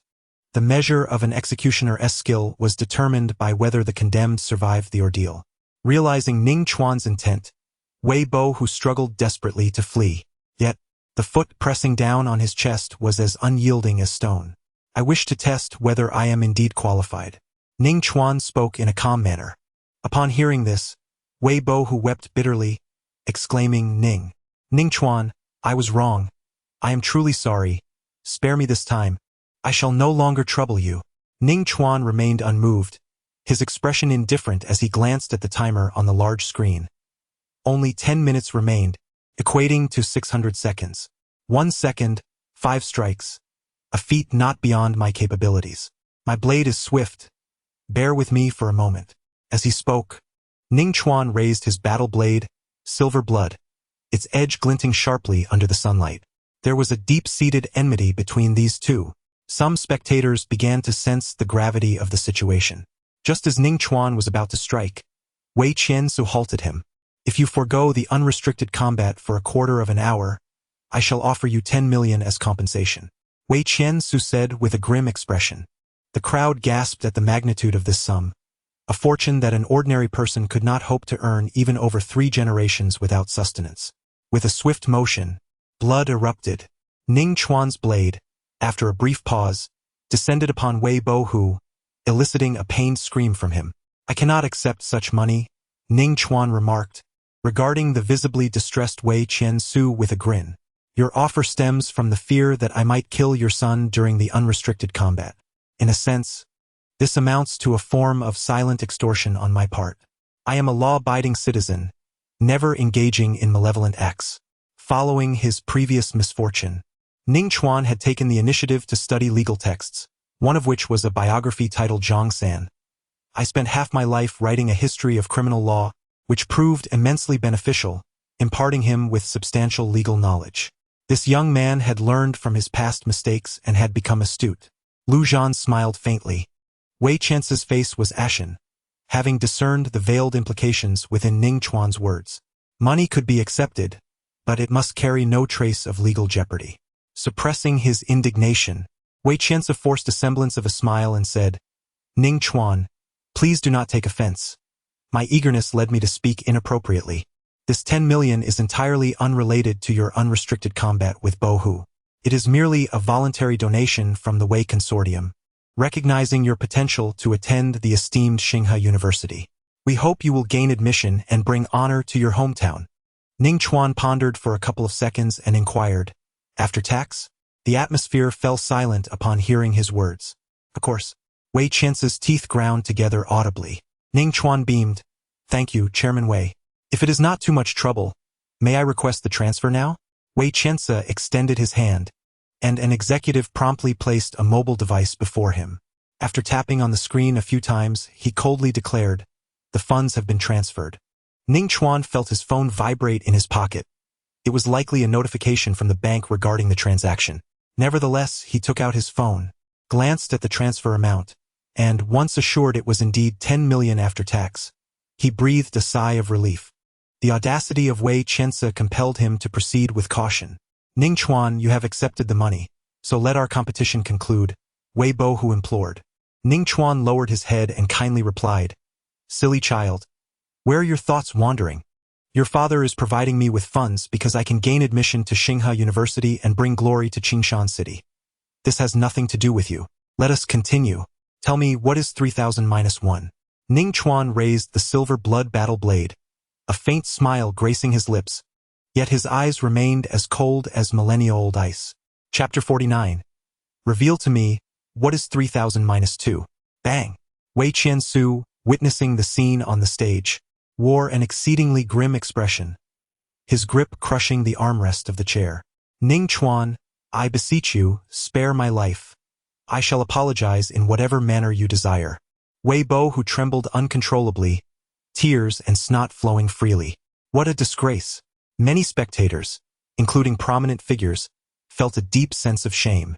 Ning Chuan toyed with the silver blood battle blade, stating indifferently, halting the match is not an impossibility, provided you disclose the deeds you and your father have perpetrated against me. The 20 million Wei Qiansu had paid was merely for the recording. It did not imply he could not divulge secrets. This, Wei Bo, who hesitated. Those matters were far from honorable, and he was acutely aware of it. With a swift motion, the silver blood battle blade descended, splattering a vast array of crimson.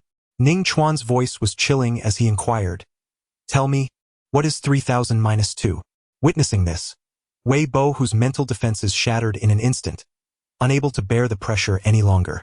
He confessed everything: the coerced acquisition of a spot in the Shanghai talent training camp, the fabrication of accusations against Ning Chuan using beast nutritional solutions, and the media's slander regarding Ning Chuan's achievements in slaying Zhao Weiping, leaving no detail unspoken. An uproar erupted among the crowd. The public, already discontent with colossal corporations and conglomerates, could no longer restrain their anger upon hearing these sordid revelations, erupting into furious denunciations. Just moments ago, when Ning Chuan severed Wei Bohu's hands, I thought him somewhat merciless. Now, it seems he was extraordinarily lenient. One should indeed follow Ning Chuan's earlier words and execute him. The empire has already fallen, yet such antics persist.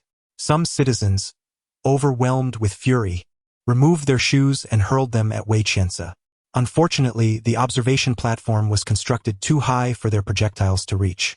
Get lost, Ning Chuan declared coldly, lifting his right leg from Wei Bohu's chest and delivering a powerful kick that sent Wei Bohu flying off the stage. Bring Bohu along. We are leaving. Wei Qianse stood up with a face ashen with anger. Today he had suffered a significant loss of face. The humiliation was trivial compared to the immense public outrage. The stock prices of the consortium would undoubtedly be severely affected, potentially attracting the scrutiny of relevant authorities. The Federation adheres to its regulations. In the open, it must comply with federal laws, and no supergroup traversing administrative districts is exempt. An executive lifted the unconscious Wei Bohu and returned to the platform, retrieving the severed hands. Ning Chuan observed all this with indifference, offering no hindrance. When he had intimidated Wei Bohu with his execution-style threats, several of the strikes were deliberately aimed at the nerve-rich areas of the severed wrists. Even with healing-type ability users, recovery would be exceedingly difficult. Even if healing were possible, the psychological trauma would remain. Ning Chuan's gaze was icy. As long as he lived, Wei Bohu would not surpass this hurdle, and his martial arts cultivation would face severe impediments. The victor, Ning Chuan, advanced to the top 8. The crowd erupted in enthusiastic applause. This was not a particularly thrilling duel, as the disparity in strength was immense, with Ning Chuan utterly dominating. Yet, many spectators found exhilaration in witnessing the rise of an ordinary youth defying the odds, shattering the conspiracy of a colossal consortium, and achieving fame in one fell swoop. It was a tale of fervor and inspiration. Some realized the formidable prowess of Ning Chuan and were taken aback. Many nearby changed their expressions drastically. In this martial examination, Barring unforeseen circumstances, he was destined to claim the top position. To defeat him, among the remaining students, there must be someone of martial caliber. Numerous individuals engaged in fervent discussions. Even as the matches commenced on the arena, their attention remained fixated on Ning Chuan. Soon, all 8 finalists were eliminated. Ning Chuan was assigned to the first match once more. I concede.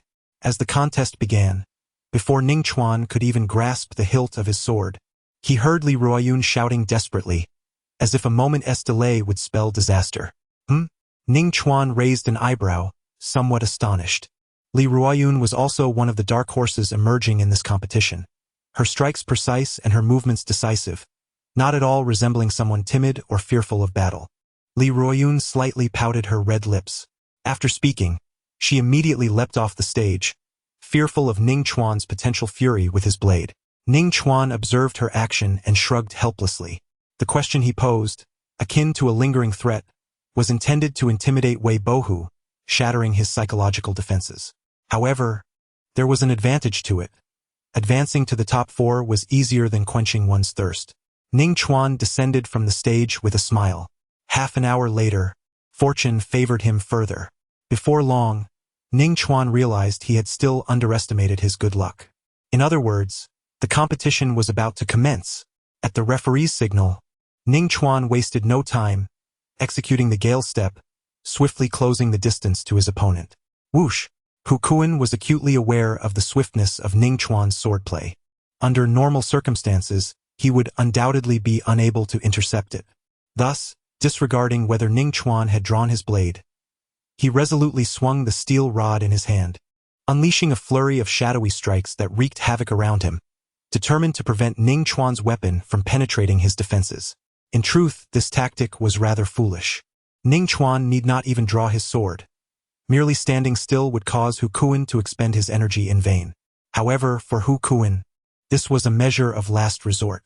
At the very least, after his defeat, he could boast of having held his ground against Ning Chuan for a considerable time. Ning Chuan shook his head.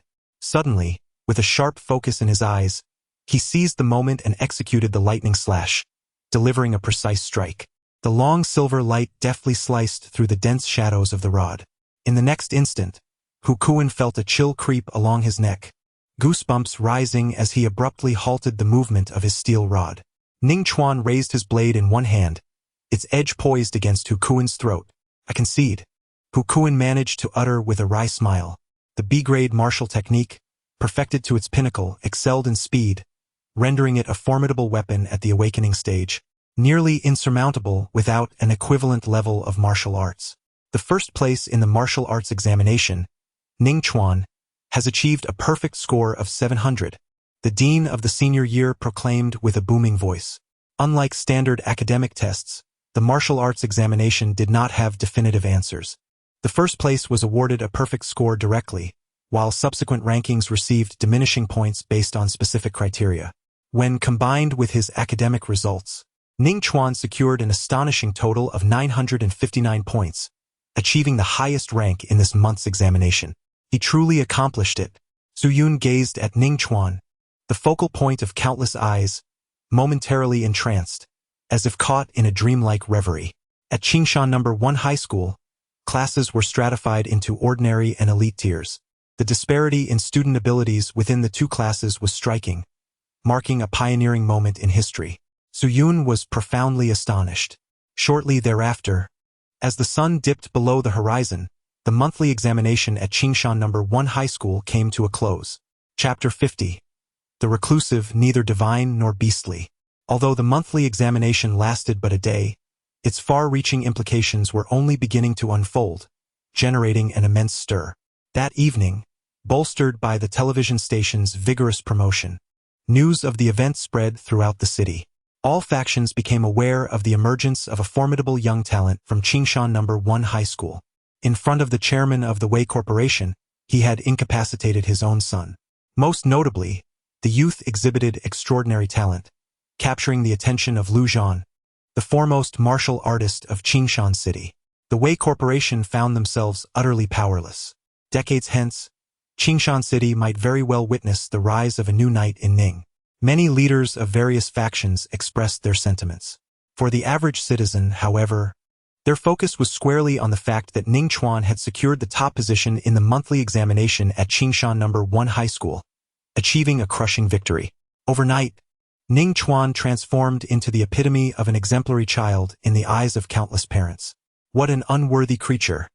How could Ning Chuan succeed? He is merely taller or possesses an extra arm. In a multitude of comparisons, Ning Chuan ascended from the top of Qingshan No.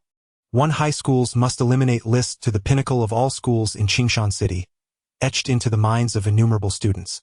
Meanwhile, the protagonist of this tempest remained as composed as ever. In the days that followed, Ning Chuan navigated his routine with poise, attending classes and continuing his studies. On the afternoon of March 31st, at the Extreme Path Martial Arts School, a series of resounding thuds echoed. In a private training room, a dull and heavy sound reverberated incessantly, seemingly forming a continuous line. The noise emanated from Ning Chuan, who was relentlessly striking a testing machine. The display screen above flashed rapidly with conspicuous red numbers. 1845 kilograms, 1822 kilograms, 1819 kilograms. After delivering several hundred punches in one breath, Ning Chuan finally paused. He appeared remarkably relaxed, his forehead devoid of sweat, and his breathing steady. On the screen of the testing machine, a line of text materialized. Your punching power is currently 1822 kilograms. Upon seeing this, a faint smile crept onto Ning Chuan's lips. This figure was quite impressive. The key point was that, for him, it would soon be surpassed once again. Lu Mengyue approached, her delicate face betraying her astonishment. Such progress was astonishing. Even her father, Lu Zhan, had never been this formidable. Ning Chuan chuckled and remarked, "My physical fitness is nearly there. However, there remains a gap in terms of coordination. Each punch should ideally have an error margin within 10 kilograms, while mine is still outside of 20 kilograms. It's not a significant issue." Lu Mengyue pondered for a moment before responding earnestly. Achieving physical fitness is one thing. Channeling strength like a gushing spring will not be difficult. You will undoubtedly accomplish this before your college entrance examination. Pretty much, Ning Chuan replied with a grin, offering a somewhat ambiguous answer. He still fell short by over 1,000, which was no trivial amount. For an ordinary person, enhancing punching power by such a margin would require years of rigorous training. However, for him, with proper nutrition, it would take at most a month. By the way, here is the Beast Essence nutrient solution you requested. Lu Mengyue gestured with her hand. Uncle Yang approached, carrying a black backpack. He unzipped it, revealing a collection of test tubes filled with a dark red liquid. Lu Mengyue chuckled, waving your hand to purchase 200. You truly are generous. It is Wei Qianzi who is the magnanimous one, Ning Chuan teased. If it weren't for the recent monthly examination, where Wei Qianzi had bestowed upon him 10 million, even with the ability to procure the beast nutrient solution from the Lu family at a cost of 150,000 per vial, he could not afford 200. He had only a few million left, which he intended to invest entirely into his practice of the diamond body. You have nearly bled his son dry. How could he not be generous? Lu Mengyue shot him a glance, then pondered before inquiring, "Are you departing today?" "Indeed," Ning Chuan replied with a slight nod. "I have a flight tonight, arriving at the Shanghai Genius Training Camp tomorrow morning." He had long since secured leave from school. Upon hearing the destination was the Shanghai Genius Training Camp, the school authorities had hastily approved his leave without a second thought. Had it not been for Ning Chuan's polite refusal, they had intended to rally the entire school community and invite some celebrities to host a grand send-off for him. Before long, Ning Chuan bid farewell and returned home. Once there, he glanced around, taking nothing but a few changes of clothes. Although he referred to it as choosing, it was predominantly school uniforms. With the backpack containing the beast nutrient solution still partially empty, Ning Chuan, feeling disinclined to carry an additional bag, neatly folded the uniforms and stuffed them inside. Ding-dong, the doorbell rang, and the landlord entered with a lease termination contract in hand. "Do you still need these things?" "No," Ning Chuan replied. The Shanghai Genius Training Camp lasted 2 months, and he would not linger in Qingshan City. A few minutes later, after all, it had been a long stay, yet, in the next moment, the feeling of melancholy dissipated entirely. He arrived alone and departed alone.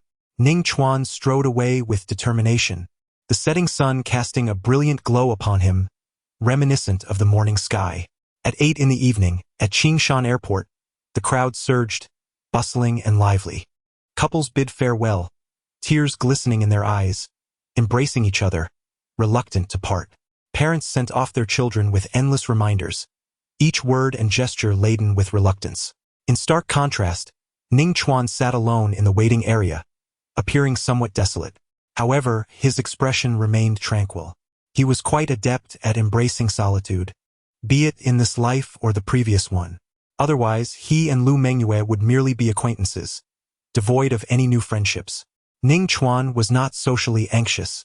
He simply preferred not to seek warmth through companionship. Dear passengers, the announcement for boarding echoed through the air.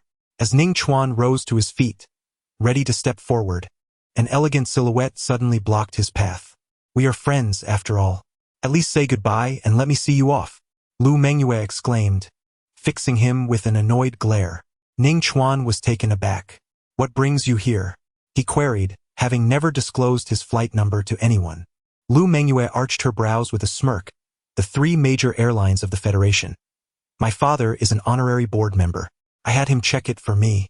Ning Chuan replied, what a formidable reason. He cleared his throat and added, by the way, could you possibly ask Uncle Lu to upgrade me for free? First class is rather expensive. Lu Mengyue couldn't help but laugh. After a brief exchange, the announcement warned that boarding would soon conclude. I must take my leave now. Ning Chuan raised the plane ticket in his hand, and Lu Mengyue nodded gently. Safe travels. May martial arts flourish. A radiant smile graced Lu Mengyue's face as she waved vigorously, her beautiful eyes lingering on Ning Chuan's silhouette until it vanished at the boarding gate. Suddenly, Lu Zhan appeared from seemingly nowhere. After a moment of contemplation, a trace of worry crossed Lu Mengyue's delicate features as she spoke. Father, the Shanghai Genius Training Camp has gathered the most exceptional talents from the Donglin Administrative District. The competition is incredibly fierce. Will Ning Chuan be able to withstand the pressure and not succumb to a decline? Not a chance, Lu Zhan replied nonchalantly, offering no further explanation, and countered with a question. Do you know why Ning Chuan chose to embark on this journey alone? Lu Mengyue responded. Am I not allowed to accompany him? Are you referring to Ning Chuan? Lu Zhan's lips twitched slightly. It was amusing that he would remind Wei Qianzi about tax even while thinking of getting a complimentary cabin upgrade. Would a person like him truly possess such thin skin? Lu Mengyue chuckled, covering her mouth. So why is that? There is an ancient saying in the Federation. Lu Zhan began, his gaze shifting toward the direction of the tarmac. Through the expansive glass window, a plane ascended into the sky, accompanied by the roaring wind, as if it sought to pierce through the endless night. Those who live in isolation are either divine beings or beasts. Chapter 51. The Law of the Jungle. So, who is the sheep, and who is the wolf? In the night sky, a plane howled against the wind. Ning Chuan sat by the window, his gaze penetrating the glass as he observed the scenery below. Though it was nighttime and shrouded in darkness, he could still discern the outlines of the landscape with a certain clarity. The ancient breathing technique of the dragon and elephant scripture significantly enhances the 5 senses of the human body. Ning Chuan anticipates that if he delves deeply into the dragon and elephant scripture, his senses will be honed to an astonishing degree, enabling him to see in the dark effortlessly. He gazes towards the endless expanse of majestic mountains, one of the longest mountain ranges within the Federation, which originates from Qingshan City and stretches north to south across the entire Donglin Administrative District, branching into numerous subranges. The destination of Ning Chuan's journey is a subrange at the far end of the Wanli Qingshan, known as Linghai Mountain. It gathers the prodigies of Donglin, igniting a sense of anticipation. The aircraft continues to soar through the sky, its white wings gliding along the ridge, slicing through the pitch-black night towards the distant Linghai Mountain. On April 1st, under a clear blue sky, it is just past 7 in the morning, and outside the gates of the Linghai Mountain Genius Training Camp, numerous trainees have already arrived. Although they could arrive before midnight, none dare to be complacent. As these trainees engage in casual conversation while they wait, many express disbelief. Is it true? They exclaim, astonished. Each year, The Linghai Mountain Genius Training Camp offers only 100 spots, of which 70 are allocated to formal warriors and a mere 30 to those in the awakening realm. The competition is fierce, akin to 1,000 troops crossing a narrow bridge. I've heard of this individual. They must have relied on the old tricks to gain entry. The realization dawns. They completed some inconsequential tasks for the government, which led to internal maneuvering, resulting in a substantial achievement that rewarded them with a place in the Linghai Mountain Genius Training Camp. A group of trainees wears expressions of scorn. The Shanghai Genius Training Camp, established by the authorities, naturally has its share of privileged connections, with several individuals each year benefiting from such ties. Just as this was being discussed, a taxi came to a halt outside the camp's entrance, drawing the attention of the onlookers. Those who gain entry into the Shanghai Genius Training Camp typically hail from families that possess private jets. At the very least, they enjoy the luxury of being chauffeured. Who would arrive by taxi? As the door swung open, a striking young man emerged, carrying no luggage save for a black backpack, with a slender combat knife sheathed at his waist. A well-informed student whispered a warning. Taking a taxi? Pretending not to be connected? Once inside the Shanghai Genius Training Camp, his background will be of no consequence. Such a person is hardly a threat. The resources allocated to him by the camp will ultimately belong to us. Many students scrutinized Ning Chuan, their faces betraying disdain. A sheep entering a pack of wolves does not transform into a wolf. It merely becomes prey. Having undergone rigorous training in the dragon-elephant ancient scriptures over the past few days, Ning Chuan possessed keen hearing. Although those around him spoke in hushed tones, he captured every word. Maintaining an air of composure, he extended his right hand to gently caress the hilt of his silver-blooded blade. The ensuing 2 months promised to be anything but tedious. As the sun ascended higher in the sky, the Shanghai Genius Training Camp's base, nestled against the mountains, was encircled by towering walls, obscuring the layout within. Ning Chuan remained silent, lifting his gaze towards the eastern sea, known as the Songhai. Geographical texts noted the existence of a distant continent inhabited by other races. Suddenly, with a resounding boom, the camp's 2 heavy alloy doors swung open, and 4 figures, 3 men and 1 woman, strode forth. My name is Yan Zhuang, the weapons instructor for this session of the Shanghai Genius Training Camp, and I also serve as the chief instructor. Bai Xiuxiu, the combat instructor, specializes in various martial arts techniques. I am Ma Fengxing, your agility coach. Once you are familiar with me, feel free to call me Brother Ma.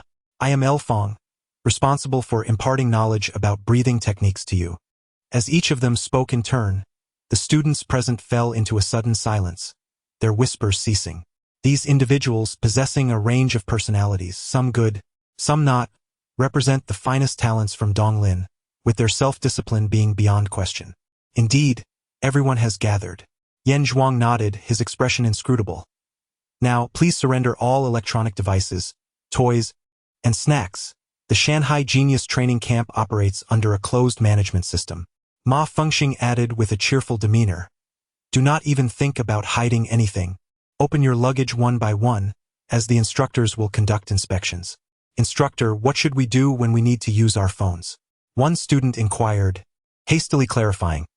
It's not for playing games, but for contacting family or purchasing martial arts supplies, and so forth. The students exchanged glances, sensing the gravity of the situation. Life in the training camp was undoubtedly going to be arduous. Just surrender them.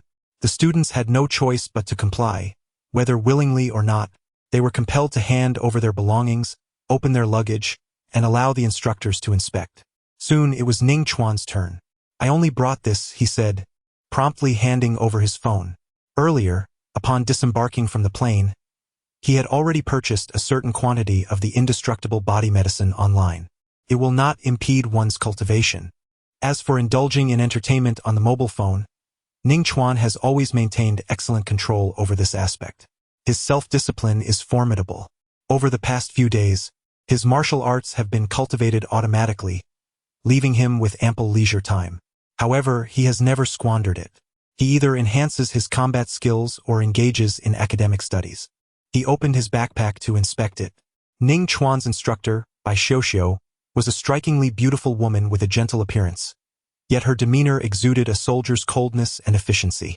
With a swift motion, Ning Chuan unzipped his backpack, revealing an astonishing 200 bottles of beast nourishment fluid. Instantly, a wave of astonishment rippled through the vicinity. Even Bai Xiuxiu was momentarily taken aback. It was entirely normal for students to carry martial arts resources. Nearly every individual possessed some. Some even brought along beast nourishment fluids worth millions. Yet, the sheer visual impact of Ning Chuan's backpack filled with such fluids was unparalleled. Please put that away. After completing the inspection, Bai Xiuxiu said little more and moved on to the next student. After more than 10 minutes, the inspection concluded without any dramatic incidents, such as students deliberately hiding mobile phones. The 4 instructors no longer delayed and led the students through the gates into the base. Today marked the first day. There were no classes at the training camp. I will first take you to the dormitory to drop off your luggage, and then we will tour the base, Yan Zhuang announced. The students followed in succession, aware that competing for resources was futile, so they might as well bring their own. Among them, Qi Dong's eyes sparkled momentarily. Lowering his voice, he said, "That fellow carries far too many beast nourishment fluids, and he cannot possibly consume them all. Why don't we help him digest some?" Qi Liang hesitated for a moment and replied, "Brother, isn't that too blatant? It is certainly inappropriate to seize what is not ours, yet we may borrow it, for we are all classmates, and he would likely be willing to assist." Qi Dong remarked with a hint of profundity. Qi Liang, still somewhat bewildered, responded, "What if he refuses to lend it?" Nearby, a portly youth leaned in with a sly grin. Would he dare? The Shanghai Genius Training Camp adheres to the law of the jungle, where the strong survive, and the instructors are lenient towards competition. If he declines, we shall educate him on the essence of camaraderie. Ha, Li Pingyi, now I understand. Chapter 52. What a wonderful place before a 3-story dormitory. Yan Zhuang paused and stated, "The rooms for those in the awakening realm are on the 1st floor, while the formal warriors reside on the 2nd. Your room numbers are posted in the common area. Do take a look for yourselves. I shall grant you 10 minutes. Yan Zhuang glanced at his watch and declared. Upon hearing this, the students hurriedly entered the dormitory. Ma Fengxing observed their departing figures, chuckling. That fellow named Ning Chuan, I suspect he will suffer a significant loss. He is a 9th-tier warrior, and the conversation among Qi Dong and the others did not escape his notice. Elfang, with a gentler disposition, inquired, "Should we intervene to prevent the actions of this privileged student? As instructors, we were selected by the government and are not fully aware of the student's true circumstances. There is no need." Yan Zhuang contemplated briefly before shaking his head. The Shanghai Genius Training Camp champions the law of the jungle, where the fittest prevail. As long as those students do not directly seize, it falls beyond our purview. Elfang sighed, expressing hope that they would not act too harshly. I do not share the same sentiment. Bai Xiuxiu's beautiful eyes flickered with contemplation. Yan Zhuang, taken aback by her words, inquired, "Do you have faith in that individual named Ning Chuan?" "Why?" Bai Xiuxiu pondered for a moment before responding. "Perhaps it is his calm gaze, or maybe it is his indifferent aura. I cannot articulate the precise reason, but I am certain of one thing. This young man has undoubtedly taken a life. And what of it?" Ma Fengxing shook his head in rebuttal. The students admitted to the Shanghai Genius Training Camp are all the elite from Donglin. In the same realm, none truly outshine the others significantly. How could he possibly surpass 3 realms? Even among the finest geniuses, substantial disparities may exist. As the 4 instructors debated, within the dormitory building, Ning Chuan located his room, with his student card serving as the key. Upon entering and preparing to close the door, a hand forcefully pushed against it, halting him. "Is there something you need?" Ning Chuan, opting not to engage in a struggle, graciously opened the door, his gaze steady as he surveyed the 3 individuals outside. A pair of twins, accompanied by a stout fellow. "My name is Li Pingyi, and I seek your assistance with a small matter." The chubby boy chuckled, his eyes narrowing with delight. He was the one who had pushed the door. Qi Dong continued, "We, the 3 of us, rushed to the Shanghai Genius Training Camp and, in our haste, neglected to bring any martial resources for our training." Qi Liang added, "Since you've brought an abundance of the beast nourishment essence, we were hoping to borrow some from you."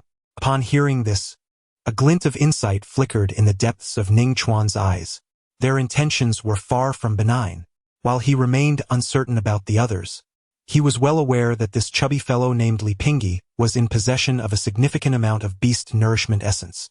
In the inspection room, a stir was provoked.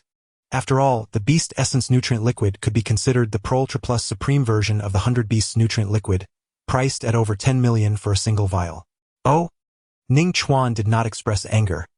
Instead, he raised an eyebrow in feigned astonishment and inquired, "What are the terms of the loan?" Qi Dong, with a radiant smile, promptly replied, "As for the repayment period, we are all classmates. There is no need to be overly meticulous. Let us set it at 30 years. By then, we will repay you in full." Upon hearing this time frame, the other students in the corridor paused to observe. 30 years was practically a gift. If Ning Chuan were to concede, he would become a plump sheep, and they could then seize a piece of the spoils. "What if I refuse?" Ning Chuan softly stated, his handsome face betraying no sign of emotional fluctuation, lost in thought. Qi Dong, however, grew more assertive and threatened ominously, "The 100 Beasts nutrient liquid. Whether you wish to borrow it or not, you must." Ning Chuan narrowed his eyes. "Do you dare to resort to coercion? Robbery is indeed illegal. We would never stoop to that," Qi Dong replied, shaking his head earnestly. "But we can certainly give you a severe beating, leaving you bedridden for days." Li Pingyi chuckled darkly. "As long as you refuse to borrow the 100 Beasts nutrient liquid, once you recover, we shall beat you again. You won't even be able to leave the dormitory building. How can you train then? The Mountain Sea Talent Training Camp or the 100 Beasts nutrient liquid? Surely you can distinguish which is more important." Qi Dong declared with a triumphant expression. "Aren't you afraid of the instructor?" Ning Chuan pondered, somewhat astonished. "If you wish for the instructor to advocate on your behalf, it would be wise to relinquish that notion early on." Li Pingyi sneered at Ning Chuan, remarking that the Shanghai Talent Training Camp exists solely to cultivate the strong, with an internal environment that is exceedingly brutal. It is no exaggeration to say it resembles the breeding of venomous creatures. We can beat you without consequence, and even a relentless barrage of blows would only result in a verbal reprimand at most. So, such are the rules here. Ning Chuan nodded slightly, finding this place rather appealing. "It is good to know. The 90 vials of beast nutrient solution cannot be short of even a single one." Li Pingyi strode into Ning Chuan's room, closely followed by the Qi family twins, with Qi Dong firmly shutting the door behind them. Ning Chuan did not intervene, merely standing quietly at the entrance. Once all three had entered, he turned around and removed his backpack.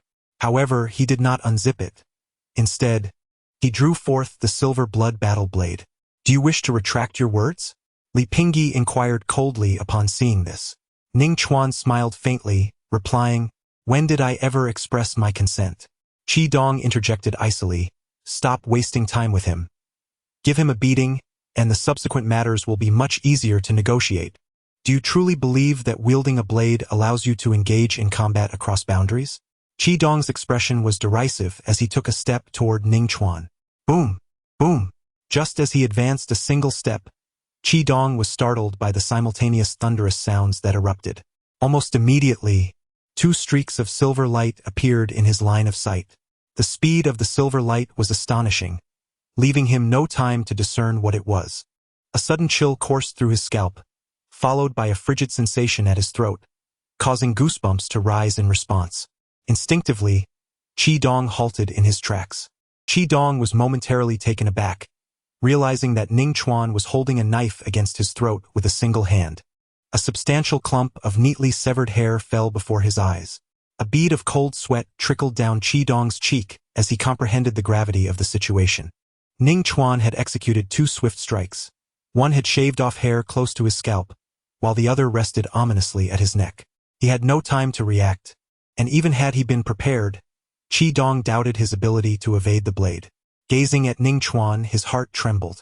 "Qi Dong, be careful. Let my brother go." Li Pingyi and Xi Liang, witnessing the unfolding scene, sprang into action, propelling themselves forward. Initially, they believed Qi Dong could effortlessly subdue Ning Chuan and did not pay much heed to the confrontation. Upon seeing Qi Dong overpowered, they merely attributed it to his negligence, not considering Ning Chuan's formidable knife skills. In an instant, 3 strikes. With a flick of his wrist, Ning Chuan unleashed the silver blood battle blade. Boom! Amidst the deafening roar, it seemed as if 3 bolts of lightning tore through the air, their silvery brilliance dazzling and overwhelming, aimed at the 3 individuals in the room. Li Pingyi and Qi Liang's expressions shifted drastically as they attempted to evade the oncoming silver blood battle blade. However, the room was too cramped, a mere 30 square meters, and with furniture occupying space it was even smaller, for individuals stood within it, leaving no room to maneuver. Most critically, the silver blood battle blade moved with astonishing speed. Swish, swish, almost simultaneously, the hair of Li Pingyi and Qi Liang was cleanly severed from their scalps. As their short hair began to descend, Ning Chuan once again positioned the silver blood battle blade against Qi Dong's neck. Gulp! Qi Dong swallowed hard, his throat visibly convulsing. He barely noticed the moment the battle knife left his neck. The speed was astonishing. Li Pingyi and Qi Liang halted in their tracks, ceasing their attempts at rescue. In this instant, all 3 understood the terrifying prowess of Ning Chuan's swordsmanship. Chapter 53. You may not wish to lend it, but I do wish to borrow it. The thunder slash of yours is at a perfect realm. Qi Dong's voice was hoarse, his gaze fixated on Ning Chuan, brimming with incredulity. Having trained in B-level martial arts himself, he was acutely aware of the challenges involved. Achieving perfection was a lofty ambition, and even mastering the subtleties was akin to scaling the heavens. Many prodigies practicing B-level martial arts often found themselves stagnating at the proficient stage. His primary advantage for being selected into the Mountain Sea Genius Training Camp was a mastery of B-level martial arts at the subtle level. Li Pingyi and Qi Liang similarly regarded Ning Chuan with intense scrutiny, their expressions akin to those witnessing an anomaly. They were not only astonished by Ning Chuan's command over martial arts at the perfect level but also bewildered by his choices. With time to cultivate the thunder slash, why did he not spare a moment to practice the breathing techniques? Clearing his throat, Li Pingyi spoke in a subdued tone. We have underestimated you this time. Since your combat strength is so formidable, we shall forego borrowing the beast nutrient solution. We shall not press the matter. Indeed, we are all classmates and should foster mutual understanding and camaraderie. Qi Dong quickly concurred, forcing a laugh. I suddenly recall that I also brought some resources with me, so there's no need to borrow from you. As he spoke, Qi Dong lifted his foot, preparing to stride towards the door. In the next moment, however, his foot froze mid-air. The elongated battle knife at his neck began to exert a slow yet relentless pressure, causing the surrounding skin to flush with crimson. Don't be in such a hurry to leave. While you may not wish to lend the beast nutrient solution, I certainly do wish to borrow it. Ning Chuan broke into a grin, his teeth gleaming white. As for the use of weapons, it is no different from yours. The room fell silent for a few moments. Qi Dong glared at Ning Chuan, his voice stern. Do not think that your skill with the blade grants you the liberty to act as you please. When students clash and resort to weaponry, the situation escalates. The instructor will undoubtedly intervene. If I am injured, you shall not escape unscathed and will face severe consequences. Li Pingyi leaned against the wall, a sneer curling his lips as he remarked. If you possessed a flawless B-grade martial art, you might intimidate us somewhat, but as you stand now, you lack such qualifications. It would be wise to relinquish your weapon immediately, lest you find yourself in a most embarrassing predicament. Li Pingyi's tone grew more severe, seemingly attempting to exert pressure. Ning Chuan cast him a sidelong glance, his smile unwavering. It appears you have yet to grasp the situation at hand. What do you mean? Qi Dong's heart sank at Ning Chuan's expression, an ominous premonition creeping in. Ning Chuan spoke softly. The words you exchanged outside and your brazen intrusion into this room have been witnessed by numerous students. You have made it abundantly clear that you intend to forcibly seize my beast-nourishing elixir. Do not think that if I were to injure you, or even sever the heads of the 3 of you, it would not be considered justifiable self-defense. The faces of the 3 men paled at his words. Boasting, I do not believe you dare to kill me. Qi Dong attempted to project an air of toughness, but his words faltered. A warm sensation graced his neck, a comforting contrast to the cold steel of the blade. Yet his body trembled, for the blade had already pierced his skin. That warmth was blood. A palpable sense of dread enveloped Qi Dong, as if it were a tangible entity. Opposite him stood the knife-wielding youth, whose radiant smile contrasted sharply with his frigid, obsidian eyes that glimmered with a chilling intent to kill. A thought flickered through Qi Dong's mind. If he did not lend his aid, he would surely perish. I am willing to assist you, Qi Dong exclaimed without hesitation, fearing that even a moment's delay could seal his fate. Ning Chuan disregarded his plea, shifting his gaze towards Li Pingyi behind him, his voice icy as he warned, I advise you not to contemplate calling for help from the instructor. I am aware that the speed of my blade cannot breach the sound barrier. However, the time it takes for you to utter a single word is sufficient for me to sever your head. After a brief pause, Ning Chuan added, Would you like to test that theory? At that moment, Li Pingyi attempted to retreat, eager to extricate himself from the situation, indifferent to the fate of the Qi twins, whom he considered mere acquaintances. I will not allow you to act against me. Do you dare? A faint voice halted Li Pingyi in his tracks. Ning Chuan turned his head towards Qi Liang, commanding, Retrieve Li Pingyi's student card, go to his dormitory, and bring me the Beast Essence Nutrient Solution. Li Pingyi's expression darkened instantly, for the Beast Essence Nutrient Solution was his assurance for advancing to a first-tier martial artist. Ning Chuan, you have gone too far. He gritted through clenched teeth. Ning Chuan responded with a cold, mocking smile, retorting, Everyone is engaged in the same endeavor. Why did you not consider your own actions excessive before? Li Pingyi fell silent, unable to articulate a response. Ning Chuan chose not to continue his mockery. Instead, he grasped an electronic clock from the desk beside him with his unarmed left hand, pressed a few buttons, and set a 1-minute countdown. The voice of Ning Chuan was chilling. Glancing at the clock, Qi Liang felt a surge of panic. He couldn't even spare a word, snatching Li Pingyi's student card and bolting out the door. Outside, a throng of students had gathered. Many martial artists who had descended to the first floor were drawn to the commotion. I just heard a series of muffled thuds. It seems Li Pingyi was rather ruthless with the Qi twins. The dormitory's soundproofing is quite effective. It's not the kind of ruckus that could remain unheard. One student jested.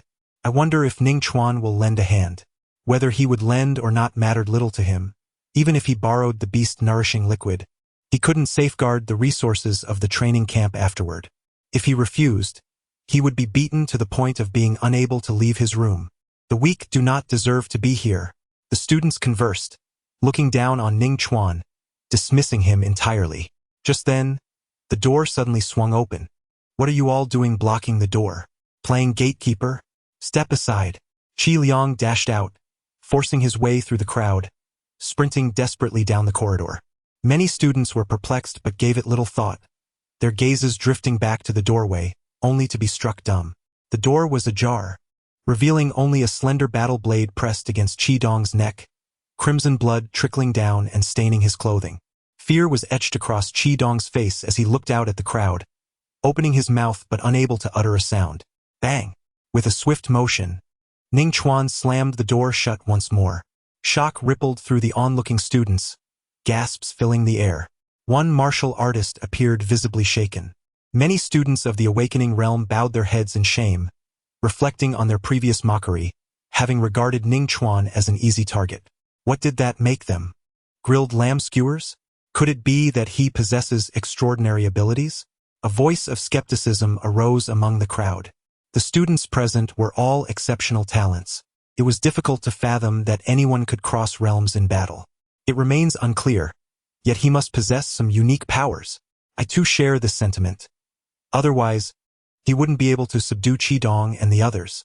Surely, he cannot rely solely on his advanced martial arts. One student remarked, garnering the agreement of many nearby. After all, to engage in combat across 3 levels, one's martial arts mastery must be extraordinarily high. If it were a matter of special abilities, your singular status as an ability wielder would be challenged. Xia Shi. Another student adjusted his glasses and teased. Song Shiyu, he may possess abilities, yet he is not qualified to be my opponent. Let's see if he can slay a first-grade martial artist before we speak further. Xia Shi, slender and proud, crossed his arms defiantly. Clear the way. Clear the way. Don't block the path. Have you all noticed that he appears to be holding the beast nourishment liquid? Not just appears. It is indeed the beast nourishment liquid. Ning Chuan is attempting to reverse the borrowing of resources. The crowd erupted in astonishment. This individual is evidently not one for peace. He harbors a vengeful spirit. Chapter 54. Retaliation non-existent. Let the dogs bite each other. Inside the dormitory, the thick walls muffled the sounds from the outside world. Qi Liang directly handed the beast nourishment liquid to Ning Chuan, panting heavily, and said, You must release my elder brother. Ning Chuan, still brandishing the silver blood battle blade, replied leisurely, There's no need to rush. First, complete the loan agreement. By the way, just one agreement will suffice. Ning Chuan pondered for a moment and reminded him. In a typical scenario involving 4 individuals and a debt, it is only natural that each person receives their own copy. Li Pingyi stood nearby, his expression ashen and filled with frustration, muttering, That promissory note undoubtedly belongs to you. Without a loan note, how could one demand repayment? He was acutely aware of Ning Chuan's intentions, which were clearly to avoid repayment altogether. Retaining a copy of the loan note served merely as evidence, a precaution against any future accusations of robbery against Ning Chuan. Of course, Ning Chuan replied, nodding in agreement, When you borrowed the beast nutrient solution from me, did you intend to leave a loan note? As he spoke, he turned to Qi Dong, whom he had pinned with a knife, and coldly declared, I am a fair person. If you had provided a note, I would have done the same. However, should you dare to utter a falsehood, I shall not hesitate to end your life. Seeing the chilling gaze in Ning Chuan's eyes, Qi Dong quickly shook his head. Even the thought of acknowledging the intention to leave a loan note was too perilous. Then let us dispense with the pleasantries and draft the loan note.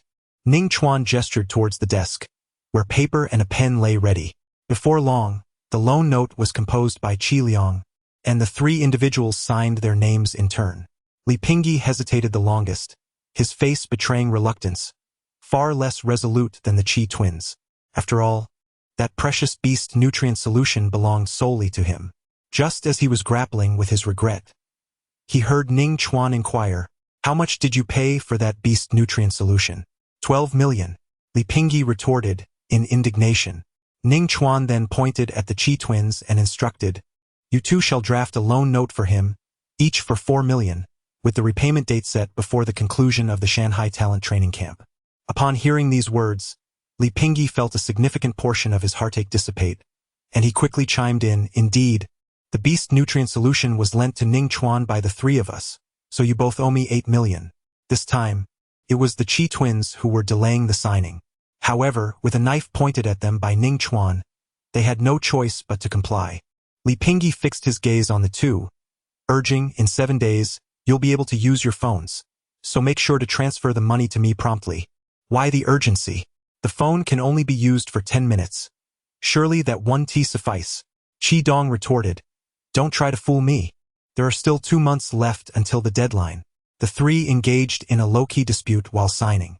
Ning Chuan observed the entire scene, a sly smile playing at the corners of his mouth, indicating his scheme had succeeded. His prior insistence on obtaining the beast nutrient solution was not without reason. Firstly, the solution was undeniably exceptional and he coveted it. Secondly, it served to divert conflict and sow discord among the trio. Had he forcibly borrowed or extorted equal resources from each of them, they would undoubtedly unite against him afterward. While he was unafraid, he wished to avoid wasting time on such matters. He had come here to enhance his strength. Therefore, he appropriated the beast nutrient solution belonging solely to Li Pingyi and had the Qi twins draft an IOU for him, allowing a repayment period of 2 months. Without his instigation, the trio would inevitably clash over the repayment timeline. As anticipated, the situation unfolded just as he had predicted. Gentlemen, please cease your bickering. Let's finalize the contract and depart. Ning Chuan tucked away the beast nutrient solution, flashed a radiant smile, and opened the door. In the corridor, the trainees had yet to depart. Upon seeing Li Pingyi and the Qi twins emerge, they eagerly inquired about Ning Chuan, questioning whether he was an extraordinary being and what powers he possessed. Qi Dong, how many exchanges did you manage to withstand? The 3 of them maintained a stoic demeanor, silently squeezing through the crowd. Moreover, they had incurred significant financial losses, leaving no one in the mood to elaborate. The onlooking trainees expressed their dissatisfaction but refrained from obstructing their departure, venting their frustrations before gradually dispersing. Yet one young man chose to remain. Though his appearance was unremarkable, he presented himself with an air of neatness that was pleasing to the eye, and the pair of rimless glasses he wore lent him an astute aura. "Are you here to borrow the beast nutrient solution from me as well?" Ning Chuan cast a glance at the bespectacled youth. "I merely wish to make your acquaintance. I am Ning Chuan." Song Shiyu broke into a smile, saying, "Don't be so aloof. I am well acquainted with the training camp and can provide you with a wealth of information." "What are the conditions?" Ning Chuan replied coolly, casually closing the door and striding down the corridor towards the dormitory. He did not believe that defeating Qi Dong and the others would intimidate the other awakened trainees into flattering him. Those who entered the Mountain and Sea Genius training camp were the finest students from their respective cities. They could be said to be invincible among their peers, all possessing a sense of pride. Before engaging in combat, they would not entertain the thought of being inferior to others. "Heaven is the greatest, earth is second, and I am third." This was the genuine sentiment of many. After all, they were classmates. Negotiating terms felt rather mundane. Song Shiyu followed him with a smile, speaking all the while. Ning Chuan made no commitments. A trace of seriousness appeared on Song Shiyu's face as he remarked, "Did you not forcibly seize? Merely borrow the beast-nourishing liquid from Li Pingyi, and have Qi Dong and Qi Liang sign a promissory note with him?" Hearing this, Ning Chuan halted his steps and turned to Song Shiyu, astonished. "Do you possess an ability related to sound?" "I deduced it." Song Shiyu adjusted his frameless glasses and replied with a confident smile. "Among the three, only Li Pingyi has the beast-nourishing liquid. You threatened Qi Dong with a knife and sent Qi Liang to retrieve the liquid. This action undoubtedly carries profound implications. After my analysis, I arrived at this conclusion." "You are not mistaken." Ning Chuan nodded in acknowledgement, feeling no excessive surprise. It was entirely normal for the top students of the Shanghai Genius Training Camp, particularly the foremost in Donglin, to exhibit such keen intellect. Meanwhile, in the open space in front of the dormitory building, Ma Fengxing shook his head and said, "Instructor Bai, it's not that I am being stubborn. That Ning Chuan, who has connections, is bound to face dire consequences. He has taken a life before. While he may possess a resilient character and the courage to refuse the demands of those three students, he is sure to receive a thorough beating." Ma Fengxing elaborated on his reasoning. "Look, he has yet to emerge. He is likely already injured and collapsed in the dormitory." As soon as he finished speaking, Ning Chuan stepped out of the door, looking unharmed, his eyes dark and spirited, exuding a remarkable aura under the bright sunlight. Many female students nearby couldn't help but steal glances at him. Bai Xiuxiu cast a glance at Ning Chuan, a slight smile gracing her lips as she asked, "Instructor Ma, what is your current opinion?" "I believe he must have submitted the beast nutrient solution. He simply maintained a positive demeanor without revealing it." Ma Fengxing pondered for a moment, yet remained steadfast in his previous viewpoint. The three students were about to emerge as well. Bai Xiuxiu slightly raised her pale chin towards the entrance. Chapter 55. The arrival of the Dragon King, with an aura of 9 myriad years. "Buddy, your style is rather unique. The people from the capital city, truly deserving of their metropolis status, possess a flair that defies convention." Amidst a chorus of laughter, Li Pingyi and the Qi twin brothers arrived outside the dormitory building, each bearing a grim expression. The quintessential Mediterranean hairstyle, a nightmare for countless middle-aged men, was present. They say a single misstep can ruin everything. No matter how handsome the face or profound the aura, it cannot be managed. The four instructors, upon witnessing this scene, momentarily fell into a daze, Bai Xiuxiu included, her beautiful eyes wide with astonishment. Yet, it was evident that Ning Chuan possessed the strength to confront three opponents simultaneously, despite them being three of the top geniuses emerging from the million students of Donglin. Their hair was severed with a blade, executed at an astonishing speed that surpassed the limits of the three's reactions. To hold the position of weapons instructor, Yan Zhuang's caliber is beyond question. He gazed at Ning Chuan and spoke solemnly. The one wielding the knife, or rather Ning Chuan, possesses exceptional skill in swordsmanship and exhibits considerable self-assurance. Striking along the hairline, even the slightest miscalculation could result in a blow to the skull. Ma Fengxing, disregarding any embarrassment, contemplated and remarked, "I have reviewed Ning Chuan's profile. He has only practiced one knife technique, the B-grade flash thunder slash. Could it be that he has attained the level of an expert? Otherwise, how could he have defeated those 3 students? Those admitted into the training camp must have at least mastered a B-grade martial art at the subtle level. It seems improbable. Yan Zhuang shook his head and explained, the lightning slash martial art is exceedingly challenging, surpassing even the typical A-level martial arts. Attaining the expert realm is an arduous endeavor. Moreover, an expert-level lightning slash would not be sufficient for those 3 to even react. Ma Fengxing speculated, could it be that Ning Chuan possesses an extraordinary ability related to speed? Lu Feng interjected, there is no information regarding that in the data. No more questions. We will naturally uncover the truth when classes commence tomorrow. Yan Zhuang glanced at his watch. The 10 minutes had elapsed, and all the students had gathered.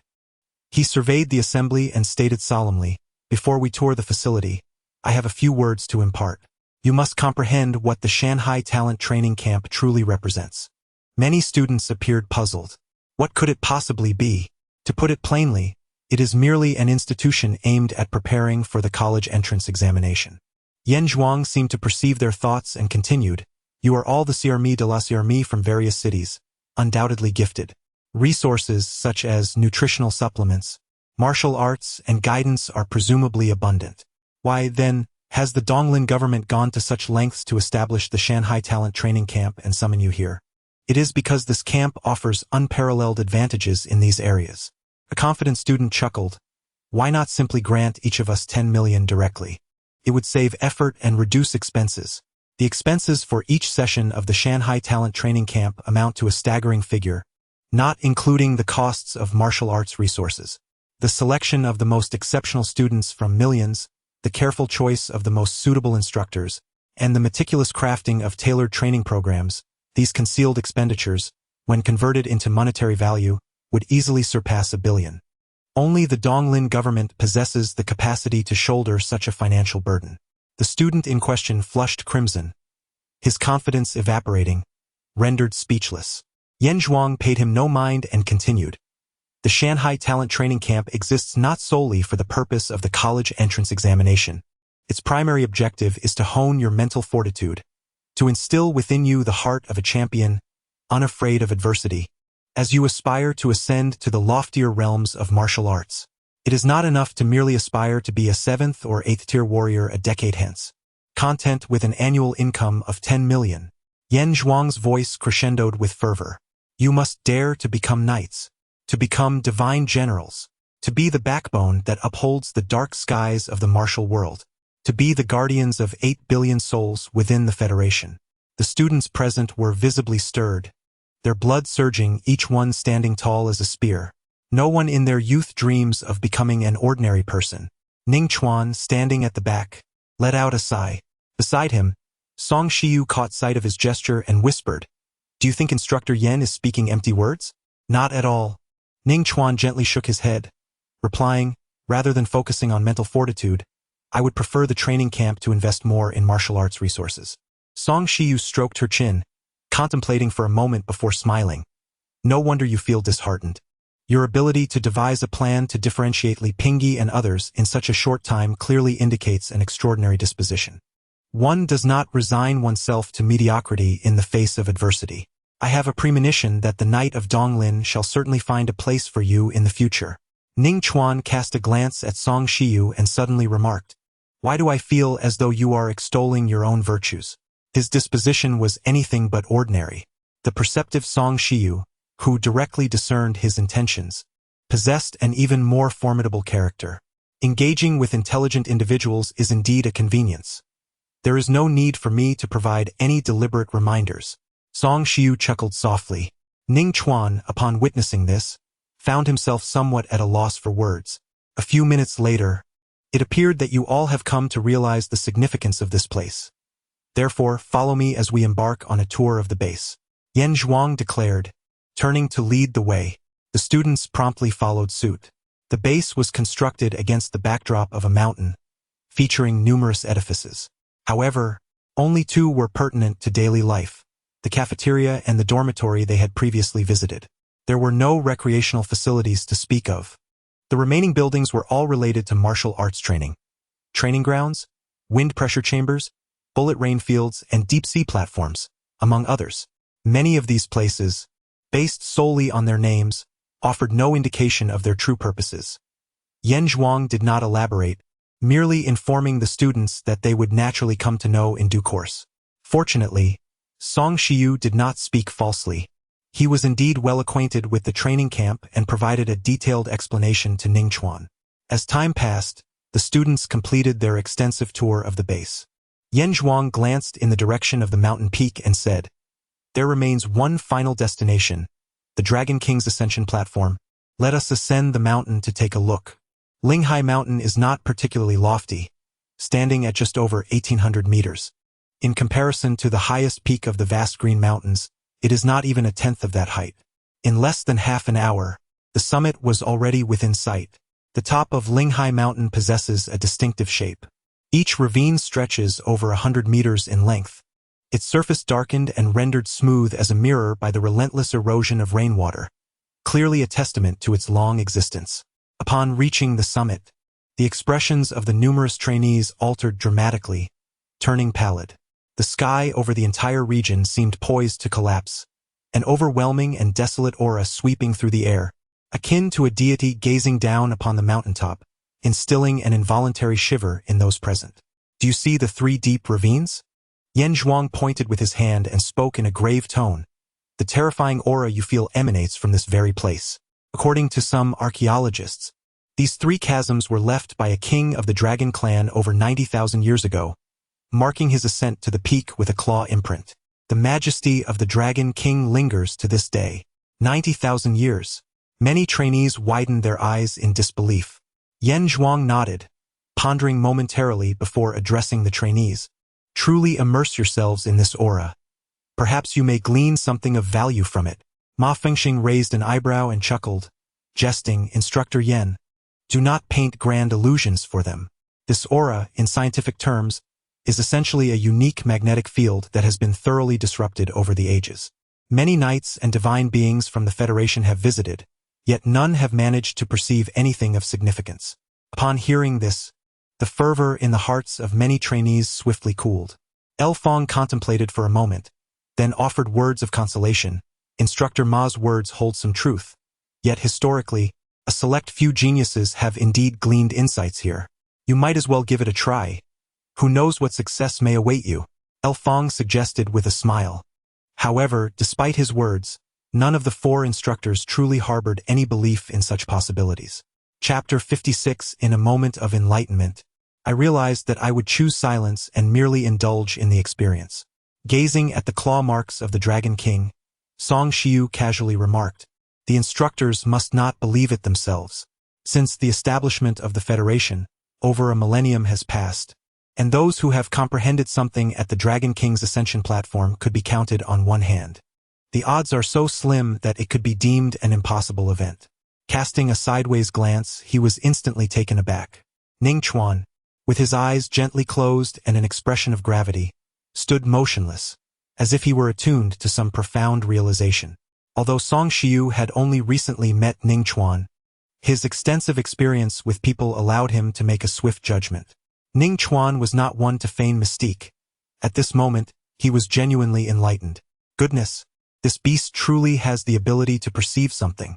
Returning to his senses, Song Shiyu could not help but utter a curse. The instructors and students around him were startled, their gazes swiftly directed towards them. Yet, Ning Chuan remained unmoved. Within the recesses of his mind, a chilling notification echoed continuously. The ancient Dragon Elephant Sutra sensed the aura of the Dragon God and entered a state of enlightenment, accelerating his cultivation speed. Progress increased by 20. The advancement continued. The ancient Dragon Elephant Sutra had gained sufficient insight, elevating to a proficient realm. Progress increased by 10. A cascade of realizations poured into Ning Chuan's consciousness, akin to a floodgate being opened. With all his focus, he barely managed to accept the influx. Outside, at the Dragon King's ascension platform, a cacophony of voices erupted.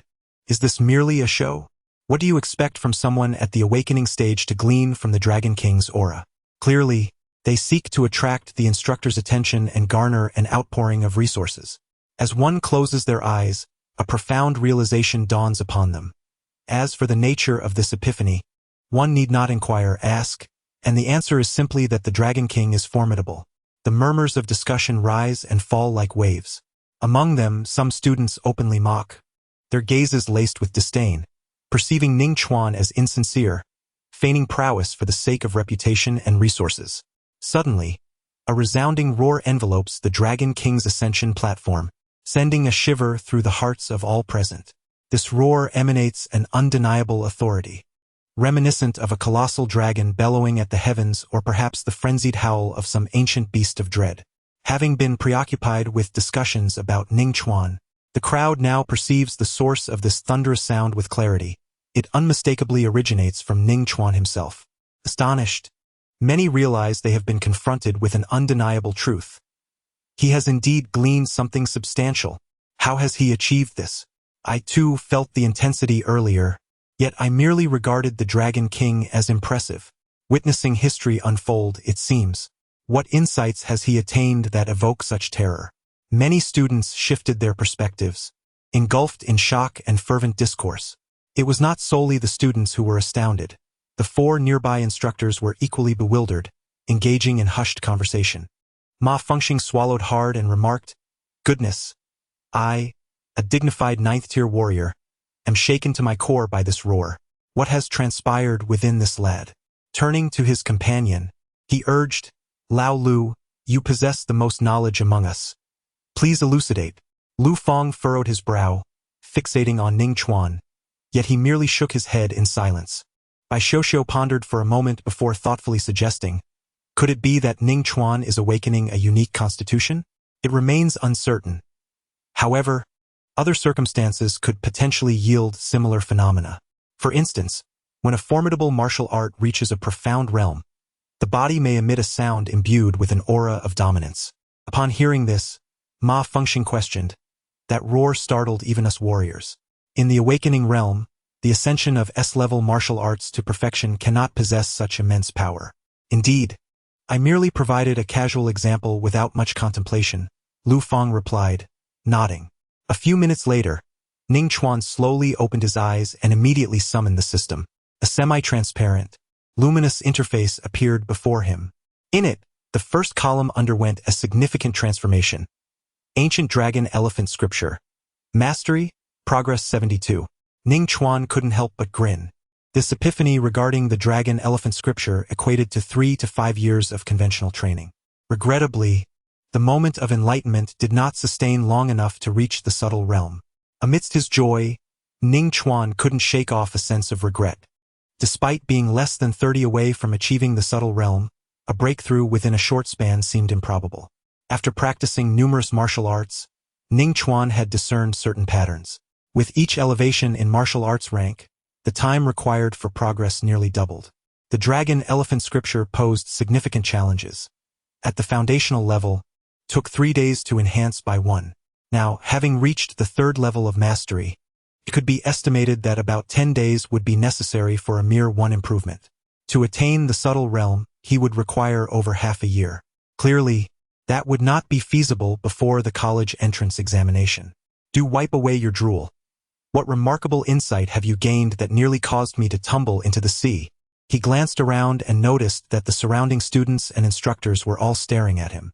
The roar emitted during the breakthrough to the mastery stage of the Dragon Elephant Scripture was likely the reason for their attention. Ning Chuan contemplated silently, pondering for a few moments before tentatively suggesting, "The Dragon King's transmission of power?" The matter concerning the ancient text of the Dragon Elephant could not be disclosed. Should it attract the attention of those with ulterior motives, it might lead back to Guo Renyu's family through his experiences. Song Shiyu rolled her eyes and retorted, "Why don't you just say it's the Dragon King possessing someone? After 90,000 years, that Dragon King has turned to ash. The residual aura within the claw prints barely retains any fragmented insights of cultivation. To think you could discern the truth is quite remarkable." Ning Chuan expressed his astonishment. Song Shiyu, visibly annoyed, shot back, "Do you really think I'm a fool?" At that moment, Yan Zhuang interrupted their banter, adopting a serious tone. "Ning Chuan, regardless of what you have comprehended, feel free to express it boldly. The Donglin government will never seize your findings. They will merely assess the situation and enhance their support for your development. Throughout the history of the Federation, those who have made significant discoveries have been treated likewise. Indeed, Song Shiyu appeared well-informed on the matter and concurred. One individual was even recommended by the Donglin government to a divine general, who took him as a disciple. I am not entirely certain of what transpired. It was a feeling so profound and enigmatic that it seemed to induce some changes within my body. However, to articulate what those changes are, I find myself at a loss. In the future, should his strength surpass that of an ordinary person, he could conveniently use this as an explanation. The numerous students exchanged dubious glances. Yen Zhuang, maintaining his composure, nodded and stated, "I understand. Due to your outstanding performance at the Dragon King's Ascension platform, you have earned 100 points. What are these points? Are they of significant importance?" Ning Chuan inquired with curiosity. Ning Chuan, this reward is quite substantial. Song Shiyu added with a smile. In past years, the participants at the Mountain Sea Genius Training Camp, especially those at the bottom, often failed to earn even 100 points after 2 months. Upon hearing this, a wave of astonishment rippled through the gathered students. The resources allocated for each session of the Mountain Sea Genius Training Camp are fixed. When some individuals claim a larger share, the portions of others are inevitably diminished. Instructor Yen, I do not question your authority, but Ning Chuan himself may not have comprehended anything significant. Perhaps he has grasped nothing at all, and yet he is rewarded with 100 points. Isn't that excessive? A lean young man stepped forward, his courage evident as he met Yen Zhuang's gaze without a hint of fear. This audacious individual was named Xia Shi, endowed with the unique ability of ice manipulation. Song Shiyu quietly introduced Ning Chuan to him. Among the 30 awakened students, Xia Shi could be regarded as the foremost, boasting a remarkable record of having directly defeated a first-tier martial artist. There exists a vast chasm between the awakened realm and formal martial artists. Even the most exceptional talents find it challenging to bridge this divide. Almost, Ning Chuan pondered the implications of Song Shiyu's words, casting a sidelong glance at him. Could this almost be attributed to you? Those who understand me, truly comprehend me, Ning Chuan mused. Song Shiyu gave him a thumbs up in acknowledgement. Meanwhile, Yen Zhuang spoke coldly. It is precisely because one does not know what has been comprehended that only 100 points have been awarded. If you can emit such a roar, I shall grant you 100 points as well. If not, then silence yourself. The Federation is vast.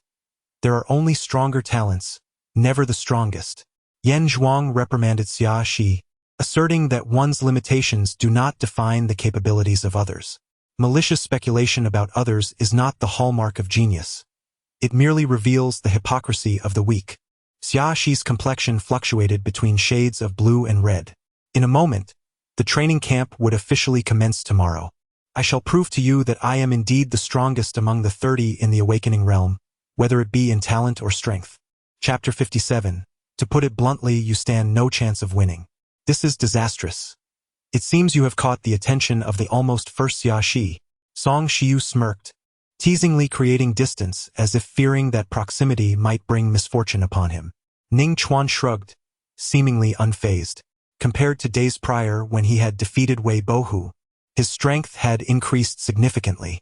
He was not far from the 5th level of the diamond body, and his other martial arts had also seen corresponding advancements. As for whether he could contend with Xia Shi, who had slain a first-grade martial artist, Ning Chuan was uncertain. However, this was not a concern. He currently lacked for resources, and with each passing day, his strength grew. Even if he was not a match at this moment, within 10 days to half a month, he would be more than capable of overwhelming Xia Shi. At 5 in the afternoon, the tour of the base concluded. Many students, still intrigued, wandered about. Ning Chuan. There are plenty of fascinating things in the training camp. Do you wish to accompany me to explore? No, I have important matters to attend to. I must test the efficiency of the Dragon Elephant Sutra in refining my body. Although entering the subtle realm is a significant milestone, this time the Dragon Elephant Sutra has directly elevated me by 2 realms. I expect the improvement to be considerable. Ning Chuan opened a bottle of beast nutrient solution, tilted his head back, and consumed it in one swift motion. In his mind, a series of notification chimes reverberated. The ancient dragon elephant scriptures sensed the surging energy, invigorating his spirit and significantly accelerating his training speed.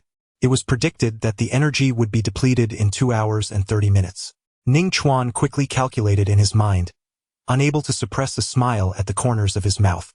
When he was at the foundational level of the dragon elephant scriptures, consuming a vial of beast-nourishing liquid required approximately 6 hours.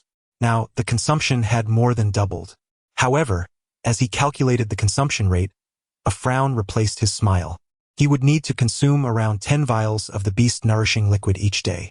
Having spent 30 million to purchase 200 vials from Lu Mengyue, he realized that they would not last even a month. Such a revelation was indeed startling. Under normal circumstances, a 7th-grade warrior would not have such a terrifying resource consumption rate. Fortunately, resources could be exchanged for points here. A glimmer of determination flashed in Ning Chuan's dark eyes. The following day, April 2nd, the training camp officially commenced. When the assembly dispersed the previous evening, the course schedules had already been distributed to each participant. At 7 in the morning, the sun shone warmly. Ning Chuan arrived at the base's shooting range, where his morning schedule included a class on martial arts movement taught by Ma Fengxing. The training camp's curriculum was divided between awakened individuals and formal warriors. Perhaps due to the novelty of the first day, all 29 other trainees had already arrived by the time Ning Chuan entered. Ma Fengxing stood at the front, smiling, accompanied by several staff members clad in various uniforms. The Shanghai Talent Training Camp, ranked first in Donglin, undoubtedly boasted more than just 4 instructors. There were also assistant instructors, analysts, data personnel, nutritionists, and more. In total, the camp employed several hundred staff members. A personalized training regimen will be tailored for each student. Now that everyone is present, I shall commence the lesson ahead of schedule, remarked Ma Fengxing with a smile. The students in attendance perked up, their eyes fixed intently upon him, filled with curiosity about the remarkable strengths of the Shanghai Genius Training Camp. Ma Fengxing gestured with his hand and chuckled, saying, "Let us not be overly formal. Today's primary objective is to assess the proficiency of your agility." The students nodded in understanding. When the camp's agents collected information, they only inquired about the martial arts each student had practiced, neglecting to ask about their levels of mastery. However, merely allowing you to display your agility would indeed be rather dull. Ma Fengxing's smile remained, but a sharp edge began to infiltrate his tone. Instead, let us engage in a practical exercise. As his words resonated, the atmosphere shifted dramatically, charged with palpable tension. As the students exchanged glances, a fierce determination ignited within their gazes. Each of them, a top talent among their peers in the city, felt no inclination to consider themselves inferior. "Instructor Ma, what does this practical exercise entail?" inquired Xia Shi, stepping forward with an air of pride. "I shall engage in combat with you using agility," replied Ma Fengxing, pointing to a nearby area. "Do you see the machine guns above? That section is enclosed with tempered glass, measuring 30 meters on each side. The ceiling, glass walls, and even the corners of the floor are outfitted with multiple 6-barreled rotary machine guns, 20 to 30 in total. They are connected to automated mounts, capable of shooting in a full 360-degree arc without any blind spots. The stark lighting casts a cold metallic sheen, illuminating the scene. Do not be alarmed. The bullets fired from the machine gun are rubber, possessing minimal lethality." Ma Fengxing remarked with a smile, "We shall enter to evade the bullets, and whoever is struck first shall be deemed the loser. To ensure fairness, I will restrain my abilities to match yours. Furthermore, my martial arts techniques will be aligned with yours as well." "Identical martial arts," someone exclaimed in astonishment. There were 30 awakened students present, and even if each trained in only one technique with some overlap, there would still be at least 20 distinct martial arts. Observing the skepticism among the students, Ma Fengxing confidently replied, "I have reviewed your profiles. Collectively, you have mastered 49 martial arts techniques. Remarkably, 46 of these are among the 105 techniques I have mastered. The remaining 3, which I have not learned, can easily be substituted with remarkably similar techniques." The atmosphere erupted in astonishment. Many gazed at Ma Fengxing in awe, overwhelmed by the sheer magnitude of 105 martial arts techniques. Ning Chuan's pupils dilated as well. However, his reaction was not one of shock, but rather envy. What remarkable family circumstances must one have to learn 105 martial arts? Song Shiyu, standing nearby, misinterpreting Ning Chuan's disbelief, chuckled. Instructor Ma, a ninth-tier warrior, is among those who, upon realizing the futility of advancing to knighthood, choose to become professional martial arts educators. Their profound understanding of martial arts makes the learning curve for awakening techniques significantly less daunting than for us. Moreover, martial arts often share commonalities. With diligence, one can master a multitude of techniques. Yet, 105 martial arts is an extraordinary achievement, Ning Chuan remarked. That is certainly true. Song Shiyu smiled and nodded. Otherwise, the Donglin government would not have invited Instructor Ma to teach a course on body techniques. The other students were engaged in animated discussions. Ma Fengxing raised his hand, chuckling. Let us not be so astonished. If you knew that my 105 schools of body techniques are all at the subtle realm, you would surely faint from the shock. The atmosphere fell silent, not out of obedience, but from sheer astonishment. With 105 schools of body techniques, all at least at the subtle realm, it was no wonder that the Shanghai Talents Training Camp was hailed as the foremost in the Donglin Administrative District. Setting aside other considerations, the sheer caliber of this instructor was terrifying. With a smile still upon his face, Ma Fengxing continued, when it comes to comparing body techniques with me, well, let me be frank. You stand not the slightest chance of winning. However, this does not imply that there is no distinction among you. Those students who can endure the gunfire for a sufficient duration will earn corresponding points. A student, unwilling to concede, interjected, what if I can defeat you? Presumably, this student believed their body technique had reached the subtle realm and felt a glimmer of hope. I truly do not wish to dampen your spirits, Ma Fengxing said, standing with his hands clasped behind his back, letting out a sigh as he gazed upward at a 45-degree angle. However, after decades of being an educator and martial artist, having guided thousands of students, not a single one has ever bested me in a contest of body techniques of equal strength. Chapter 58. The Power of the Machine Gun, the sole criterion for measuring body techniques. Mo Yuyen, you are first, Ma Fengxing said, pointing to a female student among them. Please tell me your punching power and the body technique you have cultivated. The power of one's fist is a profound reflection of an individual's physical prowess. Ma Fengxing is capable of harnessing this to regulate his own strength. The numerous trainees present exhibited expressions of astonishment upon hearing this. A fist force surpassing 5,000 kilograms undoubtedly signifies the mastery of an S-class breathing technique. The background of this girl must be extraordinarily formidable. Ma Fengxing's countenance remained unchanged as he merely nodded and said, I understand. Follow me. The two entered a glass chamber equipped with machine guns. We may commence, Ma Fengxing declared, his gaze penetrating the glass as he observed the personnel outside. He commanded initial machine guns set to 3. Increase by 1 every minute. Understood. A staff member replied, quickly tapping commands on a tablet. Swish, swish, swish. As the automated brackets rotated, the 3 machine guns mounted on the ceiling unleashed a barrage. Although the number appeared modest, these were 6-barreled rotary guns. 3 guns amounted to 18 barrels, and the sound of rubber bullets piercing the air formed a nearly continuous line. Most crucially, the glass chamber was not expansive, measuring merely 30 meters on each side. The firepower was overwhelming. With a swift motion, Mo Yuyen evaded the onslaught like the wind. Her moonshadow step was executed with mastery, and her practical application was exceptionally refined. The rubber bullets fired from the 3 machine guns posed little threat. However, when compared to Ma Fengxing, who stood not far away, her efforts seemed insignificant. As she deftly dodged the rubber bullets, her movements traversed the entirety of the glass chamber. In contrast, Ma Fengxing remained in a corner, his hands clasped behind his back, his steps lacking the swiftness of Mo Yuyen's. Yet, remarkably, the rubber bullets were deftly evaded, imparting an aura of effortless grace.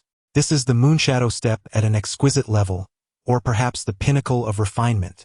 One student marveled, gazing at the 2 individuals within the glass enclosure. Song Shiyu sighed. It is not merely that Instructor Ma's moonshadow step has ascended to a higher realm. Even if they were both proficient, Mo Yuyan would still fall short against him. The combat prowess, neural reflexes, and acute sensory perception of a ninth-tier martial artist far surpass our awakened state. Ma Fengxing's restrained strength can only be actively controlled in terms of power and speed. Indeed, Ning Chuan nodded in agreement, evading the rapidly approaching rubber bullets. Even a slight enhancement in sensory perception and neural response is a tremendous advantage. 3 minutes later, the sixth machine gun began to rotate, unleashing a barrage of rubber bullets. The onlooking students immediately noticed that Mo Yuyan was becoming increasingly strained. Although she had yet to be struck, the rubber bullets occasionally grazed the edges of her garments and her flowing hair. It seemed she had reached her limit. Indeed, 1 minute later, 7 machine guns simultaneously whirred to life, commencing a sweeping fire. Mo Yuyan could barely endure a few seconds before a rubber bullet from an oblique angle struck her shoulder, causing her to stagger backward. Cease fire. Ma Fengxing waved his hand towards the outside. The 7 machine guns promptly halted their rotations. Ma Fengxing turned to Mo Yuyan with a smile, saying, "Your performance was commendable. I shall reward you with 2 points." With that, he shifted his gaze to the staff members, instructing, "Document this." Mo Yuyan's agility level measured against the power of 6 machine guns. Upon hearing this, the eyes of the students on site brightened instantly. To measure agility by the power of machine guns is indeed a vivid and illustrative comparison. Each of them had different realms and levels of agility they were cultivating. There exists a disparity in physical fitness, and the differences in practical experience are equally pronounced. Merely examining superficial data renders it nearly impossible to determine superiority. The potency of machine gun fire, however, is an entirely different matter. Regardless of one's assets or deficits, the ability to withstand the barrage of multiple machine guns is indicative of one's agility and skill. The competitive spirit of many trainees is ignited in an instant. Huang Shitao, you are second. Step forward. Yes. As soon as Ma Fengxing's words fell, a trainee eagerly entered the glass chamber.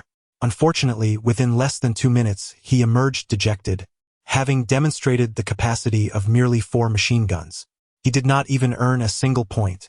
Subsequent trainees entered the glass chamber in succession, and soon, an hour had elapsed.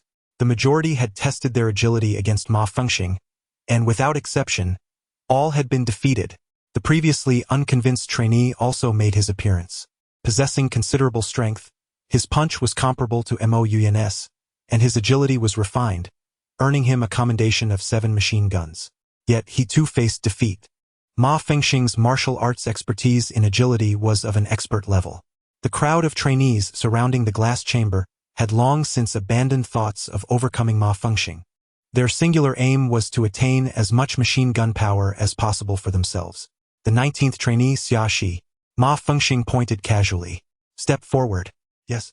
Xia Shi strode forward, pausing momentarily as he passed by Ning Chuan, arrogantly declaring, "Open your eyes wide and observe closely.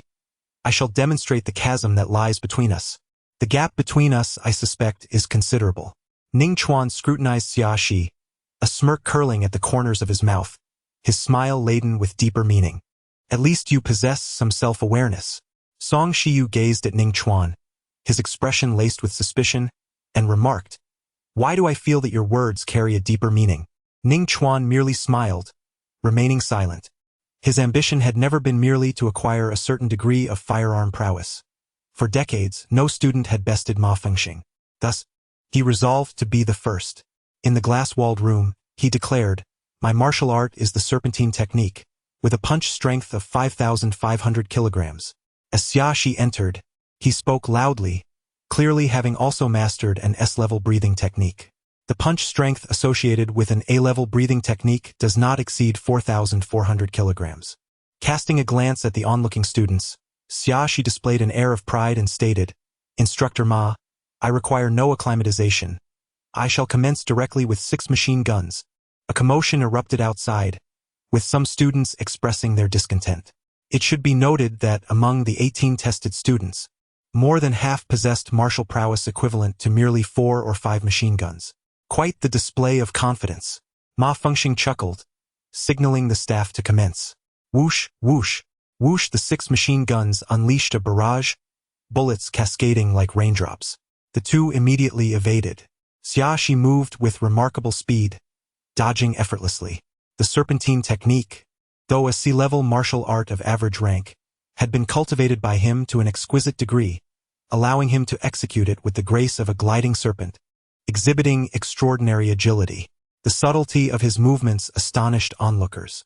The realm of subtlety represents a critical juncture among the 6 stages of martial arts and is notoriously challenging to transcend. Even these top-tier prodigies typically manage to elevate a single martial art to the subtlety realm, often opting for offensive techniques for greater efficacy. After all, when it comes to enhancing combat prowess, offensive martial arts play the most direct role, while practices such as horizontal training and body techniques serve as supplementary enhancements. Song Shiyu pondered for a moment and remarked, the student who previously disrespected instructor Ma also possessed a C-grade body technique at the micro realm, yet he could not withstand the barrage of 8 machine guns. I doubt Xiaxi would fare any better. Not necessarily. Perhaps he has some hidden trump card. Ning Chuan replied with a casual smile. Song Shiyu cast him a glance, confirming her earlier suspicion. Ning Chuan was not yielding to Xiaxi but rather expressing confidence that his body technique surpassed that of Xiaxi. Chapter 59. My gale steps are of expert realm. Crushing Ning Chuan would be a breeze. Whoosh, whoosh, whoosh. The 7th machine gun whirled to life, its 6 dark barrels unleashing a frenzied barrage of rubber bullets. Just as Song Shiyu had predicted, Xiaxi began to struggle evading the rubber bullets, which continuously grazed his clothing. A minute later, all 8 machine guns fired simultaneously, their ferocity overwhelming, as rubber bullets rained down like droplets of rain. The surrounding students watched Xiaxi intently. Thus far, none of the competitors had managed to withstand the power of 8 machine guns.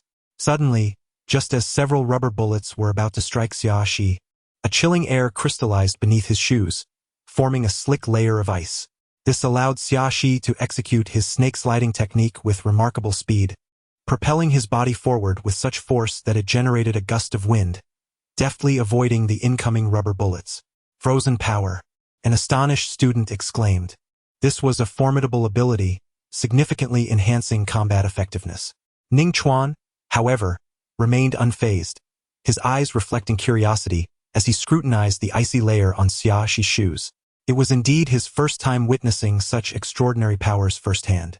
A martial artist practicing the ice-cold technique aspires to extract water molecules from the air and subsequently condense them into ice blocks, which necessitates a mastery level of at least the 6th rank. Song Shiyu raised her brows slightly and remarked, "You are indeed correct. Xiaxi possesses a hidden card.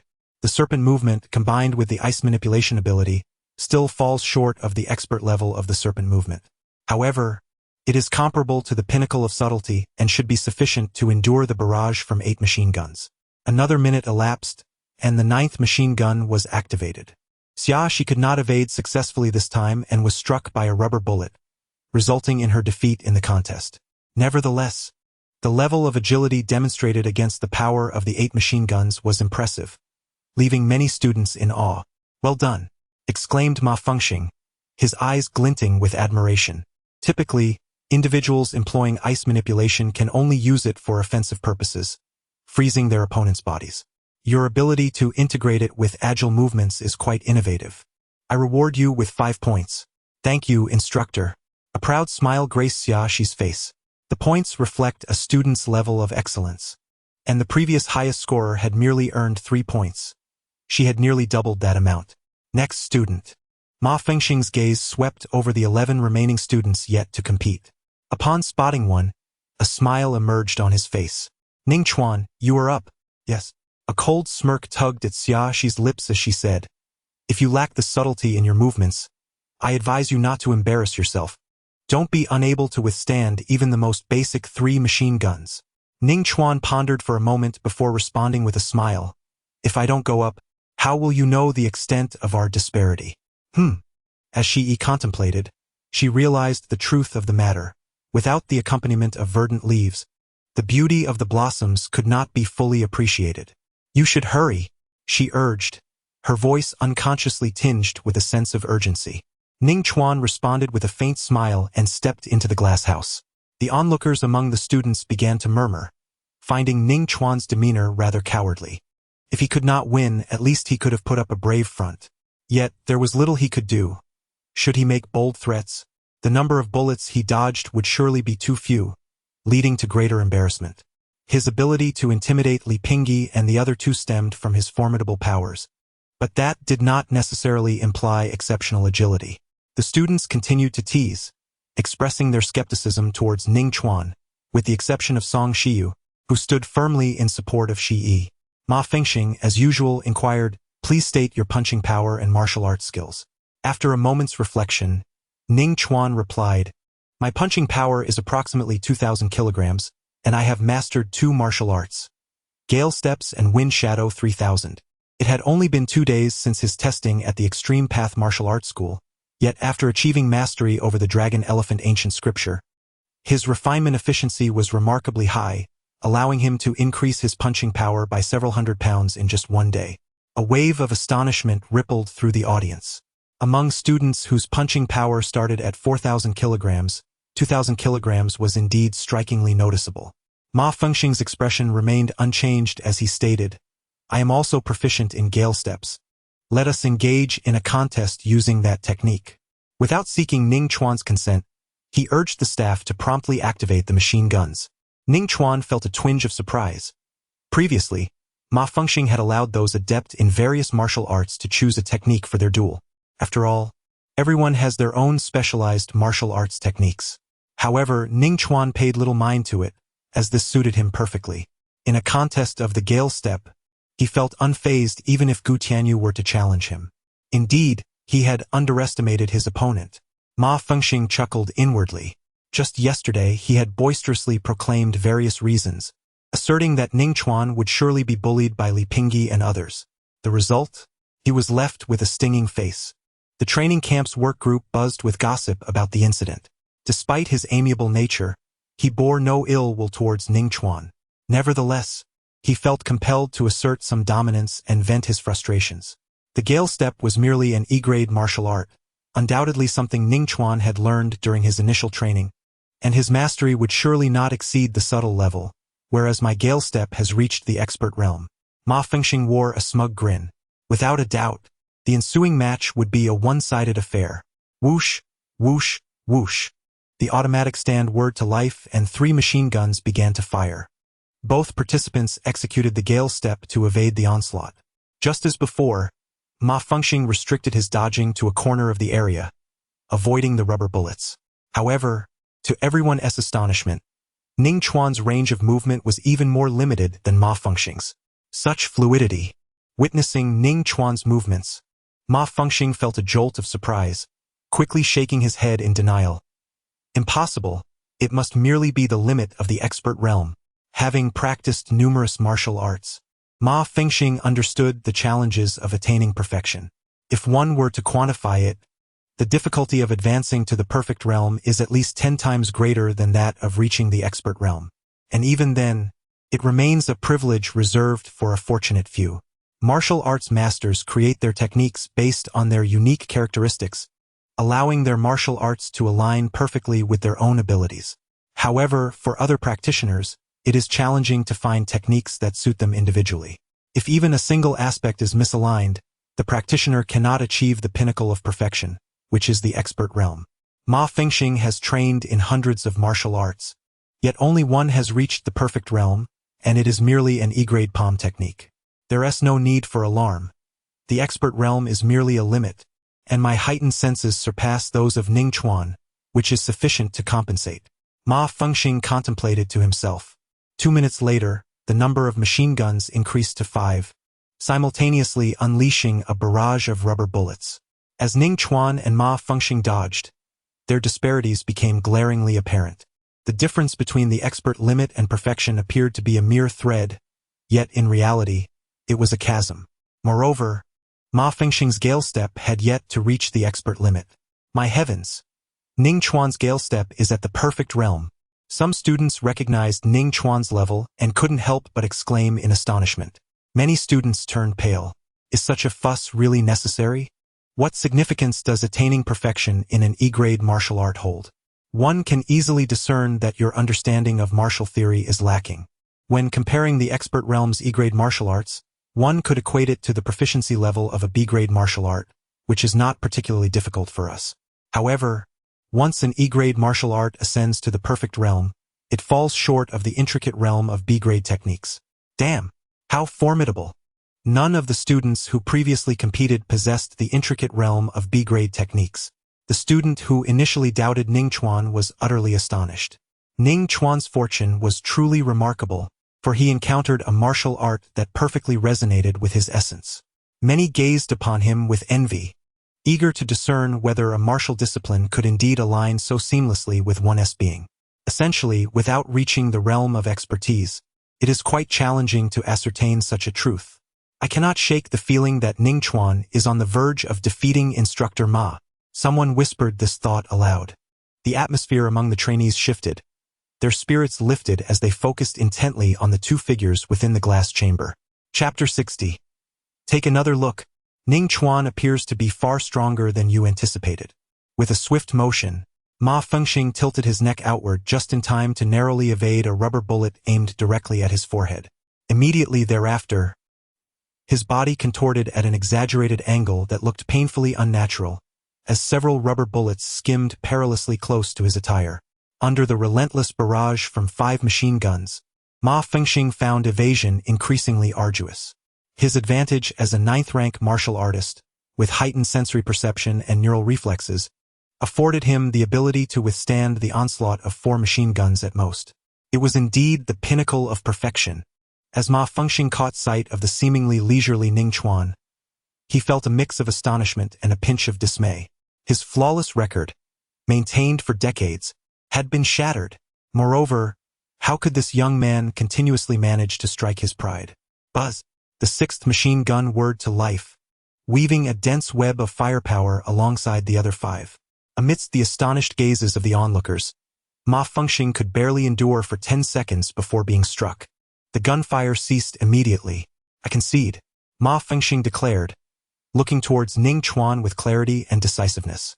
Your wind-step technique surpasses my expectations. I cannot compete with you. As a reward for defeating the instructor, you may receive 50 points. The atmosphere on-site erupted with excitement, and many students engaged in fervent discussions. The total points accumulated by the participants from the previous matches did not even reach this figure, not to mention 50 points, which was less than 20. Song Shiyu turned to Xiaxi, a smile adorning his face, and remarked, "Now you comprehend the disparity in your abilities, don't you? 50 points. That's 10 times what you have." That was merely a stroke of luck in his victory over Instructor Ma. In terms of true agility and skill, he is still no match for me. Xiaxi retorted with a cold huff, her pride undiminished. Ning Chuan's punch delivers only 2,000 kilograms of power. Coupled with the perfected technique of gale steps, it amounts to no more than the strength of 7 machine guns. Song Shiyu chuckled in response. Xiaxi shot him a sidelong glance and sneered, "You are conflating concepts. We are of similar age, yet my skill level is superior. Is that not an advantage? In martial arts training, a single step ahead ensures one remains ahead." Her confidence was palpable. "For the moment, I can suppress him. Throughout my life, he shall never raise his head before me." Song Shiyu merely smiled, choosing not to argue further. Let us continue to observe. The competition is far from over. In the glass room, Ma Fengxing cleared his throat and pondered, "I have not practiced the martial art of Wind Shadow 3000. For the next match, shall we remove the restrictions on the number of techniques employed, allowing for free expression? What do you think? Of course, I will still restrain my strength to match yours." Ma Fengxing quickly added, though his cheeks betrayed a flush of embarrassment. It was evident to any observant individual that he sought to leverage the advantage of multiple techniques to overpower his opponent. However, Ma Fengxing found himself at a loss. If he could not surpass the trainees of the same caliber, how could he continue to teach them? Whoever shouted would be the instructor. Ning Chuan pondered for a moment and inquired, "Are there points to be earned?" Indeed, the better the performance, the more points one accumulates. Then let us begin. Moments later. 3 machine guns resumed their relentless fire. Ning Chuan, as before, adeptly employed the gale steps to dodge. This martial art is renowned for its agility, making it particularly suitable for confined spaces. The Wind Shadow 3000 is swifter than the Gale Steps, yet lacks a degree of flexibility. This, of course, is merely due to its current level. Should it ascend to the micro-realm, the unparalleled agility of Wind Shadow 3000 would far exceed that of Gale Steps. Whoosh! Whoosh! Whoosh! The number of machine guns quickly escalated to 7, unleashing a torrential downpour of rubber bullets visible in every direction. Ning Chuan could no longer evade within a confined area. He unleashed the Gale Steps to its fullest extent, weaving through the hail of bullets like a tempest, expanding his range of movement to encompass the entire glass enclosure. Ah! Ning Chuan's eyes gleamed with realization. He observed Ma Fengxing alternating between two martial arts techniques. One was the familiar Gale Steps, while the other eluded his identification. Yet, he could ascertain that it was a technique characterized by explosive speed. Utilizing this advantage, Ma Fengxing would position himself in areas with sparser bullets before switching back to Gale Steps for close-range dodging, repeating this process as the bullet density increased. I could give it a try. Inspired by the characteristics of Wind Shadow 3000, Ning Chuan felt a surge of determination. Whoosh! Ning Chuan, resolute in his actions, swiftly unleashed the Wind Shadow 3000 technique, his speed surging dramatically as the air filled with a sound akin to fabric being torn. This posed a dire threat. Initially, due to his inability to deftly transition between the two martial arts, he found himself flustered, nearly struck by a barrage of bullets. Yet mere seconds later he adapted, skillfully evading the gunfire as though executing the Gale Step independently, no longer committing any glaring errors. His capacity for learning was remarkable. However, this did not extend to academic pursuits, where he merely achieved an average standing. Even a perfectly smooth wooden block could confound him for an extended period. Ning Chuan's true prowess lay in applying martial arts to combat, having transformed from a novice into a formidable contender in less than a month, surpassing even prodigies like Lu Mengyue, who had been immersed in martial training since childhood. By heavens, what a beast! Ma Fengxing exclaimed, unable to suppress his expletives upon witnessing the scene. He discerned that Ning Chuan's initial attempts at transitioning between martial arts were awkward, indicative of his first experience executing such diverse techniques. Yet, astonishingly, within just a few breaths, he had begun to master them. Having dedicated decades to training warriors, Ma Fengxing had never encountered such a monstrous talent. Truly, the young divine general was unparalleled. Buzz! The barrel rotated as the 8th machine gun commenced operation. The intensity of the firepower surged to a new level. From the perspective of the onlooking students, Ning Chuan's predicament grew increasingly perilous. Rubber bullets grazing his scalp while the resulting gusts of wind sent his dark hair swirling chaotically, as if he were on the brink of defeat. Upon witnessing this scene, Xia let out a long sigh, the anxiety that had been lodged in his throat finally dissipating. After Ning Chuan had braved 7 machine guns, he feared that Ning Chuan would surpass him. However, it appeared that he would halt just short of 8 machine guns, falling short by the strength of 1. Xia turned his head to glance at Song Shiyu beside him, declaring proudly, "How about that? His agility is not on par with mine. Yet I must admit, his skills are slightly stronger than I had anticipated." Song Shiyu did not respond to him, merely gesturing ahead with a nod, saying, "Take another look. It seems Ning Chuan is far more formidable than you imagined." Xia turned to look, his gaze suddenly frozen. Inside the glass room, Ning Chuan was still evading continuously, his movements far from effortless. Yet, those rubber bullets could no longer graze the hem of his clothing. Chapter 61. Is the strength of 10 machine guns impressive? There is something even more terrifying. Whoosh, whoosh, whoosh. 8 machine guns fired simultaneously, the pressure overwhelming. Ning Chuan's eyes remained calm, devoid of panic. Amidst the torrential rain of bullets, he actively practiced his martial arts, demonstrating his agility. His proficiency was visibly increasing. Switching between the Wind Shadow 3000 and the Gale Step, his movements became increasingly fluid and effortless.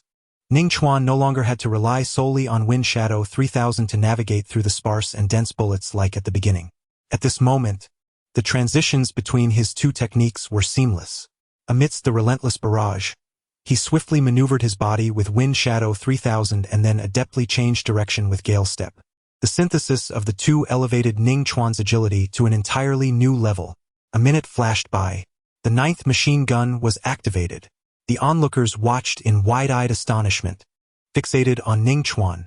Up to this point, no one had managed to withstand the relentless barrage of 9 machine guns. Even Xia Shi, utilizing her extraordinary abilities, could not endure for a single second. Suddenly, rubber bullets descended like a torrential downpour. Ning Chuan remained unfazed, skillfully alternating between 2 agile techniques, darting about like a gust of wind amidst the rain, utterly untouchable. Remarkably, even the fabric of his clothing remained unscathed by the rubber bullets, indicating that he had yet to reach his limits. The atmosphere erupted with excitement. Is the combination of the Gale Step and Wind Shadow 3000 truly that formidable? I must try it myself, exclaimed one student, unable to contain their enthusiasm. Don't even think about it. You would surely meet your demise. Ning Chuan's impressive display of agility stemmed from the fact that his Gale Step had reached a state of perfection, allowing for seamless transitions to Wind Shadow 3000 without any sense of interruption, thus enabling him to switch freely. Indeed, observe Instructor Ma. While he evades with apparent ease, his transitions between techniques lack the fluidity exhibited by Ning Chuan. Many students remarked, their sharp minds quickly analyzing the situation. These exceptional talents, hailing from various regions of Donglin, recognized the undeniable prowess of Ning Chuan's techniques. Another minute passed. All 10 machine guns unleashed a synchronized volley, the rubber bullets falling like a deluge. Ning Chuan felt a tremendous weight upon him, requiring absolute concentration to evade, lest he be struck. He realized that the 10 machine guns represented his current limit. After all, his mastery of Wind Shadow 3000 was still at the 2nd realm, and his physical capabilities were not yet sufficient. The force exerted was approximately 2,000 kilograms. Indeed, when the 11th machine gun was set up, Ning Chuan staggered momentarily. A high-speed rubber bullet struck his shoulder. Cease fire. Ma Fengxing gestured to the personnel outside, secretly relieved. Ning Chuan's earlier performance had truly startled him, as he feared being defeated once more. Fortunately, Ning Chuan's momentum was waning. He could still endure the onslaught of 2 or 3 additional machine guns. The disparity was significant. With his spirits lifted, Ma Fengxing felt assured that Ning Chuan would not catch up to him before the conclusion of the training camp. The dignity of the instructor could still be upheld.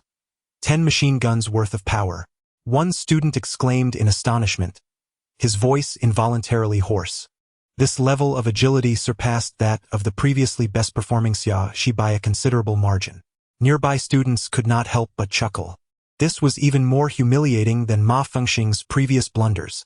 Xia Shi's face flushed a deep shade of purplish red. In the realm of martial arts, a single step ahead leads to perpetual dominance. If I can suppress him now, I shall hold him down for a lifetime. Song Shiyu echoed Xia Shi's earlier words, jesting. Such declarations are indeed imposing.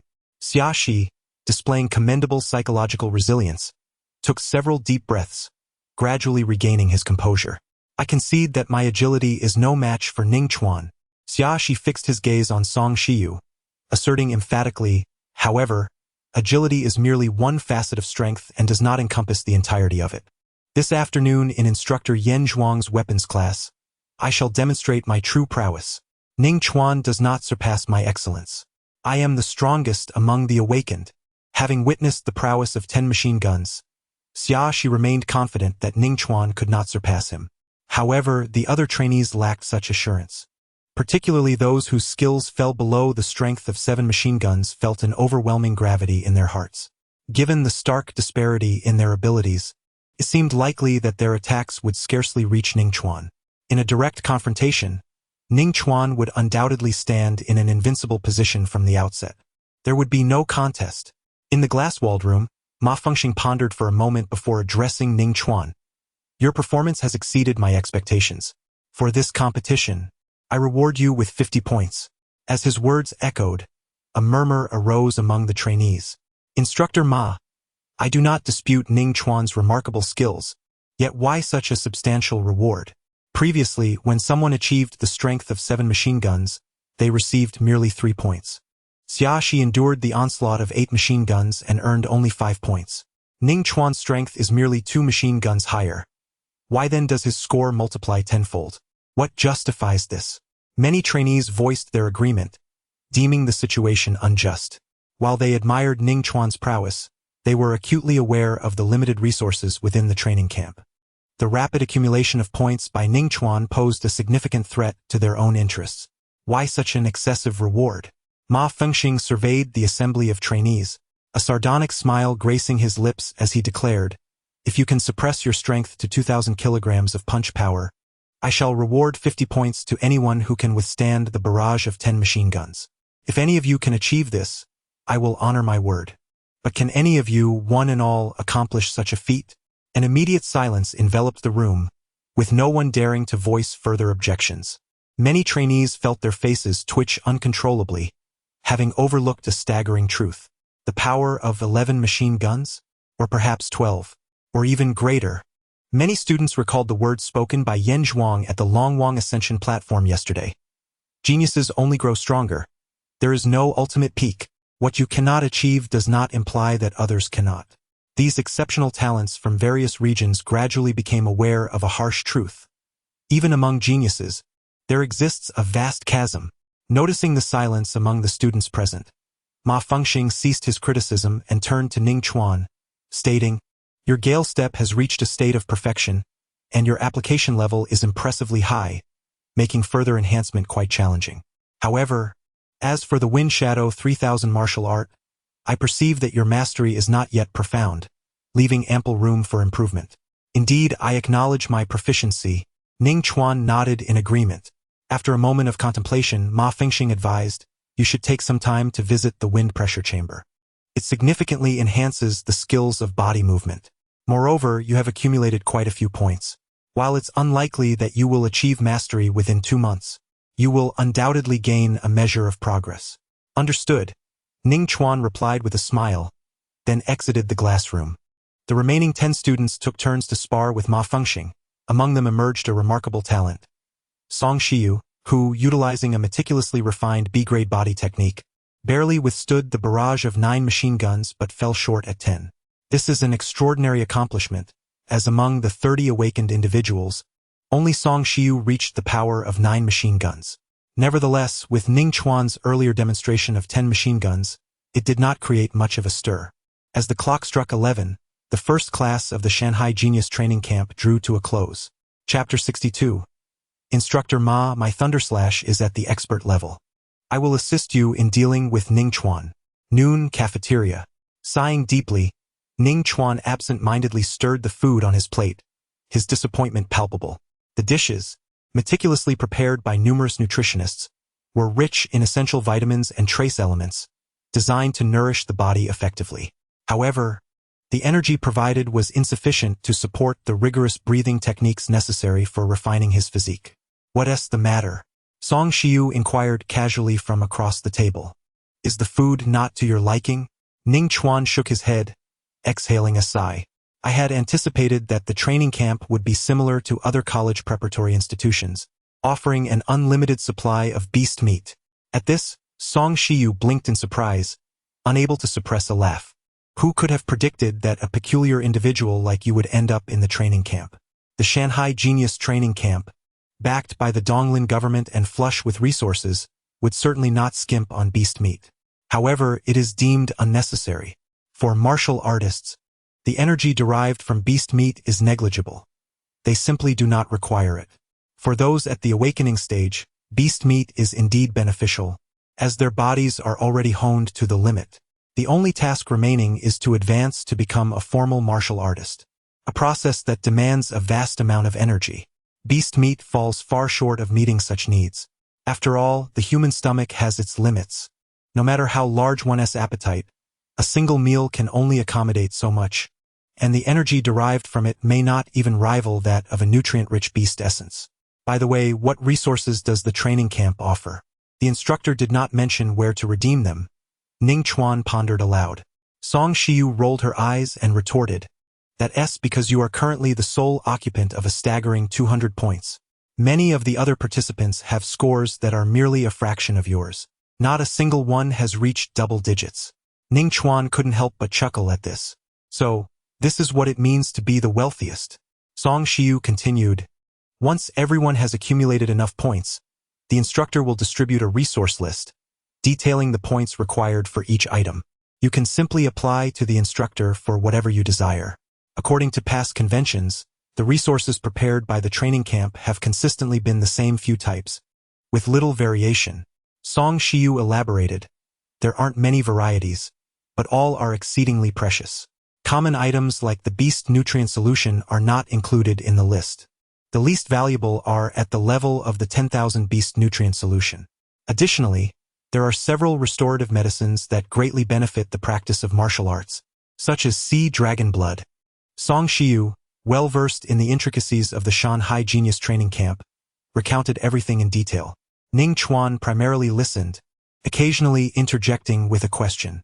On the second floor, in the staff cafeteria, by the floor-to-ceiling windows, Colonel Bai exclaimed, it's not just a rumor. It's the absolute truth. I witnessed it firsthand.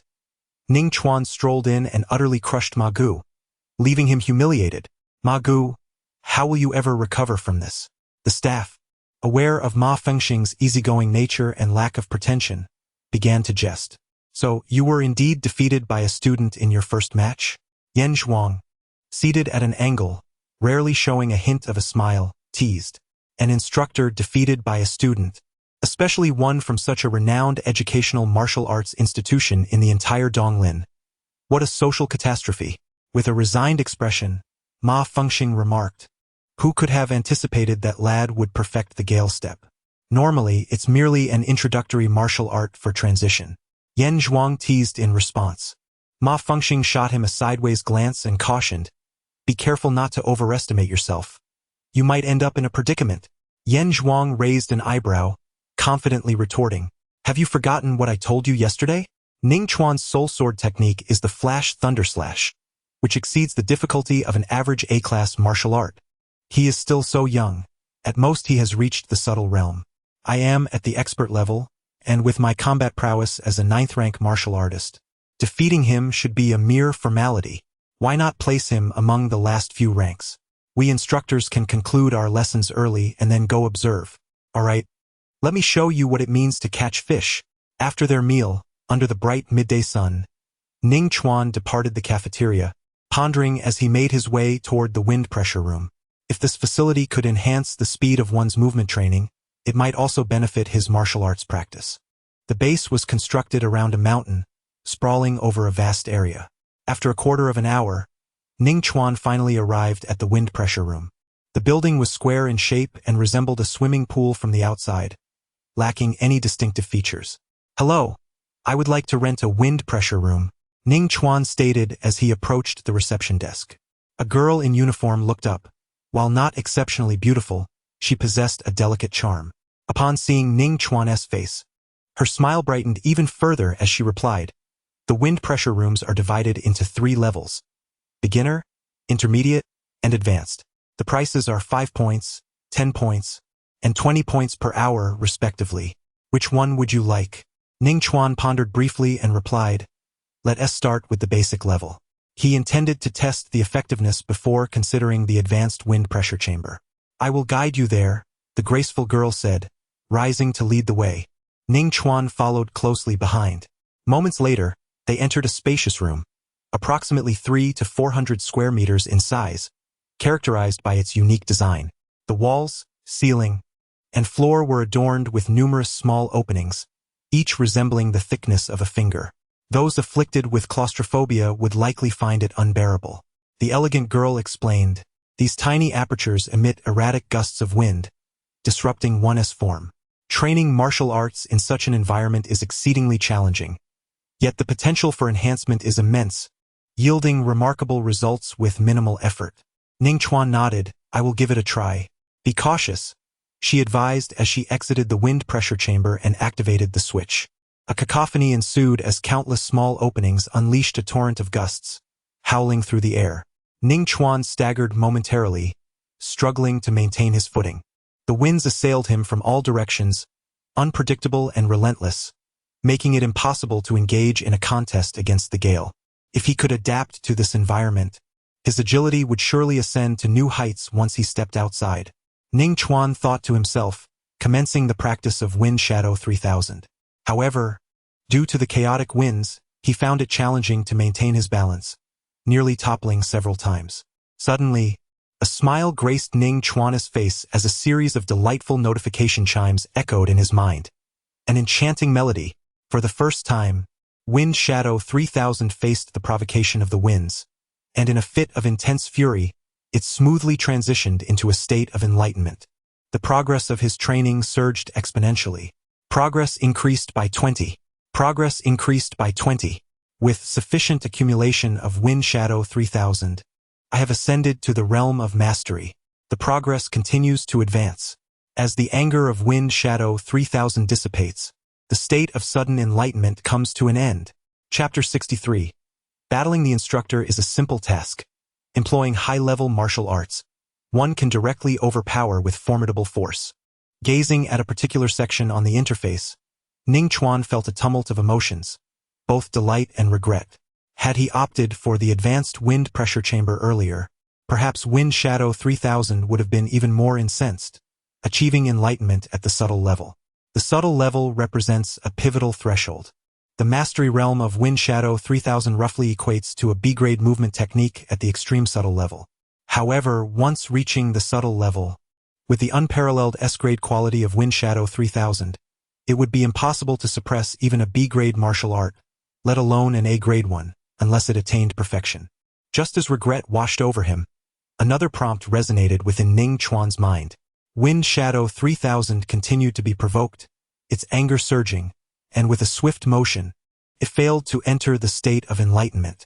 Ning Chuan nearly strained his back. Yet, he was not overly surprised. Aside from the profound essence, achieving enlightenment in martial arts through other means often relies on a degree of coincidence. Wind Shadow 3000 remained undeterred, with a training speed increase of 600. The duration would last until the provocation ceased. Ning Chuan blinked, a surge of unexpected joy blossoming within him. Although he could not continue to achieve enlightenment, the training speed of Wind Shadow 3000 had multiplied sixfold. Would the increase be even greater if he had chosen the advanced wind pressure chamber? Contemplating this, Ning Chuan promptly exited the wind pressure chamber and returned to the workbench. The graceful girl paused for a moment and inquired, "Did something go wrong with that wind pressure chamber?"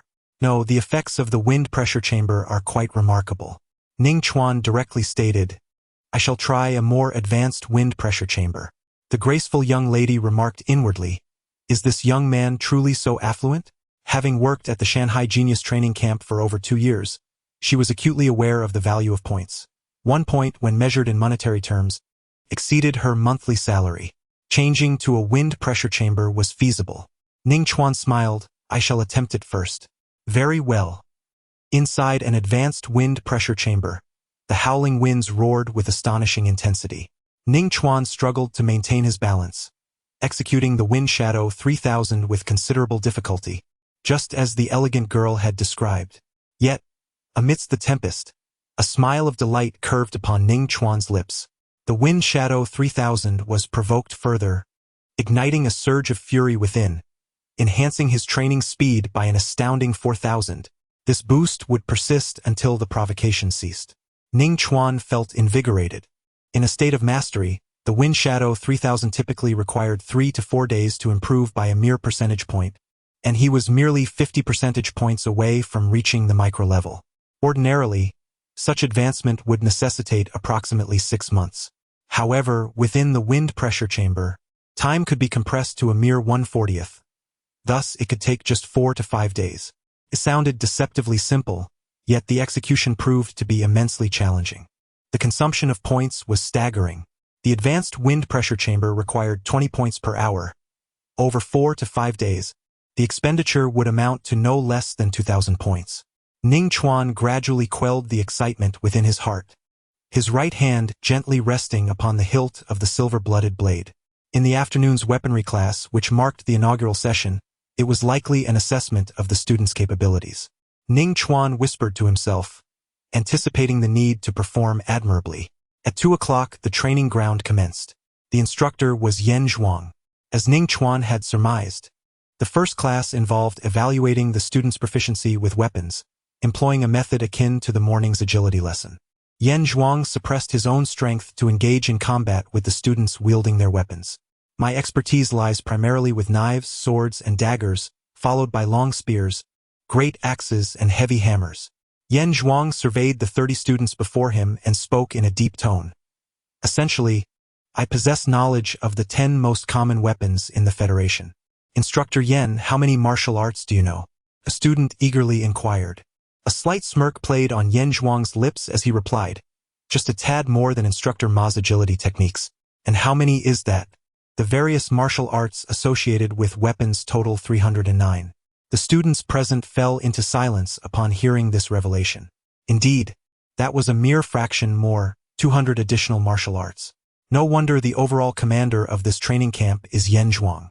No further inquiries regarding the realms of martial arts were made. One could discern from Yen Zhuang's demeanor that all were likely at the initial level of proficiency. The first participant, Huang Shitao, Yen Zhuang pointed casually. Yes. A student stepped forward, brandishing a sword. My punching power is 4,400 kilograms. My weapon is the standard long sword of the Federal Army, and my martial art is Ironblood Kill Sword. Let us begin. Yen Zhuang effortlessly drew a long sword from the rack and engaged in combat with him. The students observed intently. This clash proved to be far more thrilling than the agility contests of the morning. On one hand, the martial arts proficiency of the students has significantly heightened, with most reaching an exquisite level of mastery. On the other hand, this is a genuine bout between two contenders. Although there are restrictions limiting the combat to weapon-based martial arts, the encounters are rendered more direct and exhilarating. The clang of metal reverberates continuously, marking the passage of time. Over 20 students have faced off against Instructor Yen, and without exception, they have all suffered defeat, often a crushing one. Throughout the skirmishes, not a single sign of victory has emerged. Triumph over Instructor Yen is simply unattainable. Huang Shitao holds a firm conviction, asserting that in such confrontations, the advantages of a 9th-tier martial artist are magnified immensely. Instructor Yen certainly enjoys a greater advantage than Instructor Ma did earlier in the day. Don't be so certain. Ning Chuan, the top performer in agility tests, has yet to step into the ring. That is of no consequence. The combat is confined to weapon-related martial arts, rendering his Gale Steps and Wind Shadow 13 ineffective, leaving no glimmer of hope for defeating Instructor Yen. Many students lamented, resigning themselves to the notion that overcoming Yen Zhuang is beyond their reach. Amidst the crowd, Song Shiyu glanced at Ning Chuan and remarked, "You seem remarkably composed. Have you devised a strategy to contend with Instructor Yen?" "Indeed, I have," Ning Chuan replied, his tone as calm as a still pond. "Do share," Song Shiyu urged. Her interest piqued. Ning Chuan elucidated, "To combat him, one must employ martial arts of a superior level, directly overpowering him to nullify his combat prowess and sensory advantages." "Isn't that merely stating the obvious?" Song Shiyu retorted, her eyes rolling in exasperation. The students' martial arts levels are at most merely refined. The martial arts of Yen Zhuang commence from the subtle realms, with a significant portion attaining the level of experts.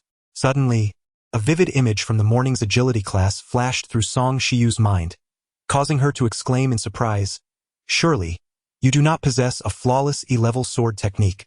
"Not at all," Ning Chuan replied, standing with his hands clasped behind his back and a faint smile gracing his lips. "However, I do have an exceptional B-level technique." "All the instructors are here," someone called out, prompting the students to turn their gazes towards the entrance. There, they beheld instructors by Xiuxiu, Elfong, and Ma Fengxing striding forward, followed by a large contingent of staff. "What is this about?" one student inquired curiously. "I am privy to some insider information," Huang Shitao chuckled. "Therefore, when Instructor Yen faces Ning Chuan, he will unleash his full prowess, overwhelming him." Some spectators shook their heads, anticipating a dismal outcome for Ning Chuan. Typically, Yen Zhuang retains some strength when sparring with students to ensure a fair match. "It is not merely a possibility. It is a certainty," another chimed in. "Consider this.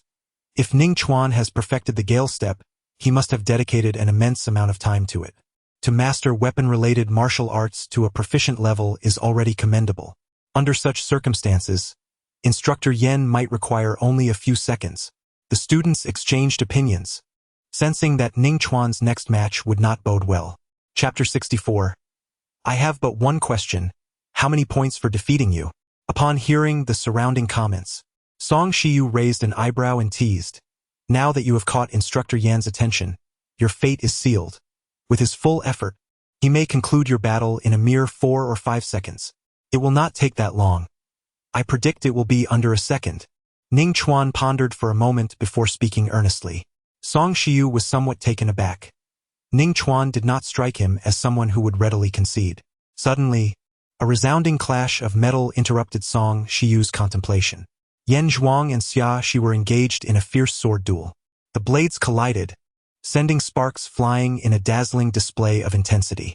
The A-grade martial art, the snowfall sword technique, had reached an exquisite level of mastery. Many students were astonished.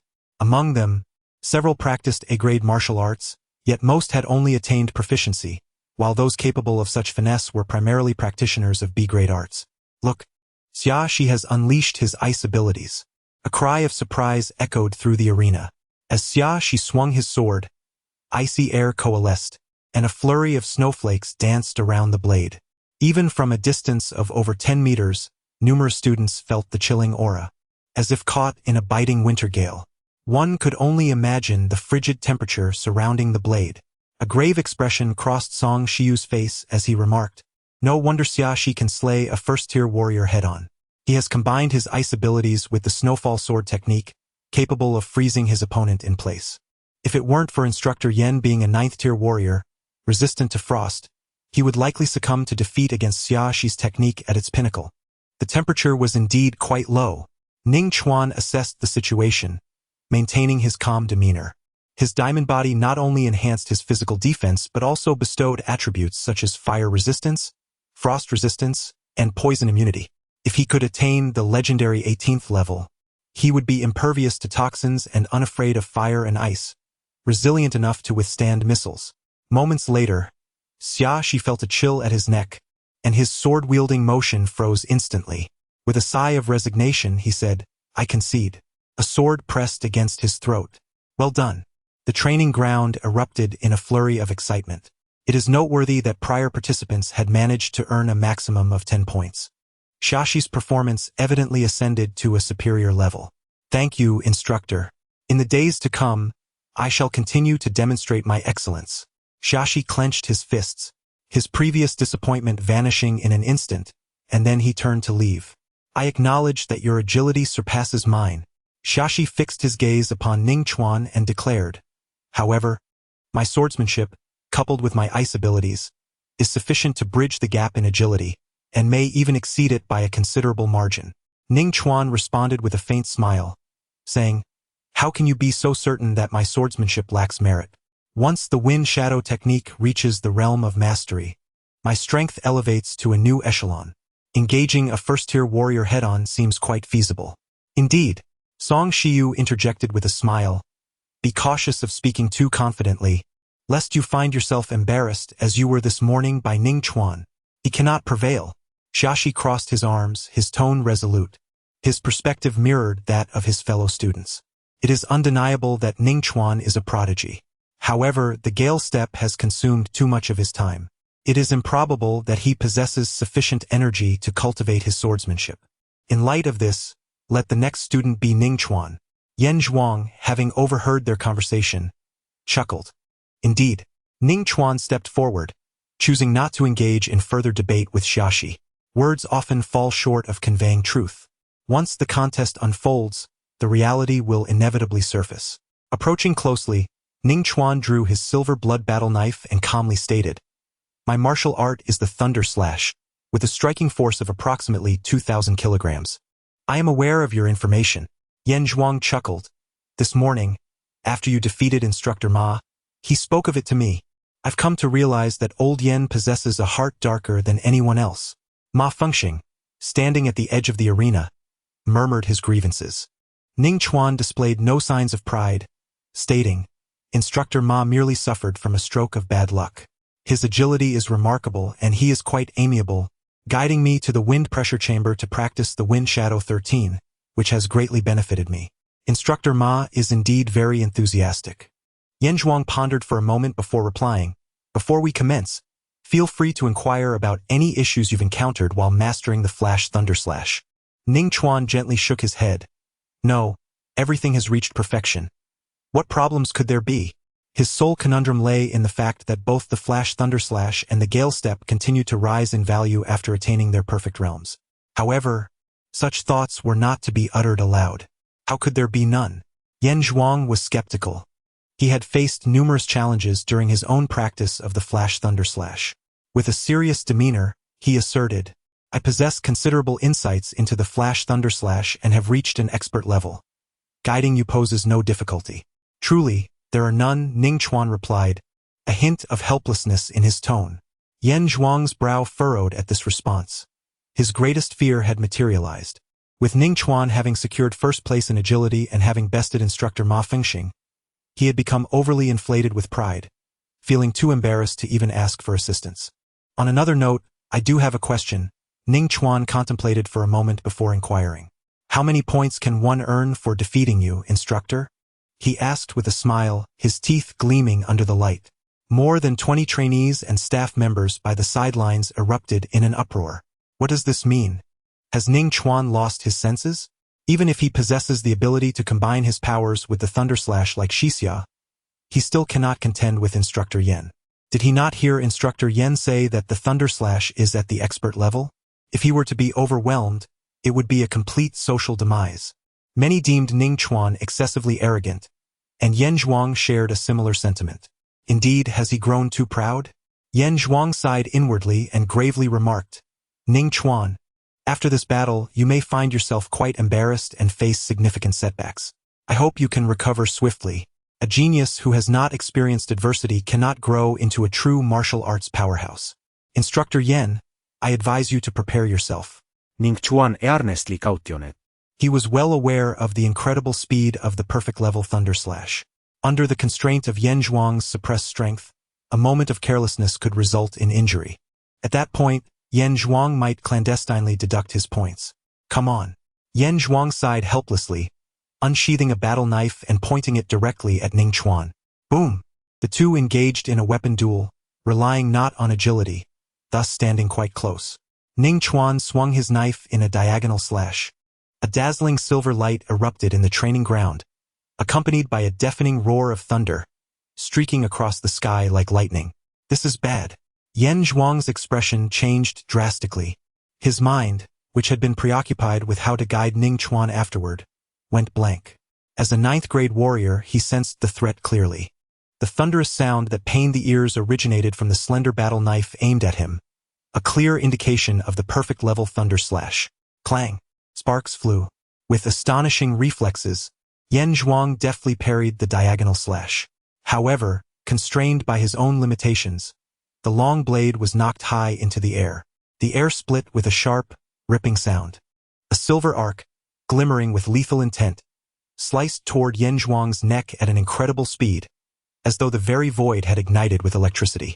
Yan Zhuang found himself unable to unleash his Thunder Flash technique in time. He must not panic. Years of combat experience allowed Yan Zhuang to make a swift decision. With a flick of his wrist, he struck the blade's handle to intercept Ning Chuan's horizontal cut. His form staggered back from the impact. "I must seize this moment to create distance." Yet, before Yan Zhuang's thoughts could fully manifest, a silver flash, as swift as lightning, descended upon him, already grazing the skin of his forehead. Ning Chuan, wielding silver blood, bore a merciless gaze. In an instant, 3 strikes. Chapter 65. Defeating you 1 second is too long. 0. 1 second will suffice. Bang! Amidst a resonant sound, Ning Chuan's blade struck Yan Zhuang's forehead. A trickle of blood cascaded down. The blade of silver blood had breached Yan Zhuang's skin, yet it did not penetrate further. From the wound, a dark force surged forth, as unyielding as iron, firmly repelling Ning Chuan's assault. Nevertheless, the invocation of that force signified Yan Zhuang's defeat. The scene erupted in a fervor akin to boiling water. What transpired? I rubbed my eyes in disbelief. How had Ning Chuan managed to place his blade against Instructor Yan's head? It took less than a second to achieve defeat. Not even a second.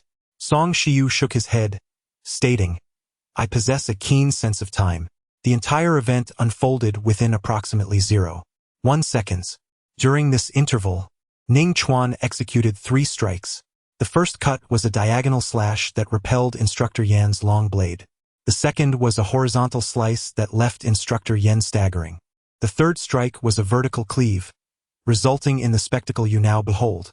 Song Shiyu inhaled deeply, suppressing his astonishment. He comprehended why Ning Chuan had previously claimed that the battle could be concluded in less than a second. It was a testament to his own formidable prowess. To unleash 3 strikes within 0.1 seconds, could this truly be? It seemed entirely plausible, for the blade resonated with the sound of thunder. Ning Chuan's thunder flash slash had already reached a state of perfection, such is the pinnacle of B-grade martial arts. Amidst the murmurs, many students felt unsettled, struggling to accept the reality. Most among them had traversed the intricate challenges of B-grade martial arts, an endeavor that, to speak candidly, demanded an excruciating level of dedication. Let alone the 2 superior realms that surpassed mere proficiency, attaining perfection. I misjudged. The true fool was I, Ning Chuan, devoid of any supernatural abilities. Subdued Li Pingyi and the Qi twins solely through martial prowess. Perfection in martial arts is a rarity, witnessed in but a handful among the hundreds of cohorts in the training camp. It was not just the students. The staff on the sidelines were equally astounded. Ma Fengxing's eyes widened as he fixated on Ning Chuan, exclaiming, did this lad cultivate the thunder flash slash from birth, achieving perfection? LV Feng pondered before replying. Even if he had begun his training at an early age, Ning Chuan's comprehension remains unparalleled. Yet, in truth, Ning Chuan had commenced his training in the thunder flash slash quite late. Bai Xiuxiu turned her beautiful gaze toward the 2 instructors, shaking her head and stating, I had the military intelligence department investigate his background, and the findings were astonishing. Ma Fengxing, perplexed, inquired, how late was it? On March 2nd, the inheritance of the martial art was received, and today marks precisely 1 month. Bai Xiuxiu's tone was tinged with agitation. Ma Fengxing opened his mouth, rendered speechless by shock. Within less than a month, achieving the perfect realm of the thunder slash, a technique comparable in difficulty to A-level martial arts, is utterly astonishing. Is it a rebirth of a divine warrior? LV Feng pondered briefly and cautiously inquired. Is it due to enlightenment? Indeed, Bai Xiuxiu nodded, her delicate face revealing a trace of astonishment as she continued. Moreover, there were 4 instances of enlightenment within a single month. The first instance of enlightenment occurred within 3 days following the inheritance of the thunder slash, although the exact timing remains unclear. However, it is certain that on the 3rd day, Ning Chuan showcased his prowess at the college entrance examination pledge ceremony, executing 3 strikes in a single second, slaying 3 attacking Thunder Sparrows. This marked Ning Chuan's debut display of brilliance. The second instance of enlightenment took place during a live demonstration of the Swift Wind Step by its creator, Gu Tianyu, attended by hundreds of students, yet he alone reaped the rewards. The Swift Wind Step directly attained the pinnacle of expert level. The 3rd and 4th instances of enlightenment occurred 3 days later, when Ning Chuan encountered a spy from the celestial martial realm. In the midst of a torrential downpour, he engaged in a fierce battle, resulting in breakthroughs in both the Swift Wind Step and Thunder Slash, achieving the perfect realm. Having accomplished such a significant feat, the government rewarded him with entry into the training camp, and it was not due to any connections. Upon the conclusion of Bai Xiuxiu's account, a profound silence enveloped the vicinity. Many employees like Ma Fengxing were left speechless, astonished by the notion of 4 instances of enlightenment in a single month. What extraordinary aptitude must one possess? After a moment, El Feng turned to Ning Chuan and confidently declared, his future begins as a knight, with the potential to become a divine general. I concede. You have triumphed. Yan Zhuang's voice was laced with unmistakable astonishment. This was not solely due to the flawless lightning slash of the perfect realm, but also Ning Chuan's mastery over combat. Even though only 3 strikes were delivered, Yan Zhuang could discern that among the more than 20 trainees he had encountered, Ning Chuan's combat prowess ranked first. Even Xia Shi, who combined swordsmanship with extraordinary abilities, fell short. Yan Zhuang continued with the perfect realm's lightning slash, and having defeated me, your instructor, you shall earn 500 points. At this proclamation, the entire training ground fell into a hushed silence. Many stared in disbelief, not to mention that no other trainee could match Ning Chuan's points. The combined scores of the remaining 99 trainees might not even surpass his. Yet no voices of dissent emerged. Reflecting upon their own performances, they would feel that 500 points would be insufficient if they had showcased Ning Chuan's abilities. Xia Shi, once again, faced humiliation. Song Shiyu remarked with a smile, "Do you still believe you can bridge the gap with mere swordsmanship? In terms of points, Ning Chuan surpasses you by 25 times. Xia Shi, with a sullen expression, fell silent. The agility of 10 machine guns and the perfect realm's lightning slash exceeded his own capabilities. The only advantages he retained were his level of power and his ice abilities. Against Ning Chuan, I am confident I shall not be defeated." Xia Shi gritted his teeth and interjected, cutting off Song Shiyu. "That day will never come. Before then, I will surely advance to become a warrior. I still adhere to the same counsel. Speak with moderation, lest you be caught off guard." Song Shiyu remarked with a smile. Meanwhile, on the other side, Yan Zhuang called out to Ning Chuan, urging him not to rush away. He inquired, "Your Thunder Slash has reached perfection. It is challenging for me to offer further assistance. Do you possess any other weaponry techniques?" "None," Ning Chuan replied with a gentle shake of his head. He had earned a considerable sum in recent days, yet it had all been spent on beast nutrient solutions and the golden body medicine packs. With the college entrance examination approaching, enhancing his tangible strength was of greater value. As for martial arts, he could devise a strategy once he entered university. "I shall impart a sword technique to you," Yan Zhuang declared. "Thank you, instructor." Ning Chuan grinned, asking what tier does it belong to. "It is an A-tier martial art. The 36 slashes of the rainstorm," Yan Zhuang mused. "Most importantly, this martial art has a subsequent component involving elemental force, which you may acquire from the martial alliance once you ascend to the rank of warrior. Moreover, certain martial arts of B-tier and above will also feature an elemental force component, allowing you to continue utilizing them post-ascension, so you need not worry about your early investments being in vain." This, Ning Chuan blinked in astonishment. An A-tier martial art, even if it were not a breathing technique, would typically cost over $1 million. This was merely the standard. The price of an A-tier martial art with an elemental force component could easily multiply tenfold. Was it truly necessary for Yan Zhuang to be so protective of his talents? Chapter 66. My system is just fine, yet you assume I am of dragon physique. Of course, if possible, I would appreciate your assistance. Yan Zhuang seemed to discern Ning Chuan's confusion. After class each day, spare some time to practice the Thunder Slash with me. The tone of Yan Zhuang was filled with uncertainty. The realm of perfection utterly eclipsed that of the experts, making any notion of collaborative learning seem trivial. As long as Ning Chuan was not foolish, he would surely recognize this as guidance. Reflecting on his own words before the impending conflict, his declaration to instruct Ning Chuan, Yan Zhuang, despite his extensive experience, felt waves of shame surging within him. Social death. Yet, there was no alternative. The allure of the realm of perfection was too compelling. This domain was often reserved for the creators of martial arts. If he could master even one, his status in the Donglin educational sphere would ascend significantly. The technique of lightning slash perfectly aligned with his attributes and held the promise of advancing to the realm of perfection.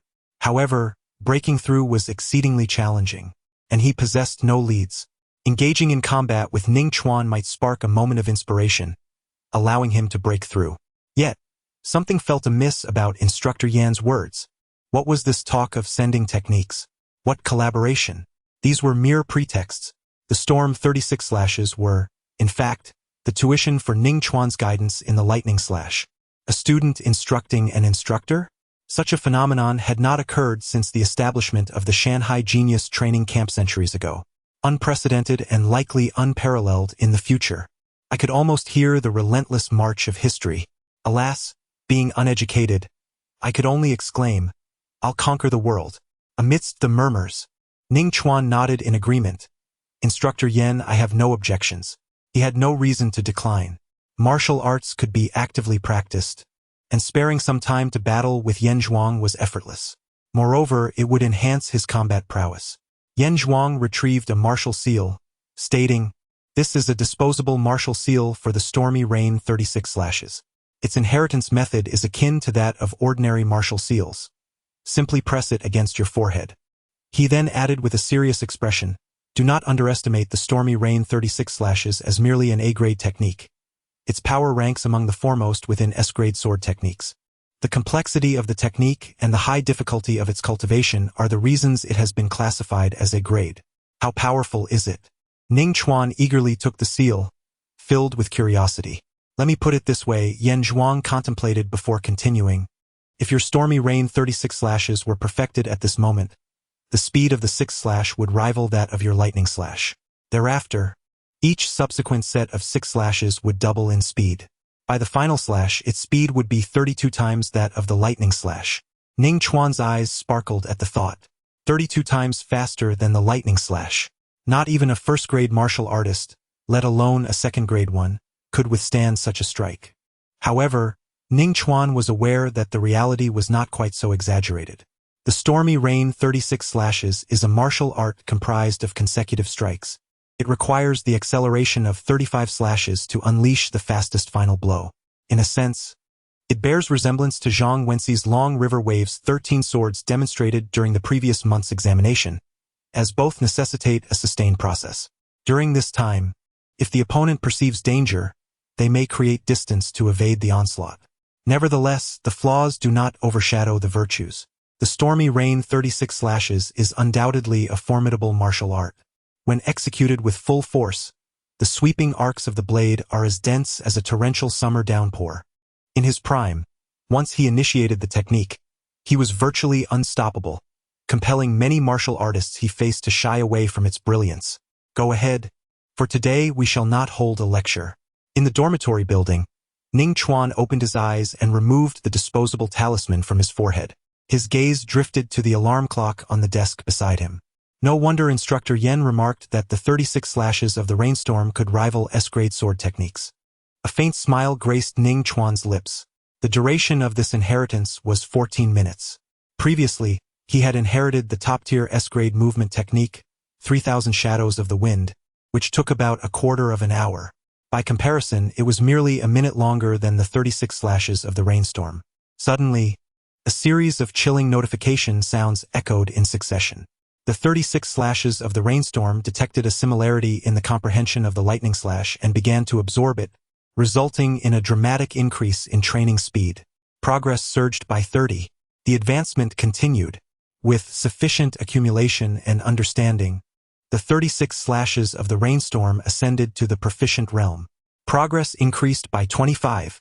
The absorption of the 36 slashes of the rainstorm concluded, and the training speed returned to normal. A torrent of insights surged into his mind. Ning Chuan was momentarily stunned before regaining his senses. He promptly opened the interface and directed his attention to one of the sections. 36 slashes of the rainstorm. Proficient. Progress 25. How shall I articulate this? It is both unexpected and yet entirely within reason. Ning Chuan smirked. The 36 slashes of the rainstorm and the lightning slash are fundamentally both rapid sword techniques, thus sharing inherent similarities. However, the resemblance between the two is somewhat less pronounced than that between swift wind steps and 3,000 Shadows of the Wind. Ning Chuan quietly analyzed this in his mind. The swift wind steps is merely an E-grade martial art. Yet the comprehension attained at its perfected realm enabled 3,000 Shadows of the Wind to reach proficiency. In contrast, the lightning slash is a B-grade martial art, belonging to the upper echelon. Consequently, the 36 slashes of the rainstorm has also attained proficiency.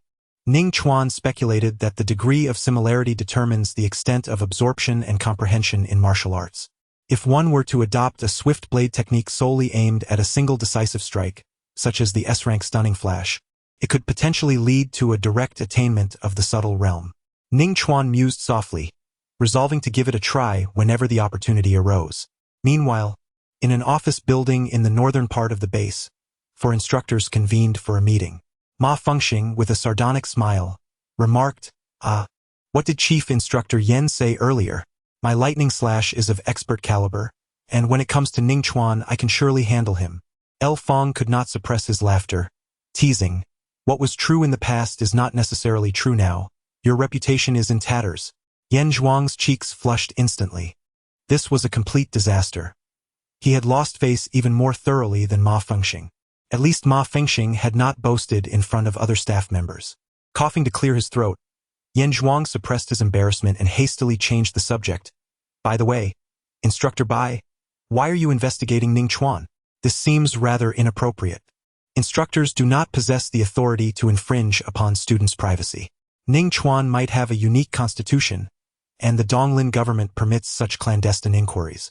Bai Xiuxiu smiled gently and replied calmly, "The results of the investigation further confirm my suspicions." Upon hearing this, the three others immediately perked up, ceasing their mockery of Yan Zhuang. El Fong's eyes flickered as he inquired, "Have you discovered new evidence?" "Indeed," Bai Xiuxiu nodded. "Ning Chuan's comprehension has only manifested in the past month."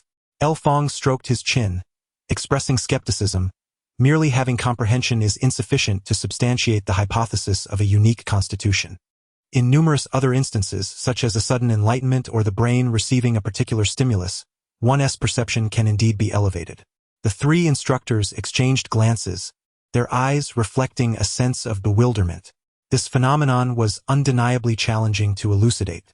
Ning Chuan's mastery of martial arts was achieved through sudden comprehension, implying that he possessed ample energy to cultivate his breathing techniques. Logically, his strength should not be so meager. Bai Xiuxiu articulated the answer, 2 realms in a single month? The three instructors were momentarily taken aback. Such a pace of cultivation could hardly be termed miraculous, yet throughout the annals of the Federation's history, only a rare few have accomplished this feat. Bai Xiuxiu inquired further, "Are you familiar with the practice of the diamond body?" "I have heard of it," Ma Fengxing replied with a smile. The Shijia's esoteric martial arts consist of a total of 18 levels. What is propagated within the Federation is a truncated version, containing merely the first 9 levels classified as Grade B. Nevertheless, it remains exceptionally formidable. Upon completing the 9th level, conventional firearms would prove ineffective. Only a large-caliber anti-material sniper rifle could breach such defenses. El Fong pondered for a moment before adding, "Upon mastering all 18 levels, there exists a chance to comprehend the King of Light's manifestation. Do you know how swiftly Ning Chuan has been cultivating the diamond body?" Bai Xiuxiu posed rhetorically and answered herself. On March 6th, he received the inheritance in the martial arts building of Qingshan No. 1 High School. By March 28th, during the monthly examination at Qingshan No. 1, Ning Chuan demonstrated proficiency at the 4th level of the diamond body. The three individuals opposite him displayed expressions of astonishment. The practice of horizontal martial arts typically requires gradual effort. No matter how exceptional one's perception may be, it cannot be achieved instantaneously. To ascend to the 4th level within just over 20 days cannot be merely attributed to innate talent. There must be other underlying reasons. Bai Xiuxiu took a deep breath and spoke in a solemn tone. The rapid advancement in martial arts training can only be attributed to one explanation. Ning Chuan is in a period of awakening due to his unique physique, unlocking boundless potential.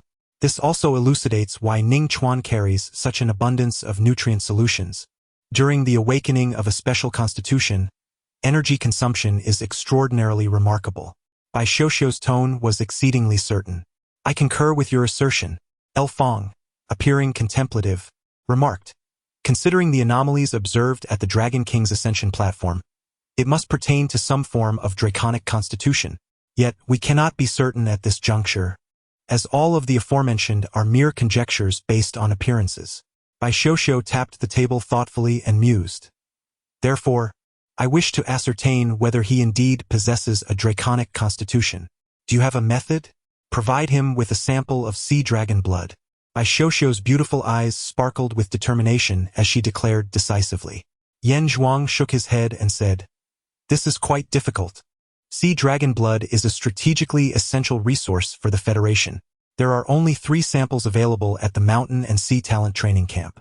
Ning Chuan's current points are still far from sufficient."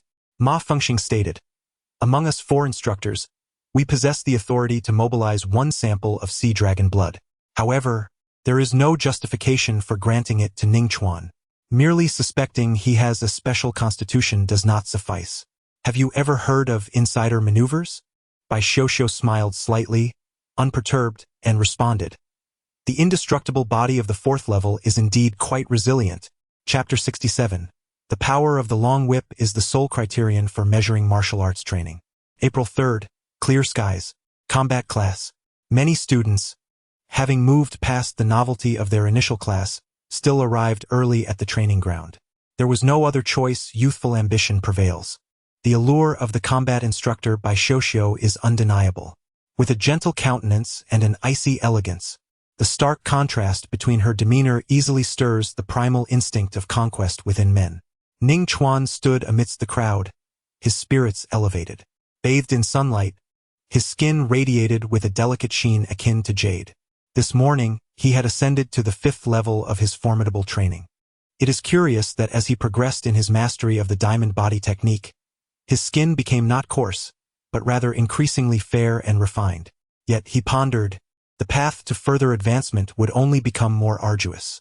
After reaching the 5th level, the efficacy of the enhancement elixirs had diminished significantly, with each potion now yielding only a 3% increase. As he aspired to ascend to the 6th level, he anticipated that the improvement would dwindle to a mere 1%. The subsequent levels 7, 8, and 9 would continue this trend of reduction. Even with abundant elixirs, the journey would consume several years. This was merely the incomplete version of the diamond body. The complete form had another 9 levels to master. Ning Chuan shook his head in realization. It was no wonder that the arduous nature of external martial arts was often lamented. It indeed demanded considerable time. If anyone nearby could discern Ning Chuan's thoughts, they would undoubtedly brandish their blades in protest, for such sentiments were utterly unfathomable. One must understand that even the most exceptional prodigies who endeavor to master the diamond body require decades of relentless dedication to attain the 5th level. Before long, the class commenced formally. Bai Xiuxiu stood tall like a keen blade, stating, when it comes to unarmed combat, external martial arts are paramount. When the combat skills of both parties are comparable, the one with superior external martial arts shall emerge victorious. Even with a disparity in combat proficiency, one can compensate through the mastery of external martial arts. To put it in gaming terms, external martial arts are akin to health points. With substantial health, one can endure and ultimately prevail. Ning Chuan smiled silently. Bai Xiuxiu was far more intriguing than he had anticipated. He had initially assumed she was a taciturn, icy figure. How many of you practice horizontal martial arts? Raise your hands so I may see. Bai Xiuxiu surveyed the students. To his astonishment, a multitude of arms shot up eagerly. Typically, ordinary individuals would refrain from training in horizontal martial arts due to its exhausting nature, yet the exceptional talents present could still manage to dabble in it. Very well, Bai Xiuxiu remarked with a slight smile, extending her delicate right hand. An attendant swiftly approached, placing a long whip into her grasp. While Instructor Ma assesses your agility using the might of a machine gun, I shall evaluate your horizontal martial arts prowess with the power of this whip. Bai Xiuxiu tightened her grip on the whip, her expression playful as she declared, the number of lashes your body can endure equates to the strength of the whip. With that, she cracked the whip, producing a thunderous sound that echoed through the air. A slender plume of white smoke radiated outward, causing many students to turn pale. Bai Xiuxiu had unleashed a sonic strike, piercing the sound barrier with her attack. The radiating white smoke was a remnant of the sonic boom. Ordinarily, only knights could achieve such sonic strikes. However, the whip, being a unique weapon, allowed the force to be transmitted completely along its length, accelerating the speed towards the tip, ultimately tearing through the sound barrier. Ning Chuan had encountered a similar explanation in his physics book. Once the whip was swung, the total kinetic energy remained constant. But as the number of moving parts decreased, the speed would increase exponentially. Do not be overly concerned. Bai Xiuxiu pressed her hand lightly and smiled, saying, only the tip of the whip can break the sound barrier. Lightweight, soft in texture, and actually quite feeble, incomparable to a bullet. Instructor Bai, well, my horizontal martial arts training is just beginning, so I won't participate in the test. Several students timidly lowered their arms in agreement. It is true that the materials are lightweight and soft, but to claim they lack power? That is sheer deception. The intangible air, surpassing the speed of sound, can transform into blades of wind. Bai Xiuxiu's expression remained unchanged as her gaze lingered on Ning Chuan for a moment. Oh, I forgot to mention, the first place in the horizontal martial arts test will receive a reward of sea dragon blood. As soon as her words fell, the crowd erupted in excitement, gasping in unison as if they might lift the roof off the building. Even if it costs me my life today, I must secure first place. Spare me. This test evaluates physical strength, not merely how fearless one is of pain. It infuriates me. I deeply regret not having trained harder in horizontal martial arts before. Ning Chuan blinked in astonishment. He had heard Song Xiu describe sea dragon blood, a supplement extracted from dragon bones using genetic technology by the Federal Institute of Science and Technology, which greatly benefits horizontal martial arts. But is such frenzy truly necessary? Ning Chuan turned to Song Xiu and inquired, aside from its benefits for horizontal martial arts, does sea dragon blood possess any other properties? Upon hearing this, Song Xiu chuckled, teasing, your horizontal martial arts must not be impressive. However, this does put my mind at ease. With your perfect mastery of movement and sword techniques, if you were to enhance your horizontal martial arts further, would there be any room left for others to thrive? After sharing a moment of laughter, Song Xiu straightened her expression and remarked, the practice of external martial arts enhances one's tangible strength, a benefit that can accompany one throughout life. It is not to say that possessing original energy is of no use.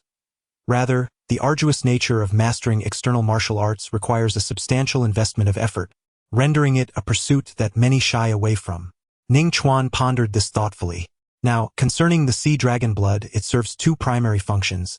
Song Xiu raised two fingers and continued, first, it can significantly elevate the realm of external martial arts.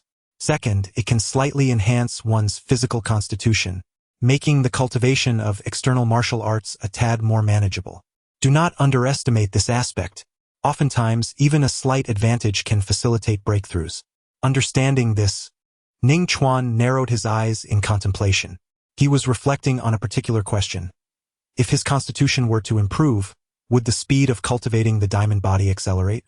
Regardless of the outcome, the mere prospect of substantially enhancing the realm of external martial arts compelled him to acquire the sea dragon blood. Ning Chuan resolved firmly within himself. He was uncertain whether he could secure the top position among the 30 students with the 5th level of the diamond body. But it possessed a unique trait that other external martial arts lacked. The golden body transformation, which temporarily solidifies a specific area of the body to be as resilient as iron. He was confident that no other student could match the defense afforded by the golden body transformation. White instructor, I shall be the first, declared one student as he stepped forward. Very well, Bai Xiuxiu replied nonchalantly, raising her right hand to unleash a whip. Boom! The air erupted, and white mist descended. The tip of the long whip struck the student, resulting in a resounding crash as his shirt tore, leaving his chest a gruesome sight. The force of the strike was immense. After class, he would be heading to the medical room for treatment. Bai Xiuxiu maintained an expression of calmness, as though she had long been accustomed to the sight of blood, not urging the student to seek immediate treatment. Next, I shall go, Jiangren declared. I practice the horizontal martial arts, the vibrant golden body. Another student stepped forward. He performed slightly better, enduring the first strike, yet succumbed to the subsequent lash, which shattered his resolve. Bai Xiuxiu wielded her whip with increasing force, each strike heavier than the last. Continue. The other students eagerly stepped up to undergo their assessments. Ning Chuan remained still, his gaze fixed intently on Bai Xiuxiu's whipping motions. The tip of the whip surpassed the speed of sound, rendering it nearly invisible to him. With the 5th level of the diamond body, he could not fully transform into his golden form. To utilize this transformation as a defense, one must anticipate the whip's trajectory. Fortunately, the whip functioned as a cohesive entity. By analyzing Bai Xiuxiu's movements, he could predict the general point of impact. One by one, the students completed their evaluations. Ning Chuan gradually developed his predictive skills as well. Most students received a mere evaluation of enduring a single strike, while the best performer managed to withstand 5 lashes. Bai Xiuxiu rewarded him with 20 points, a score identical to what Xiaxi had earned in the weapons class the previous day, indicating a commendable achievement. It is your turn. Bai Xiuxiu gestured towards Ning Chuan. Chapter 68. My results seemed to surpass yours again as Ning Chuan stepped forward. All eyes in the vicinity were drawn to him. There was no avoiding it. His flawless mastery of the two martial arts from the previous day was indeed astonishing. The students were eager to discern the caliber of Ning Chuan's horizontal martial arts. Please wait a moment. Seeing Bai Xiuxiu about to raise her whip, Ning Chuan interjected, I would like to remove my outer garment first. It was not a matter of concern for the cost of clothing. He is unlike other students, his luggage filled with several cases. He has brought along only 3 sets of school uniforms. The base prohibits the use of mobile phones, making online shopping inconvenient. Thus, one must be frugal. Bai Xiuxiu nodded casually. Upon hearing this, Ning Chuan unfastened his jacket and removed his shirt, revealing his physique. A stir arose among those present. Ning Chuan's figure was tall and upright, with muscles that were not overly pronounced but rather streamlined, fitting snugly against his body, exuding a sharp aura. Wow, his skin is simply exquisite. So fair and delicate. I'm envious. I'm more focused on his physique. Gulp. He didn't even swallow. Mo Yuyen, you're drooling. A group of girls giggled softly. In stark contrast, the male students reacted differently. I thought Ning Chuan was undressing to facilitate his martial arts practice. But it turned out he was merely showcasing his physique. That skin clearly shows he hasn't been tempered by rigorous martial training. Isn't it natural? Both of Ning Chuan's martial arts are at a perfect level. No matter how formidable cross-training may be, is he a man or a deity? I bet a single lash from instructor Bai could make him cry. Many male students exchanged amused glances, eagerly anticipating the unfolding spectacle. Ning Chuan cast them a sidelong glance, his expression unchanged, placing his shirt on a nearby bench. Calmly, he remarked, Instructor Bai, I am ready. Then let us begin. Bai Xiuxiu responded decisively, her wrist flicking as she unleashed a whip strike. Bang! An explosive sound erupted, the whip's tip breaking the sound barrier. Ning Chuan refrained from manifesting his golden body, and with a sharp crack, he allowed the tip of the whip to strike his body. He wished to test the resilience of his physique. Uncertain of Bai Xiuxiu's whip strength, he was nonetheless confident that he could withstand the first blow. Most trainees managed to endure a strike. With his 5th level of the Vajra body, it seemed illogical for him to falter. Although there was a twinge of pain, he was far from breaking through his defenses.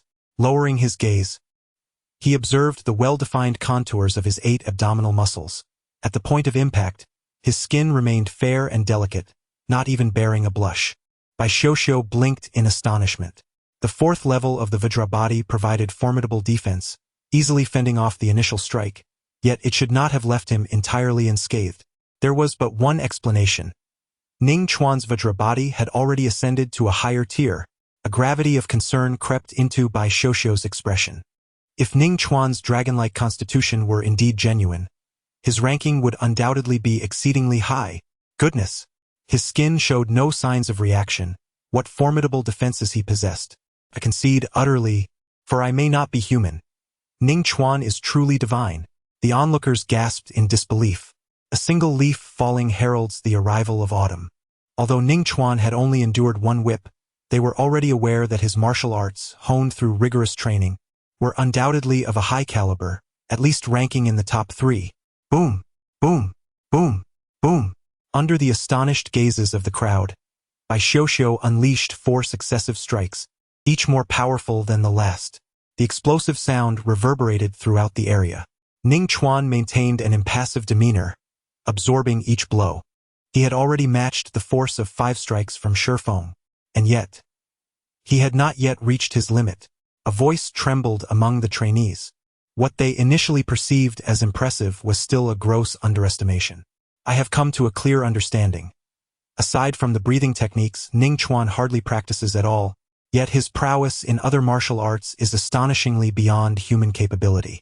Why does he neglect to devote himself to the breathing methods? It is merely the capriciousness of a super genius. Defeating opponents of the same rank pales in comparison to triumphing over those beyond his level. His extraordinary talent renders him indifferent to momentary setbacks in rank, for he possesses the confidence that he can swiftly catch up. The assembled students were filled with emotions. reluctantly acknowledging their inferiority. There was no denying it. His agility, swordsmanship, and eclectic martial arts were on an entirely different plane, creating a vast chasm in skill. Many harbored no thoughts of even attempting to close the gap. With a thunderous sound, Bai Xiuxiu unleashed her sixth whip strike, the air exploding with a remarkable force. With a crisp crack, Ning Chuan remained unmoved, enduring yet again. However, the skin in the area struck by the whip swiftly turned crimson, suggesting that if the whip's power were to increase slightly more, blood would begin to seep forth. It appeared that, without employing the golden body transformation, the power of the 6 whips was indeed my limit. Ning Chuan cast a glance, nodding inwardly. This outcome exceeded his expectations. He achieved first place without resorting to the golden body transformation, though his skin was close to bleeding. Fortunately, the difference from the second place was minimal. I dread the thought of Ning Chuan conjuring up a force equivalent to a dozen whips. A group of students exchanged hushed whispers at the sight. Bai Xiuxiu set aside her long whip and inquired, having already received the reward of the sea dragon blood, "Will you continue?" After a brief contemplation, Ning Chuan replied, "Is it true that the better the performance, the more points one earns?" "Indeed," Bai Xiuxiu replied, a smile gracing her crimson lips. "You can currently earn 30 points, and for each additional whip you endure, you will receive 10 points. After the 10th whip, each additional one will grant you 15 points. After 20 lashes, each whip yields a score of 25 points." Ning Chuan calculated this simply, his heart racing with excitement, and decisively stated, "I will continue testing." As he spoke, the onlookers erupted in a clamor. Despite Ning Chuan's body clearly nearing its limit, why did he persist in testing? Was he blinded by the allure of points? Uncertain. Many shook their heads. Having been slapped in the face numerous times, they had learned their lesson. They would not dare to say that Ning Chuan was being foolish until results were revealed. Boom! The air exploded as Bai Xiuxiu unleashed the 7th whip. Golden body transformation. Ning Chuan's gaze sharpened, predicting the whip's landing point. In the next moment, a palm-sized burst of golden light shot forth from his left abdomen, enveloping his skin. Bang! The whip struck fiercely against his left side. This time, the sound of impact was no longer crisp but rather deep and forceful, akin to striking solid metal. The golden light steadfastly blocked the whip's tip. Once it dissipated, the skin beneath remained as fair as jade, devoid of any marks from the collision. In an instant, the scene erupted with fervor, akin to the tumultuous sea during a typhoon. The 7th lash had been defended against as effortlessly as the first. What was that golden light? It was extraordinarily resilient. What could it be? An extraordinary ability. Many students expressed their suspicions. No, this is the golden body transformation. Shifeng, who had acquired the power of 5 lashes, shook his head, his expression grave, and remarked, "The secret martial art of my Shi family, the diamond body, grants this ability upon reaching the 3rd level of cultivation. I have heard that the difficulty of mastering this martial art is exceedingly high." "How high?" curious minds inquired. Shifeng fixed his gaze intently on Ning Chuan and stated, "Let me put it this way. If Ning Chuan were a member of the Shijia clan, his demonstrated mastery of the diamond body would place him among the top 30 heirs to the family patriarch. By the way, my own ranking as an heir is currently beyond the top 100. Shifeng added. Many students were taken aback by his words. Shifeng was no weakling. After several classes, his accumulated points ranked him among the top 5. Boom, boom, boom. Bai Xiuxiu, aware of Ning Chuan's training in the diamond body, was not surprised. She wielded her long whip with precision, unleashing a series of strikes that created sonic booms, each explosion in the air seeming to connect in a continuous line. Ning Chuan remained as unyielding as a mountain, his gaze locked onto Bai Xiuxiu's movements, anticipating her every action.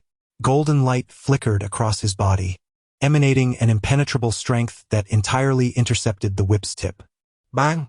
The 29th strike landed. The golden light flashed violently, reaching the threshold of endurance before it shattered. In the next moment, the whip's tip struck Ning Chuan, creating a small laceration on his skin, roughly the width of a thumb, from which blood began to seep. This signified the conclusion of the test. Chapter 69. A street in Shanghai base, inquiring who the father is. The level of martial arts mastery exhibited was equivalent to the force of 28 whip strikes. Bai Xiuxiu declared, her beautiful eyes reflecting an unmistakable admiration as she gazed at Ning Chuan. It was not merely his proficiency at the 5th level of the diamond body that impressed her. More significantly, it was Ning Chuan's uncanny ability to accurately predict the landing point of each of her whip strikes. Such skill necessitated an exceptionally high level of practical combat experience, something that even many seasoned Special Forces soldiers in the Federal Group Army could not achieve. As for the points you have accrued, Bai Xiuxiu calculated in her heart and said, a total of 420 points. As soon as she finished speaking, before Ning Chuan could respond, the other students erupted in a cacophony of voices. Ha ha ha, nothing has changed. It's still a crushing defeat. This is utterly insane. Just take it away. They lamented, clearly disheartened. Honestly, this is so demoralizing that I feel like I should just flee with a train tonight. Many students sighed, feeling the weight of disappointment. Ning Chuan maintained a calm demeanor and smiled, saying, thank you, Instructor Bai, adding the points he had earned over the past few days. His total had already surpassed 1,000 points, leaving him with about half the required amount to fully satisfy Fengying Sanqian's needs. Of course, Ning Chuan was well aware that the primary reason he had amassed such points was due to the instructors testing the students' abilities over the past few days. Bai Xiuxiu regarded Ning Chuan thoughtfully and said, the sea dragon blood that you have been rewarded with cannot be sold, as it was not exchanged with your points. You must consume it yourself. The sea dragon blood was intended to test whether Ning Chuan possessed a dragon physique. Bai Xiuxiu was concerned that he might sell it or leave it unused once it was in his possession. After today's class, please come to the deep-sea platform at the base to consume the sea dragon blood, she added. Understood, Ning Chuan replied, momentarily taken aback but not dwelling on it. The combat class then resumed. I have a general understanding of your levels in martial arts training, Bai Xiuxiu remarked, her gaze sweeping over the students. In the time that follows, I will discuss the content of this course. Instructor Bai, how many forms of unarmed martial arts do you practice? A curious student raised their hand and inquired. Bai Xiuxiu stated, 9 schools. As her words fell, a wave of skepticism echoed throughout the venue. The bare-handed martial arts of the 9 schools, while sufficient for individual practitioners, were woefully inadequate as guidance. In stark contrast to the hundreds of body techniques mastered by Ma Fengxing and the over 300 weapon arts from Yan Zhuang, Bai Xiuxiu's offerings paled in comparison by several orders of magnitude. Silence, a supporting instructor admonished, addressing the students in a stern tone. Instructor Bai is not merely educating martial artists. She hails from the 27th Group Army of the Federation, possessing formidable strength. At the age of 23, she has already attained the rank of colonel. Upon hearing this, many students could not help but turn pale. To be a colonel at 23 implies that she could ascend to the rank of general in her 30s, becoming a significant figure within the military. Indeed, she truly comes from the army. Ning Chuan nodded thoughtfully, as this aligned with his suspicions. Bai Xiuxiu exuded an aura of authority that compelled obedience. With an impassive expression, Bai Xiuxiu declared, my primary role is to teach you how to integrate martial arts into combat, enhancing your practical abilities. As we still have time, let us assess your fighting standards. She surveyed the students and continued, as for the method, like the 2 instructors yesterday, I will suppress my strength to match your level. I'll go first, Instructor Bai.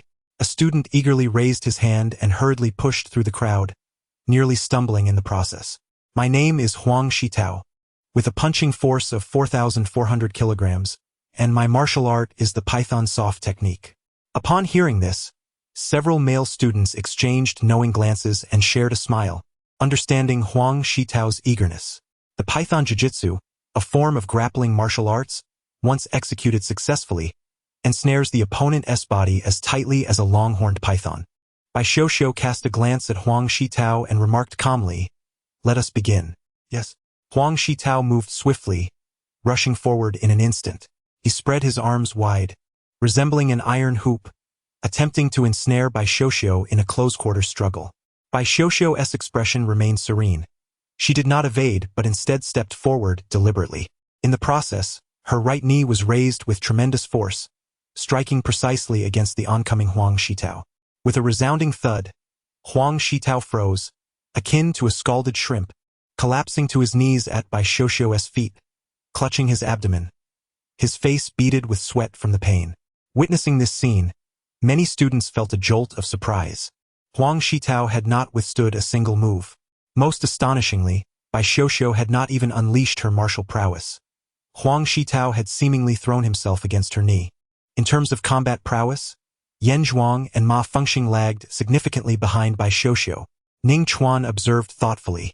Bai Xiuxiu looked down at Huang Shitao, her gaze icy as she declared, "Had you been an enemy encountered on the battlefield, that knee strike would have met your groin." Upon hearing this, Huang Shitao involuntarily shuddered. The male students in attendance stood taller, their postures shifting. Bai Xiuxiu turned her face and spoke in a solemn tone. Martial arts, at its core, can be perceived as a weapon. The higher the realm, the more formidable the weapon. However, this does not imply that you can wield the weapon's power effectively. Many of you are akin to children brandishing a machine gun. Bai Xiuxiu raised her hand and pointed. Mo Yuan, you are in second place. The girl called stepped forward to engage in combat with Bai Xiuxiu. The remaining students followed suit, each taking their turn to spar. What ensued was a harrowing display of skill, akin to a massacre of fish. They were the fish, none managing to withstand more than 5 moves under Bai Xiuxiu's prowess. Even the proud Xia Shi, who nearly ignited with her ice abilities, succumbed in the same manner, knocked down and sprawled on the ground like a fool, drooling at the corners of her mouth. Bai Xiuxiu's combat techniques were ruthlessly formidable. Yet hope lingered. It was not an inevitable defeat for all. Many students turned to glance at a striking young man standing quietly at the edge of the arena, their expressions revealing an unspoken anticipation. The previous 2 classes had unfolded similarly, with the instructors ruthlessly overpowering them. Then the young man took the stage, imparting a profound lesson to the instructors Ma Fengxing and Yan Zhuang. In the realm of the mountain sea base, one should inquire who the true master is. Unfazed by the crowd's scrutiny, Ning Chuan maintained an expression of serene composure.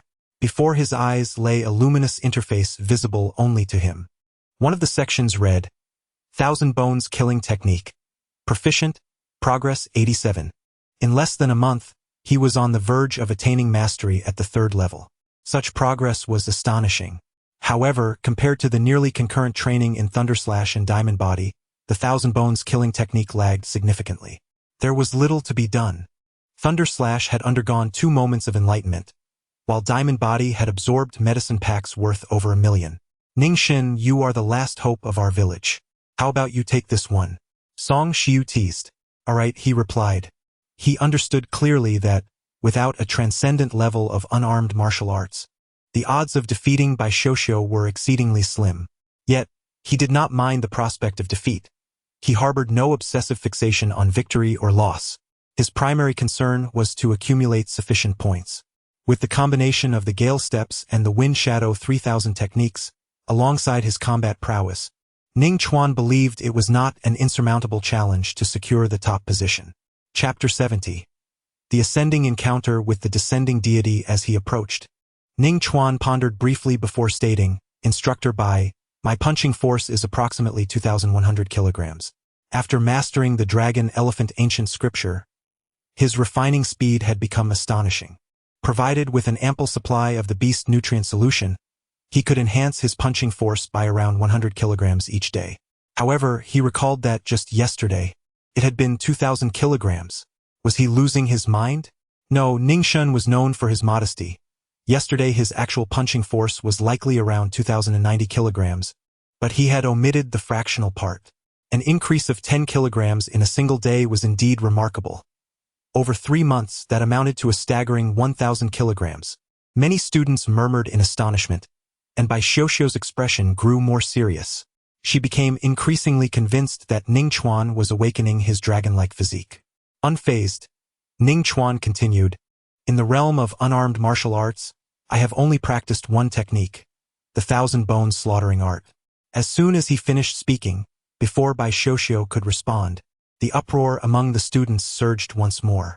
I have heard of this martial art. It is reputed to be the most intricate and profound among B-grade unarmed techniques. Ningxun was indeed exceptional, focusing solely on the challenging aspects of martial arts. It was precisely because simpler techniques, when practiced by Ningxin, tended to provoke coughing fits. Bai Xiuxiu pressed her hand, signaling the students to quiet down. She then organized her thoughts in her mind and addressed Ning Chuan, saying, I have also practiced the Thousand Bones killing technique. In the upcoming contest, I will primarily engage you using this martial art. Bai Xiuxiu refrained from mentioning the term guidance, aware of the 2 previous cases that served as cautionary tales. Thank you, Instructor Bai. Ning Chuan bowed slightly and stated, Shall we begin directly? Indeed, Bai Xiuxiu replied decisively, taking a step forward to close the distance. Ning Chuan remained calm, raising his arm to form a fist, and struck fiercely towards Bai Xiuxiu's chest. The wind from his punch howled, creating an impressive force. White bone killing fist. Ning Chuan showed no mercy, launching the most formidable attack from the very start. He was acutely aware that such an action might offend a woman, yet he cared little in the heat of battle. All he knew was that the elevated target was at least 20 centimeters closer than other parts of Bai Xiuxiu's body, making it easier to hit. Bai Xiuxiu's expression remained inscrutable, betraying no emotion as she raised her right arm, delivering her own white bone killing fist. The force of her punch surged forth, resonating with a thunderous roar, surpassing Ning Chuan's strike. Faster than my lightning fist, this is the expert-level Thousand Bones killing technique. Ning Chuan's eyes narrowed, and he immediately employed the golden body transformation. A glimmer of golden light emanated from the surface of his fist. When their fists collided, an enormous sound erupted. Bai Xiuxiu's body merely quivered slightly, while Ning Chuan was abruptly jolted backward, his feet moving swiftly. After all, the white bone killing fist was 3 realms behind. Ning Chuan had anticipated this encounter and, possessing 2 profound martial arts techniques, he retreated gracefully, his form remaining steady, ready to confront his adversary at any moment. Yet, he felt a tinge of novelty. This was the first time he had been suppressed under the collision of similar martial arts. Suddenly, a glimmer flickered in Ning Chuan's eyes. Engaging in combat with the expert-level Thousand Bone Slaughter technique, he gained insight, and his progress surged by 5. For a moment, Ning Chuan was taken aback. It seemed he had stumbled upon a method to expedite the advancement of martial arts. On the sidelines, the observing students were stirred by the sight of Ning Chuan being pushed back. A wave of astonishment rippled through the crowd. Ning Xin's Thousand Bone Slaughter technique appeared to be rather lacking, barely at the proficient level. Many found it hard to believe. It was worth noting that most of the present students had mastered hand-to-hand combat, with only a few having reached the subtle level of mastery. Ning Chuan's proficient level Thousand Bone Slaughter technique was indeed insufficient and could be deemed as the lowest tier. His innate talent in hand-to-hand combat seemed rather mediocre. Ningxin, or rather, Ning Chuan, appeared to have his own areas of weakness, igniting a spark of hope for others to catch up, or even surpass him. The skies have cleared, and the rain has ceased. One feels invigorated again. Many young women expressed indignation on Ning Chuan's behalf, vocally contesting the opinions formed. Those ascending the mountain, upon encountering the descending deity, felt a surge of confidence as if they could stand shoulder to shoulder with the divine. Even if Ningxin relied solely on his cross-training in martial arts and agility, he still had a significant chance of enduring 5 strikes from Instructor Bai. Hence, you two believe Ning Chuan's Thousand Bone Slaughter technique is lacking. The 2 sides held firm to their arguments, incessantly debating, while the battle on the field raged on. Hiss! Bai Xiuxiu charged forward, her 5 fingers aligned like a sword, piercing fiercely, as swift as lightning, the air tearing apart like fabric. She had further moves. Ning Chuan's mind surged as he discerned Bai Xiuxiu's intention.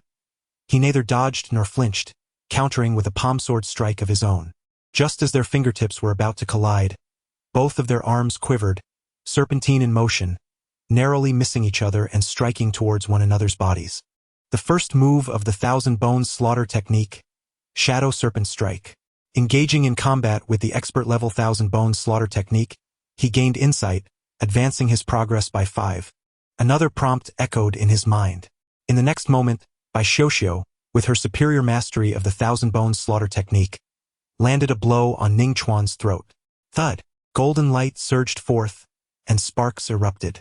Thanks to the defensive power of his golden body, Ning Chuan remained unscathed. However, the force of the palm sword strike sent him reeling backward, distorting the trajectory of the Shadow Serpent strike, rendering it unable to reach Bai Xiuxiu. Ning Chuan's expression remained calm, as if everything unfolded according to plan. Snap! His fingers spread wide, slicing through the air with a crisp sound, as he seized Bai Xiuxiu's outstretched arm. Then, his right arm coiled around, twisting forcefully. The broken body python strike. Bai Xiuxiu, witnessing this, felt a flicker of astonishment and confusion. The astonishment stemmed from Ning Chuan's composure. After failing one move, he remained unperturbed, swiftly adapting to counter. His combat prowess was evidently seasoned. The confusion arose from her questioning why Ning Chuan would employ the broken body python strike, akin to offering flesh to a tiger's mouth. As her thoughts whirled, Bai Xiuxiu did not hesitate, her arm twisting violently in response with her own broken body python strike. Bang! Their arms entwined like pythons, producing a deep, resonant sound. To Bai Xiuxiu's astonishment, during the confrontation, Ning Chuan's arm remained unbroken. The fifth level of the Vajra body could not yet envelop his entire arm. Nevertheless, Ning Chuan initiated 2 golden lines from his elbow, each the thickness of a finger, connecting his shoulder and wrist, forming a triangle that enhanced the overall defense of his right arm. Such is the mathematical truth. A triangle is the most stable. This transformation into golden radiance was remarkable. Witnessing this scene, Shifeng's eyes widened in disbelief. To what extent had Ning Xuan refined his body to achieve such a feat with the 5th level of the Vajra body? Many were puzzled, prompting Shifeng to elucidate. In martial arts, levels are often categorized in layers. Typically, reaching about 70% refinement of one's current state allows for ascension. Most individuals only attain this level, as the benefits of breaking through far outweigh the continued honing within the same realm. The cost-effectiveness is optimal. That Ning Xuan could manifest golden radiance indicates he has refined each layer of the Vajra body to at least 95%. Shifeng's tone was far from calm. He could break through yet chose not to. It was merely play. 95%, was this the realm of the elite? How exhilarating! When those ascending the mountain encountered a descending deity, what would be the outcome? The deity would remain. The girls on site exchanged lively remarks, their voices rising considerably. While I do not dispute the prowess of Ning Chuan's martial arts, let us address the matter at hand. How proficient is he in unarmed combat? Regardless, the mastery of the 1,000 bones slaughter technique among us remains the weakest. Many students seized upon this point, eager to counter. On the other side, Ning Chuan's mind was filled with 2 consecutive notification sounds. The 1,000 bones killing technique clashed with the expert level 1,000 bones killing technique, resulting in a 5 progress increase due to newfound insights. The comprehension of the 1,000 bones killing technique was sufficient for him to ascend to the realm of mastery. Chapter 71. The divine descends from the mountain, yet not fully descended, then turns around. Ning Chuan ensnared by Xiuxiu's right arm, his fingers like iron hooks, gripping tightly to prevent her escape. His 1,000 bones killing technique had reached the mastery level, yet he still fell short of Bai Xiuxiu's prowess. Engaging in close-quarters combat allowed him to mitigate some of the disadvantages of his martial arts shortcomings. Furthermore, this proximity facilitated the application of his 1,000 bones killing technique against Bai Xiuxiu. Bang! A resounding crack echoed through the arena. Ning Chuan's gaze sharpened as he unleashed a punch with astonishing speed, akin to an arrow piercing the air, striking towards Bai Xiuxiu's chest like a bolt of lightning. Bang! The sharp sound reverberated once more. Bai Xiuxiu retaliated with her own lightning fist, swift as a flash, and with a resounding impact, sent Ning Chuan's arm flying backward. Undeterred by the unfavorable exchange, Ning Chuan was unfazed. This was precisely the outcome he desired. The clash of the 1,000 bones killing technique and the expert level 1,000 bones killing technique yielded further insights, resulting in a 3 increase in progress. A notification sounded once again. Ning Chuan nodded subtly. After attaining mastery of the 1,000 bones killing technique, the increments in progress during battles began to diminish. Nevertheless, the results remained astonishing. With a 3 increase each time after over 30 encounters, he could reach the level of refinement. Across from him, Bai Xiuxiu raised an eyebrow. Her 1,000 bones killing technique was at the expert level, and she immediately recognized that Ning Chuan's recent lightning fist had attained mastery. Had he achieved a breakthrough in the heat of battle? Or was there some other reason? Bai Xiuxiu pondered internally, yet her hands remained in motion. After her fist sent Ning Chuan's left hand flying, she continued her rapid assault. Just as her strike was about to connect with Ning Chuan's right shoulder, a glimmer of golden light emanated from that spot. The golden form materialized. Bang! Bai Xiuxiu's fist struck the golden light, producing a deep, resonant sound. The golden aura did not dissipate. However, Ning Chuan felt a sharp force penetrate his body, causing a tingling sensation to engulf much of his shoulder, and his right hand, which had tightly grasped Bai Xiuxiu's arm, instinctively loosened. He staggered back 7 or 8 steps before regaining his balance. A fleeting glance revealed that the area where her fist had impacted his shoulder was rapidly swelling and turning red. Ning Chuan was somewhat perplexed. He was certain that Bai Xiuxiu's fist had not shattered his golden form. Ordinarily, if the golden form remained intact, he should be unharmed. Previously, during the testing of martial arts, Bai Xiuxiu had first shattered his golden form before breaking through his skin. Yet, that last punch of hers harbored an enigmatic force that penetrated the defenses of the golden form and struck him directly. After a moment of contemplation, Ning Chuan ventured a guess. The power of 1,000 bones? This was the final move of the 1,000 bones killing technique. It lacked a fixed form. Fists, feet, elbows, and knees could all be employed. Essentially, it was a sinister hidden energy capable of penetrating armor and shattering bones into countless fragments. It was a secret technique, one that could not be executed without reaching a profound level of mastery. Indeed, Bai Xiuxiu did not rush to pursue him. She nodded lightly and remarked, "Your golden form is quite exceptional, capable of neutralizing approximately 70% of the dark energy from the 1,000 bones power. Had you been equipped with alloy shields or armor, my previous punch would have sufficed to cause a shattering fracture in your shoulder. Is it truly that formidable?" Ning Chuan blinked in astonishment. A deep yearning for ascension into the subtle realm grew within. The crowd gathered at the sidelines began to murmur. Was it true that Ning Chuan was preparing to concede?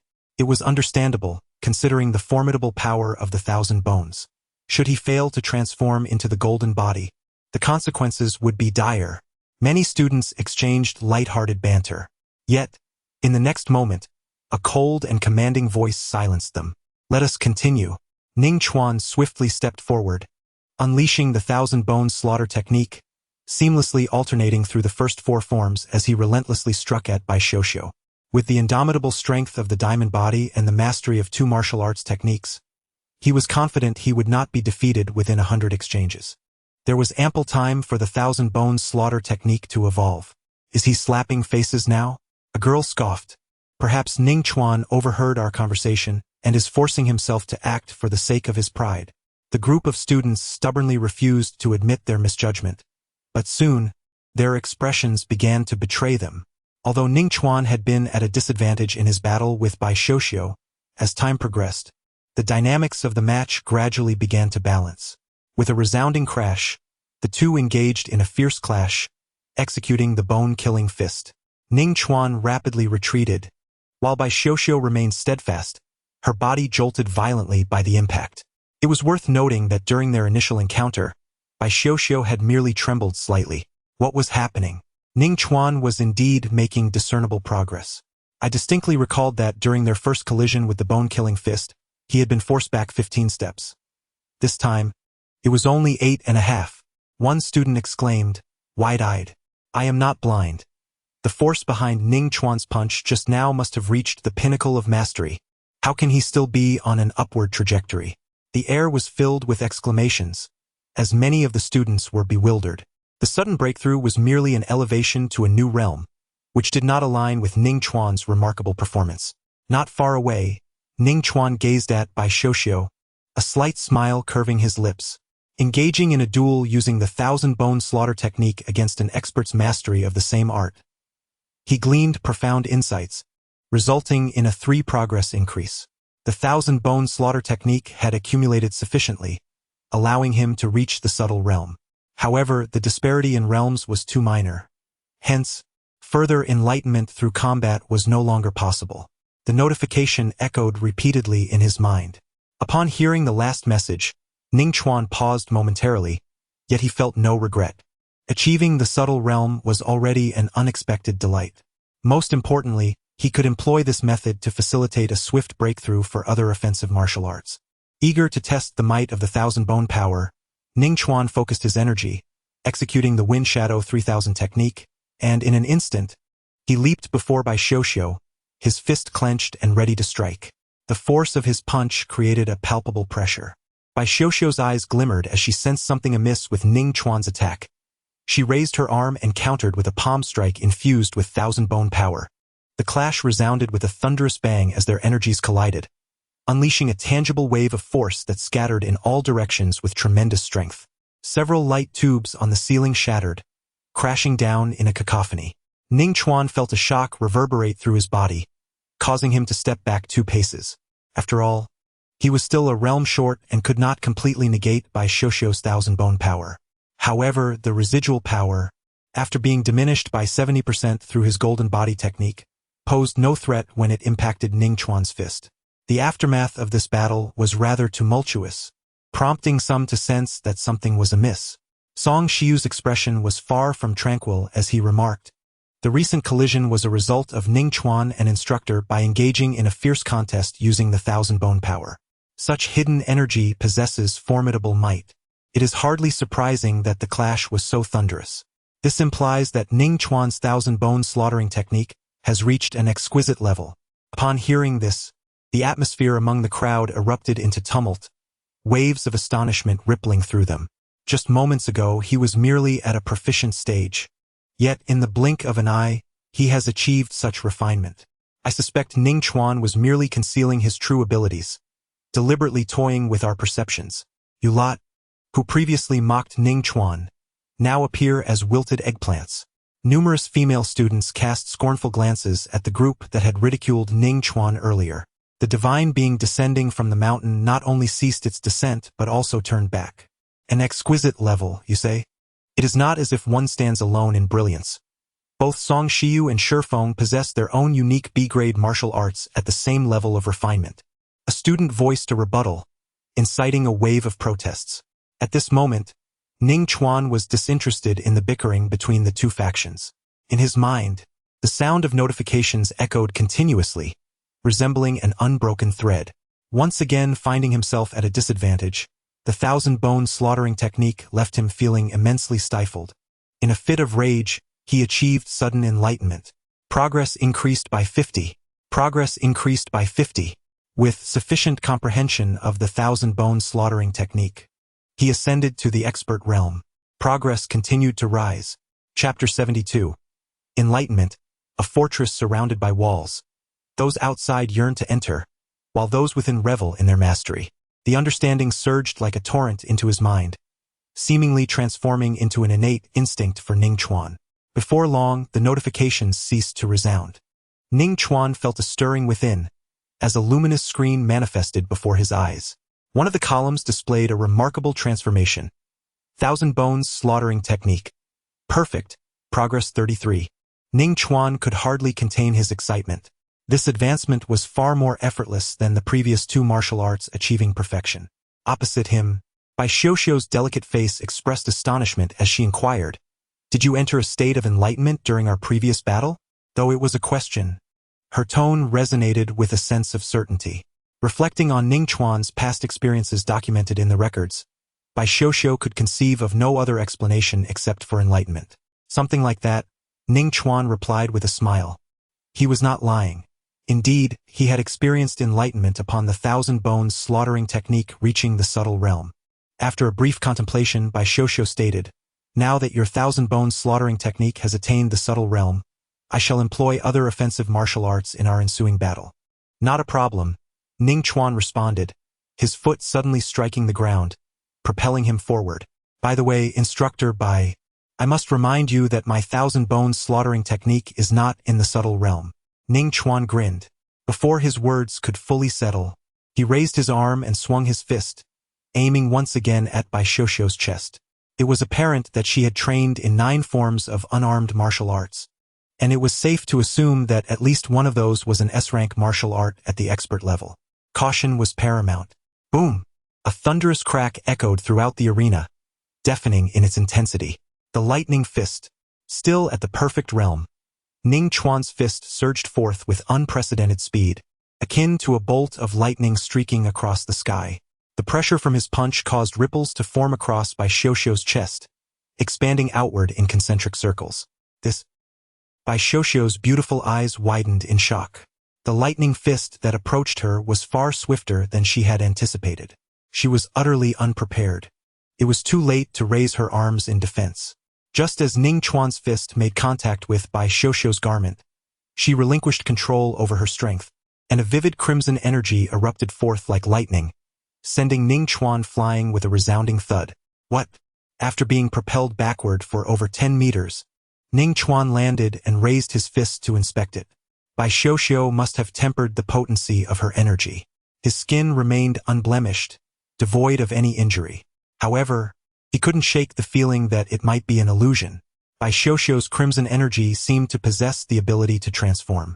Initially, it felt soft and warm upon contact, but it swiftly turned cold and solid, propelling him away. Witnessing Ning Chuan's movements, Bai Xiuxiu, despite her years of military service and resilient character, couldn't help but feel a surge of embarrassment. This was an emotion unavoidable for any woman. Yet, in the next moment, her embarrassment was overwhelmed by a torrent of astonishment.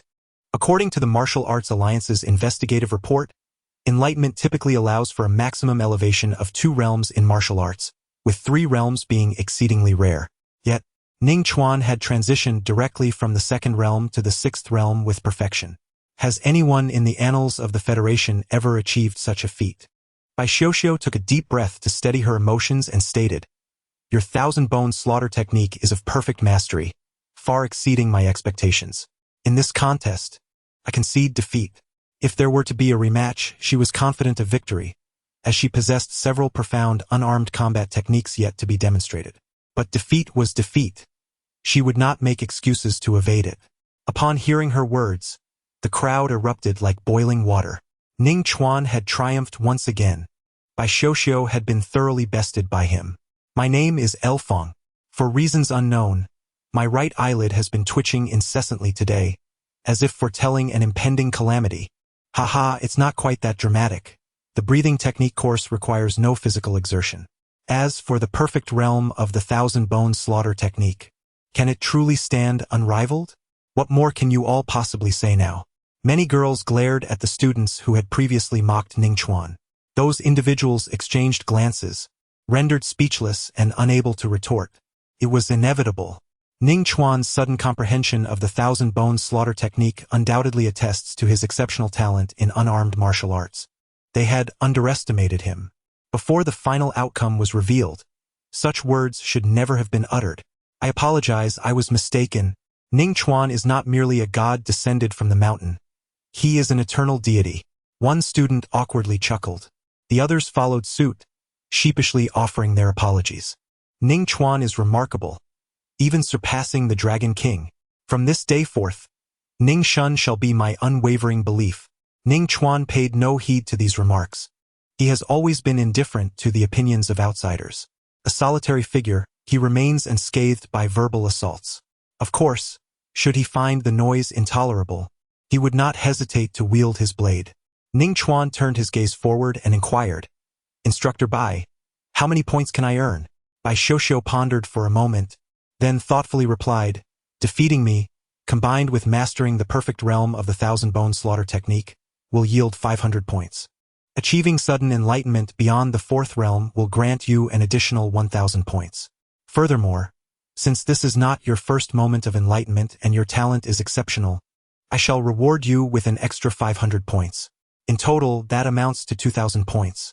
Upon hearing this figure, Ning Chuan felt a surge of joy. The points from Wind Shadow 3,000 would be more than sufficient. The atmosphere in the room instantly became electrified with excitement. The entire assembly is abuzz with conversation, not merely due to Ning Chuan's impressive score, which they have grown accustomed to after previous tests. What has truly astonished them is a particular statement made by Bai Xiuxiu. This is not Ning Chuan's first epiphany. Song Shiyu, seemingly incredulous, fixed her gaze on Ning Chuan and inquired, "Have you experienced an epiphany before?" Ning Chuan nodded gently. "Indeed, there have been a few instances. In martial arts, an epiphany is akin to erasing a zero. It signifies a profound realization. Damn, it's not just once. Song Shiyu exclaimed, momentarily losing her composure, before continuing with curiosity. What does an epiphany feel like? Please, Ning Chuan, enlighten us. I have yet to experience one myself. Do you possess some secret?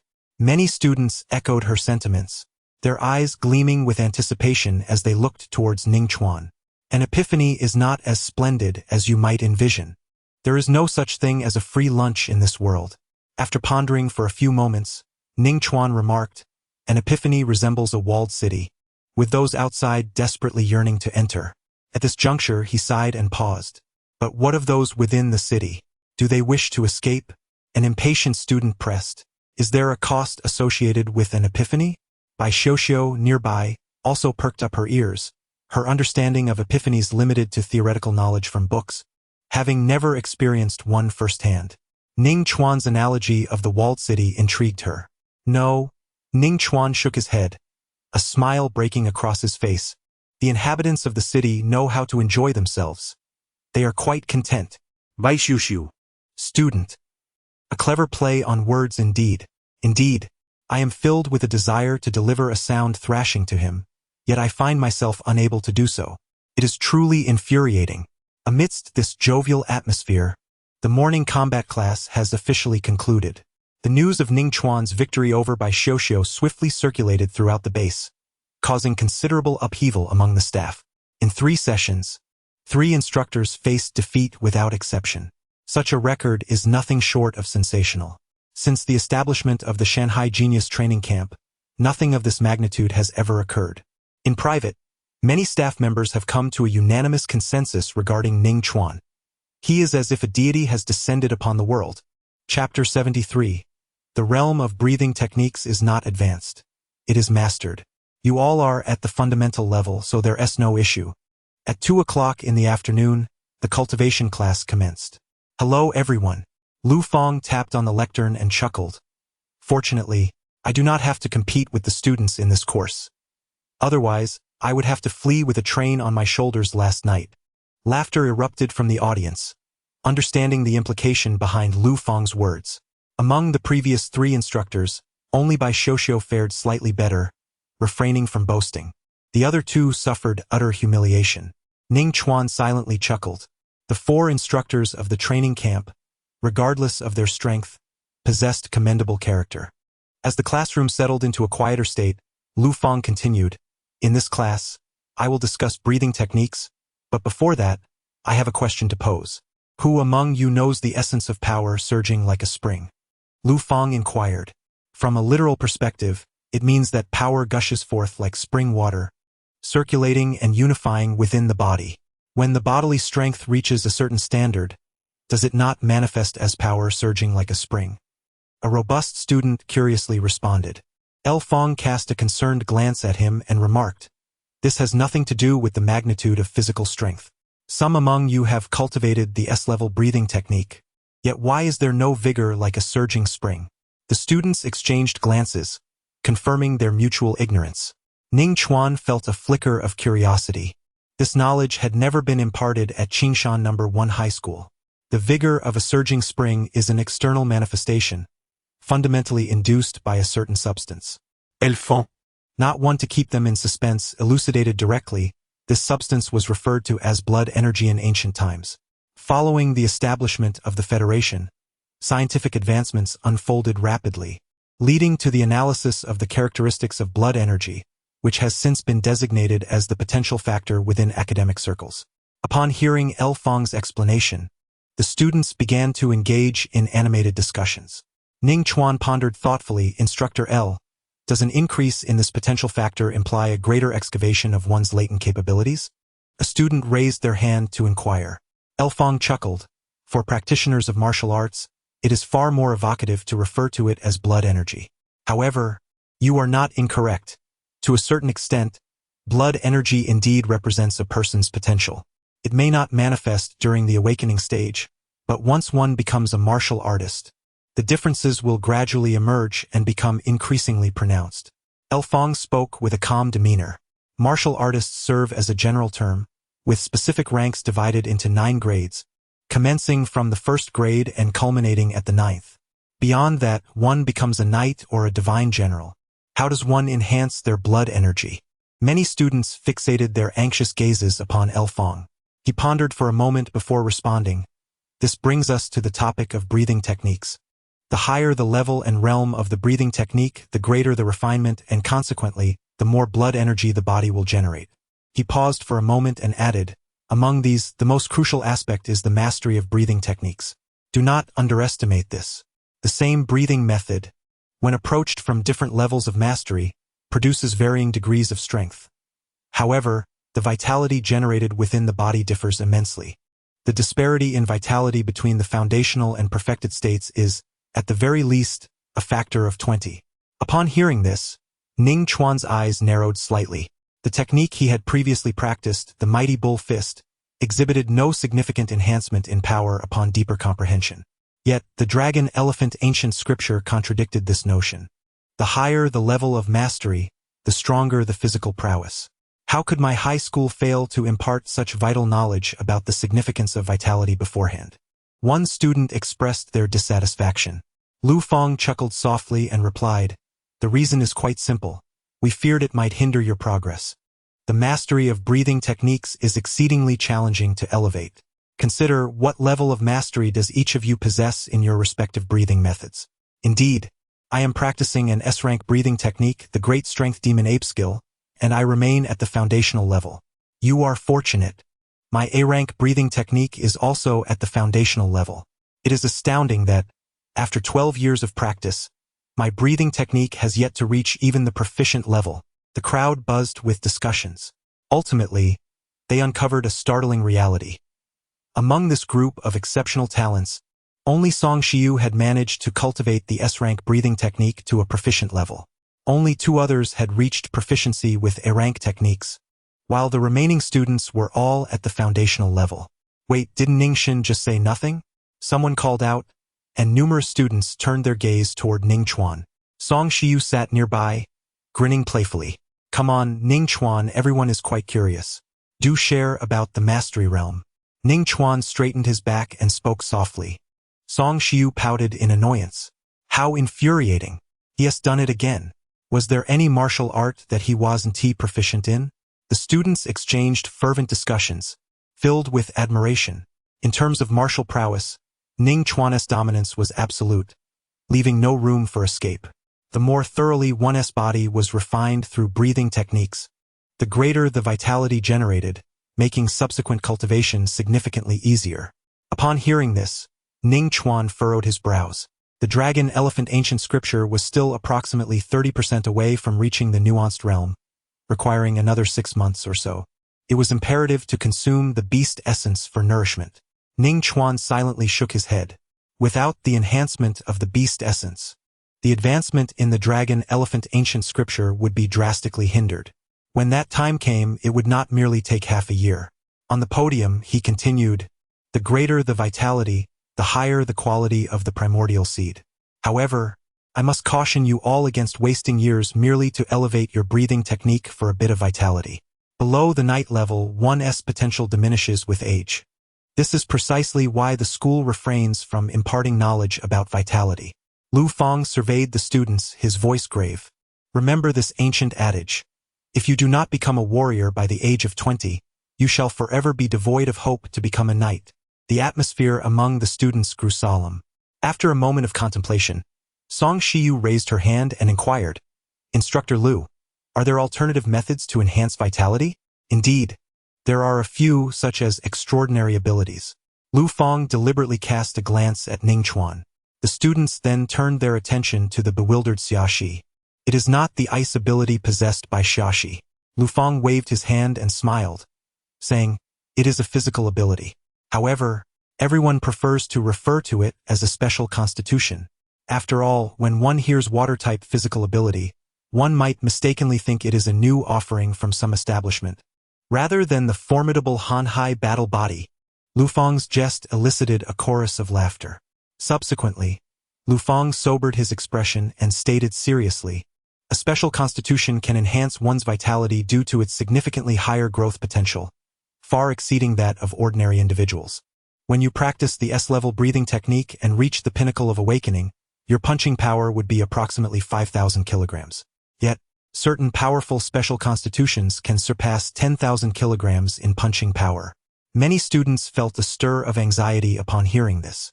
A mere increase of 1,000 kilograms in punching power represents a tremendous advantage. Otherwise, the S-level breathing technique would not be regarded as a treasure by various factions. By the way, the instructor from this morning, Officer Bai, possesses a special constitution known as the Lotus Fire Battle Body. Lu Fang continued, before she became a first-tier martial artist. Her punching power was 9,500 kilograms. Upon hearing this, gasps of astonishment erupted from the audience. Chapter 74. The probability is too low. Ning Chuan cannot be the Dragon King body. The afternoon swiftly passed. After the training session concluded, Lu Fang beckoned Ning Chuan, saying, Instructor Bai has already arrived at the deep-sea platform. Since I have nothing else to attend to afterward, let us go together. All right. Ning Chuan did not dwell on it further. The two departed the teaching building. Along the way, Ning Chuan pondered for a moment and asked, Instructor Lu Fang, is there a method to accelerate the improvement of the breathing techniques realm? Indeed, Ning Chuan nodded, openly acknowledging his query. The concept of subtlety serves as a pivotal threshold within the 6 realms of martial arts. Having transcended to this level, he is acutely aware of the immense enhancement it entails. In comparison to the mastery of extremes, the vitality generated can at least double. Moreover, the greater the vitality, the more pronounced the increase. The cultivation of breathing techniques offers no shortcuts. It is a journey that must be traversed step by step. Lu Fang shook his head and spoke with a grave tone. When you encounter the bottleneck of subtlety, do not persist stubbornly. I recognize your exceptional comprehension. However, overcoming this barrier requires more than just insight. If fortune does not favor you, it is not uncommon to be stuck for decades. I understand, Ning Chuan replied with a smile. For him, the obstacle of a realm's bottleneck is not particularly daunting. Achieving 100% progress naturally leads to a breakthrough. The challenge he currently faces lies in the relatively slow advancement of the dragon-elephant ancient scripture. Of course, solutions do exist. Ning Chuan contemplated 2 primary strategies. Firstly, he considered stimulating his progress with high-energy food. The quality of energy absorbed through his breathing technique directly correlates with the pace of his cultivation. He possessed a vial of nutrient liquid from the beast army borrowed